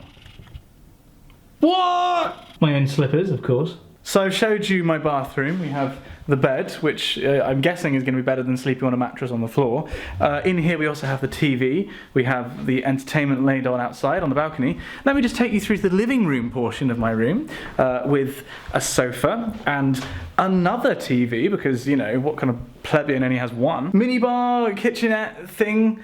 I don't even know, is this a radiator? Well, isn't this just nuts? I woke up at 5:30 this morning on the ground in Exeter. I'm now in a luxury hotel room in Germany. Nobody told you life was gonna be this way.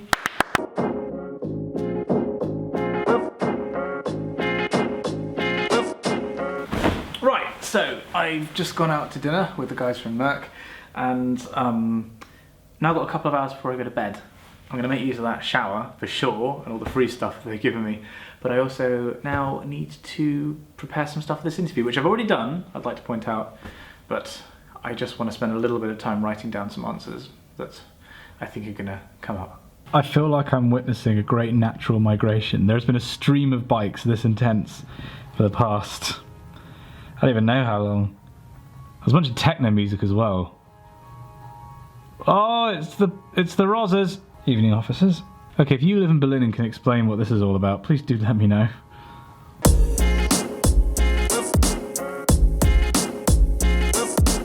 And good morning. So it is about 7:30. I definitely did not sleep enough last night because I was up quite late finishing off these questions. I am a little bit woozy, but really excited because I'm going to go and be driven out to this location in about 15 minutes, which it's got some interesting history associated with it. Plus, I'm really curious just to do this interview. I want to see how an ace is going to do it. Yeah.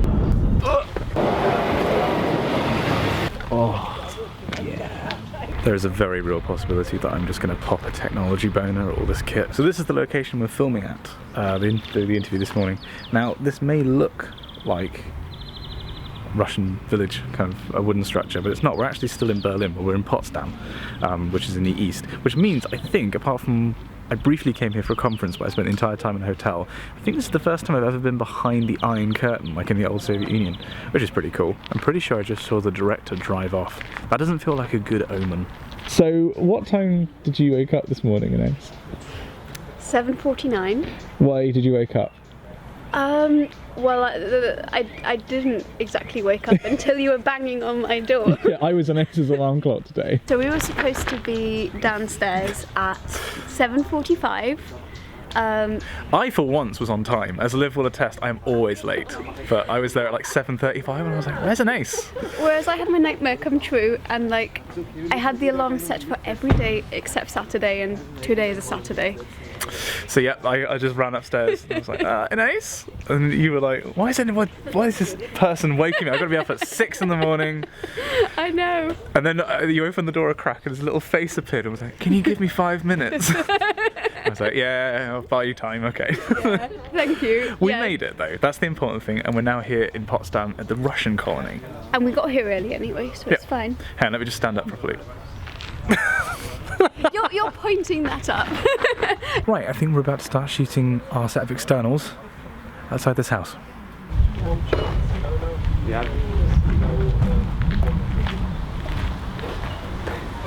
So I don't have a huge amount of experience working with this kind of crew, like multiple people, but it does definitely bring home just how quick it is to do your own YouTube videos when you're doing everything yourself.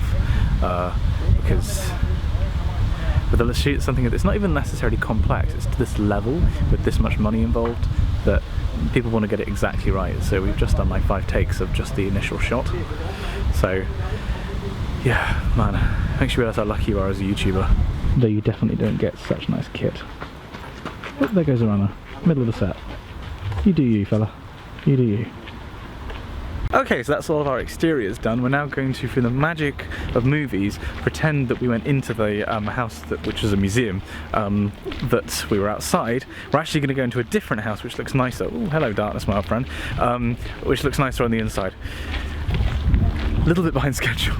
And now we're inside. This place is kind of strange. This is the inside of, I think it's the restaurant within the Russian colony, the Russian village. Well, Russian village. So strange. You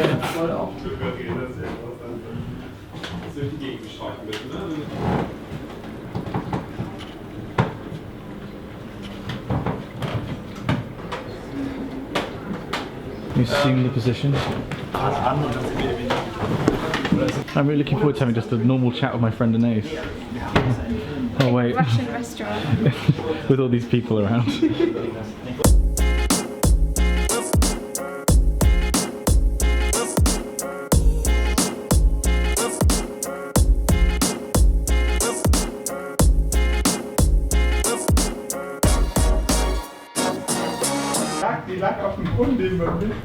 Okay, done at this location. I'm talking for ages.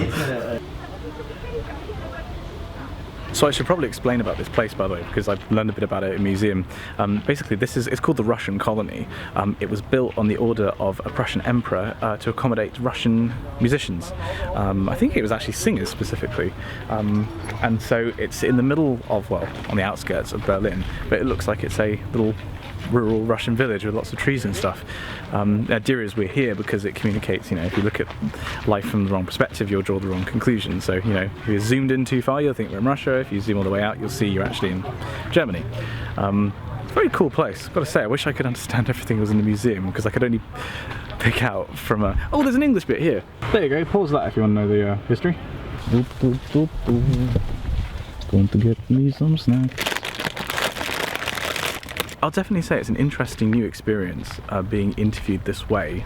We just did 3 takes of me trying to answer 4 questions in basically the same way, but about creativity, but basically saying, yeah, talk about creativity, but basically do the same thing again, please, which of course is just how it works. But it's kind of strange, like, to be even like slightly the centre of attention in somebody else's production, because obviously in vlogs I'm the centre of attention because I make it, write the theme tune, sing the theme tune, you know, all that kind of stuff. But yeah, kind of strange. I don't feel important enough to deserve this treatment. A German lady just rubbed my boob clean. Like I said, a German lady just rubbed it out, so I'm making it worse, aren't I? Yeah. So I started and she was like, no, you have to rub, and she, like, you know, sticks a hand up, starts rubbing.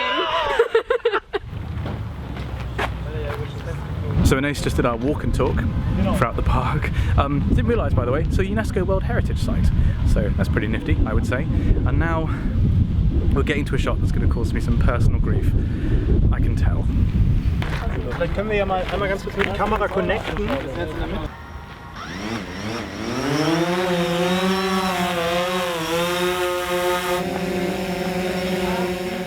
They ask you how you are, and you just have to say that you're fine when you're not really fine, but you just can't get into it because they would never understand. Okay, and with that outro done, it's filming done. Bit over schedule, but these things happen. Shape is I'm like a natural. I'm actually getting pretty worried about my PhD code. I kind of want to get back to work now. Okay, so back at the hotel because I need to charge my phone because I am not trusting my sense of direction. I need Google Maps. I am going to try and make the most of the next about 2 hours that I have before everything closes and seeing Berlin. I mean, when in Rome, Berlin. Okay, so that whole plan for looking around Berlin didn't really work out because I wasn't going to leave the room without my phone because I was going to get lost and I needed to put charge in it. By the time the phone was charged, literally all the museums were closing.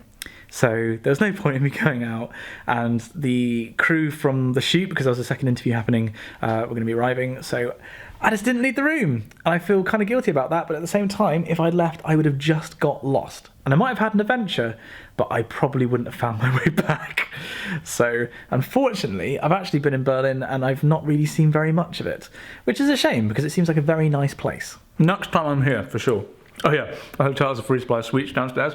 Totally abusing that. Also, the hotel's free slippers weren't big enough for my feet. I've literally broken them as soon as I put them on. Oh well. Great shower though.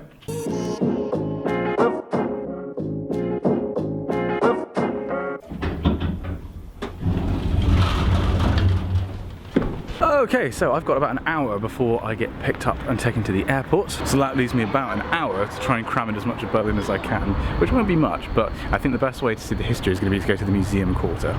Oh look, I found where your mum buys her clothes. It's quite funny to me, like how, because my German's quite basic, I can't understand what a lot of things say, like this advert. Some adverts, on the other hand. I guess there are just some universal things in life, like dildos. So this is the Berliner Dom, this is the Berlin Cathedral. One of my favourite pieces of music that I've discovered recently is actually the Berliner Mess by Arvo Pärt. If you've watched Avengers Age of Ultron, you've heard a bit of it. It's when, spoilers, Quicksilver dies. Not a bad cathedral, gotta say.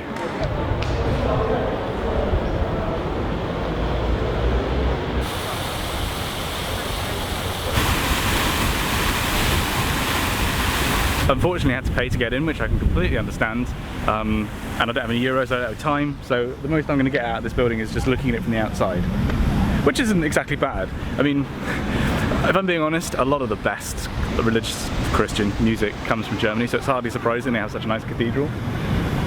Would love to have gone inside though. This square that I'm in actually seems to sort of summarise my experience of Berlin so far, the limited experience, because you've got the cathedral, you've got that library, a museum, and then on this side you've got the river, but then on this side you've got massive road, loads of buildings, modern stuff. Like Berlin definitely feels like it's kind of capturing, it's staying true to its old self, but it's also moving forwards. It's very much future looking. You sort of get that impression just from the buildings in the square, but also just, I don't know, the kind of feel. I like it, I want to come back. Alright, so I don't have very much time or lighting, so I'm going to try and head to the Pergamon Museum, which was what Stephen, the postdoc in my office, recommended that I do. I'm stopping because someone else is taking a picture. Right, we're good. Because it's a museum of basically really old stuff, and I love really old stuff.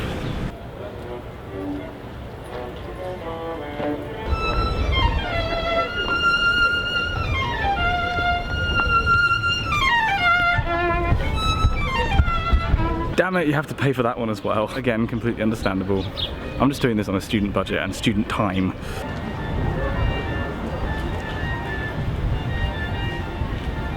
Why was I not invited? That's a beauty ring. I need that. Okay, question. Why does every major tourist city have one of these, even if they didn't necessarily have a dungeon? Like, there's one in London, there's one in Amsterdam. I'm pretty sure every major European city I've been to has had a XYZ dungeon. Any thoughts? Oh, jeans were not a good idea. Today is very hot.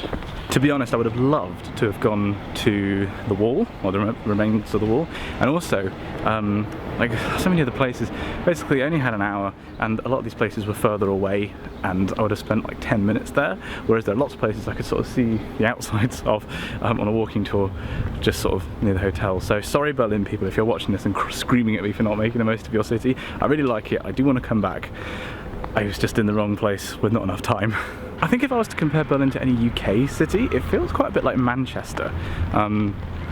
It's strange, like it's definitely a capital city. It's not like Madrid, where you probably wouldn't be able to guess that it's a capital. It feels like kind of Manchester mixed with Vienna. It's probably the best way I can like create some monstrous hybrid. There's a lot of green here as well. It's a bit like Amsterdam, actually. That works in a few ways. Oh look, I found Exeter University. Something that I was really keen to learn about in Berlin was how events of the Second World War and the Nazi Party were not commemorated, that's the wrong word, but remembered, I guess. Because obviously not everybody who was part of Germany at the time was an evil person. You know, most of the people were just normal people trying to go about their lives, and it was a hateful ideology that was kind of spread by certain people that led the whole country to war. It wasn't everybody's fault, obviously, and so I thought it'd be really interesting to try and learn how the actions of individuals, like the bravery of individual soldiers who were undoubtedly incredibly brave, how that gets commemorated in the context of a completely barbaric regime. Unfortunately, I haven't had time to go to a museum, but I was just reading on the outside of the new synagogue, which isn't something I was aware of before I came here. And basically this was a synagogue, I think it was the biggest in all of Prussia, when Prussia was a thing, that was hit during the war, and well, it burned before because of the events of Kristallnacht, and basically it's been reconstructed afterwards. Well, the facade has, the full synagogue hasn't been.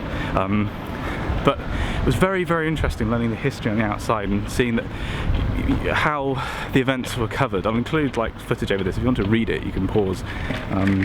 But it's very touching to, because obviously you learn about things like the Holocaust in school, but to actually see a physical space, to know that there was torture that was going on underneath that building,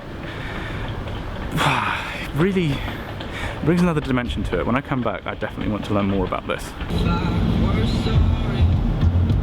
So I totally forgot that I have, wherever I go, I have cutlery in my bag. Like I have a knife and fork and spoon because I'll eat at work and it's just easier having them in my bag. I forgot to take them out. Didn't raise any problems at Heathrow.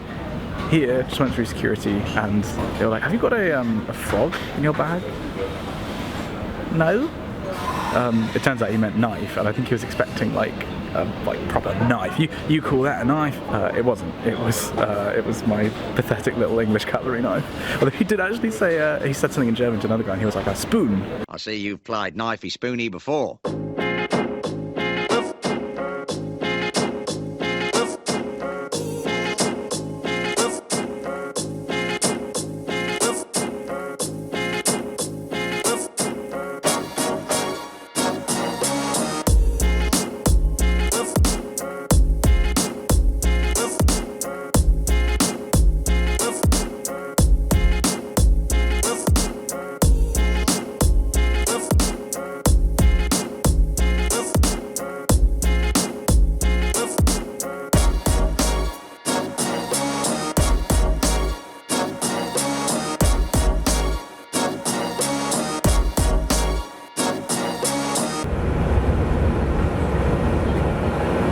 Battery ran out. Sorry. Back in Exeter, I just popped home briefly to charge everything, and now I'm going off to see Liv, because I haven't seen her for a couple of days, and to round off the vlog. Gotta say, as weekends go, definitely one of the stranger ones I've had, but spending 48 hours in Berlin was fun, actually.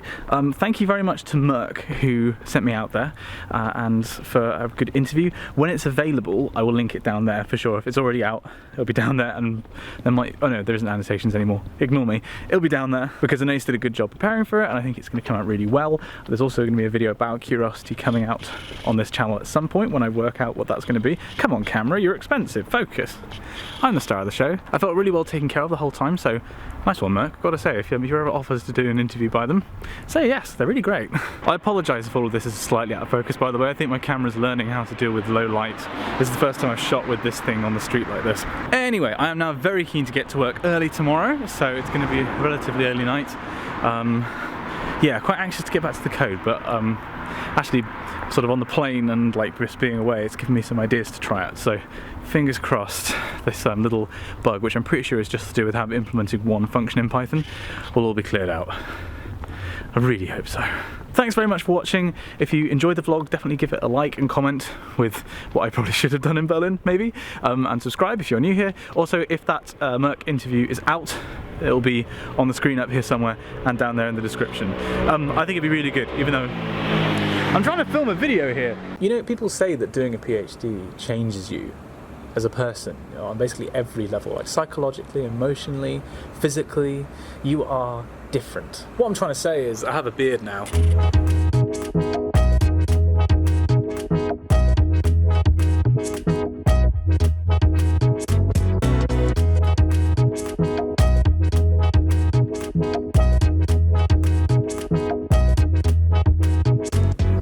So we're coming into the last few weeks of the PhD now, and things have been getting very hectic and very stressful recently. So you have to remember that most PhDs have at least 2 supervisors, right? You have a main supervisor and then you have a second supervisor that's you see less frequently, and they're like a check or a balance on the system.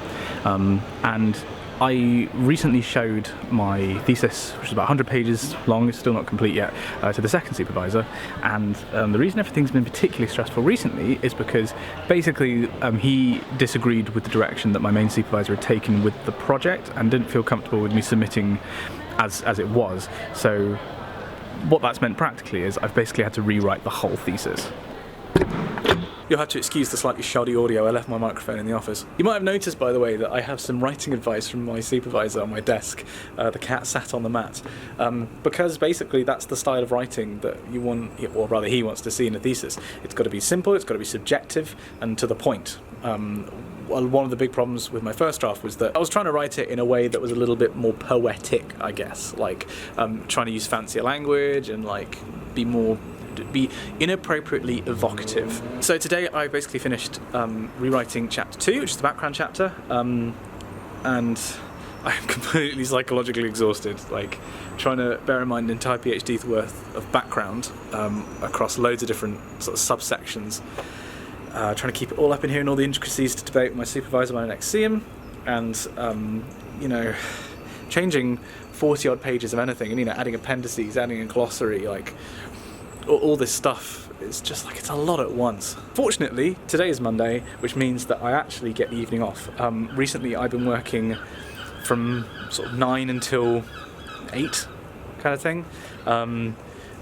I've been pushing it quite hard recently, whereas it is currently 6. I've just finished and now I've got to go and do some stuff over there in town. You see that? Oh, focus. Cathedral thing? Wow, it's really small and it's far away. That might be the dumbest thing you've ever said.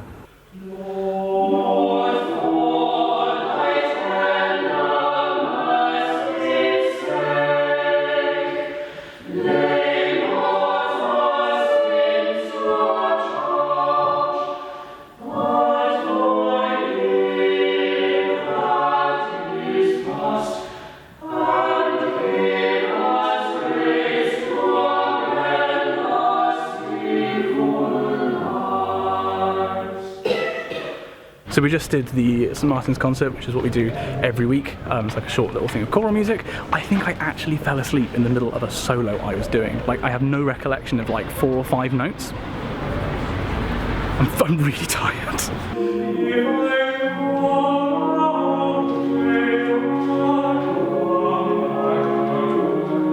It just ate like 800 calories of pasta because I was too tired to make anything else. Like tortellini, not just like spaghetti. So I just popped home and had dinner because I'm cheap. Well, and also I don't have very much money because I'm only going out again to engage in a little tradition that Dan and I have been doing for the last couple of weeks.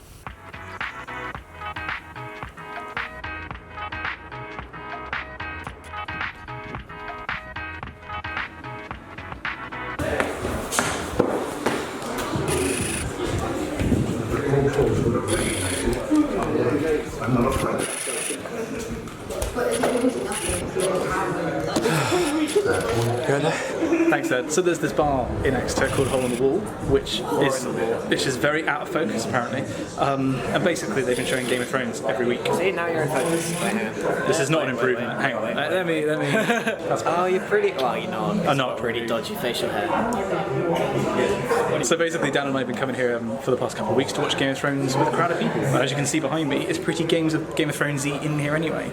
Dan's also here. Drinking my favourite drink of all time. Doom. Bar. We're going to watch that game. F*** you.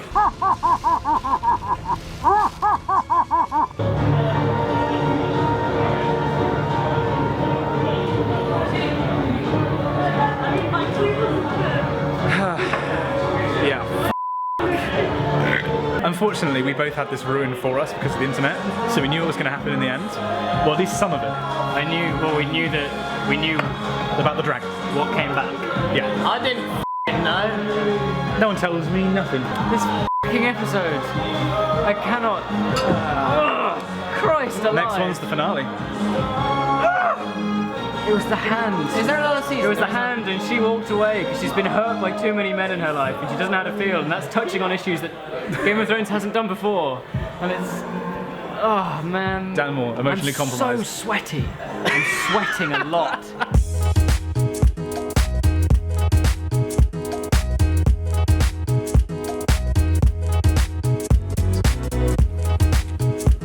Oh, would you look at that? It's time for my audition. So I'm here in Cornwall House. This is a room I don't think I've shown you before because I've not been in here before. This is one of the upstairs rooms because I can't get into the downstairs rooms because my student card doesn't work anymore. So I am here to take a break from work, to eat lunch, and I'm actually doing something I haven't done for quite a long time, which is some sax practice. Sax. S-A-X. No, I'm not. No, I'm not. I forgot I had to do something else. Bollocks. So basically, I forgot that I was meant to be taking some pictures of somebody for a committee page, which was in here. But hang on, why am I so far away? So that's now done. That was really quick. I have like 5 or 10 minutes I can spare, so I'm actually going to do some sax practice after all.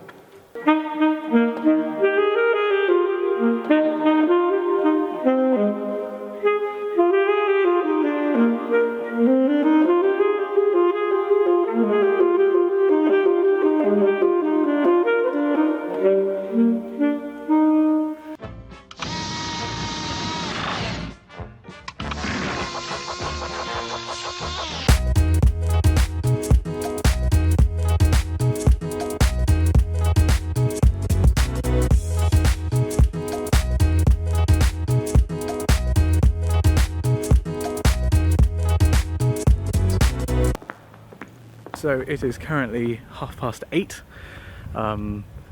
I stayed in the office so long that the camera was doing a time lapse and it ran out of battery. So yeah, I pushed it kind of hard tonight because I just kind of hit a groove. I was rewriting chapter 3, which is my theory chapter, based on the feedback I got from my second supervisor about the background chapter, and it's amazing that now I look back on what I thought was good and the way I was supposed to write it and go, oh god, it's so obvious what I was supposed to do. So I think, really hope that when I show my supervisor, he's gonna sort of be like, yeah, you've got it now. You get the idea. I am really quite tired though, like really feeling it. It's always a difficult balancing act to try and strike between pursuing the work to the degree in which you know you can. Like tonight I knew that if I just kind of kept going, I was in like a weird fuzzy kind of space where I just wanted to kind of keep going, and I don't know, I wasn't getting distracted, I wasn't getting bored, I just kind of kept going. But at the same time I know that if I push it too hard I won't be able to work in the future, I don't want to burn out. So I thought that a reasonable cut-off was about 11-hour working day. Also, in truly historic news for the PhD, the big run of inverting 35, I think it is, years, it might be more, of potential vorticity, the big code that I was sort of building everything up to, that's now done. It finished tonight. and I was like, right, okay, let's just make sure that's saved. that's in Dropbox. So one of the things I'm going to do tomorrow morning is to take the output from that and actually use it to get the variable which I'm looking at. That might take more than a day to calculate, though. I've not done it before.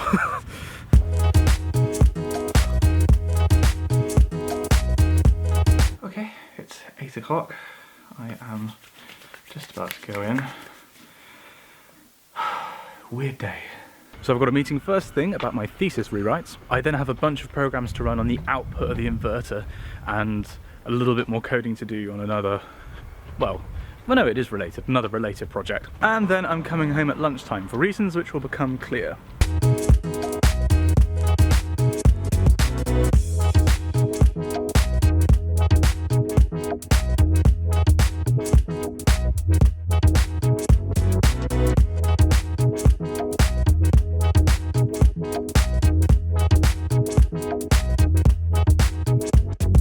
So the meeting went fine this morning, basically talking about, you know, the progress making with the thesis.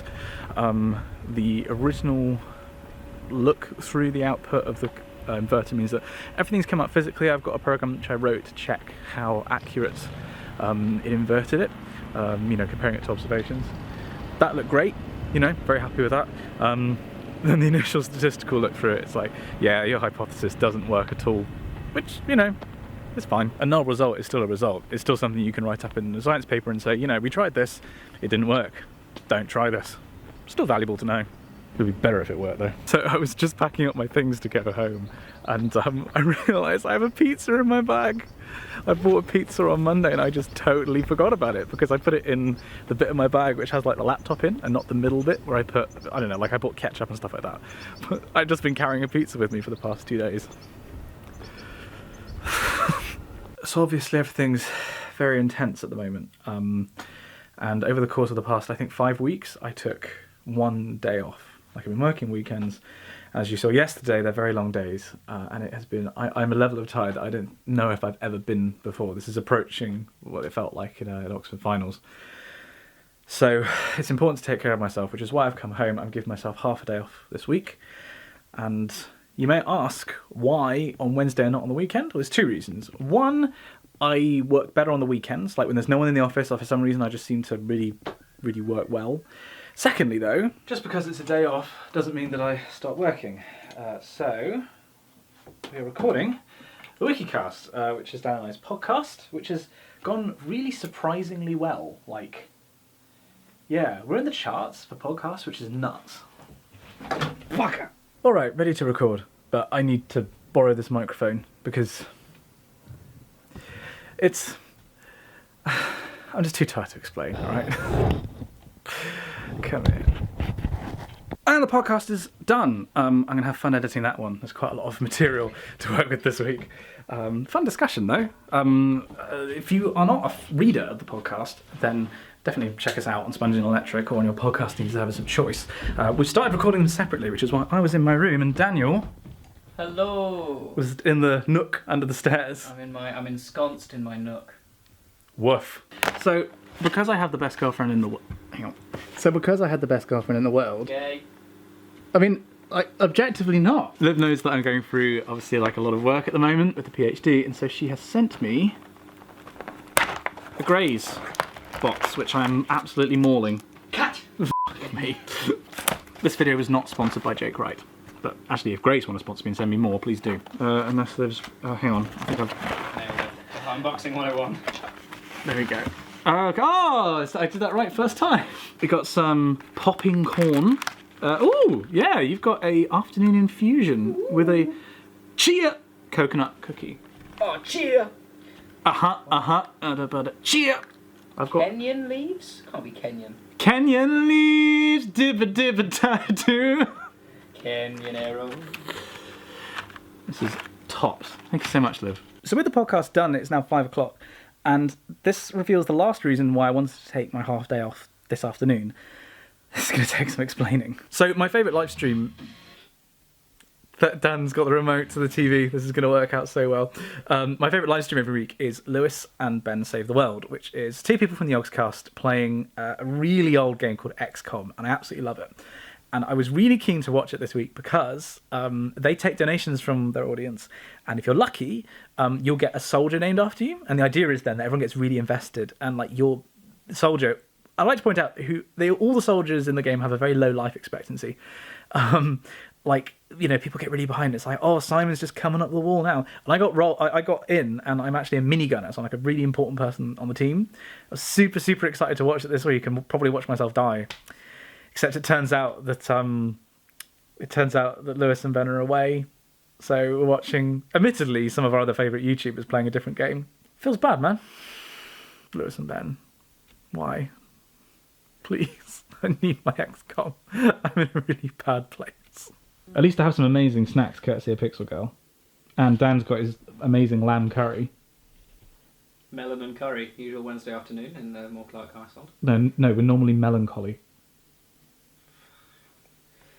Right, bye. I'm done. No, you're not, I said. There's milk to be delivered. Am I okay? Am I okay? Hat Films, if you want to collaborate with us. We're professionals. Let us know, boiks. Boiks. Do it.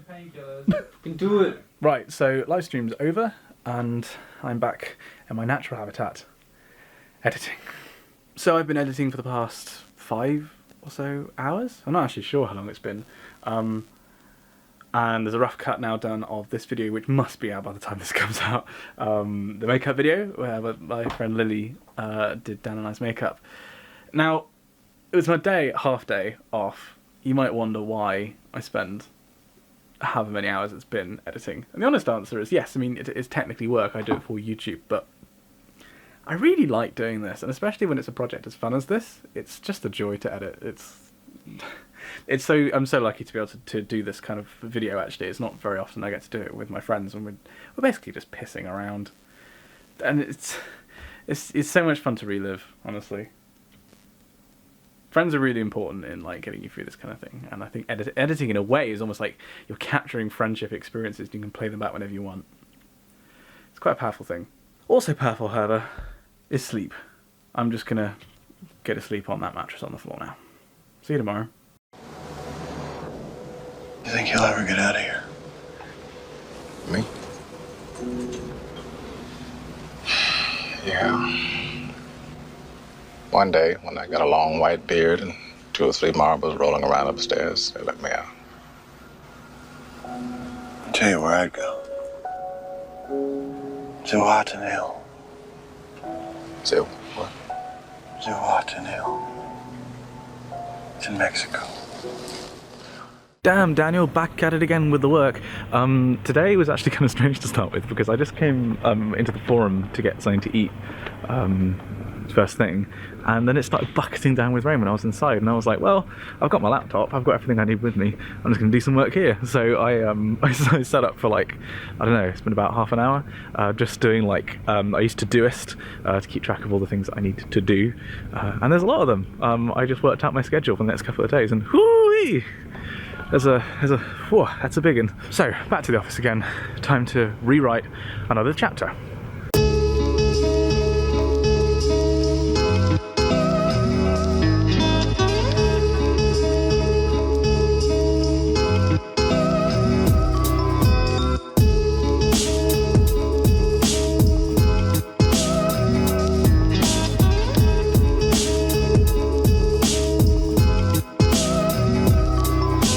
Hello and welcome to the Batcave. I presume this was just preceded by a bunch of time lapses because apparently that's all my videos are anymore. So yeah, I've been working all day, and to be honest, I don't really have the mental RAM to deal with filming anything complicated. So sorry these videos are going to be a little bit boring, but my life is boring and these videos are about my life. So you signed up to this. Today's been really productive, certainly the second half of today. I've noticed this, right?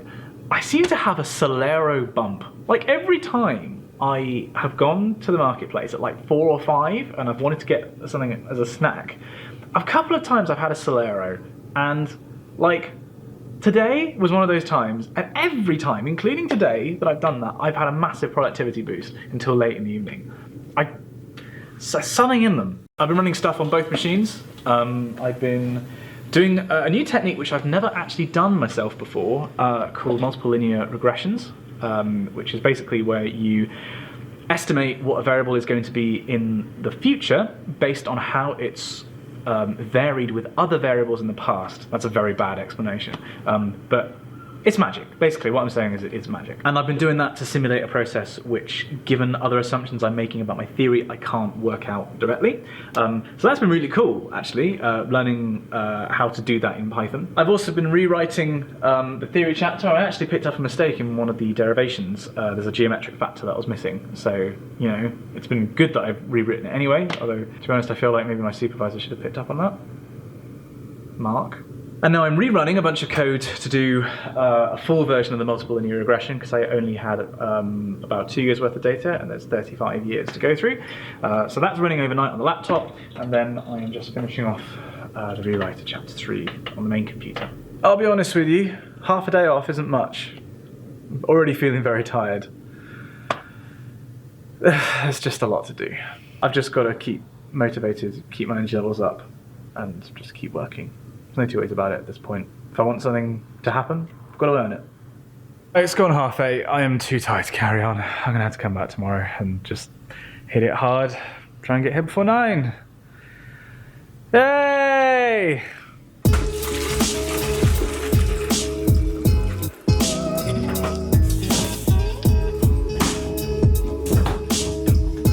So it's a bit later. It's now like getting on for 10. Just had to do some chores and, you know, eat. It's a bit annoying. And now I'm editing the podcast. This has got to be ready for Saturday morning. So it's either going to be tonight or tomorrow night. And kind of in an editing mood. I've been looking forward to editing all day. That really says something, doesn't it? I've been looking forward to doing something that other people do for a job. Here we go. It's me. Here we go. I don't think you ought to be doing this to yourself, Andy. This is just shitty pipe dreams. I mean, Mexico is way the hell down there, and you're in here, and that's the way it is. Yeah, right. That's the way it is. It's down there, and I'm in here. I guess it comes down to a simple choice, really. Get busy living, or get busy dying. So today I actually feel probably more chill than I have any right to be. For some reason this morning, I don't know if it's because it was like the music I was listening to when I came in, but I just feel really kind of chill about everything. Had a good morning, basically finishing off the multiple linear regression stuff from yesterday, working out, given a model, how you save it to file and then apply it to new data. So that's a big win. Like momentum, forward momentum. I also bought a whole bunch of new books today, which I really didn't need to do because I've got plenty at home that I still haven't read, but I can't help it, right? I have got to stop buying new books. I'm also quite possibly in a good mood because I just discovered that Pixel Girl is going to come and visit me this weekend, which wasn't planned because basically she's got to go off to Cambridge to do her PGCE, and yeah, we weren't expecting to get a visit in, so I'm really quite happy about that. Also, you might have noticed I had to trim my beard. Basically, food was getting stuck in it. I'm not used to having a beard. Now, the rule is I'm not allowed to shave until I hand in my thesis, but I basically trimmed it a little bit. It feels weird. It's literally growing on me, gotta say. Now, today's gonna be another late finish. Sun's gone in, great. So, here late and doing bunch of rewrites because kind of this morning was coding, this afternoon and evening are going to be rewrites based on other people's feedback, and then maybe even doing the big scary run to see if the hypothesis is right after all. Ooh.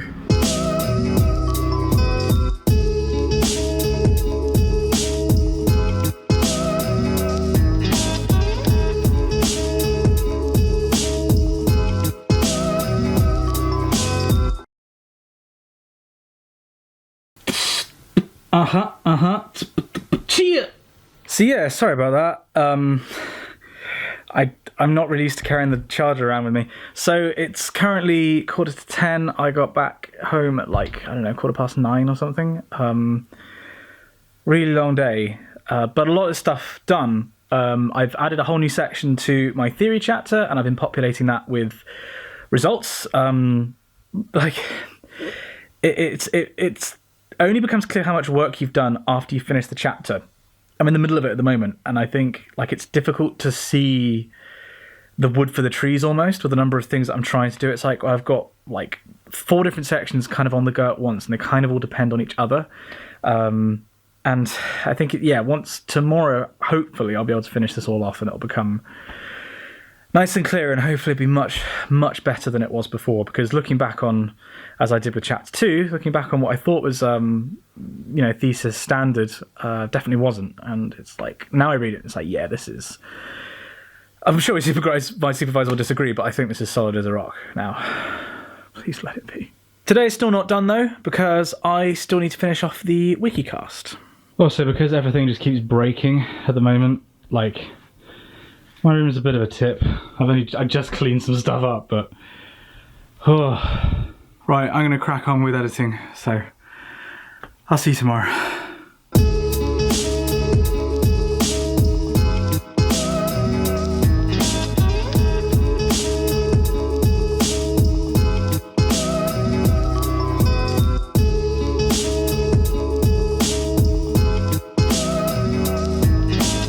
Today I've been working on chapter 3, continuing to edit it, and we've gone beyond the point of just ripping out whole sections and putting new ones in. We're now at the point where it's like, this figure that I did, I'm not happy with. I want to trim data at the beginning and at the end. I want to make this line thicker. Going through old code and regenerating plots. There is still some new plots that need to be done, which means like new analysis. Or rather, there's analysis that I've done, but it doesn't look good. Like, for some reason it works, but it isn't showing what it should. Do you want to see something crazy? This is the view from the level 8 balcony, which means this bit that you can sit on, the view if you go over the edge does that. So yeah, don't want to fall off there. It's definitely been slower going today than I would have liked. I don't know what it is, maybe I'm just getting tired, but yeah, I'm slower than I need to be. I'm getting stuff done, but I've been here since, admittedly, I did get here quite late. I was here at like 10:30, and it's currently 5, so it's still basically a full work day. And what I've done is I've summarized a really, really crucial paper, put it in, like I say, redone a bunch of plots, gone through the whole thesis, the whole chapter, and basically shored up a lot of the maths, changing a lot of the spacing of equations, but I wanted to have done more by now. I have also been coming out here and doing some time lapses because it's a really nice day, but it's also quite distracting having this amazing view. Who spends all his time working on his own? Simon Oxford.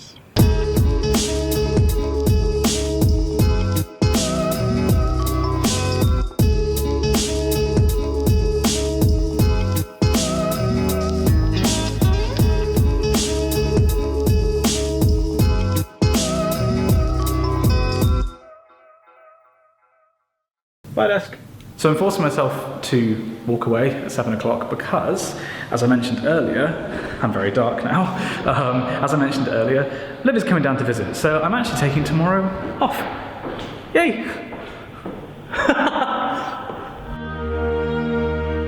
Get busy living or get busy dying. That's goddamn right.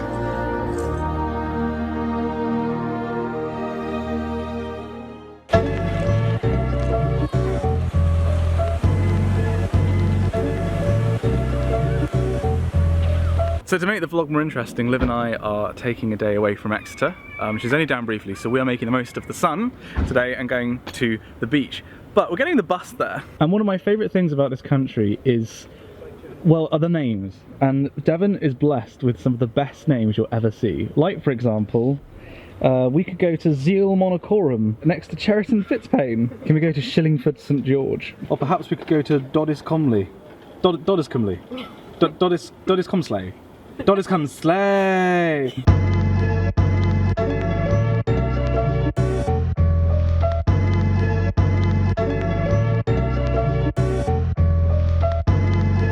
Oh man!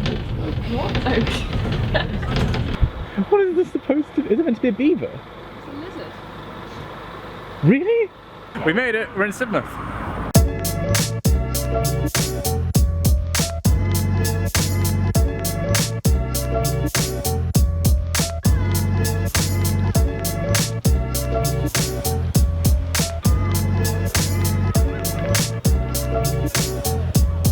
The beach is just a little bit busy then. So we don't have much of a plan per se for what we're going to do today. Basically, Liv's down for a brief period of time. The weather was nice and she really wanted to get in the sea.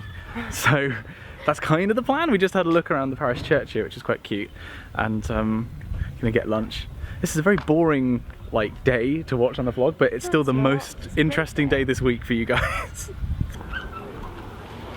That was their ages next to it for a second. It's like 24. Oh, I assumed it was their age. Ah, right, that makes more sense. Are we old? Yeah. This is what old people do.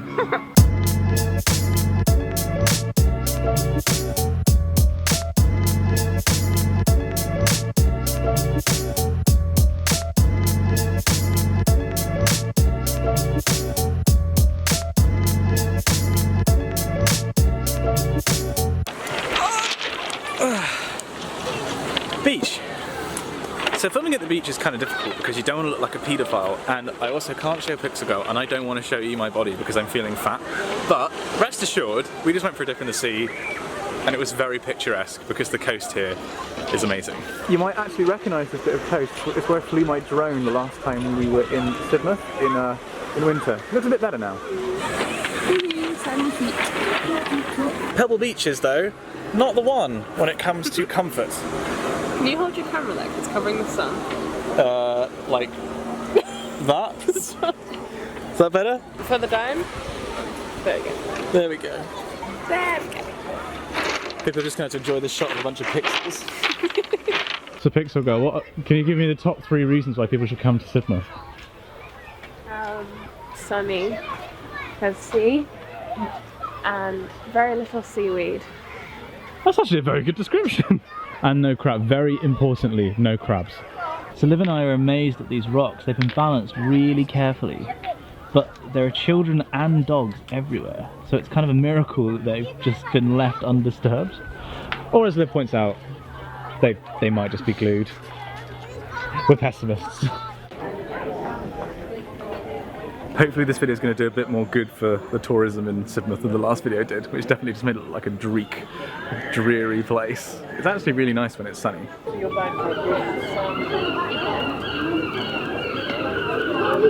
Insane amount of ice cream. Give it a lick. No. Go on. No. You're going to be pixelated. No. You're going to pixelate my tongue. Yeah.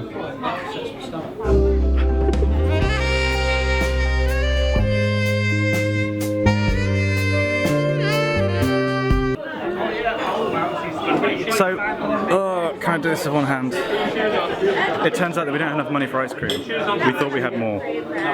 So I've been holding these two for the past 5 minutes. Liv is going to get money and apparently the nearest cash point doesn't work. So this is going to be very messy before it gets better.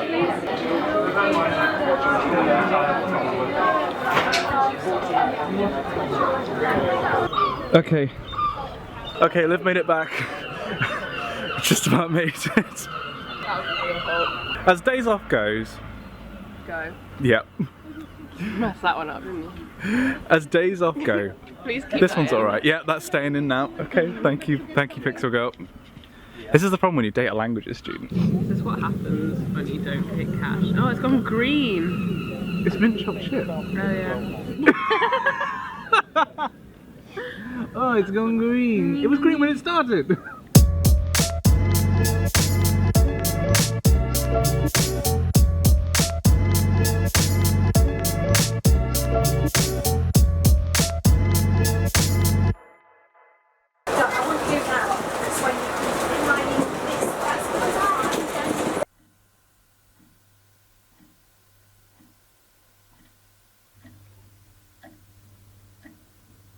Okay, so it's currently much later in the day. Basically, we got back here and chilled.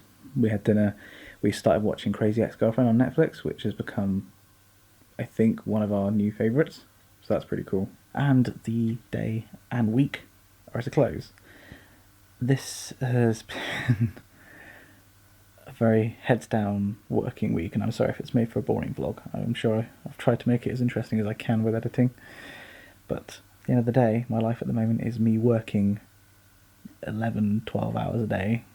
So there's only so much I can do. We are closing in now, though. We're closing in on the great battle of our time between me and my thesis. At the moment, I feel like everything's kind of falling into place. Like the trajectory is up, and it's just putting in the work until you finish. And in a way, this has been one of the best times of the PhD, because for so long it's felt like I've just been pushing against an immovable object, and for so many years pushing and pushing and pushing and trying until you sweat and you bleed and you want to cry. And finally, we're in a position where you put that effort in and it actually moves, it budges, and it's like, I've just got to keep pushing and keep moving this thing. And it's like you want to push it off a cliff or up to the top of a ramp or something, and it's like, it's moving and it's awful and it's horrible when you're doing it, but you just got to keep going and eventually you'll get there. That's kind of where I'm at the moment. I have the vast majority of a complete thesis, in terms of pages, done. And hopefully, because I'm not going to vlog next week, hopefully the next week I vlog, which will probably be the week after that, or maybe the week after that, hopefully you'll be witness to me finally finishing this bloody thing off. In the meantime though, thank you for watching. I hope this video wasn't too boring, and I will see you in the next vlog. You can do this. You can do this. I think I may have taken a wrong turn on the way to the office this morning.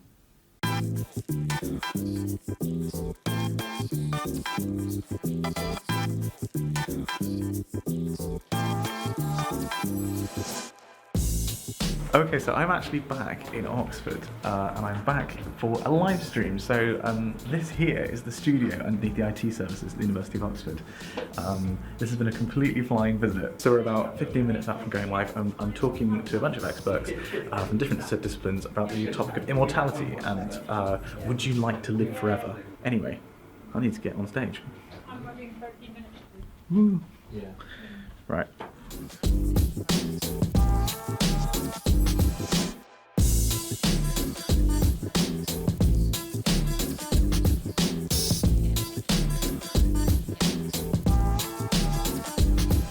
Oh, that went rather well. You can also see here, that's the physics department. Well, part of it, that's the astrophysics building. So that's where I spent a lot of tutorial time. But yeah, that live stream went pretty well. You can actually watch it. I'll include a link down there. It's for this website called Oxplore, which is the University of Oxford's new website promoting big ideas and getting kids in schools to think about these big questions. So this one was about would you want to live forever, but there are going to be other ones in the future. So it was genuinely really, really interesting to be part of. So thank you, Alex at Oxford, for inviting me to do it. So I'm currently walking down this street, which I walk down every day, basically, of my undergraduate, because I'm going from the physics department back to St. Peter's, because I'm doing some more filming. Hello, Buzz. This was my home for 4 years of my life. So I'm back in St. Peter's to film this man. Where is he? There. There's Dan. Dan Pugh is the, well, what's your official title? Schools Liaison Officer. So you do, it's access work basically, right? You're trying to encourage people to apply to Oxford, and people like us who went to state schools in particular. So we're doing, there's a rather swanky, if I may say so myself, setup. And we coordinate. Yeah, we've really coordinated. So Dan's a really interesting guy. He's like me in that he came to Oxford from a state school. Nobody had been to uni before from his family, I think. And like me, he's been doing access for absolutely years. Here was his one thing. I asked him if there was one thing he wished that people just knew about Oxford Access. You wouldn't believe how many meetings I go to with all sorts of very important people, from government to university importance as well, who are always talking about how we change the representation in this university and the types of students that apply here, how we attract them, and also the processes by which they're admitted. It's a conversation that basically goes on every single day. Now, you may not think that they're going on, because sometimes they haven't quite reached you yet, or they might be focusing on maybe teachers this week or people in care another week. But the range of different sorts of representation that we want to work with and how to change it is a conversation that's continually going on. This is St Peter's, by the way. This is my home. This is Linton Quad that I'm in at the moment. So that's Linton House. That's the library up top. I'll have to do some proper videos about this one day. That was where my tutor was, in the incredibly ugly Latner building. That's the chapel, which is huge relative to the size of the college. It's like an old parish church, basically. But it's an amazing acoustic. And that way is a building site. This is Mulberry Quad, and that's staircase 4, which is where some of my friends lived. And down there is the best bar in all of Oxford, but it's closed. Sad face. I do absolutely love it here, and it has changed quite a bit. Well, you can see there's building work at the moment.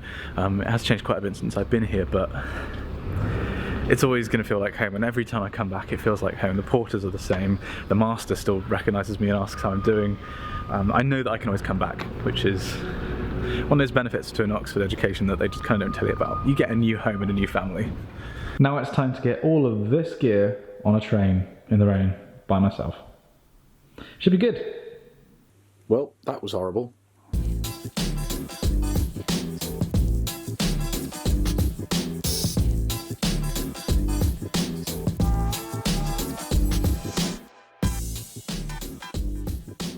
So I'm back in Exeter, and I am going to talk about the work tomorrow in the vlog, because today, well, all week as a matter of fact, this is happening.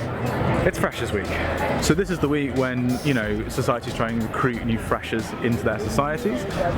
So I think they get divided up by kind of classification. So today is all the sports people, which, I mean, for goodness sake, in this one shot you've got the Water Polo Club, there's the like skiing people, EXE, I'm not actually quite sure what it stands for. You've got lacrosse, you've got rugby league, you've got rowing. Then just over here there's, I think, taekwondo doing a demonstration for freshers to varying degrees of success. The actual boat club, not rowing, but the actual boat.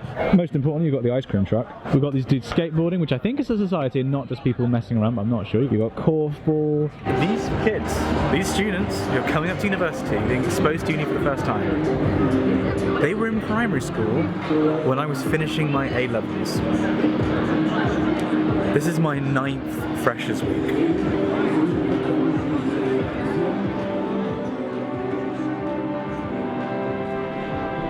So this wasn't originally part of the plan for this vlog this week, but I just got ambushed by these two. Hi. So, right, the story here is, was it Bianca, you stalked me and reported my position to... I just came here to see him. I had to see him play. It was me working away and these two people just turned up like, it's him! I'm going to be in the vlog. So you're in the vlog. I can't even. Say hi to your parents. Hi Mum, Dad, I've made it. Finally, I've made it in life. I'm famous now. Weren't they nice? So I just went for a quick cheeky run. But I'm back now, about to do some editing for the next couple of hours. But I thought, because I showed you my 9th Freshers Week today, it might be fun to go back and talk about my Freshers Week, my first one in St Peter's, which you saw yesterday. So obviously Freshers was a huge deal for me, as it is for everybody. It was the first time that I moved away from home for any really significant amount of time. And I remember we drove up there with a car that was really way too full of stuff. And it was quite fun because when you drive to uni like that, you see other cars that are heading in the same direction as you, and they're also stuffed with things, and you're like, we know where you're going! I remember I got... Hang on, I'm really orange. Can I do something about this? So I remember being dropped off, and the first place I went to was the bar. That was some foreshadowing in retrospect. And I met these two girls, Brinky and Tara. I can't remember if I've told this story before, but they were the first two people I met at St Peter's, and they were unbelievably friendly and nice, and literally from the word go, I felt at home. And that was basically the tone for the rest of the week. I fit in really, really well. And I didn't enjoy my first year at Oxford a huge amount because I didn't adapt to the work very well. I worked myself too hard because I thought it was just like school. If I keep pushing, I'd eventually just get it. And I didn't realise that if I did it at the rate that Oxford required of me, I was going to burn out, which I did. Also, I was in a relationship at the time, which meant I was leaving Oxford a lot, so I didn't really develop a social group because when I was in Oxford, I was just working all the time. But my Freshers Week was the first, we did 2 weeks away from each other for both of our freshers week deliberately, and I'm so glad we did, because I actually got to know people, and know people that I still talk to now on Facebook and Twitter. So at the time, St Peter's had a croquet lawn, because of course it's an Oxford college, and they put up a marquee, which is in these pictures, which was amazing, like to have a tent basically with a chandelier on a croquet lawn. I was like, yeah, I think I've arrived. I think this is Oxford now. And the second years arranged a bunch of drinking games and non-drinking games. I'd like to point out it wasn't just drinking, although for some reason the drinking ones like shot wheelbarrow races just stuck in my mind. Interestingly enough, I also took pictures of the bar because, well, for one thing, it is the best bar in Oxford, no question. It's also my favourite bar in the world because just so many memories there. And the beer was £1.60 a pint, which is, for those of you not in the UK, really cheap. Also in there, they did a jazz jam, and I played sax in there, and I didn't do this at any other point when I was in Oxford. Oh, I think I did it one other time, maybe. But basically just turn up with instruments and you played. And I didn't have a clue what I was doing. I'd never done anything like it before, but I just turned up. I was like, yeah, I can play jazz on the saxophone. I played a little bit before, but never anything live. It was really fun. I loved doing it. I looked like a twat. There are other aspects to talk about, like my room, which was in New Block, for those of you at St Peter's, and hall, and all that kind of stuff. But I think anybody who knew me in Freshers Week and watched these videos, actually, if that is you, please comment. It would be unforgivable for me not to talk about my Stormtrooper costume. This thing, as far as I could tell, was basically what I was known for in St Peter's, because the first BOP, which is basically a fancy dress party, they're always themed, and the first BOP for St Peter's was something beginning with S or P or C, because St Peter's College. And I went for the S. I went through a Stormtrooper. Not like Schutzstaffel, or no, Sturmabteilung. I mean like a Star Wars Stormtrooper. And I made the thing. It was a big undertaking because I built the whole thing out of cardboard and papier-mâché and one World War II like plastic helmet, which I bought. And it was unbelievably uncomfortable because the legs were just like cylinders of cardboard, so they just rode right up into my groin when I walked, and I basically managed to wear it for about an hour before I had to take it off. But it was amazing, and I think I made kind of enough of an impression for it to last for a few years. My proudest part of that, by the way, was the pauldrons, the shoulder bits, because they were two halves of a papier-mâché covered balloon that I popped. And then, yeah, so to like put papier-mâché over it, let it harden, pop the balloon, painted it all white, and then they were my shoulder pieces. That was fun. I actually busted it out again for my final BOP. I wore it for the first one and for the last one. I didn't go to many BOPs, to be fair. But for the last one, I upgraded it. Like, I made the legs more ergonomic. I put eyepieces in. I had an old pair of sunglasses and I put them in the eye holes. I was really proud of that thing. I wore it one other time and then I had to throw it away because it was just in a bag. But that was my magnum opus. For those of you who might be watching this with the title it has and going to Freshers Week soon, I would recommend get involved. Don't be shy. I mean, obviously, it's scary. I remember being scared, and I'm quite an introverted person. But I think it's important to just say, I don't often do this on the channel, but I'm just going to censor it. Say f*** it. Because why not? You know, it's like starting a complete new life. And particularly in non-collegiate universities, you've got to get yourself involved in societies that are about things you're interested in. Because that's how you make friends with people who are interested in the same things as you. In Oxford, it's a little bit different. You know, you kind of have to, you don't have to, but you have a ready-made friendship group in your college. But then, get involved in the college stuff. Get to know people, get chatting. Often people develop ridiculous personas when they go to Freshers Week to kind of just be like, oh, I'm just going to be totally different and wild. Don't do that, be yourself. But just try and be the outgoing version of yourself. Try things, sign up to loads of societies, go to one event of each.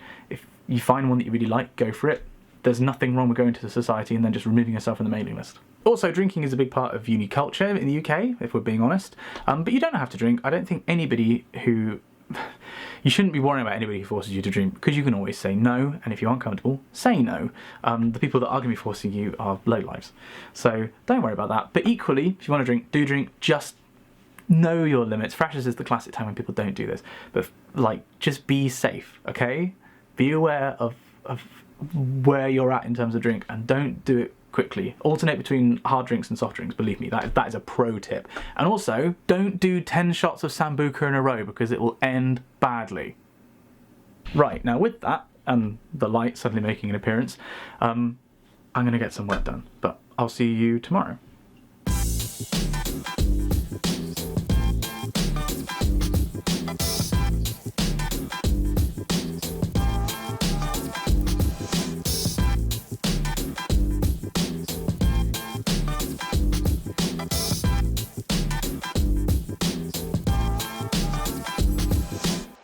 So there are all manner of wonderful things about Exeter's campus, and there are all kinds of great things about staying late for someone like me. One of which is wildlife on campus. Because behind me, over there, is a happy little badger. For those of you who aren't from the UK, maybe you don't know what this is. It's quite a large nocturnal animal. There's a lot of controversy about culling them, which is completely unscientific. They're basically blind, so as long as I'm quiet and I stay downwind, it's not going to freak out.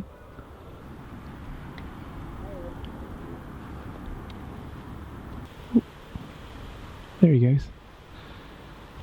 You could seriously do a whole wildlife show about the wildlife on campus, because you see badgers, foxes, rabbits, squirrels, loads of different birds, and I don't know very much about birds. But basically, because the campus is so nice, when all the students are, you know, being quiet like at night, all these animals come out. It's great. Okay, wow, strange day. Hang on, I haven't put any gunk in my hair. One sec. So all good things must come to an end, and I am moving out at the house. This is all happening very quickly. I'm basically going to stay with a friend, Michael, in his spare room for the rest of the time that I'm doing the thesis, because hopefully it's going to be less than 2 months. So it's a temporary arrangement, and I'm basically getting all my stuff together today, so I haven't gone into work. I've actually been packing all morning, and I've also been editing. These have come out a long time ago. I've been putting together all the Oxbridge videos that I've made, so little 2-minute ones about GCSEs and personal statement and stuff like that. So quite an intense morning, actually. Now the reason that it's really important that I move out now is because this is what our living room looks like. This is Ed forcing himself to live, well, we're forcing him to live. More specifically, I'm forcing him to live out of bags and sleeping on the sofa, and frankly, this is untenable. We just can't keep living like this. So I'm getting out of here. So far today, I have edited 6 videos. I did my beard one, and I did the Oxbridge ones. I just had lunch, and I just watched a bunch of YouTube for inspiration, and now it's like, yeah, let's make this 7, baby. If it's all right with you, I'm going to degreenify you. No, I'm just going to keep you here whilst I start getting this edit set up. I like watching YouTube for inspiration in the same way that no, that's as wide as it goes. Professional YouTuber. I presume in the same way that writers like to read novels. You know, it's an inspiration for your style, and inevitably makes you feel both better and worse about yourself, because you always sort of watch other people's videos and think, oh god, they're so good. But the problem, of course, is that I'm watching, I mean, in that one sitting, I must have watched like 10 videos, and like whilst eating lunch, and I don't think I watched more than 1 video per channel. And so, like, you know, each one of those people might put up 1 video a month. I mean, they don't. They put up more frequently than that, but it might be one like feature, what I think of as feature videos per month. You know, and so I'm just getting through them in like over the course of an hour or so, and it's just like it's overload from like a stylistic and video making perspective, because I'm on the receiving end. But if I was to watch each one of them being made, I would see the craft that goes into them, and in some cases, you know, the weeks of effort. For example, Soviet Womble, who's a current favourite channel of mine. I had a weird dream that I was in a Soviet Womble video the other day. And for other people's videos like Vox, you know, multiple people working on it, and also people who are doing it full time rather than trying to do it alongside a PhD. Although admittedly today, and in fact in this vlog in generally, you haven't seen very much work, and that's because I don't want to sound like a stat record, because at the moment my life is basically just working. Today is an exception that I've taken the day off to pack, which you might be able to see just out of frame there, to pack, to get everything ready and to get a bunch of videos out, because with these videos, if I can get them all done today, this is like 3 weeks worth of content, and I don't have to edit for a while, so I can really focus in on the PhD. So it's like investing time. That's how I'm thinking of it. I also just happen to like editing. Do you want to do a time lapse? Let's do a time lapse. You haven't had a time lapse this vlog yet, have you? No, that's definitely a lie. I always do time lapses. How many more times can I say time lapse before I run out of breath? Time lapse, time lapse, time lapse, time lapse, time lapse, na na na na na.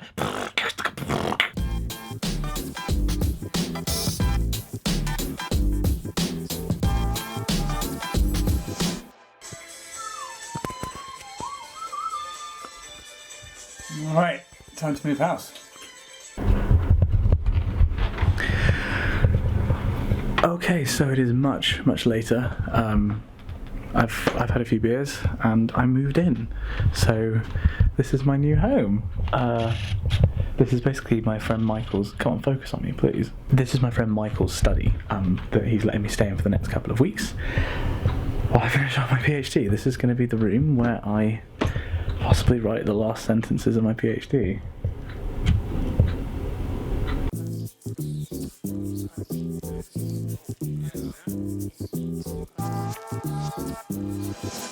Freshest Week just keeps rolling on.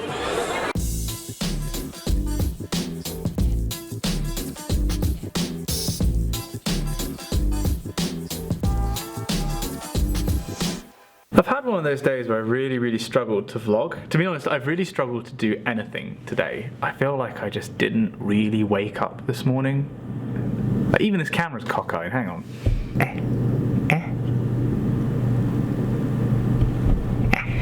Like, I've been putting off talking to camera, partly because I've been in the office a lot, and when I haven't been in the office, I've been in the forum, and there's a lot of people in the forum because it's Freshers Week, and a lot of people in the office at the moment. So I haven't had much of an opportunity to vlog, but also it's like, what do I talk about? At the end of the day, this vlog is about me doing my PhD, and that is a very boring, repetitious process, especially at the moment. I have spent all day, well, I mean, I've been changing a write-up in my thesis because I did something in one coordinate system, and I was basically cheating, no, not cheating, but I was doing a simplified version. Instead of doing something in latitude, longitude, I was doing it in X and Y, so basically pretending the Earth was flat, and I could completely do that because you make this, you approximate that the Earth is so big that locally, like here, the Earth is flat, right? Hashtag flat earthers. So in terms of the derivations I was doing, it doesn't change anything, I just needed to rewrite this whole section, which didn't take very long, and since then, there's a factor of 10, or it might be a factor of G, which is 9.81-ish, that's gone rogue in one of my equations. I can't find it anywhere, and basically there's something going a little bit awry. So my day has consisted of trawling through code, trying to find a factor of 10 or G, and there's so many places it could be. It's not even computer science, it's just checking through I think it's about 4 programs, and each of them are like a few hundred lines long, and it's like, that might not sound very much, but it's just, it doesn't help. Yes, it's not very much, and if I was laser focused, I could probably do it in a day, but I'm at this point with the PhD, I am just exhausted, if I'm being completely honest, in this vlog, which is, you know, one of the things that's important to be. I am just exhausted, even though I took yesterday off effectively with the move, and I gave myself a nice lie-in to sort out my new room this morning. I'm just knackered, I really am. I've also had a very moustache heavy day. I can't stop playing with it. I realised that I can curl it up like this. If I was to put wax in it, I could like dull. So yeah, this has been distracting me because, yeah, I want to get this thing off my face so badly. I've got to just finish. Where are you hiding? You're in here somewhere. Or possibly one of these other files.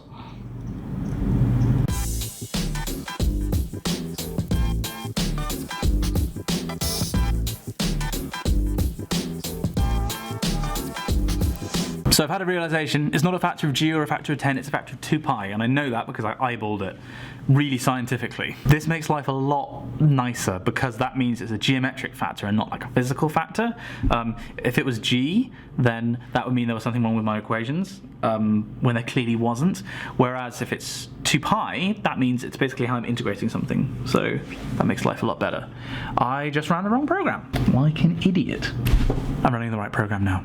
This run feels important. Let me just turn to camera 2 in order to talk about it. There is no camera 2. I just moved camera 1. See? I can move it anywhere. You see, that would have been visible in frame in that last camera. It's amazing what you can do with one camera if you're creative. Or bored.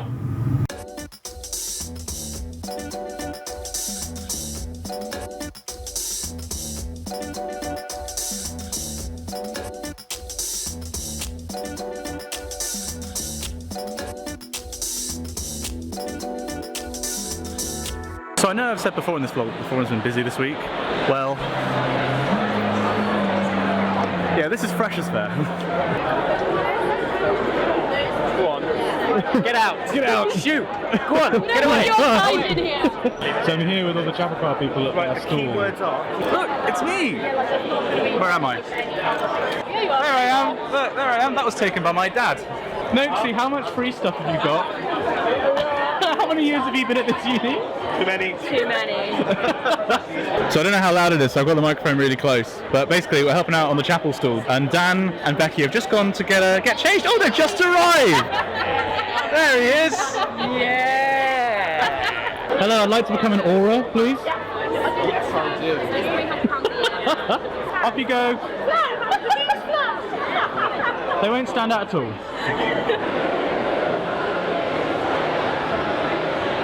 So the Freshers' Fair is the main opportunity that student societies get to recruit new members, basically. It's the formal point at which you sign up to whatever it is you want to do, whether that's music or sport or whatever. And much as I would love to be sat on a desk talking to people about chapel choir and meeting fans of the vlog, because I have met quite a few of you this week, I'm instead back in the office.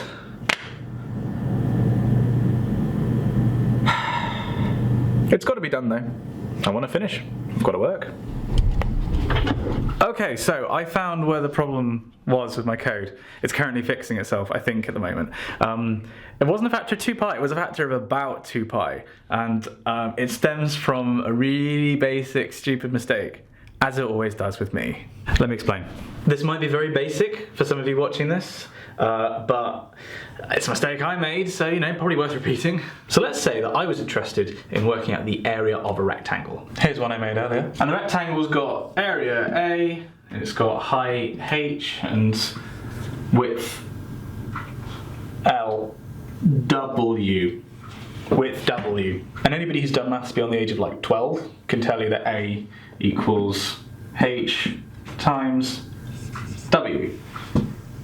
Easy, that wasn't the mistake I made. That's the end result that you want, right? But what you could do is break up, for example, instead of it just being W, you could have lots of tiny little W's. Actually, if you think about this, let's think of this as X and Y, you know, like a graph. Then this is dx, that little tiny bit of width. W then is just the sum of all of those little dx's put together, all end on end, the length of all of them added together. And you can write that in maths for stuff that is really, really small, where it's dx, you can write that as the integral, that's what that sign means, of dx. Literally, you just add them all up, that's all that means. And similarly, h is equal to the integral of dy, where dy is the tiny little element of the vertical. And technically they're not really small, they're infinitesimally small. They can't be any smaller or they'd cease to exist.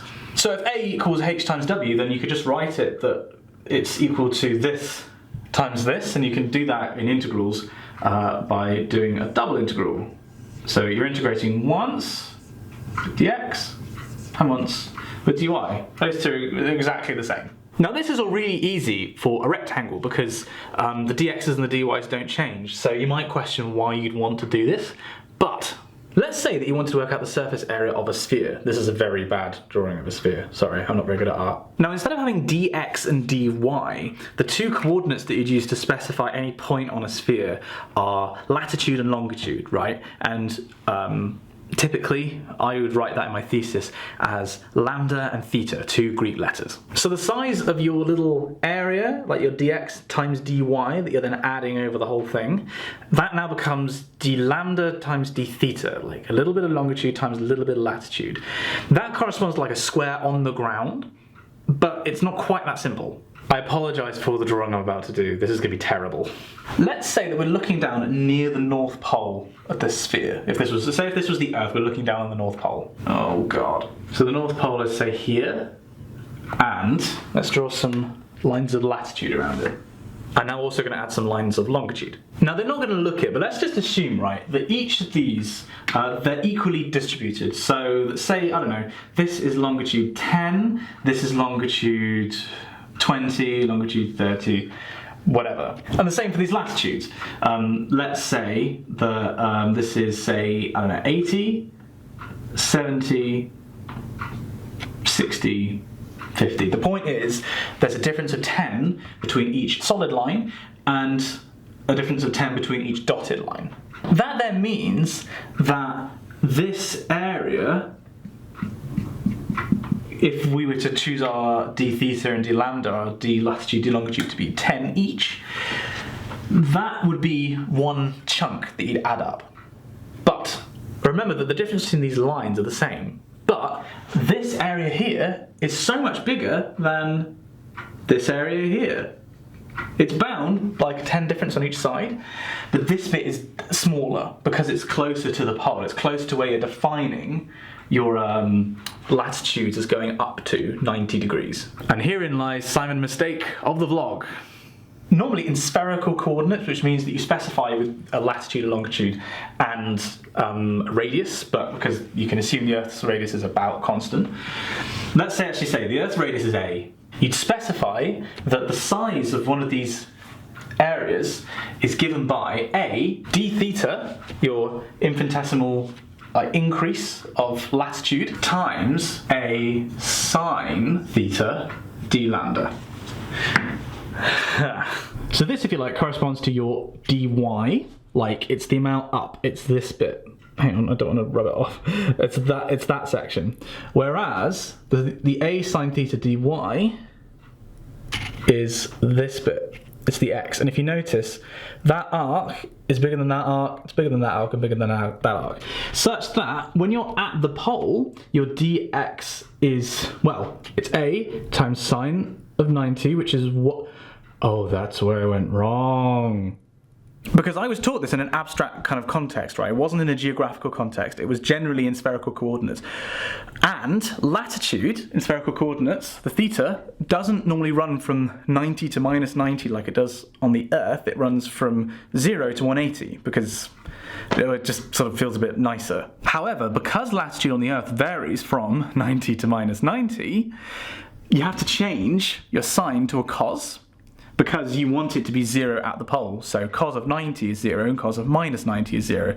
Cos at 0 is 1, such that your dx and your dy are the same, which is what you'd want on the equator. In calculating an area, I had sine and I should have had cos. And that produced the difference because it was 1 minus, well, the figure was 1 minus cos 65 as opposed to 1 minus sine 65. That meant there was a difference. Instead of being 0.1, it was 0.6. So, about a difference of 2 pi, which is about 6. And, oh, it's such a stupid mistake. Book code is currently running that's going to fix that. I was really pleased with that drawing. Kind of sad to run it off. Yeah, code is currently running that's basically updating all of the cases where I've used an area on the planet. It's a small mistake, but it makes a massive difference. So, fingers crossed, that's basically the last bit of fiddling I have to do in my theory chapter. Please! So I forgot how long this code takes to run. Yeah, this is going to take for the rest of the day, I think. I've been doing emails and stuff, and then I knew it was going to take a long time to put it in a terminal, watch these numbers count up, and I was like, oh, after a couple of hours, this isn't going to get done today. So I think I'm going to have to leave this running overnight, which means I get to go home early. It's only 5 o'clock on a Saturday and I get to go home. I've got more work to do, I've got to edit, but you know, I'm going home. I made a friend walking home. Hey, you're very friendly. Oh, you got a bit of mud on you. You alright? Hey. Hey, you can scent mark it all you want. Bag's still mine. Oh, hello. How many students have you done this to today? Let's sort that out. I could do better. Whoa! I don't know if I've ever been as consistently tired as I am now. Like it's 8 o'clock and I am dying. It is tough at the moment. Like I think you could do a pros and cons list of my life, and obviously in the cons you've got I'm living in somebody's front room, which is still bigger than my old room was. I'm sleeping on a sofa bed. I am doing a PhD. I'm into my 9th year of higher education because of a disagreement between my supervisors, despite the fact that I've been working as hard as I can. I am constantly tired. Basically everybody I know from my degree has left Exeter, so I'm kind of on my own. and I'm working every day until like 9 or 10. But on the plus side, I'm alive. I've got a great relationship. I'm working on a PhD, which is an immense privilege. Even though I'm not being paid to do it anymore, still an amazing privilege to do it. And I know that afterwards I get a crack at doing the thing I'm really passionate about. I'm doing video production and trying to do science as a career. And I have a phone that works. I think it's important to keep everything in perspective. At the end of the day, I'm still one of the luckiest people on the planet. You know, there's no two ways of looking at it. I'm just tired. Got to stop whining, start living.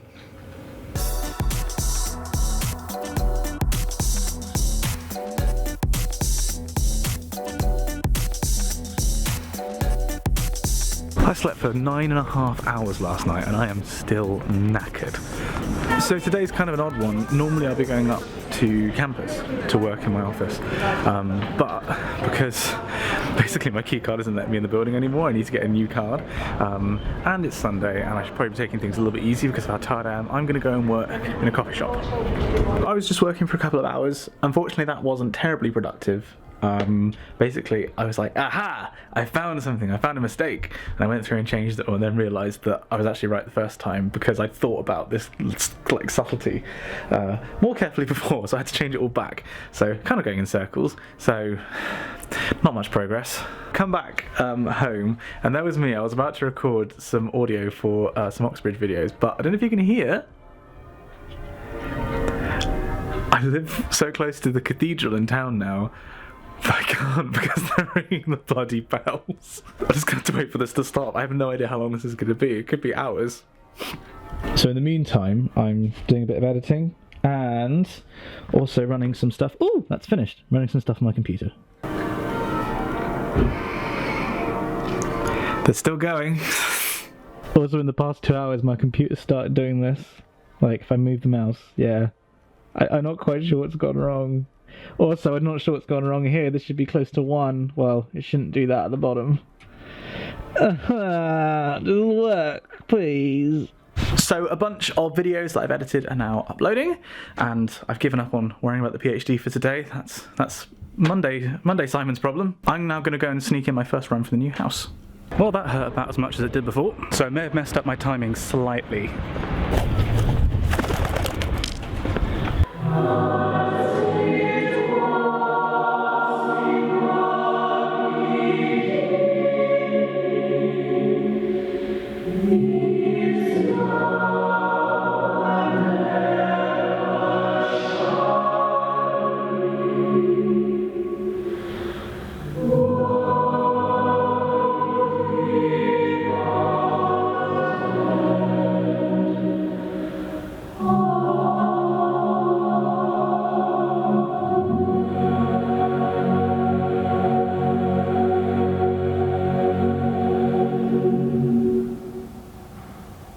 That was a first for me. I just went to my first service where I wasn't in the chapel choir, just watched instead. Watch this, I'm going to turn into a villain.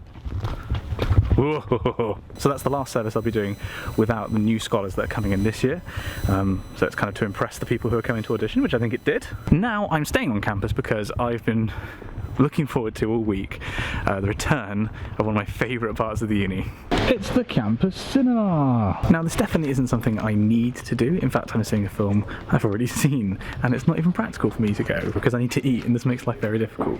But I've been looking forward to this. Plus, as I thought it would be, it looks like it's going to be absolutely packed.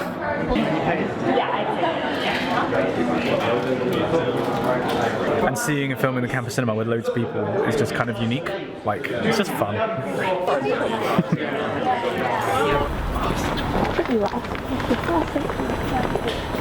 I forgot how fun that film was. The second time I've seen Guardians 2. The first time I actually did a review with Dan, which if you haven't seen I'll include down below. I liked it better on the second viewing. Like I said before, there was something different about watching it in a room full of students. It's just more fun and like everybody laughs at the jokes, and it was actually exactly what I needed.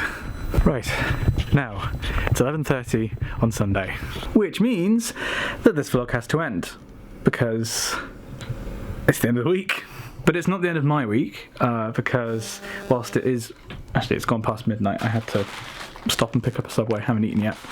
Whilst it is gone midnight, I still have work to do. I have a vlog to finish. I said I would finish it, and I'm going to finish it. So I'm going to be up editing for a little while yet. Thank you for watching this vlog, and I'll see you in the next one.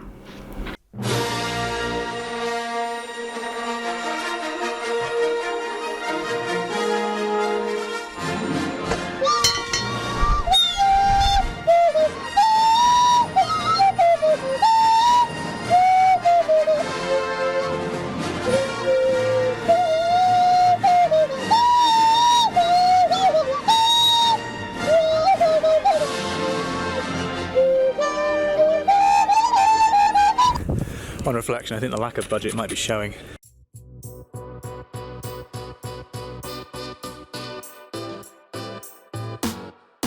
So it's been a little while since I vlogged, a couple of weeks.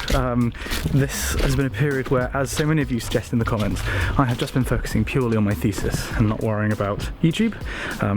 You'll probably be able to work out when I filmed this because it was when I wasn't really uploading anything other than the Wikicast. I have been focusing on my thesis, and that has been paying dividends. Whee! Now I'll talk about the various things that are going on in the thesis later on in the week as we come to them. You actually joined me halfway through today. I'm currently walking back to uni. Look, that's the white balance and pointing difficult. It's the uni, and I'm walking back to the uni because I did a full morning's work. I actually had a really productive morning, moving around everything in the first results chapter, doing some coding, getting some statistics stuff ready and pounced to go, and yeah, just generally getting my life sorted. But then I went home to drop off, well, I basically had to do a few errands, really. It's pretty boring, in town. Oh, the cats are here! So one of the reasons I love walking along this section of path is there are like 4 cats who are very friendly. You might have seen on my Instagram I got used as a stepladder by a cat earlier. There's one of them up here. Here. You are just desperate for that attention, aren't you? Any day in which you pet a cat is a good day, and that's the second cat of the day for me. I'm having a great day. What was I saying? Oh yeah, so I was talking about chores in town. Yeah, basically I did that, and now I'm going back to uni. I'm going to pick up some lunch, and it's back to work on some statistics. Ooh, exciting.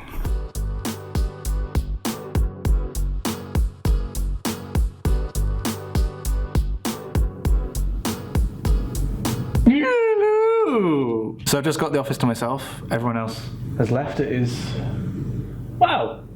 It's only 6:15. Why is everyone leaving so early? Anyway, I've got the office to myself. Oh, I bet it's because it's daylight savings and the outside looks like that. So this is my current working setup. Basically, I have a plan in my notebook, which I'm enacting on this computer. This is the thesis writing computer. Basically, just because I find it easier to do coding on here, or there are other reasons, but like I find it easier to do coding on here and to run stuff from the terminal here, and then do the write-up on here, just because you've got a bigger keyboard. So I've been writing up the new version of chapter 4, which is the first results chapter, which I've now got this sort of revised plan for. A lot of it isn't really changing, like the science isn't really changing. I'm adding a column. Basically what I've done is compare 2 things before, like observations and predictions, except it's not observations, it's reanalysis, but that's like a whole other thing. But I'm comparing observations and prediction, and effectively I'm just adding another column to that where I'm comparing one set of predictions to another set of predictions, which use less information. And so I'm rearranging what I've done before and rewriting sections of it. So I've been doing that on here. Those lovely juicy statistics have been running in the background. I've got 2 processes running in the background. Zoom in on these. You've got one process that this is just working out the standard deviation of a bunch of data. It's a massive data set, so it's taking a little while, but that's then saving. So it's basically to make things like plots more easily readable. And on this side there's another set of PV inversions, because I might potentially be adding yet another column which uses a different subset of the data. Oh, it stopped. Hey, it's going again. So today's been a really good day for the PhD. I think basically I had 2 good nights sleep in a row, and I suddenly feel human again. I've been working my way through this. I feel like I'm on top of it. I've got basically I want to be finished in 3 weeks.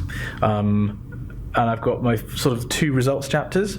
They are half written. They're in a state of writing, basically. Doable. It's definitely doable in 3 weeks. I'm going to be here until about a bit past 7, so another hour and a bit. Just got to grind now. You know, the data is now available. One of the scientific problems with the chapter before was that I didn't have the right set of data, or rather, I didn't have enough. Now I've got that. Now I'm writing it up.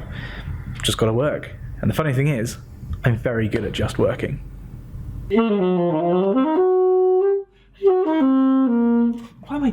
am I doing?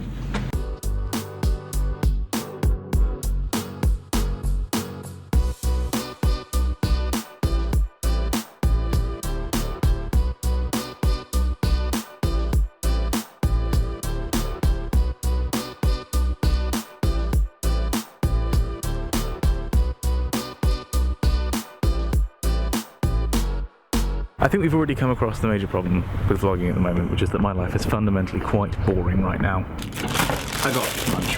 Yeah, my life is basically here in the office with my terrible backlighting and my 2 computers.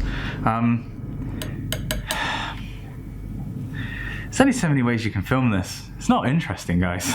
What is interesting is the fact that I'm really wonky. What is interesting is the work that I'm doing. I'm actually now, somebody commented actually the other day, which is going to date this, as if I don't put the date. I literally said the date. Somebody commented saying, basically, you know, are you just pushing through now? You don't find this interesting anymore? And the answer to that is, I think up until recently, yeah, I just didn't find it interesting. I was bored. Really bored after 4 years of this project, and I'm pretty sure every academic I've spoken to about this has said, when I said I'm sick of it, I'm really sick of doing my PhD by this point. I don't mind admitting that, and they were like, yeah. That's how it is for everyone. So I don't feel bad. But at the same time, recently, it's got more interesting. Re-looking through the results, and actually this new direction that my second supervisor has sort of put on the thesis has made it interesting again, which is great. It's actually really cool, some of the stuff. I'll talk about what I'm doing specifically in a later day in this episode. But suffice to say, at the moment, I'm writing up. I've got a list that's 2 A4 pages long of things that I need to do this week. So, eating lunch in the office. I'm going to be here late this evening. Yeah, my life's work at the moment. Look at that graph. Isn't that a nice graph? Oh, inaccurate. So we're later in the afternoon, it's about 3:30. I've just been doing some more writing up. You haven't been missing out on much like you haven't been missing out on much in the past few weeks. I've been writing up. The first meat section is basically finished. I need to discuss one more figure which is currently generating at the moment. But other than that, actually pretty much on schedule for completing this chapter by the end of the week. Things are okay. Now I'm going to be returning, see I look this time, I'm going to be returning to the office later to do some more work, but for now I'm popping into town to do a photo shoot. I've agreed to take some photos of the chapel choir when they perform in the cathedral today. So that's where you're going. Wow. Here.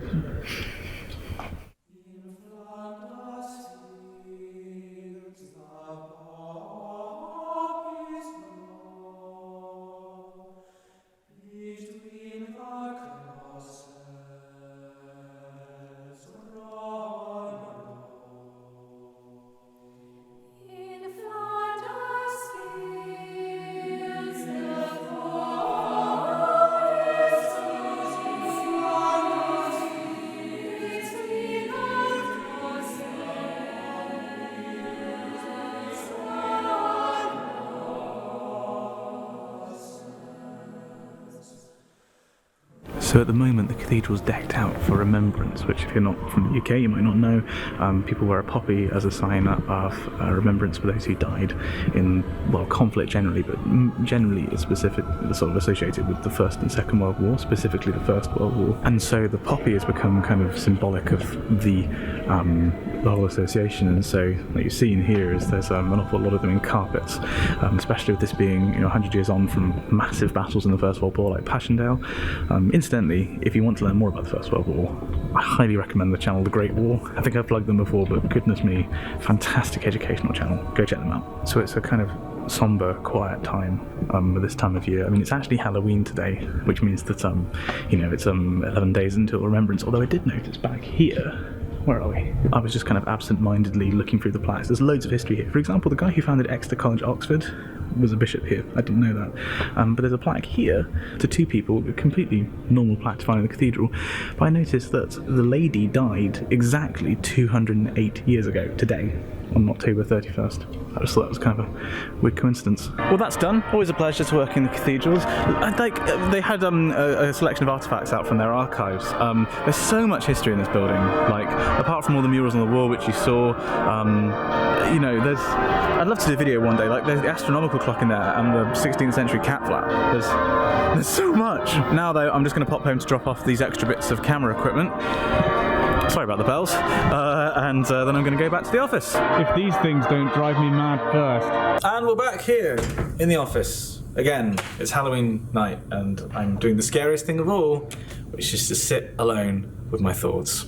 You're never going to finish that. There is no way that you're ever going to see Firefly Seasons 2. Too small to get its fan. I am currently running several scripts at once.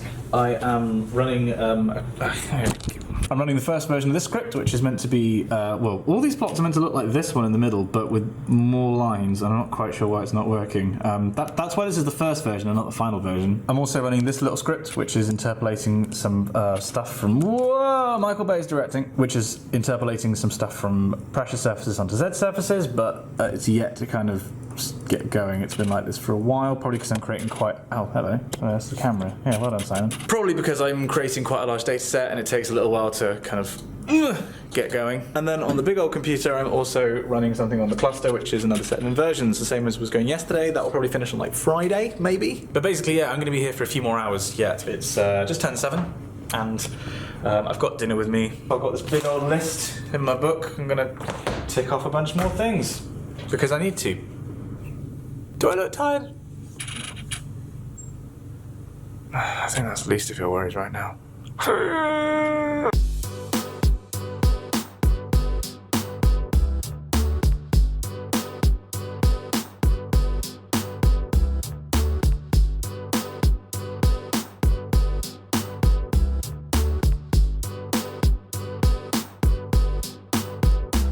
Okay, it's 10 o'clock and lots of really good progress. Loads of really, really good progress, actually. Smashing through a bunch of things to do on the to-do list. Yet again, there are loads of programs running. Programs which it's one of those most satisfying things in the world where you write computer code and you run it and like, okay, you put it through the terminal and you think, let's find the first error. And it just works. And it's like, oh my god, I'm not a complete idiot. I am recording. Yeah, I am recording. So this next section of this chapter, which is looking at mass fluxes using different data sets, this is all stuff that's going to, hopefully I'll come in tomorrow. There'll be 2 nice juicy data sets that I can come in and plot nice and easily. And I've actually got stuff ready, like the plotting code is written. So that's cool. Yeah, really, really, really happy with the progress today. Like, just knuckling down. It is, however, 10, and I probably should go home because I've got more work to do. I did that really funky transition with the cathedral. I should probably do something similar here, right? So I fast travel, as long as there aren't any enemies nearby. Alright, we're fast traveling to my room. Go. And we're here in the room. This is my... Oh, she's not even in the extra anymore, and I still have to pixelate Pixel Girl's face. Oh, just as I sat down, it changes to me with John and Hank Green. That's a bit better.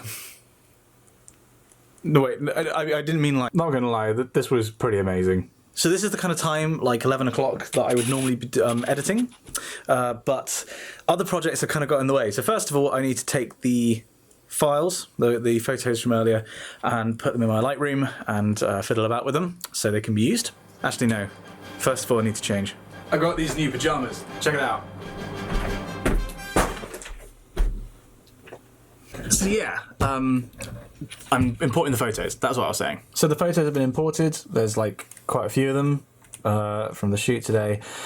It was really, really difficult conditions. It was just so dark. You can probably see it in these pictures. This is before any grading. But yeah, this was really quite tough. These are going to be graded at some point in the future because I've got something else to work on, which is down here.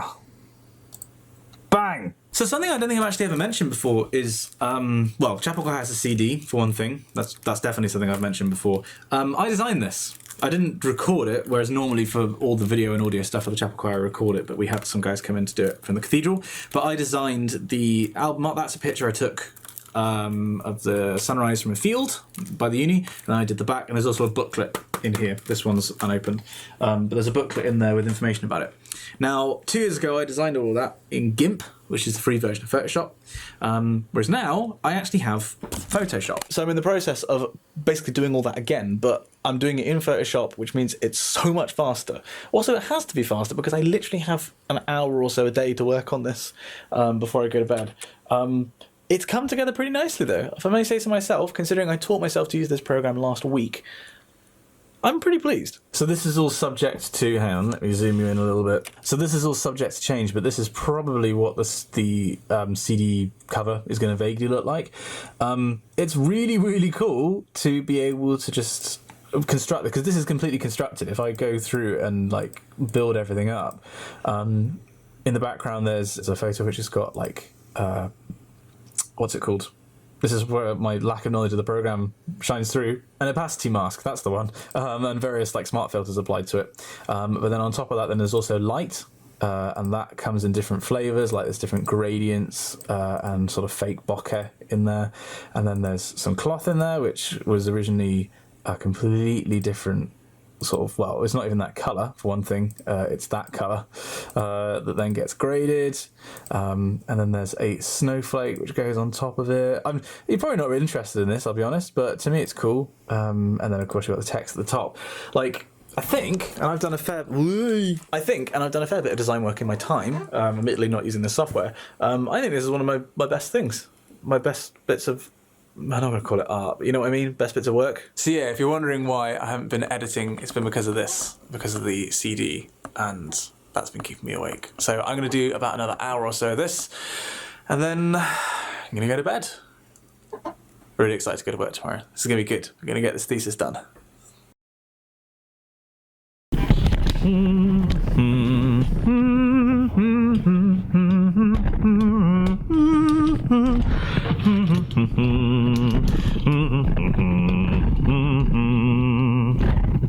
So everyone else is headed out to lunch, which is why I am now free to talk to you. And look, there's light outside. I'm actually well lit. There's a decent contrast to me in the background. Like, I do know what I'm doing when it comes to camera work. I don't normally film during the day because I'm normally here at night. That doesn't even make any sense. Wow, I'm tired. So this morning I have been working, surprise, surprise, on the next section of the thesis, which is the mass fluxes. And I just got something working before, basically, hang on, let me show you. Basically, these curves represent different things. Let's look at the top one. So this represents the density anomaly at 20 kilometers in the atmosphere. So this is longitude. This is along the line of constant latitude, 65 north, wrapping around the pole. So the observations, this is calculated from the hydrostatic relation, for those of you who are wondering, are in black. And then these are two different approximations using two different bits of information. Basically, the blue line is using information from the whole atmosphere. And one of the things I'm doing in this thesis, one of the key things, is working out whether you can do some calculations using just information from the stratosphere, which is what the little subscript S stands for. So the red curve is pretty close to the blue curve. So in this case, 20 kilometers out, it's in the stratosphere. So you kind of hope that, come on, focus. You kind of hope that the stratospheric stuff would work. So this is for the, it is different. There is still a fundamental error between these two observations, and that's bigger when it comes to the velocity, and then the mass that's fluxed across that latitude line. They're actually not bad. Like, the errors kind of cancel. So up until about 20 minutes ago, that wasn't working at all. I was getting stuff that was ludicrously large, like about 100 times wrong, and I was trying to wrap my brains for why it was wondering what was happening, and I finally caught it, as is always the case. I swear to God, every time I have tried to be clever in this PhD, every single time I've been like, oh, you know what? Cheeky, I'm just gonna do a little shortcut there. Never work. You can't try and be clever in a PhD. You have to be dumb to do one of these. You just have to plod along and not be imaginative. Because as soon as I did things sort of the more I don't want to. Basically, I was trying to reuse another variable and like kind of do a cheeky bit of manipulation, and it just didn't work. Did that though, and it now works. Well, I showed you the stratospheric fields. So this is at 1 kilometre up. So this is definitely in the troposphere. And look, there's the blue curve is, there's an error, but it's basically the right kind of idea. It's definitely an offset. But the red curve, there's just no information there whatsoever. It's not predicting much of a density anomaly. And then if you look down, velocity, it's not bad. It's pretty close in parts. About half of the time it's pretty close for the blue curve, and the red curve is just kind of hopeless. And then the mass flux, again, the errors kind of cancel for the blue curve. But the red curve, you're not getting anything from that. Up until that moment, I was definitely having one of those mornings which happened quite frequently, where I just wasn't really like connecting with the work, and I was like, oh, why isn't this working? Come on, like just throw me a bone here. And then I caught that numerical error, and I was like, I'm like, oh yeah, yes, come on. It's taking pride in the small victories, is what I've learned. Is like you've just got to latch onto something like that, and use it as a springboard to motivate yourself and to work more. So that's good. That now means that I can run a long version of that. That's for one day, what I was just showing you. I want to do that for all days in the data set. There are 55,000 time steps, so I'll set that running. That'll probably finish overnight. And in the meantime, I've got more stuff to write up. Also, something that happened this morning, I'm going to get awkwardly close. Yep, that's awkwardly close enough. How expressive can I be in my eyes? So I had a rather interesting email today from Google about something which I can't talk to you about yet, but something very interesting happened today. I'm really, really excited about this one. I can't act with my eyes.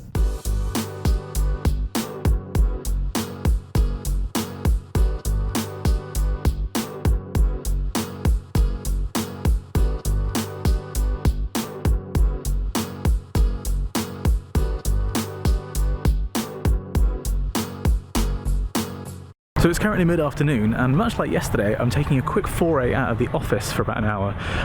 Again, because of chapel choir. So technically, I'm not a choral scholar anymore, because I did my 4 years of uni.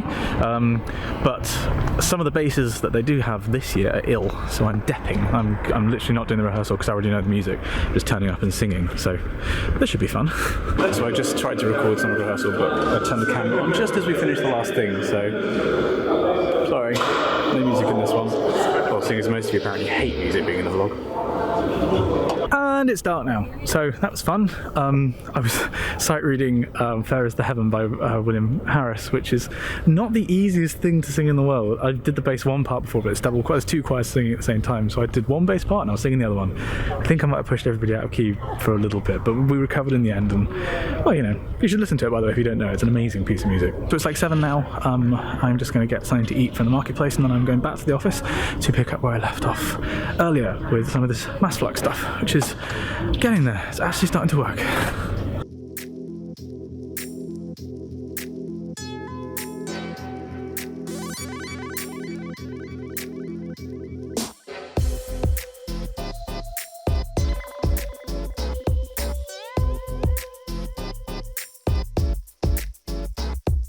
So this evening I've been working on a new bit of the thesis which only came into existence a week ago. A month until hand-in, not a problem. Which is extending some theory that I derived for the thesis, and basically picking apart different contributions to it rather than looking at the kind of the atmosphere as a whole. It's saying like, where does this bit come from? Where does this bit come from? I'll fully concede it's been quite a frustrating evening. It's currently 10 o'clock and I'm not going to go home because I have won, quote unquote. I haven't fixed it. It's looking a lot better than it did, and it's making more sense than it did, but I think I'm just going to let it run overnight, generate a bunch of data, and then see what the statistics on it look like. Like the individual cases I'm looking at don't look good, but it might be on the whole it's actually okay. I'm just annoyed, very annoyed. Like the rest of today has been finding these small problems and fixing them and improving and iterating, and I feel like this hasn't followed that pattern. This has been just kind of crap, and it's not working no matter what. And I know that this code is doing exactly what the theory says it. You know, I'm supplying the code with a discretized version of the maths, but it's not working. Why won't you just work?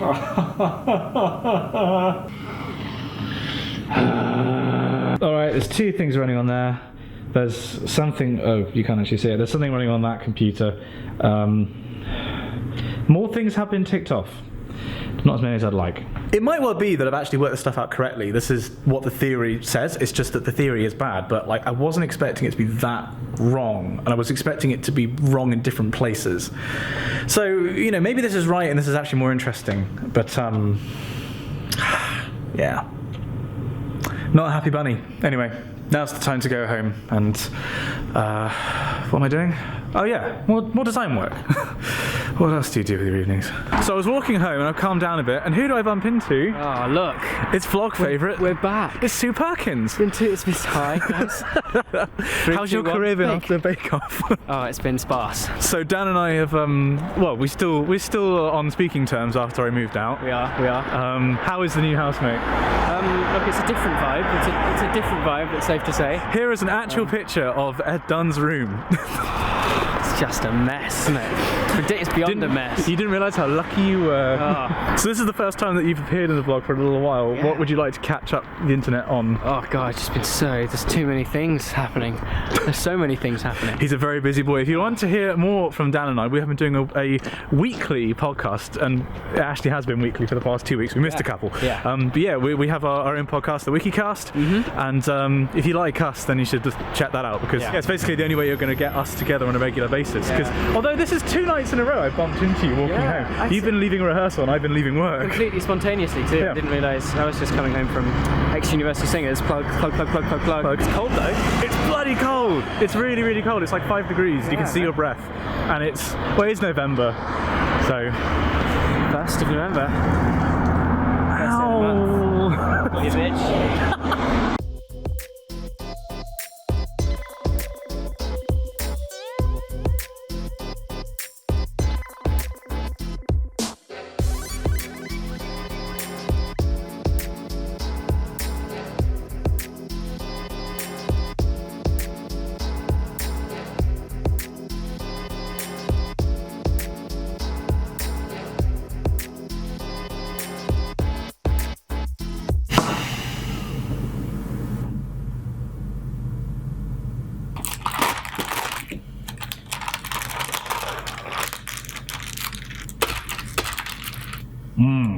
Hello and welcome back to the PhD office. So, yeah, today's been a bit of a weird one for filming, because this is the first time I'm doing something to camera, and it's currently 11:15 in the PM. So what did I do today? Well, I've been working. I've been writing stuff up in the thesis. It's been a good day for getting plots in the thesis, actually. Some really good stuff, and writing up, and like the page count's going up, and yeah, basically things are going well on that front. I then went home to record the WikiCast. This is me recording the WikiCast, and to get some CD stuff finalised. Then I came back here at about like 4, and I've been working since. Pretty solidly working up until like 10, half 10. I had dinner here, had another delicious microwave ready meal. And that leads us to here, where I'm going to put the camera down here in a different part of the office, so that, you know, there's a little bit of variety. And then I'm going to talk to you about what I'm actually doing this week in terms of research. So if you're new to the channel, my thesis is in atmospheric physics. Specifically, I'm looking at the dynamics of how the middle layer of the atmosphere, the stratosphere, couples to the lowest level of the atmosphere, the troposphere, and the surface. We know that it happens in these events called sudden stratospheric warmings, which are these big violent events in the mid-atmosphere. And I've basically come up with a hypothesis, which is that there's a field in the stratosphere called the PV field, which causes effects at a distance, basically. And when you get a sudden warming, there's a big change in that field, and what I'm looking at is whether that is also seen in the far field effect. That's like the PG-13 simple version. So what's new this week is that I mentioned that you had this variable PV, right? But it's not just in the stratosphere. You can define PV, which stands for potential vorticity, anywhere in the atmosphere. And you can get a useful thing out of it called the stream function, from which you can work out the velocity and the temperature and a whole bunch of other stuff, like the pressure anomalies, for example. And you get it through a process called inversion. You invert the PV PV to get the stream function. Now, you can invert any PV distribution to get an associated stream function, and there's a form of PV, it's like an approximation to the true value of it, called QGPV, or quasi-geostrophic potential vorticity. Awesome. And the cool thing about that is that it's a linear equation. Basically, you can take two blobs of PV, like of QGPV, and invert this one, and then take that away and invert this one, and take that away. Combine those two stream functions that you've gotten together, and it's exactly the same as if you'd inverted them both being there, right? It's a superposition. If any of you are doing physics degrees, that might sound familiar because it's exactly like electrostatics. Up until this week, I've been inverting, so remember that's how you get the stream function, the useful thing from the PV. I've been inverting the entire QGPV distribution for the whole northern hemisphere, because that's the way you get accurate, velocities and temperatures and whatnot. But what's been different this week is that I've actually been considering just the QGPV from the top bit, which is in the stratosphere, so from about 15 kilometers to about 40 or 50 kilometers up, just using that bit of information. And the point of that is to see, one, you can invert all the QGPV, and see if the quasi-geostrophic assumptions that go into making it, if those assumptions allow you to do other stuff in the atmosphere, like it allows you to calculate pressure changes, for example. That's one thing which this thesis is doing, but crucially, the second thing is that it's asking the question, can you do that only using that stuff in the stratosphere, in the upper part of the atmosphere?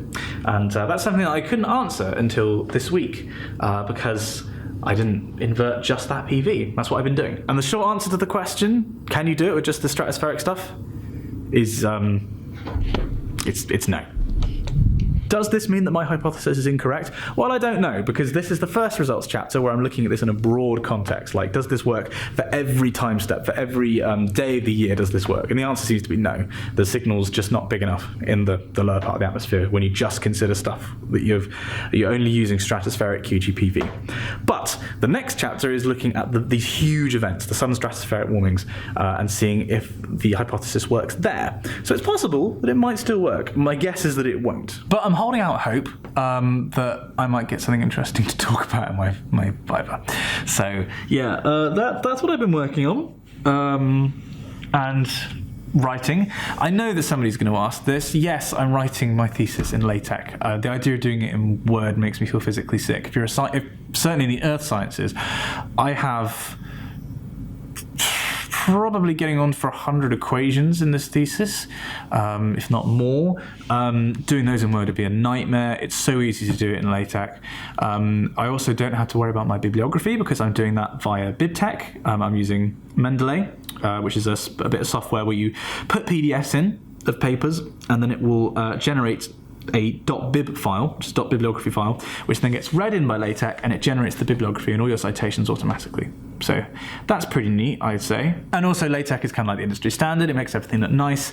It means that stuff like table of contents, list of figures, list of tables, all update automatically.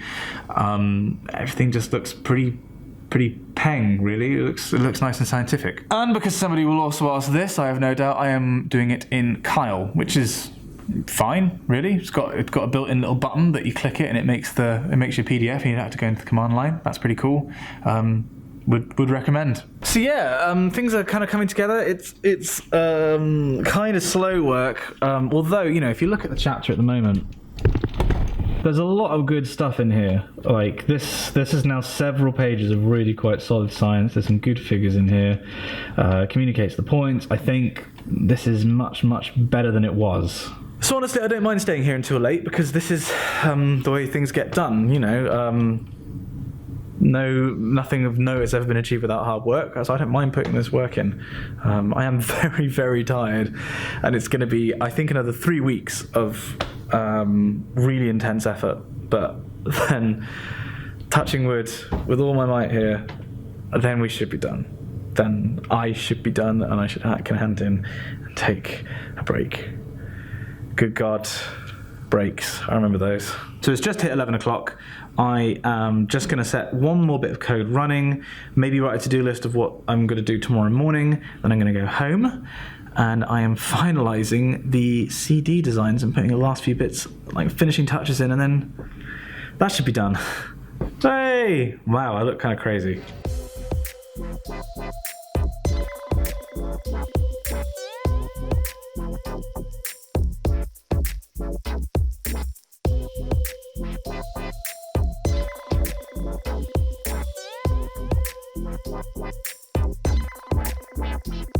was talking to Pixel Girl last night, and I feel like writing this thesis at the moment, this chapter, because basically the tail end of it is where I wanted it to be anyway. I'm rewriting from the beginning, and I feel like it's almost like when they made the Channel Tunnel, and they had two tunnels, and they met in the middle. When you're tunneling, you don't really know how far away you are from the other one, because you can't see through the rock. But science. But I feel like I'm actually probably closer to making the two ends meet than I realise. Like, I'll probably get to a point writing and be like, oh wait, hang on, all this stuff is now still applicable. Like, I still need to redo bits. I need to widen that tunnel, I guess.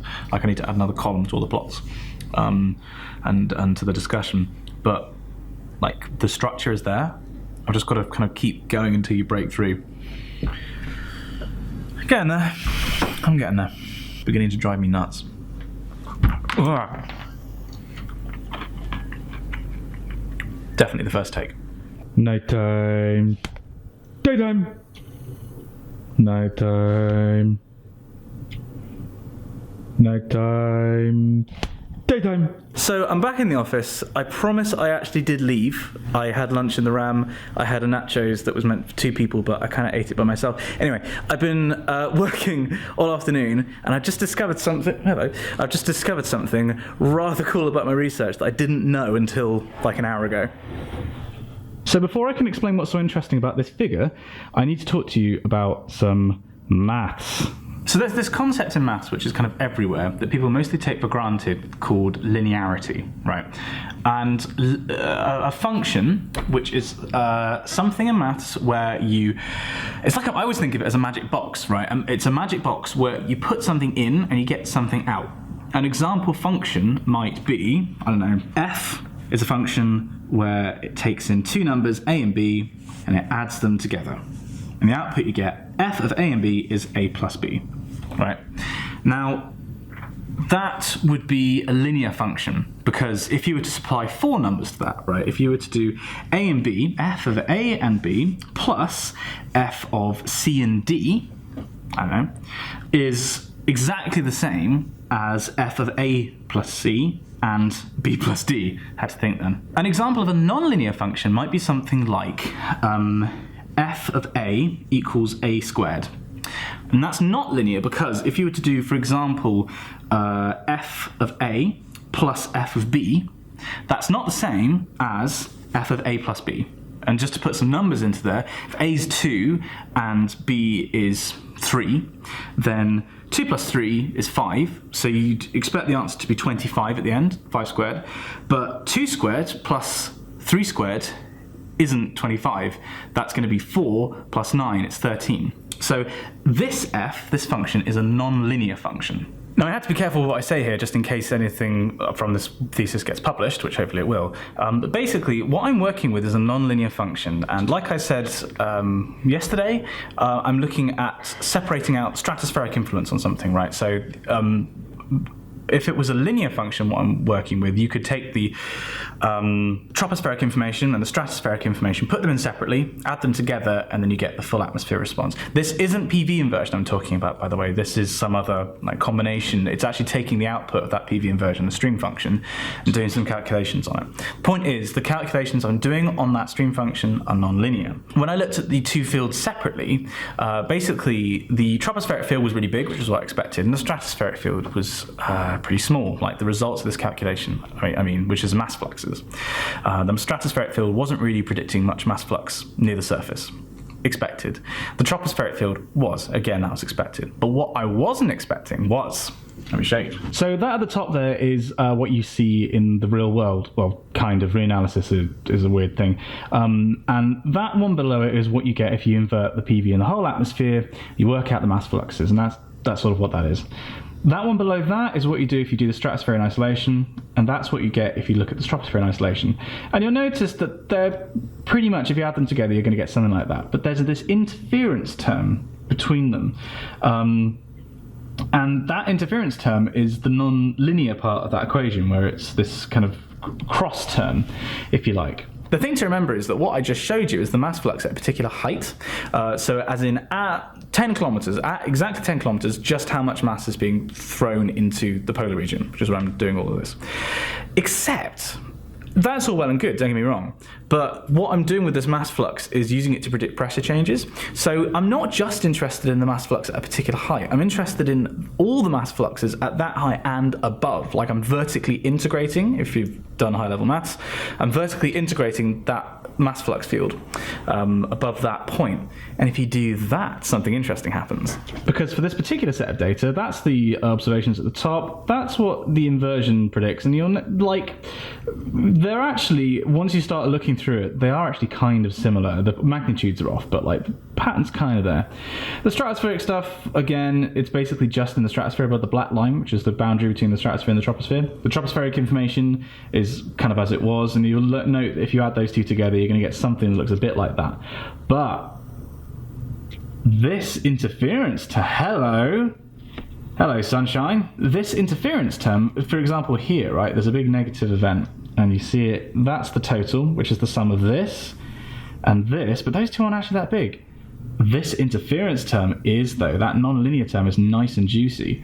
So that will go some way to actually predicting the tropospheric impact of this sort of descending mass flux, this descending pressure anomaly. What that's saying is that the stratosphere on its own, like the stratospheric stream function on its own, doesn't flux mass into the troposphere in a significant way.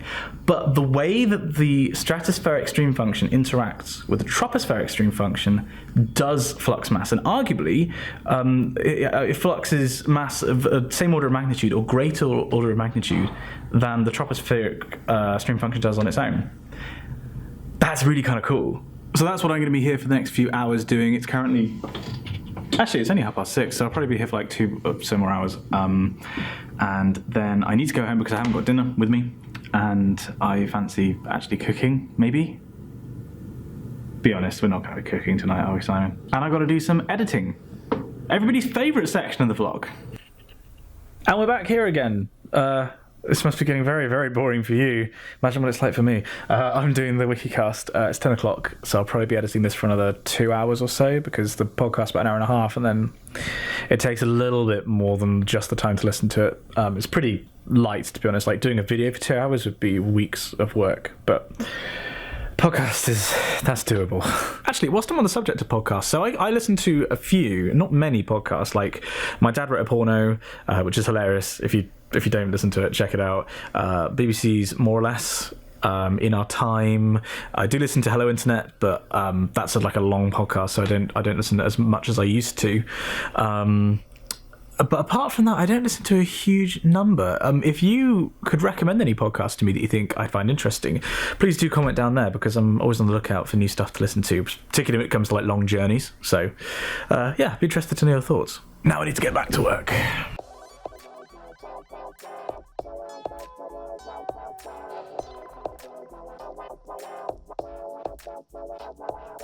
Man, that took longer to finish than I thought it would.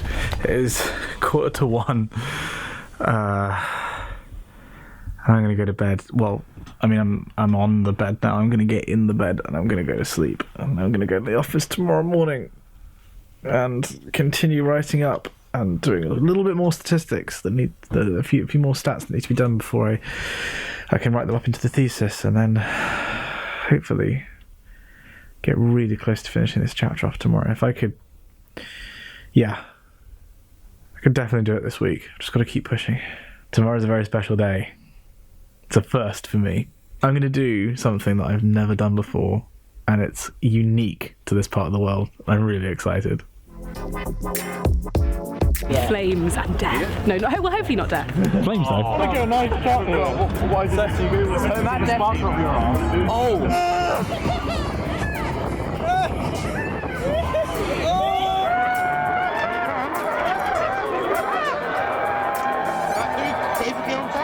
I saw they can't lick it. Of course you can have it. I think Imogen, what we Imogen? Yes. Where are we going?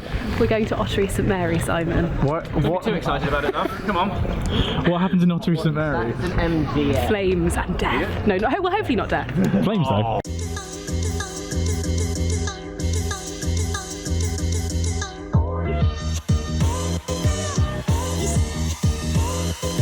So I'm back in the office, but I'm not going to talk about work at all today. I'm going to cover the weekend's work tomorrow. What I'm going to do today is give you some background information, some backstory, so you can understand quite what's going to happen tonight. Point number 1. On November 5th, 1605, something happened called the Gunpowder Plot. This was a time in the UK when the control of the country was flipping between Catholic and Protestant, and that kind of happened over a few hundred years. But this was one incident where a group of conspirators were going to blow up the Houses of Parliament. They had placed barrels of gunpowder underneath the House of Lords, and they were going to detonate them on, I think it was the first day of Parliament. And it didn't work. This might sound familiar, by the way, if you've seen the film or read V for Vendetta. It's kind of based off of that. That's where the whole anonymous face mask comes from. Because the guy who was discovered, with the kegs of gunpowder was called Guy Fawkes. Because it was 1605, he was tortured and executed, and the whole thing kind of blew over. But this led to point number 2, which is Guy Fawkes Day. Every year in the UK, and I think in some ex-colonies, there's an event where you kind of celebrate this failed attempt on the Houses of Parliament. It's kind of a weird thing, actually. You celebrate a failed attempt on something. But anyway, you celebrate in the same way that people celebrated back in 1605, which was apparently to light bonfires and just set off these huge fires all over London. And it just sort of became an annual tradition. I think it was, to begin with, quite an anti-Catholic thing, so everyone was like, yeah! But over the years, that's kind of simmered down, and I think more of the attention's been put on Guy Fawkes, because in addition to bonfires, and you also now get fireworks, you'll have burning effigies of Guy Fawkes. I guess, 400 years later, we still like to hold a grudge. But these aren't the only traditions. Some of them, particularly the older ones, are very weird. And I'm going to somewhere tonight which celebrates one of these, and it's unique, because point number 3 is Ottery St Mary. Yeah.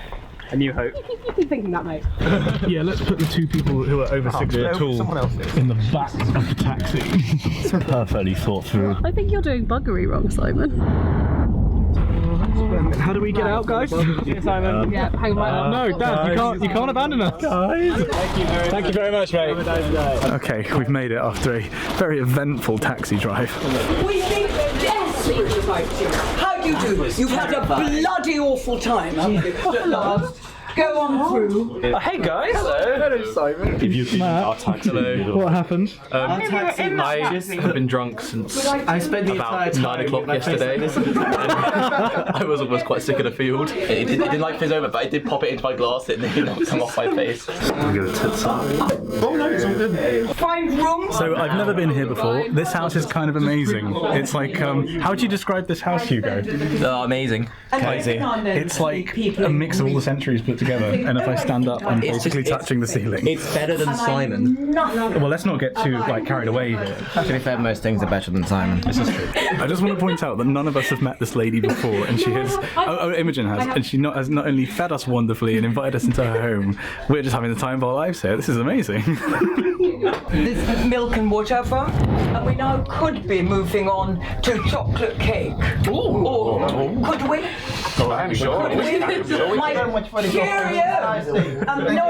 well, there's not a lot of it left. She must be the most English person I've ever met in my life. Just delightful, just wonderful, just wonderful, glorious. I love her. I want to be. What was it that Tom said? You want to be adopted by her? I really would. I want her to be my actual mum. Drinking prosecco out of glasses like these. I mean, come on. It's like icicles with glasses on the end. So believe it or not, this isn't the reason we're here tonight. I didn't even know we were going to get this hospitality. We're here in Ottery St Mary because of the Guy Fawkes celebrations. They do a very old tradition here, which is known as the tar barrels. So Katie, can you possibly... have a glass in there. Well, that's going in. I'll let you swallow for a second. I haven't watched. And I have for God's sake. We'll come back to this later, viewers. Katie, could you please explain what are the tar barrels? Like, what is this all about? Okay. I saw the can licking. Of course you can have it. I think, ladies and gentlemen, do they sing in the stables then? No, but I think it's almost the best Saturday I've had, well, at least this year. Oh, how sad is that? Well, how sad! What an utter heartbreak. We're not spending it with you. But I was going to say anything I say within these walls is sacred. Okay, can you do that? So Tom and I are in the car. We're about to go into Ottery. How would you describe this evening so far? Definitely surreal would be the first word that comes to mind. It's been strange already. I mean, you haven't even got to the part where men are literally on fire. Matt, did you throw up? No. You're alright? Just about. Right, who am I taking home? There's something going on in the distance over there already. It's the tow barrels, mate. That's why we're here, you idiot. Oh, yeah. It's only gay if you back in. So we're in Ottery. Or if the balls touch. So this is a massive event for the town, and there are thousands of people here. It's a relatively small town. It's like 5,000 people that live here, but it doesn't feel like that at the moment. We're just gonna get some cash. Oh, a second. Cash out. Oh wait, that's too long. Oh dear. Simon, we're going the wrong way. Are we? Yes, we should have gone that.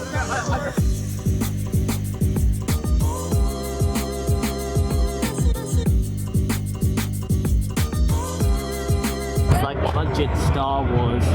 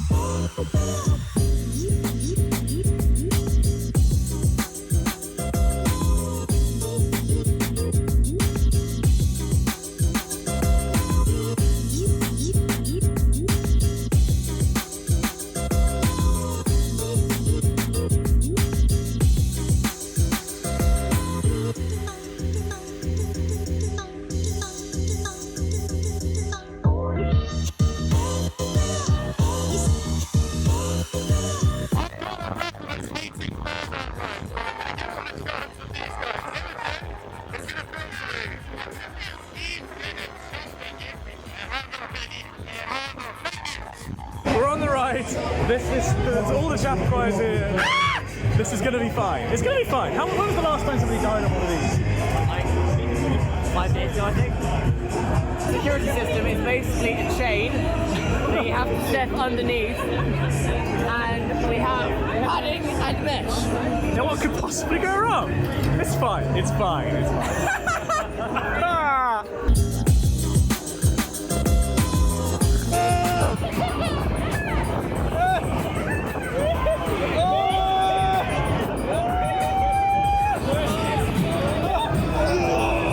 This is my view! No! Absolutely not! Oh my god! I had my feet off the ground! I was pinned by the centripetal force! Oh my god!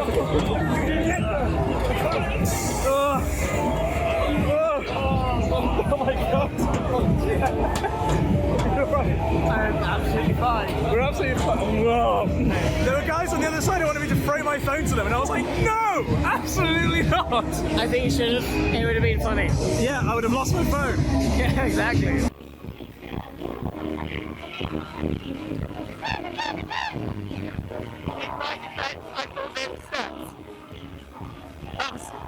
That was very fun.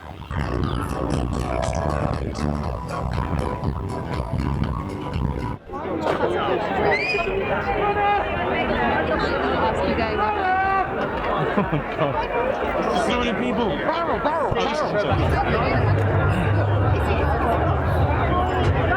Okay, so we're about to see the lighting of one of the barrels, we think. It's pretty crowded in here. It's just insane. I mean, I don't think it's even if we turn around this way.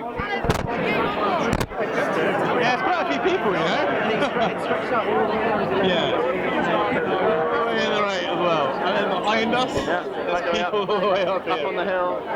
It should be interesting. There we go. Oh my god, I'm so near all the people. There's a massive bloody fire in the middle of this crowd of people. I can't emphasize enough just how strange this is. There's like a massive crowd of people and there's a huge fire right in the middle of it, and no one seems to be worried. Like normally in this situation, everyone would be running away. I was just fine taking pictures of this fire. There it goes! Oh my god! That dude's basically on fire. That's fine. Apparently children do it with little barrels starting from 1 o'clock, thanks to this lovely lady here. Oh, thank you for the local knowledge. So we just watched the ignition of one barrel and it goes off, right? It was just kind of carried off, but apparently it's like a relay. And they're not so much passed to one another. The local people basically wrestle each other for the barrel. Yeah, it's pride on you to actually be able to like receive the barrel in the first place. Yeah, like and it's not anyone that does it. It's only people that have lived here for generations that does it, and then they have to wrestle each other for the flaming barrel of tar. Yeah, it's incredible. This is not safe in any way.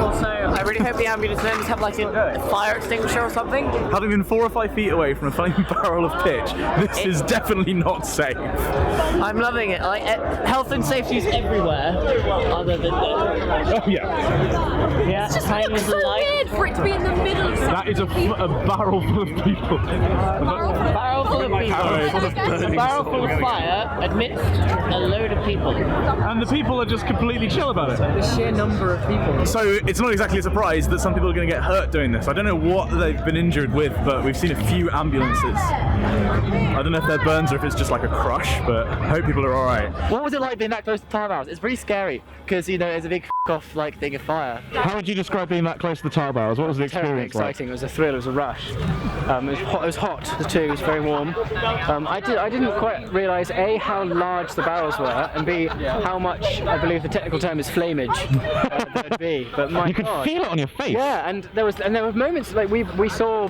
I'd say, most of what was happening, and then we'd walk away as if now we were going to try and find the taxis, and you'd look behind you, and it was just there. It was and following could you. just dive out of the way. Literally, they didn't give any warning or anything. They would just assume that you'd see that massive ball of fire following you. Right. Like health and safety. It was super cool. Basically no health and safety whatsoever. And it's so good that things like this can happen in remote areas of the UK, because if it was any closer or less rural, health and safety would be all over it and it'd be shut down and the And this tradition has would been die. happening since the 16th. So I think this might even predate Guy Fawkes now. It's just been adopted.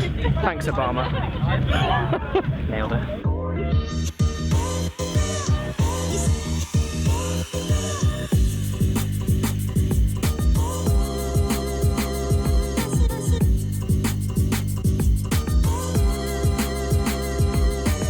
Well, anything I do in the vlog today is going to look tame by comparison. A few things to point out about last night, I don't know if they came across. One, Sally, if you're watching this, Sally was the lady who put us up and gave us lots of food and booze. Thank you very much for doing so. Sally is a friend of the cathedral, so we knew her through singing, basically. And secondly, what you saw were tar barrels being carried, right, by people. Those are people from families that have lived in the village, or the town, for generations. Like, it's a kind of a privilege to be able to carry them. And the handover is, it's not really a peaceful thing. Apparently, I couldn't see, but apparently it's more a wrestling to try and take the barrel off the other person. Yeah, nothing about this was normal. Nothing about last night was even vaguely normal. Today, though, It's a bit of a mess at the moment. I had a lovely ready meal for lunch. That's the one. That was from breakfast. I've just I've eaten crap today. It's like I've been on a road trip. I've had like cookies and Doritos and fruit and stuff like that. So like I said earlier in the week, the objective for this week is to finish off this chapter, and that's a rather important figure that I've redone from previous, and I've added these 2 columns. There was basically extending work that I'd done before. It's actually it feels like I might be able to do this. If I do go over this week, it's not going to be by much. But what I plan to do is to stay here until I get this chapter written, which means doing, off the top of my head, about 5 more figures and doing about 2 or 3 pages of discussion. So it's very achievable in a day, because all the data sets were generated last night, because I thought ahead. And now I've just got to sort of take the slices out and reuse other bits of code and get some pretty looking figures. So that's what I'm going to do.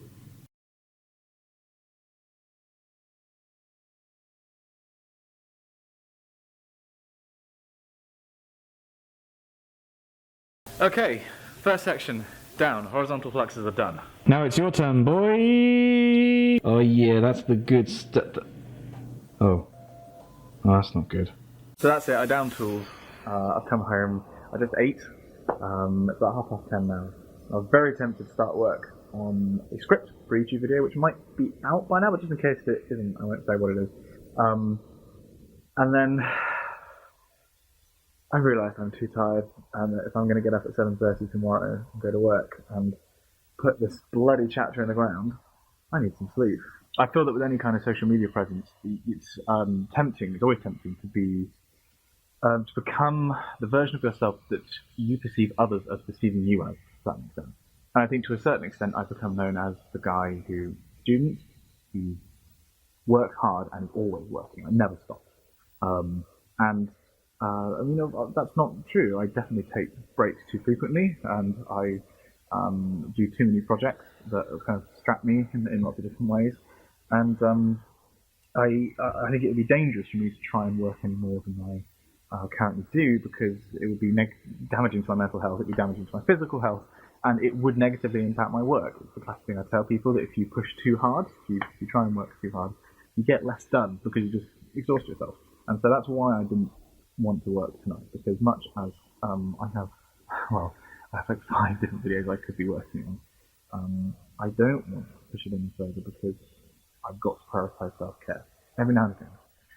Even if that just means going to bed at 10:30 as opposed to 1:30 for one night a week. I've just got to take good care of myself, because this work is too important for me to put my ego first. So that's it. It's Sunday, 10:30. I'm calling it quits. I'm going to go to bed, which means this vlog is over. So as of the time of recording, I have about 130 pages in my thesis. I have a nearly complete first results chapter. I have a half complete, like in preparation, second results chapter. Conclusion will be written after that. And I've got about 3 weeks. Well, actually, I have 4 weeks. I actually have more than that. I've set myself 4 weeks in order to, like I'm level 7, jump up. I've set myself 4 weeks to complete my thesis. And in that time, I have allocated, well, in theory I hadn't allocated any more time to do this results chapter, because it was meant to be finished today.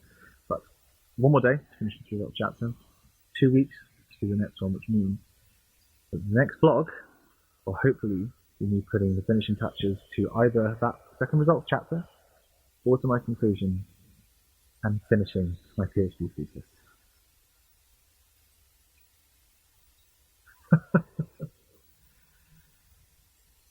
Oh man. Thank you for watching, guys. Like the video if you enjoyed it. Subscribe if you're not already subscribed. And now, I'm going to go back. Good night. Thank you very much. Okay, now I feel weird. That was my final week as a PhD student. But I'm here talking to you now because most of that week looked something like this. This could be a very, very stressful time. Thing from yesterday? Yeah, that's still happening. The idea of finishing it, it's all... Let me explain. When you vlog, this is what you normally do. You look into the camera, you touch your hair, you preen, you pout, you do some time lapses, you film yourself working, then you take the card out of your camera, put it in your computer, edit the footage together, and then boom, next day. Here's what you do if you're insanely busy. You vlog your day, you touch your hair, you do some time lapses, and then you just kind of do that day after day after day after day. And then weeks later, when you finally get a spare afternoon, you take the SD card out of your camera, you put it in your computer, and away you go. You're editing. Now, funnily enough, when I was finishing my PhD, I just so happened to be insanely busy because I was finishing my PhD and moving out of my home, and I didn't get a chance to take the card out of my camera for about a month. And when I did, well, you heard what the clips sounded like. They were all almost completely unusable. And yes, before some smartass in the audience says this, my microphone was turned on, but something happened, and I think it was in the last vlog, which incidentally, if you haven't seen yet, you should go and check it out, because it involves this insane West Country tradition where people wrestle each other for barrels full of fire. Yeah, something happened when I was filming that vlog that busted my microphone, and that was part of the footage that I didn't offload for about a month. So I didn't realise this at the time, but something that night broke it. Can't think what it might have been. But I'm not going to let that stop me from telling this story, because I know that my subscribers have been waiting for this for a long time. Some of you have been watching for years for this moment. So it's time to vlog in a different way.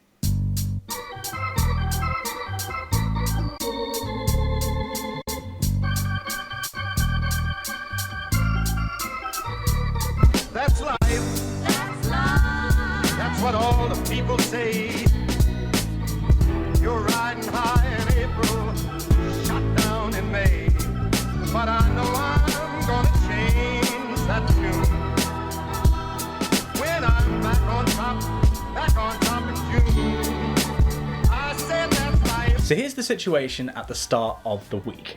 A couple of days before, I'd submitted a complete version of my thesis to my main supervisor, and over the weekend he had been reading it and annotating it and potentially finding problems with it. On Monday I had what was meant to be my final meeting of the PhD with him to go through those corrections, where if we found anything particularly wrong then we had to rethink our plan. I mean, the clue's in the title. Things went pretty much fine. After literally looking through my thesis with a magnifying glass, he was happy with where it stood. Apart from one crucial thing. After the meeting I went back to my office to correct the first half of the thesis for grammar and spelling and stupid mistakes that I'd made. And that didn't take long at all. But what was a very big problem was something wrong with two of my plots. And before I can explain what was wrong, I first should explain briefly what my thesis is about. Some of you will have heard this before, so I'll keep it quick. Basically, my thesis is in atmospheric physics, and specifically I was looking at the interaction of the middle atmosphere, that's the stratosphere, with the troposphere, the lowest part of the atmosphere that touches the surface. And I derived a new theory which explained, or attempted to explain, observed coupling, actually observed downward influence of the stratosphere on the troposphere. And I did so using a field called PV. There's plenty of details about that in previous vlogs. The key thing for this video is that this theory yielded some predictions, and in particular I was predicting the density of air as you went higher up in the atmosphere, and also the amount of mass that was being moved around. It was being fluxed into and out of the polar region, again as a function of height. Now you'd expect those predictions to look pretty smooth and basically get smaller and smaller as you go higher up in the atmosphere. But the problem was, the two key plots in this part of the thesis weren't smooth. They looked like this, which isn't ideal if you're 3 days away from submitting. And as funny as they seem, some people get their kicks stomping on a dream. But I don't let it get me down. 'Cause this fine old world, it keeps spinning around. So on Tuesday, I motored to try and fix this problem. I did the last of the silly corrections in grammar and spelling and reran some code. See, the problem was that normally when you do maths in the atmosphere, you use what's called isobaric coordinates. These are coordinates where instead of you're considering the stuff that's going on 1 kilometre up, 2 kilometres up, 3 kilometres up, you're considering it at 1,000 hectopascals, where the pressure equals 1,000 hectopascals, and then 900 hectopascals. 800 hectopascals, and you're working on constant pressure surfaces. That is how data is supplied to you. However, because of the nature of my thesis, I wasn't interested in that. I was interested in doing stuff on height coordinates, so 1 kilometre, 2 kilometres, 3 kilometres. And I hypothesized, and I really had to bet that this was correct, I hypothesized that the problem with these plots was that they were taking the data on pressure coordinates and then not converting it correctly to height coordinates. And like I said, I had to really hope that this was correct, because I had to do something the following week that brought me out of Exeter. More on that later. So if I didn't submit this week, I was probably going to have to file for an extension for my thesis, because I would have needed a lot more time to fix the problem. So I was very stressed out that morning, so stressed out that I did what I normally do, which is go get a Coke Zero and eat some sugar. Now, this did help, but at the end of the day, I was still basically helpless. I had to set something running that was going to take about 12 hours to do, and I had basically just to wait and come in the next day and see if my hunch was correct, and if so, hunky-dory. If not, world of pain. Now, I had done a test run over a smaller little subset of the data rather than the whole 30 years. I think it was like a month, which was promising. So I had a small amount of confidence that I was going to be okay. And so I took a somewhat ballsy step, in retrospect, to fill out the paperwork that was going to go with my thesis if I submitted it. And then... I've been a puppet, a pauper, a pirate, a poet, a pawn and a king. I've been up and down and over and out, and I know one thing. Each time... Fortunately, I was correct, and I came in the following day, and the plots went from looking like this to looking like this. And then a subsequent plot went from looking like this to looking like this, which was much nicer, and I was quite relieved about this. And with that, I had a thesis which had gone through the ringer of both supervisors. They both signed off on the scientific content, on how I'd written it up. So I just had to do one last check, going through, incidentally, unbelievably nerve-wracking. Sort of saying, yeah, I'm happy with that. That's what's going to go to my examiners. Yeah, okay, that's good. I can't do any better than that. Like, that was kind of nerve-wracking. And then it was time to put it on a memory stick and take it to the printers. So I had to get 2 copies done for the viva. I had to get one for each of my examiners. I probably should have done 3 so I could have one, because I actually just printed one out myself subsequently. But it was going to take a long time to print. There was like 250 pages to print and then 2 copies to bind. So that was going to take overnight. So I, at that point, felt like I'd left an atomic bomb in the print shop, and I was going to go home, slightly freaking out, and not really sure how to feel. Still not sure how I feel about it now. But I was excited to go home because I was going to be doing something that I'd been itching to do for months. This isn't just any beard, by the way. This is a thesis beard, specifically. The rule of the thesis beard is you don't shave until you hand it. Please lose the beard. Please get rid of the beard. Keep the beard, my dude. It looks sick. You look super cute with the beard. The beard looks pretty good. Things we should leave behind in 2017. Fidget spinners, Trump's Twitter, and Simon's beard.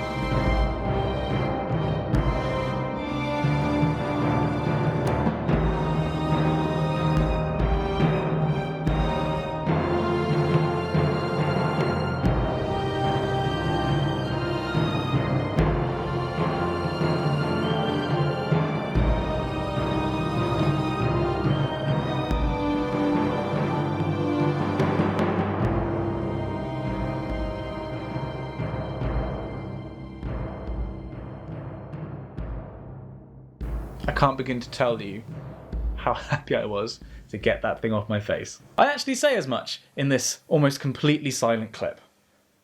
Thanks, microphone. Although some of the styles that I passed through on the way, yeah, kind of wish the video wasn't working either. Then, after that truly momentous occasion, I did what my reflex is to do in basically any situation.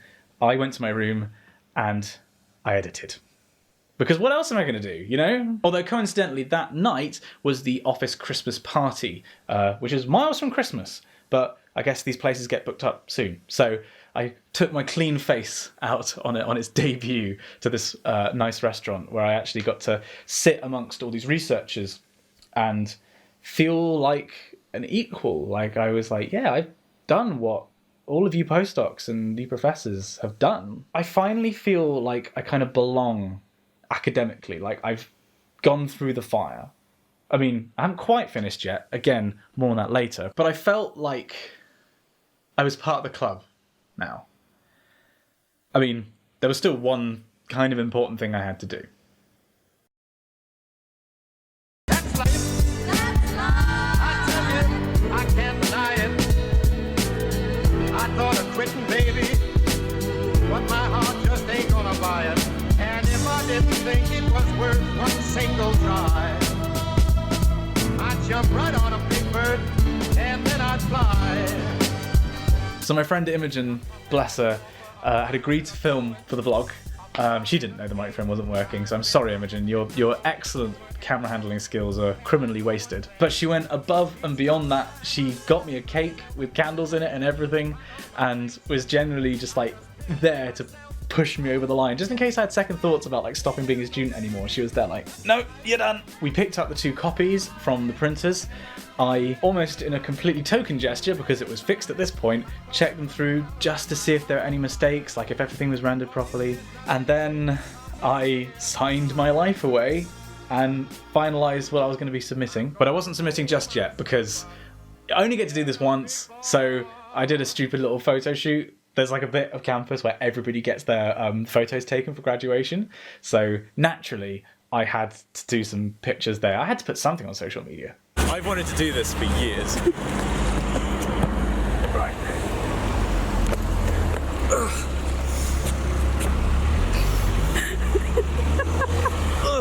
This is less comfortable than it looks. Right. Ow, my hip. Okay. And then I handed in. I mean, those are... And then I handed in. Those are 5 words that I have been waiting to say on this vlog for so long. I have to admit, I was pretty nervous because, you know what? I hadn't done this before. So I wanted to make sure I was doing it right. And suddenly there was this moment when I walked away from the desk and I had like a little receipt saying, you know, we've got your thesis, that's all good. And there was this moment when I was like, it's actually done. I don't know what I feel like, Imogen. This is really weird. What do you want to do now, Simon? I don't know. Are you going to go and do some shots? I should probably do some shots, shouldn't I? I mean, I don't think should is necessarily... I think I have to do some shots, Imogen. I want to sit and play Warhammer.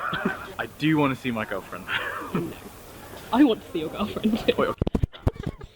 Then after submitting, I had to go to the office because I wanted to say to everybody, you know, I did it, I finally submitted, and had to take part in a little office tradition that's been going on for a while, where anybody that submits a paper gets like a successful submission through into an academic journal. We have a little bottle of vodka in the office. And because the thesis is worth more than a paper, I had to do 2 shots of vodka at like 10 a.m. So that was a fun walk home from campus. And then much as I wish I could tell you that I then had this glitzy, glamorous afternoon where I was like, yeah, I'm a rock star. I finally submitted my thesis. I walked home, I called my mum and dad because I loved them very much and I knew they wanted to hear. And I called my girlfriend and I went home and had a pizza.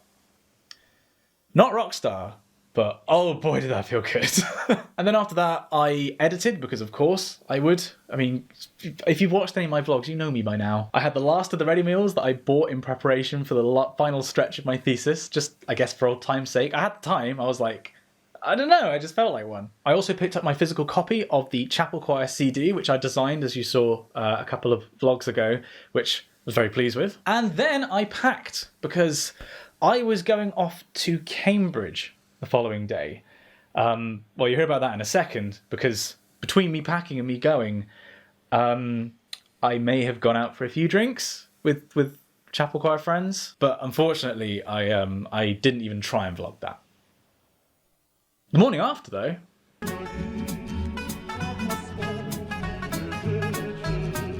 for some reason I don't remember doing very much on that day. I basically just dragged myself to the train station and got on a train to Cambridge to see Pixel Girl for the first time since submitting, and her house's very, very noisy dog. And for readers of the Wikicast, the house's wonderful cat.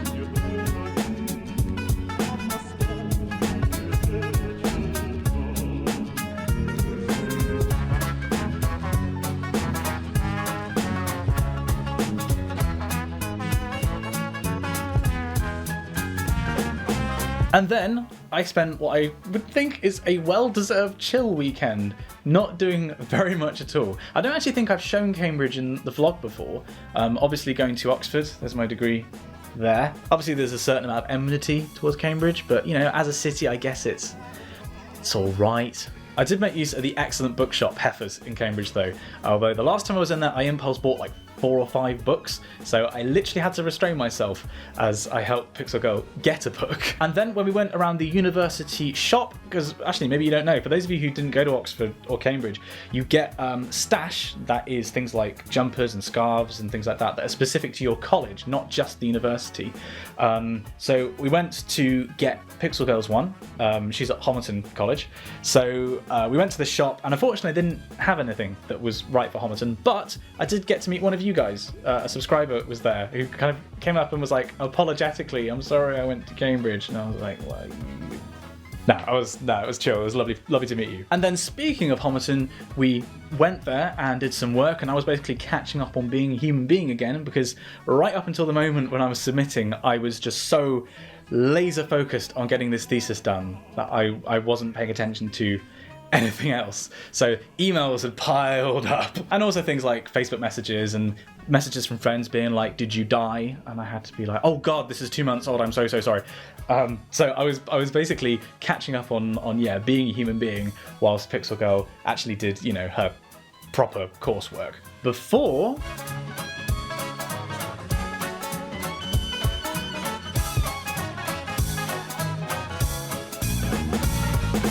on Sunday, we went and got pho, not quite sure how you're supposed to pronounce it, the Vietnamese noodle soup. Gotta say, this place in Cambridge, absolutely ace. So not a paid endorsement or anything, but if you're in Cambridge, it's pretty good. It's pho. It's on, what street are we on? I don't know. Wheeler Street. What? Wiener Street? Wheeler Street. Oh, we're on Wheeler. Oh, wait, I'm not done with you yet. No one actually wants to see your face, Simon. And then after that, we basically wandered around Cambridge for a bit and did some shopping. And I mean, I did warn you, we didn't do very much. And went back to Homerton again before I got a very late bus to Heathrow Airport. Because as I mentioned earlier, I had to leave Exeter because I'd been bought a plane ticket to go to New York for a week by YouTube. But that's a story for the next vlog, which unfortunately also has this audio problem, but I think is sufficiently interesting that you're going to want to tune in for that. But before I go, I do want to say a couple of things. One, to everyone who's saying, oh, so you're a doctor now. Not yet. I still have to do my viva, which is my final boss of education. I have to defend my research in an exam that can last, I mean, there isn't actually an upper time limit. It could take all day. It's probably going to be a couple of hours of me sat in a room with my thesis and talking to world-leading academics about what I've been up to and trying to justify that it's worth giving me the title of doctor. So, not a doctor yet. 2, thank you to everyone who's been watching this vlog. Over the past year, actually a bit more than a year now, I have been incredibly lucky to have an engaged audience that I just know has been behind me 100%. Like, if I'm having a tough time, you've always been there to lift me up and keep my motivation going. I know that a lot of you in the comments say that I motivate you with my work ethic or whatever. You guys motivate me to keep working. Knowing that I have you as so cliche, but like as a YouTube family, you know? Like, I feel like you've got my back. And sharing in all the victories, like when I fix my code and, you know, yeah, helping me when things are tough. You guys really, really helped me over the past year and a bit. So thank you to those of you who have been watching. And also thank you to those of you who have been watching for even longer. Some of you have been watching since I was at Oxford as an undergrad. I recognise your names in the comments, I really do, and I appreciate so much the fact that you've got invested in this and this journey that I've gone on. So thank you for being there for me. 3, a special shout out has to go to Pixel Girl because she's been wonderful and she's going to kill me for putting this in the video. But yeah, she's great. I wouldn't have been able to do this without her in particular. Yeah, I love you. And then lastly 4, thank you for watching. I realise this has been a somewhat unconventional vlog. It's not exactly like everything else in the series, but as I said at the start, you guys have been waiting for this for as long as I have, nearly. So I had to tell this story. So thank you for watching the video and for putting up with this kind of weird setup. If you did enjoy it, give it a like, comment below. If you'd like to see more like this, hit the subscribe button because, as I mentioned in a previous video, I'm going to be doing a lot more videos now. I'm going to be trying to do 2 a week. So, whew, that's a lot of work. I thought a PhD was tough. Thank you for watching, and I'll see you next time. We did it. I'm gonna roll myself up in a big ball and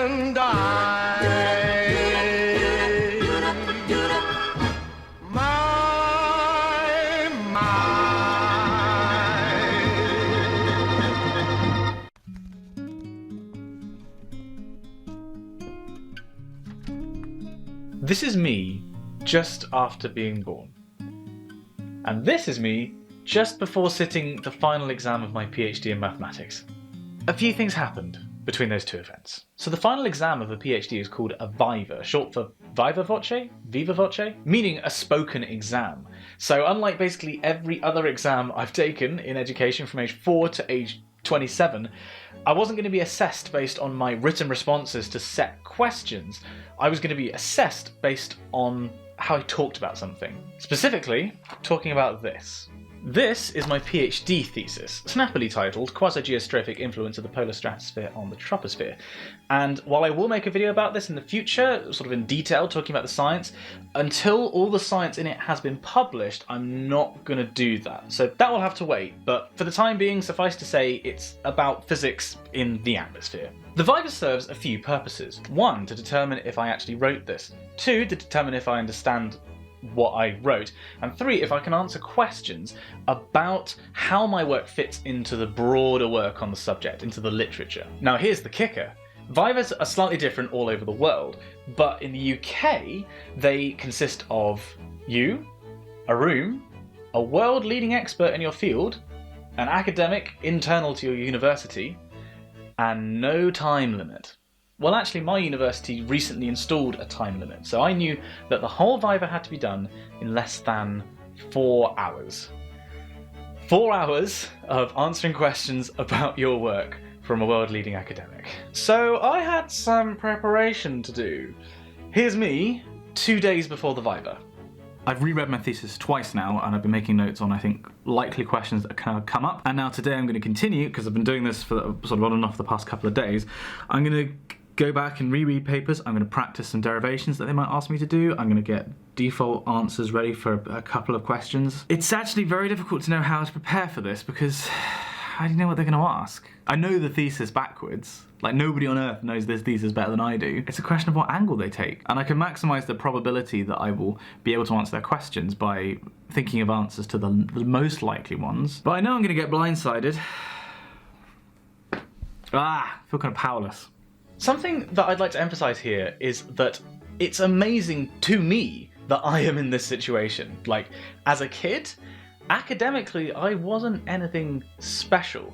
When I went to secondary school, which was my local state comp, I was described as having a scatty approach. And specifically in maths, I was making good progress, but I needed to guard against unnecessary distractions in class. I've never found maths easy or intuitive. I mean, it was actually the subject that caused me the most grief for the first few years of school. So like any kid in that situation, I would get distracted, I would chat, I would not want to do the difficult thing. But something happened between year 7 and year 11. In my maths report for that year, there's this really nice quote. I continue to be most impressed by Simon's conscientious attitude to his study and his determination to succeed. There are occasions when he finds difficult concepts challenging, but he is always ready to ask for the help he needs. To be honest, I don't think I'm a particularly clever person.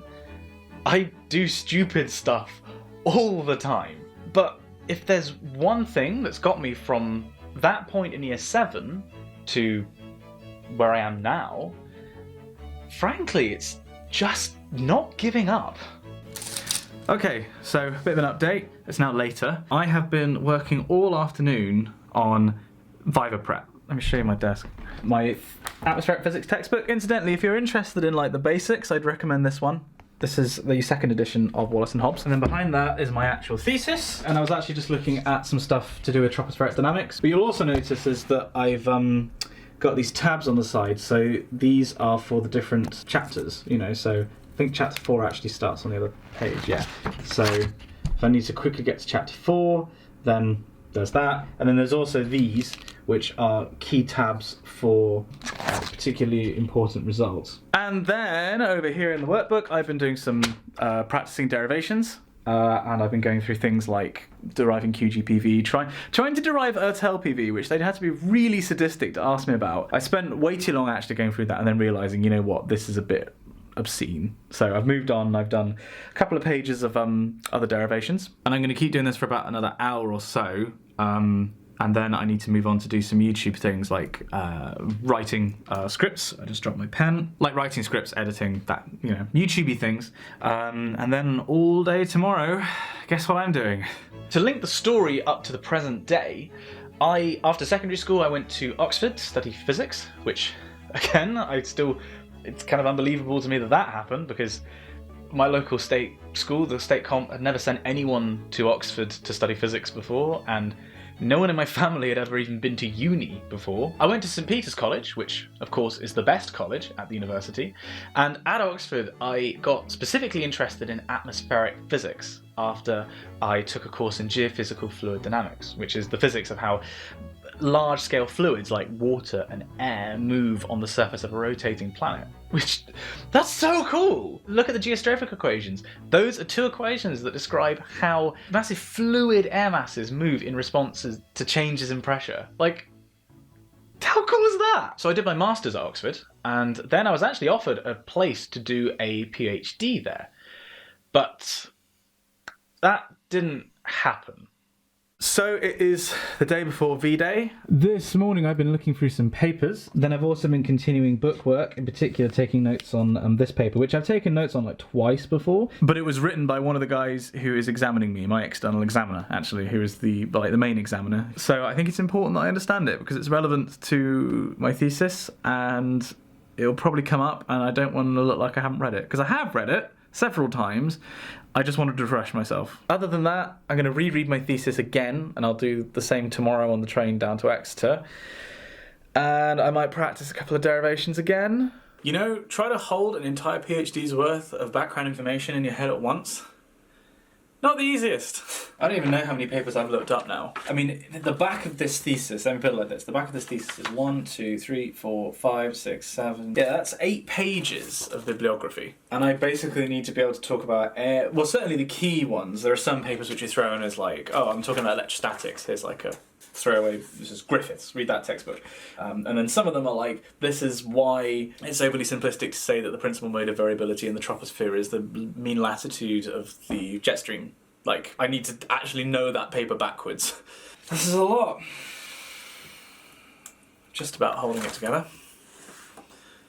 If you want more details about this, then you can check out my Draw My Life video. But basically, in my master's year, my final year at Oxford, I got into a very, very bad place, and I worked myself completely into the ground, totally burned out, and then instead of getting help for my then rapidly unraveling mental health, I doubled down and I worked and worked and worked and worked and worked, and I went into my final exams severely sleep deprived and extremely depressed and having self-harmed, and I, of course, did terribly.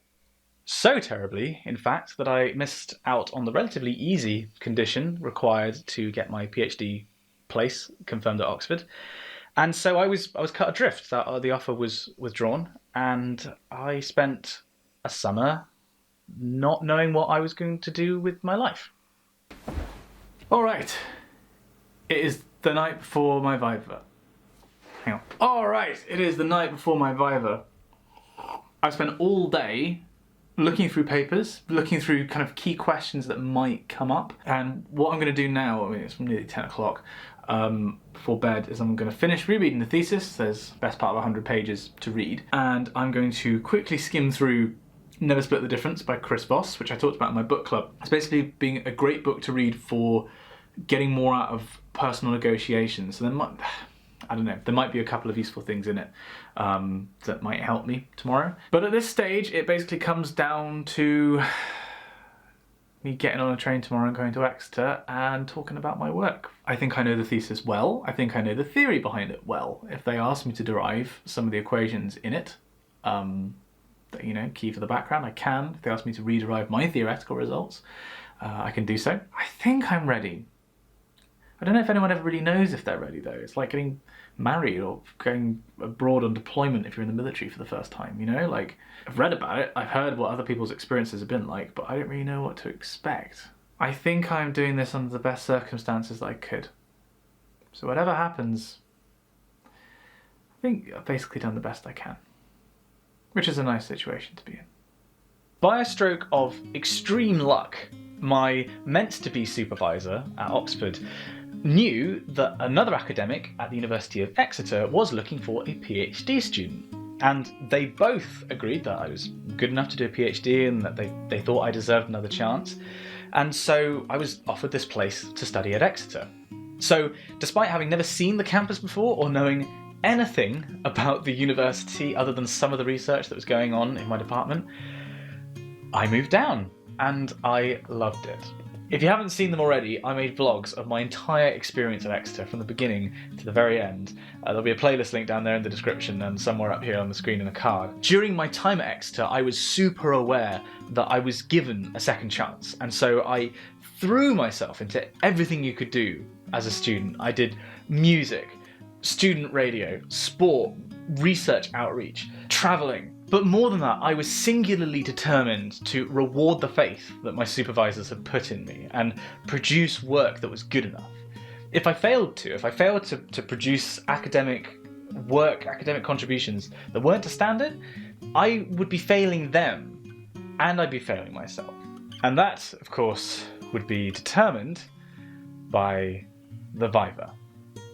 So it's less than an hour until the viva now. I've eaten, I've kind of gone through my mental checklist of all the last things to check and reread my notes and reread the thesis and practiced the spiel that you give at the start when they say, so tell me about your thesis. I've done that. I guess this is it. Here's how the viva went down. I arrived about 20 minutes early because I was terrified of being late and I checked the room number about 50 times, and then eventually the academics turned up, said hello, went straight in the room. They conferred for 5-10 minutes and then they invited me to come and sit down. Now I didn't film the viva because I can't. That's basically the reason why I didn't do it. I know that I think it was 60 Symbols filmed their viva, but it would have gone against university regulations. I don't think the examiners would have wanted it. And also I wouldn't have wanted it because I wouldn't want to relive the terror. Because if you ask people that have gone through the viva system what it was like, they will say that it's terrifying and enjoyable. Now, I don't know about you, but those aren't two emotions that I would frequently put together. It turns out that what those people mean by that is that the viva is terrifying, and then it gets enjoyable eventually. And then it gets terrifying again. The terror set in almost immediately after they'd done the soft warm-up question of, so tell me about your thesis. What have you learned that's new? Anybody can answer that. And then after that, they asked me to go up to the whiteboard and talk through a few things and draw some diagrams and some equations, and specifically they wanted to know about something called the Brewer-Dobson circulation. Now, I know about the Brewer-Dobson circulation. It's quite an important process in the stratosphere, which is where my research was taking place, but I had a complete mental blank. And they kept prodding me, and I only kind of stumbled through the answers after they kept sort of prodding and helping me and hinting along. I felt like it was going very, very badly. After that, things improved, and the terror kind of subsided as we went from the background chapter to the theory, the stuff I'd done. I mean, the way that the viva works is you just go through your thesis page by page by page, and little post-it by post-it that the examiner has put in their copy, and you're just going through everything that they thought was, anything that was wrong, anything that wants discussion, and as that happened and you went into the original stuff that I'd done, it became enjoyable, or certainly more enjoyable, because at the end of the day, this is the only time I will ever have a conversation with anyone who has read my entire thesis. and understands it. And, you know, they understand it in the context of the literature. So when people in the past have said to me, I enjoyed my Viva, I now get it. In the middle of going through my results, we came to the section on my PV inversion code. Now, long-time viewers of the vlog know just how much pain and suffering that code caused me. And so I was really quite worried when they got to that point and asked me to explain what I'd done over several pages, a few key plots. They were like, just talk me through this. What have you done here? And that either meant that I'd done it wrong, or they'd really misunderstood what I'd done across this whole section of the thesis. Neither of which would have been good news. But the Viva carried on until the end of the thesis. We got to the last page, closed it. We talked about the implications of the research for sort of current thinking on the subject. And then they were like, thank you. Would you like to step outside? And so I waited outside for 5 or 10 minutes while they made a decision. And the terror came back. I was very conscious in those 10, 15, 20, whatever it was, minutes that this was it. This was the finale of my 23 years of education, from cute and adorable in primary school to teenage and awkward, and then uni and failure, and then, I hoped, redemption. I can't tell you how slowly those minutes went by. And then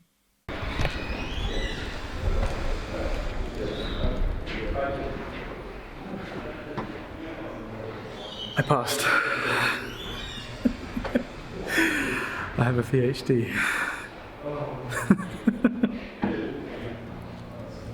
I'm now going to cut to me about an hour after I finished the Viva to talk about the verdict in a little more detail. So they were like, we are very happy to say that, you know, you have passed, we're going to give you the PhD. They didn't give minor or major corrections. Basically, they had a tick box that was like, how long do you think they need to do these corrections? And they said, we're going to tick the 6-month correction box. Not because we think you necessarily need that much time. You could do this in 3 months, which is the other option. But we'll just give you a bit more time. From what needs to be changed, based on their corrections, is a couple of extra sentences in the background dealing with how my work fits into the existing work. So that's not very much work.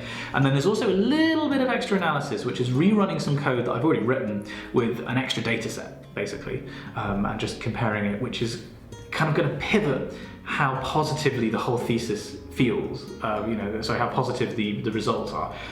Because they were like, you've done stuff here which is really good, it's just you're presenting it in a very negative way, so just do a little bit of really obvious analysis that really isn't going to take long, and then, it's going to come out so much better. So they were like, yeah, we'll give you 6 months to do that. That tick box sound, if we're asking you to do a little bit of extra analysis, even if it's really simple, like that sounds like this tick box. But there's really, I came into this being like, if I get major, I'm going to be disappointed. But they emphasised that really there's no difference between major and minor corrections anymore. Like if there ever was, it's just a question of how long you need. So I prefer it if there was less that needed to be added to the thesis, but it doesn't matter at the end of the day. Like, they thought that the conclusions are really cool. The takeaway from it, they were like, I've not seen that before. That's really cool how you've kind of disentangled this phenomenon from the existing literature, and like you've identified this as its own thing. That's really interesting. And they're like showing how it's kind of developed the literature and the understanding of it. So they seem to enjoy reading it. They thought scientifically it was interesting. So I'm happy. I'm really quite happy with that. I'm not the only one that's done though. That's an intro. So this is Tom, who we started our PhD on the same day. What day was it? Was it 21st of September? Was it the 21st or 22nd? Yeah. 2013. And now we are both PhD done. We have, I'm quite proud of that. So we've just both gone through the ringer. You had like a month between submitting and doing the Viva. If that, yeah. So I submitted at the very beginning of December, same day as you, and I had my Viva on the 4th of January. So I didn't really get a Christmas break got anything. Yeah, I at least had a little bit longer, but we're both our supervisor's like a proud parent now, because we're like, oh, we've had the 2 kids, they've grown up and they've gone on. You're now working here at the uni. You're still not ready to leave. Not the uni. Oh, sorry, there is a difference. If you see Tom around, Students Guild staff. yes, he'll be wearing one of those. Say hi, because he's great. I'm gonna now go to the pub. And I did indeed go to the pub. But you're not seeing that footage. So as of a week ago, I am now, subject to corrections, Dr. Clark. Which is insane. That's bananas to me. Completely insane. And I want to say to anyone who's watching this, who's struggling with studying at school or at uni, that if there's anything you can learn from this story, from my example, it's that the single most important thing you can be as a student is determined. Yes, it's not enough to just blindly plough hours into working, and it's not enough to just have the discipline to sit at your desk every day. You've got to work smart. You've got to actively engage with the material you're learning. But the single most important thing as a learner is to put the work in. If you don't work, then neither will any of your carefully constructed plans. You've got to be willing to put the work in and never give up. Refusal to give up academically has got me to where I am now, despite of my intellectual shortcomings. That's the end of this Viva story. And just like to repeat, as I said in my thesis hand-in video, thank you so much to everyone who has supported me here on YouTube, online. Your never-ending support really, really carried me across the finish line. So from the bottom of my heart, thank you. In many ways, this PhD belongs to all of you too. It doesn't, it belongs to me. I'm the person who gets it. But in some ways, metaphorically, we all earn this. But mostly me. If you're new here and you'd like to check out all those PhD vlogs, then click up here. If you would like to know what I'm doing next, then click up here. And if you'd like to subscribe to this channel and be alerted for all the great videos which are coming up, and believe me, there are some great ones coming up, then click the link here. Thank you very much for watching, and I'll see you next time. For the degree of Doctor of Philosophy in Mathematics, Simon James Clark. Yep, that's me. You might well be wondering how I got myself in this situation. Well, lucky for you, it's all on YouTube. For the past 4 years, you've been with me on my PhD journey from the very beginning, and now we're at the very end. Let's go graduate.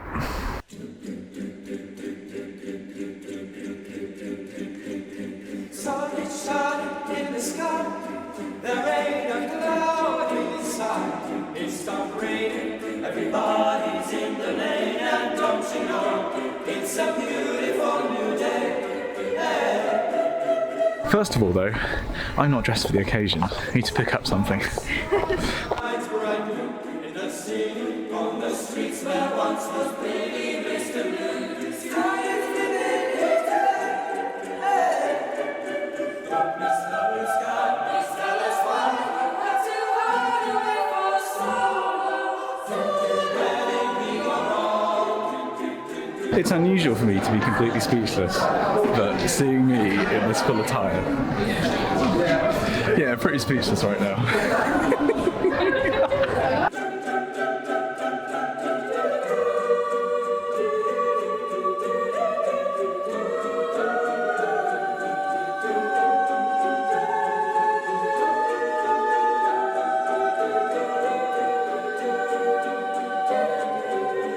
Milady. Oh my god, oh my god, oh my god, oh my god, I have a PhD. Okay, so I picked up the robes, clearly. I have got to graduate. First I've got to find mum and dad so I can show them what their boy looks like. And give them my bag. I don't want to graduate with this. Hello. Just a floppy hat. Do it, go on. Really fast. Expelliarmus! You should have been in training for that. You've got to get it going. I was expecting you. You pull the chain, does it flash? Wait, oh no. How do you feel seeing me in the full getup? Well, quite proud actually. How do you feel when you see me? Amused. Okay, so obviously I can't take you up on stage, so we're gonna have to find a way around me not actually filming the moment I get this PhD, which is totally happening in like half an hour.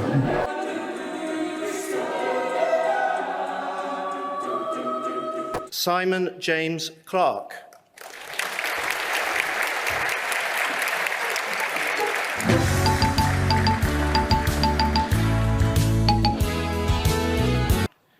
Thomas Daniel Clemo. We did it! So those of you who've watched the vlog before remember Tom. Hello. We started at the same time, we finished at the same time. We actually both made it. And we both look idiotic in these outfits. I don't know, I like the hat. I'm quite a fan of the hat actually. This tassel is in my peripheral vision just enough that you sort of, you turn your head and you keep seeing it. But we did it. We did. We actually did it. I can't stop looking at myself in the viewfinder. It just looks... handsome wasn't the first word that I would have used. Congratulations. Cupcakes! They've got the cupcakes back. Look who I bumped into down here. It's Dan! Wow, reunited. Look at him in his silly little hat. I know, right? He's got all the science. It's radiating. Well, I've already been giving people electric shocks when we've been taking pictures, so I think either I've gained Jedi powers or all the science is leaking out of me. Yeah, I think it's leaking. Yeah. 1 in 5. Keep singing myself off. Are you proud of me, Dan? I am. I'm very close to getting a bit weepy. I'm starting to leak myself, but in a slightly different way. You do that when toast pops up. Right? You're the weepiest person I've ever met. It's heaving, isn't it? It is. I feel less special because there's so many people with these stupid hats on. I thought I'd be the only... Oh, we're over... alcohol's over here. Here we go. Cheers, everybody. Wait, he was in his nice. Big cheers. Wait a minute. Hang on. You've not earned that. Do you want me to tell you about the weather? That's what I did. You're a consulting weatherman. I'm a freelance weatherman. It's turned out nice, dear. Yeah, yeah. The thing is, it actually kind of works with that scarf as just a fashion accessory. Yes, it looks really good. It's You needed like a little tilt on it. There we go. A little tilt. Would you like a cupcake? Thank you very much. As always, the best thing about these ceremonies are the Exeter cupcakes. Do you want a cupcake? It's also a great way of them using up all the leftover bread from communion. I want to flick it. Where is it? What would you do? Oh. Ow! My ear! Any words? This is time for your speech. Oh God. Pixel asked me whether this was an anticlimax or not. And to be honest, I feel like this is just right. It kind of feels like the appropriate end of a couple of years of really hard effort. And, you know, all these people behind me have had, if they did a PhD, the same experience, the masters, whatever. It's a really nice, appropriate closing to the whole thing. I'm very glad you could be here with me. I actually just filmed something of quality. Are you definitely filming? Maybe.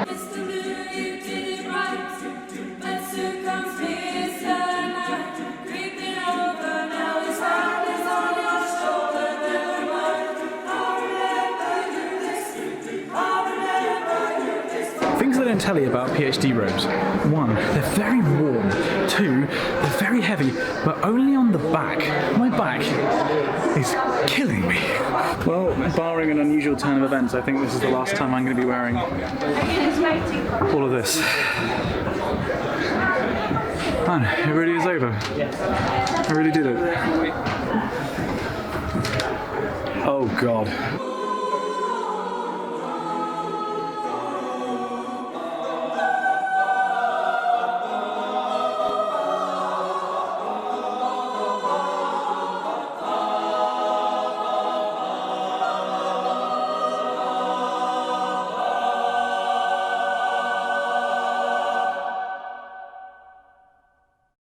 I feel like if there was ever a time to say a couple of thank yous, it's probably now. Of course, I want to thank the people who were there on the day, Pixel Girl, Dan, my parents. Without their support and encouragement and just general love, I never would have been able to finish. Just no way. I also want to thank the University of Exeter Chapel Choir and my really good mate Michael Graham, who's the musical director, because Chapel Choir is my family in Exeter and it was such a key part of the past 5 years. So I really wanted to showcase them in this video. So thank you. I oh, I'm gonna get emotional. You were the family I chose, and thank you for everything that you've done for me. However, alongside all of these people, I want to thank you, the audience. Not just for watching this video, which I hope you enjoyed. If you did, do give it a like and share it with people you think might enjoy it. I want to thank you for being such a key part of the past 4 or 5 years. You, the audience, were a key part in my PhD. The support network that you gave me, the encouragement when things weren't going so well, the ability to express myself creatively and have such a wonderful response. You guys meant more to me than I think you realise. So I absolutely have to say thank you for being there, for making an incredible community around these PhD vlogs which I've made. If somehow this is the first vlog of mine that you've watched, then hi. Also, there's a load more of these that you might want to watch. There'll be a playlist link in the description, all the vlogs from my time in Exeter doing my PhD. I think you'll enjoy them. Thank you again so much for being a part of the past 5 years of my life, and I hope you enjoyed the video. I'll see you in the next one.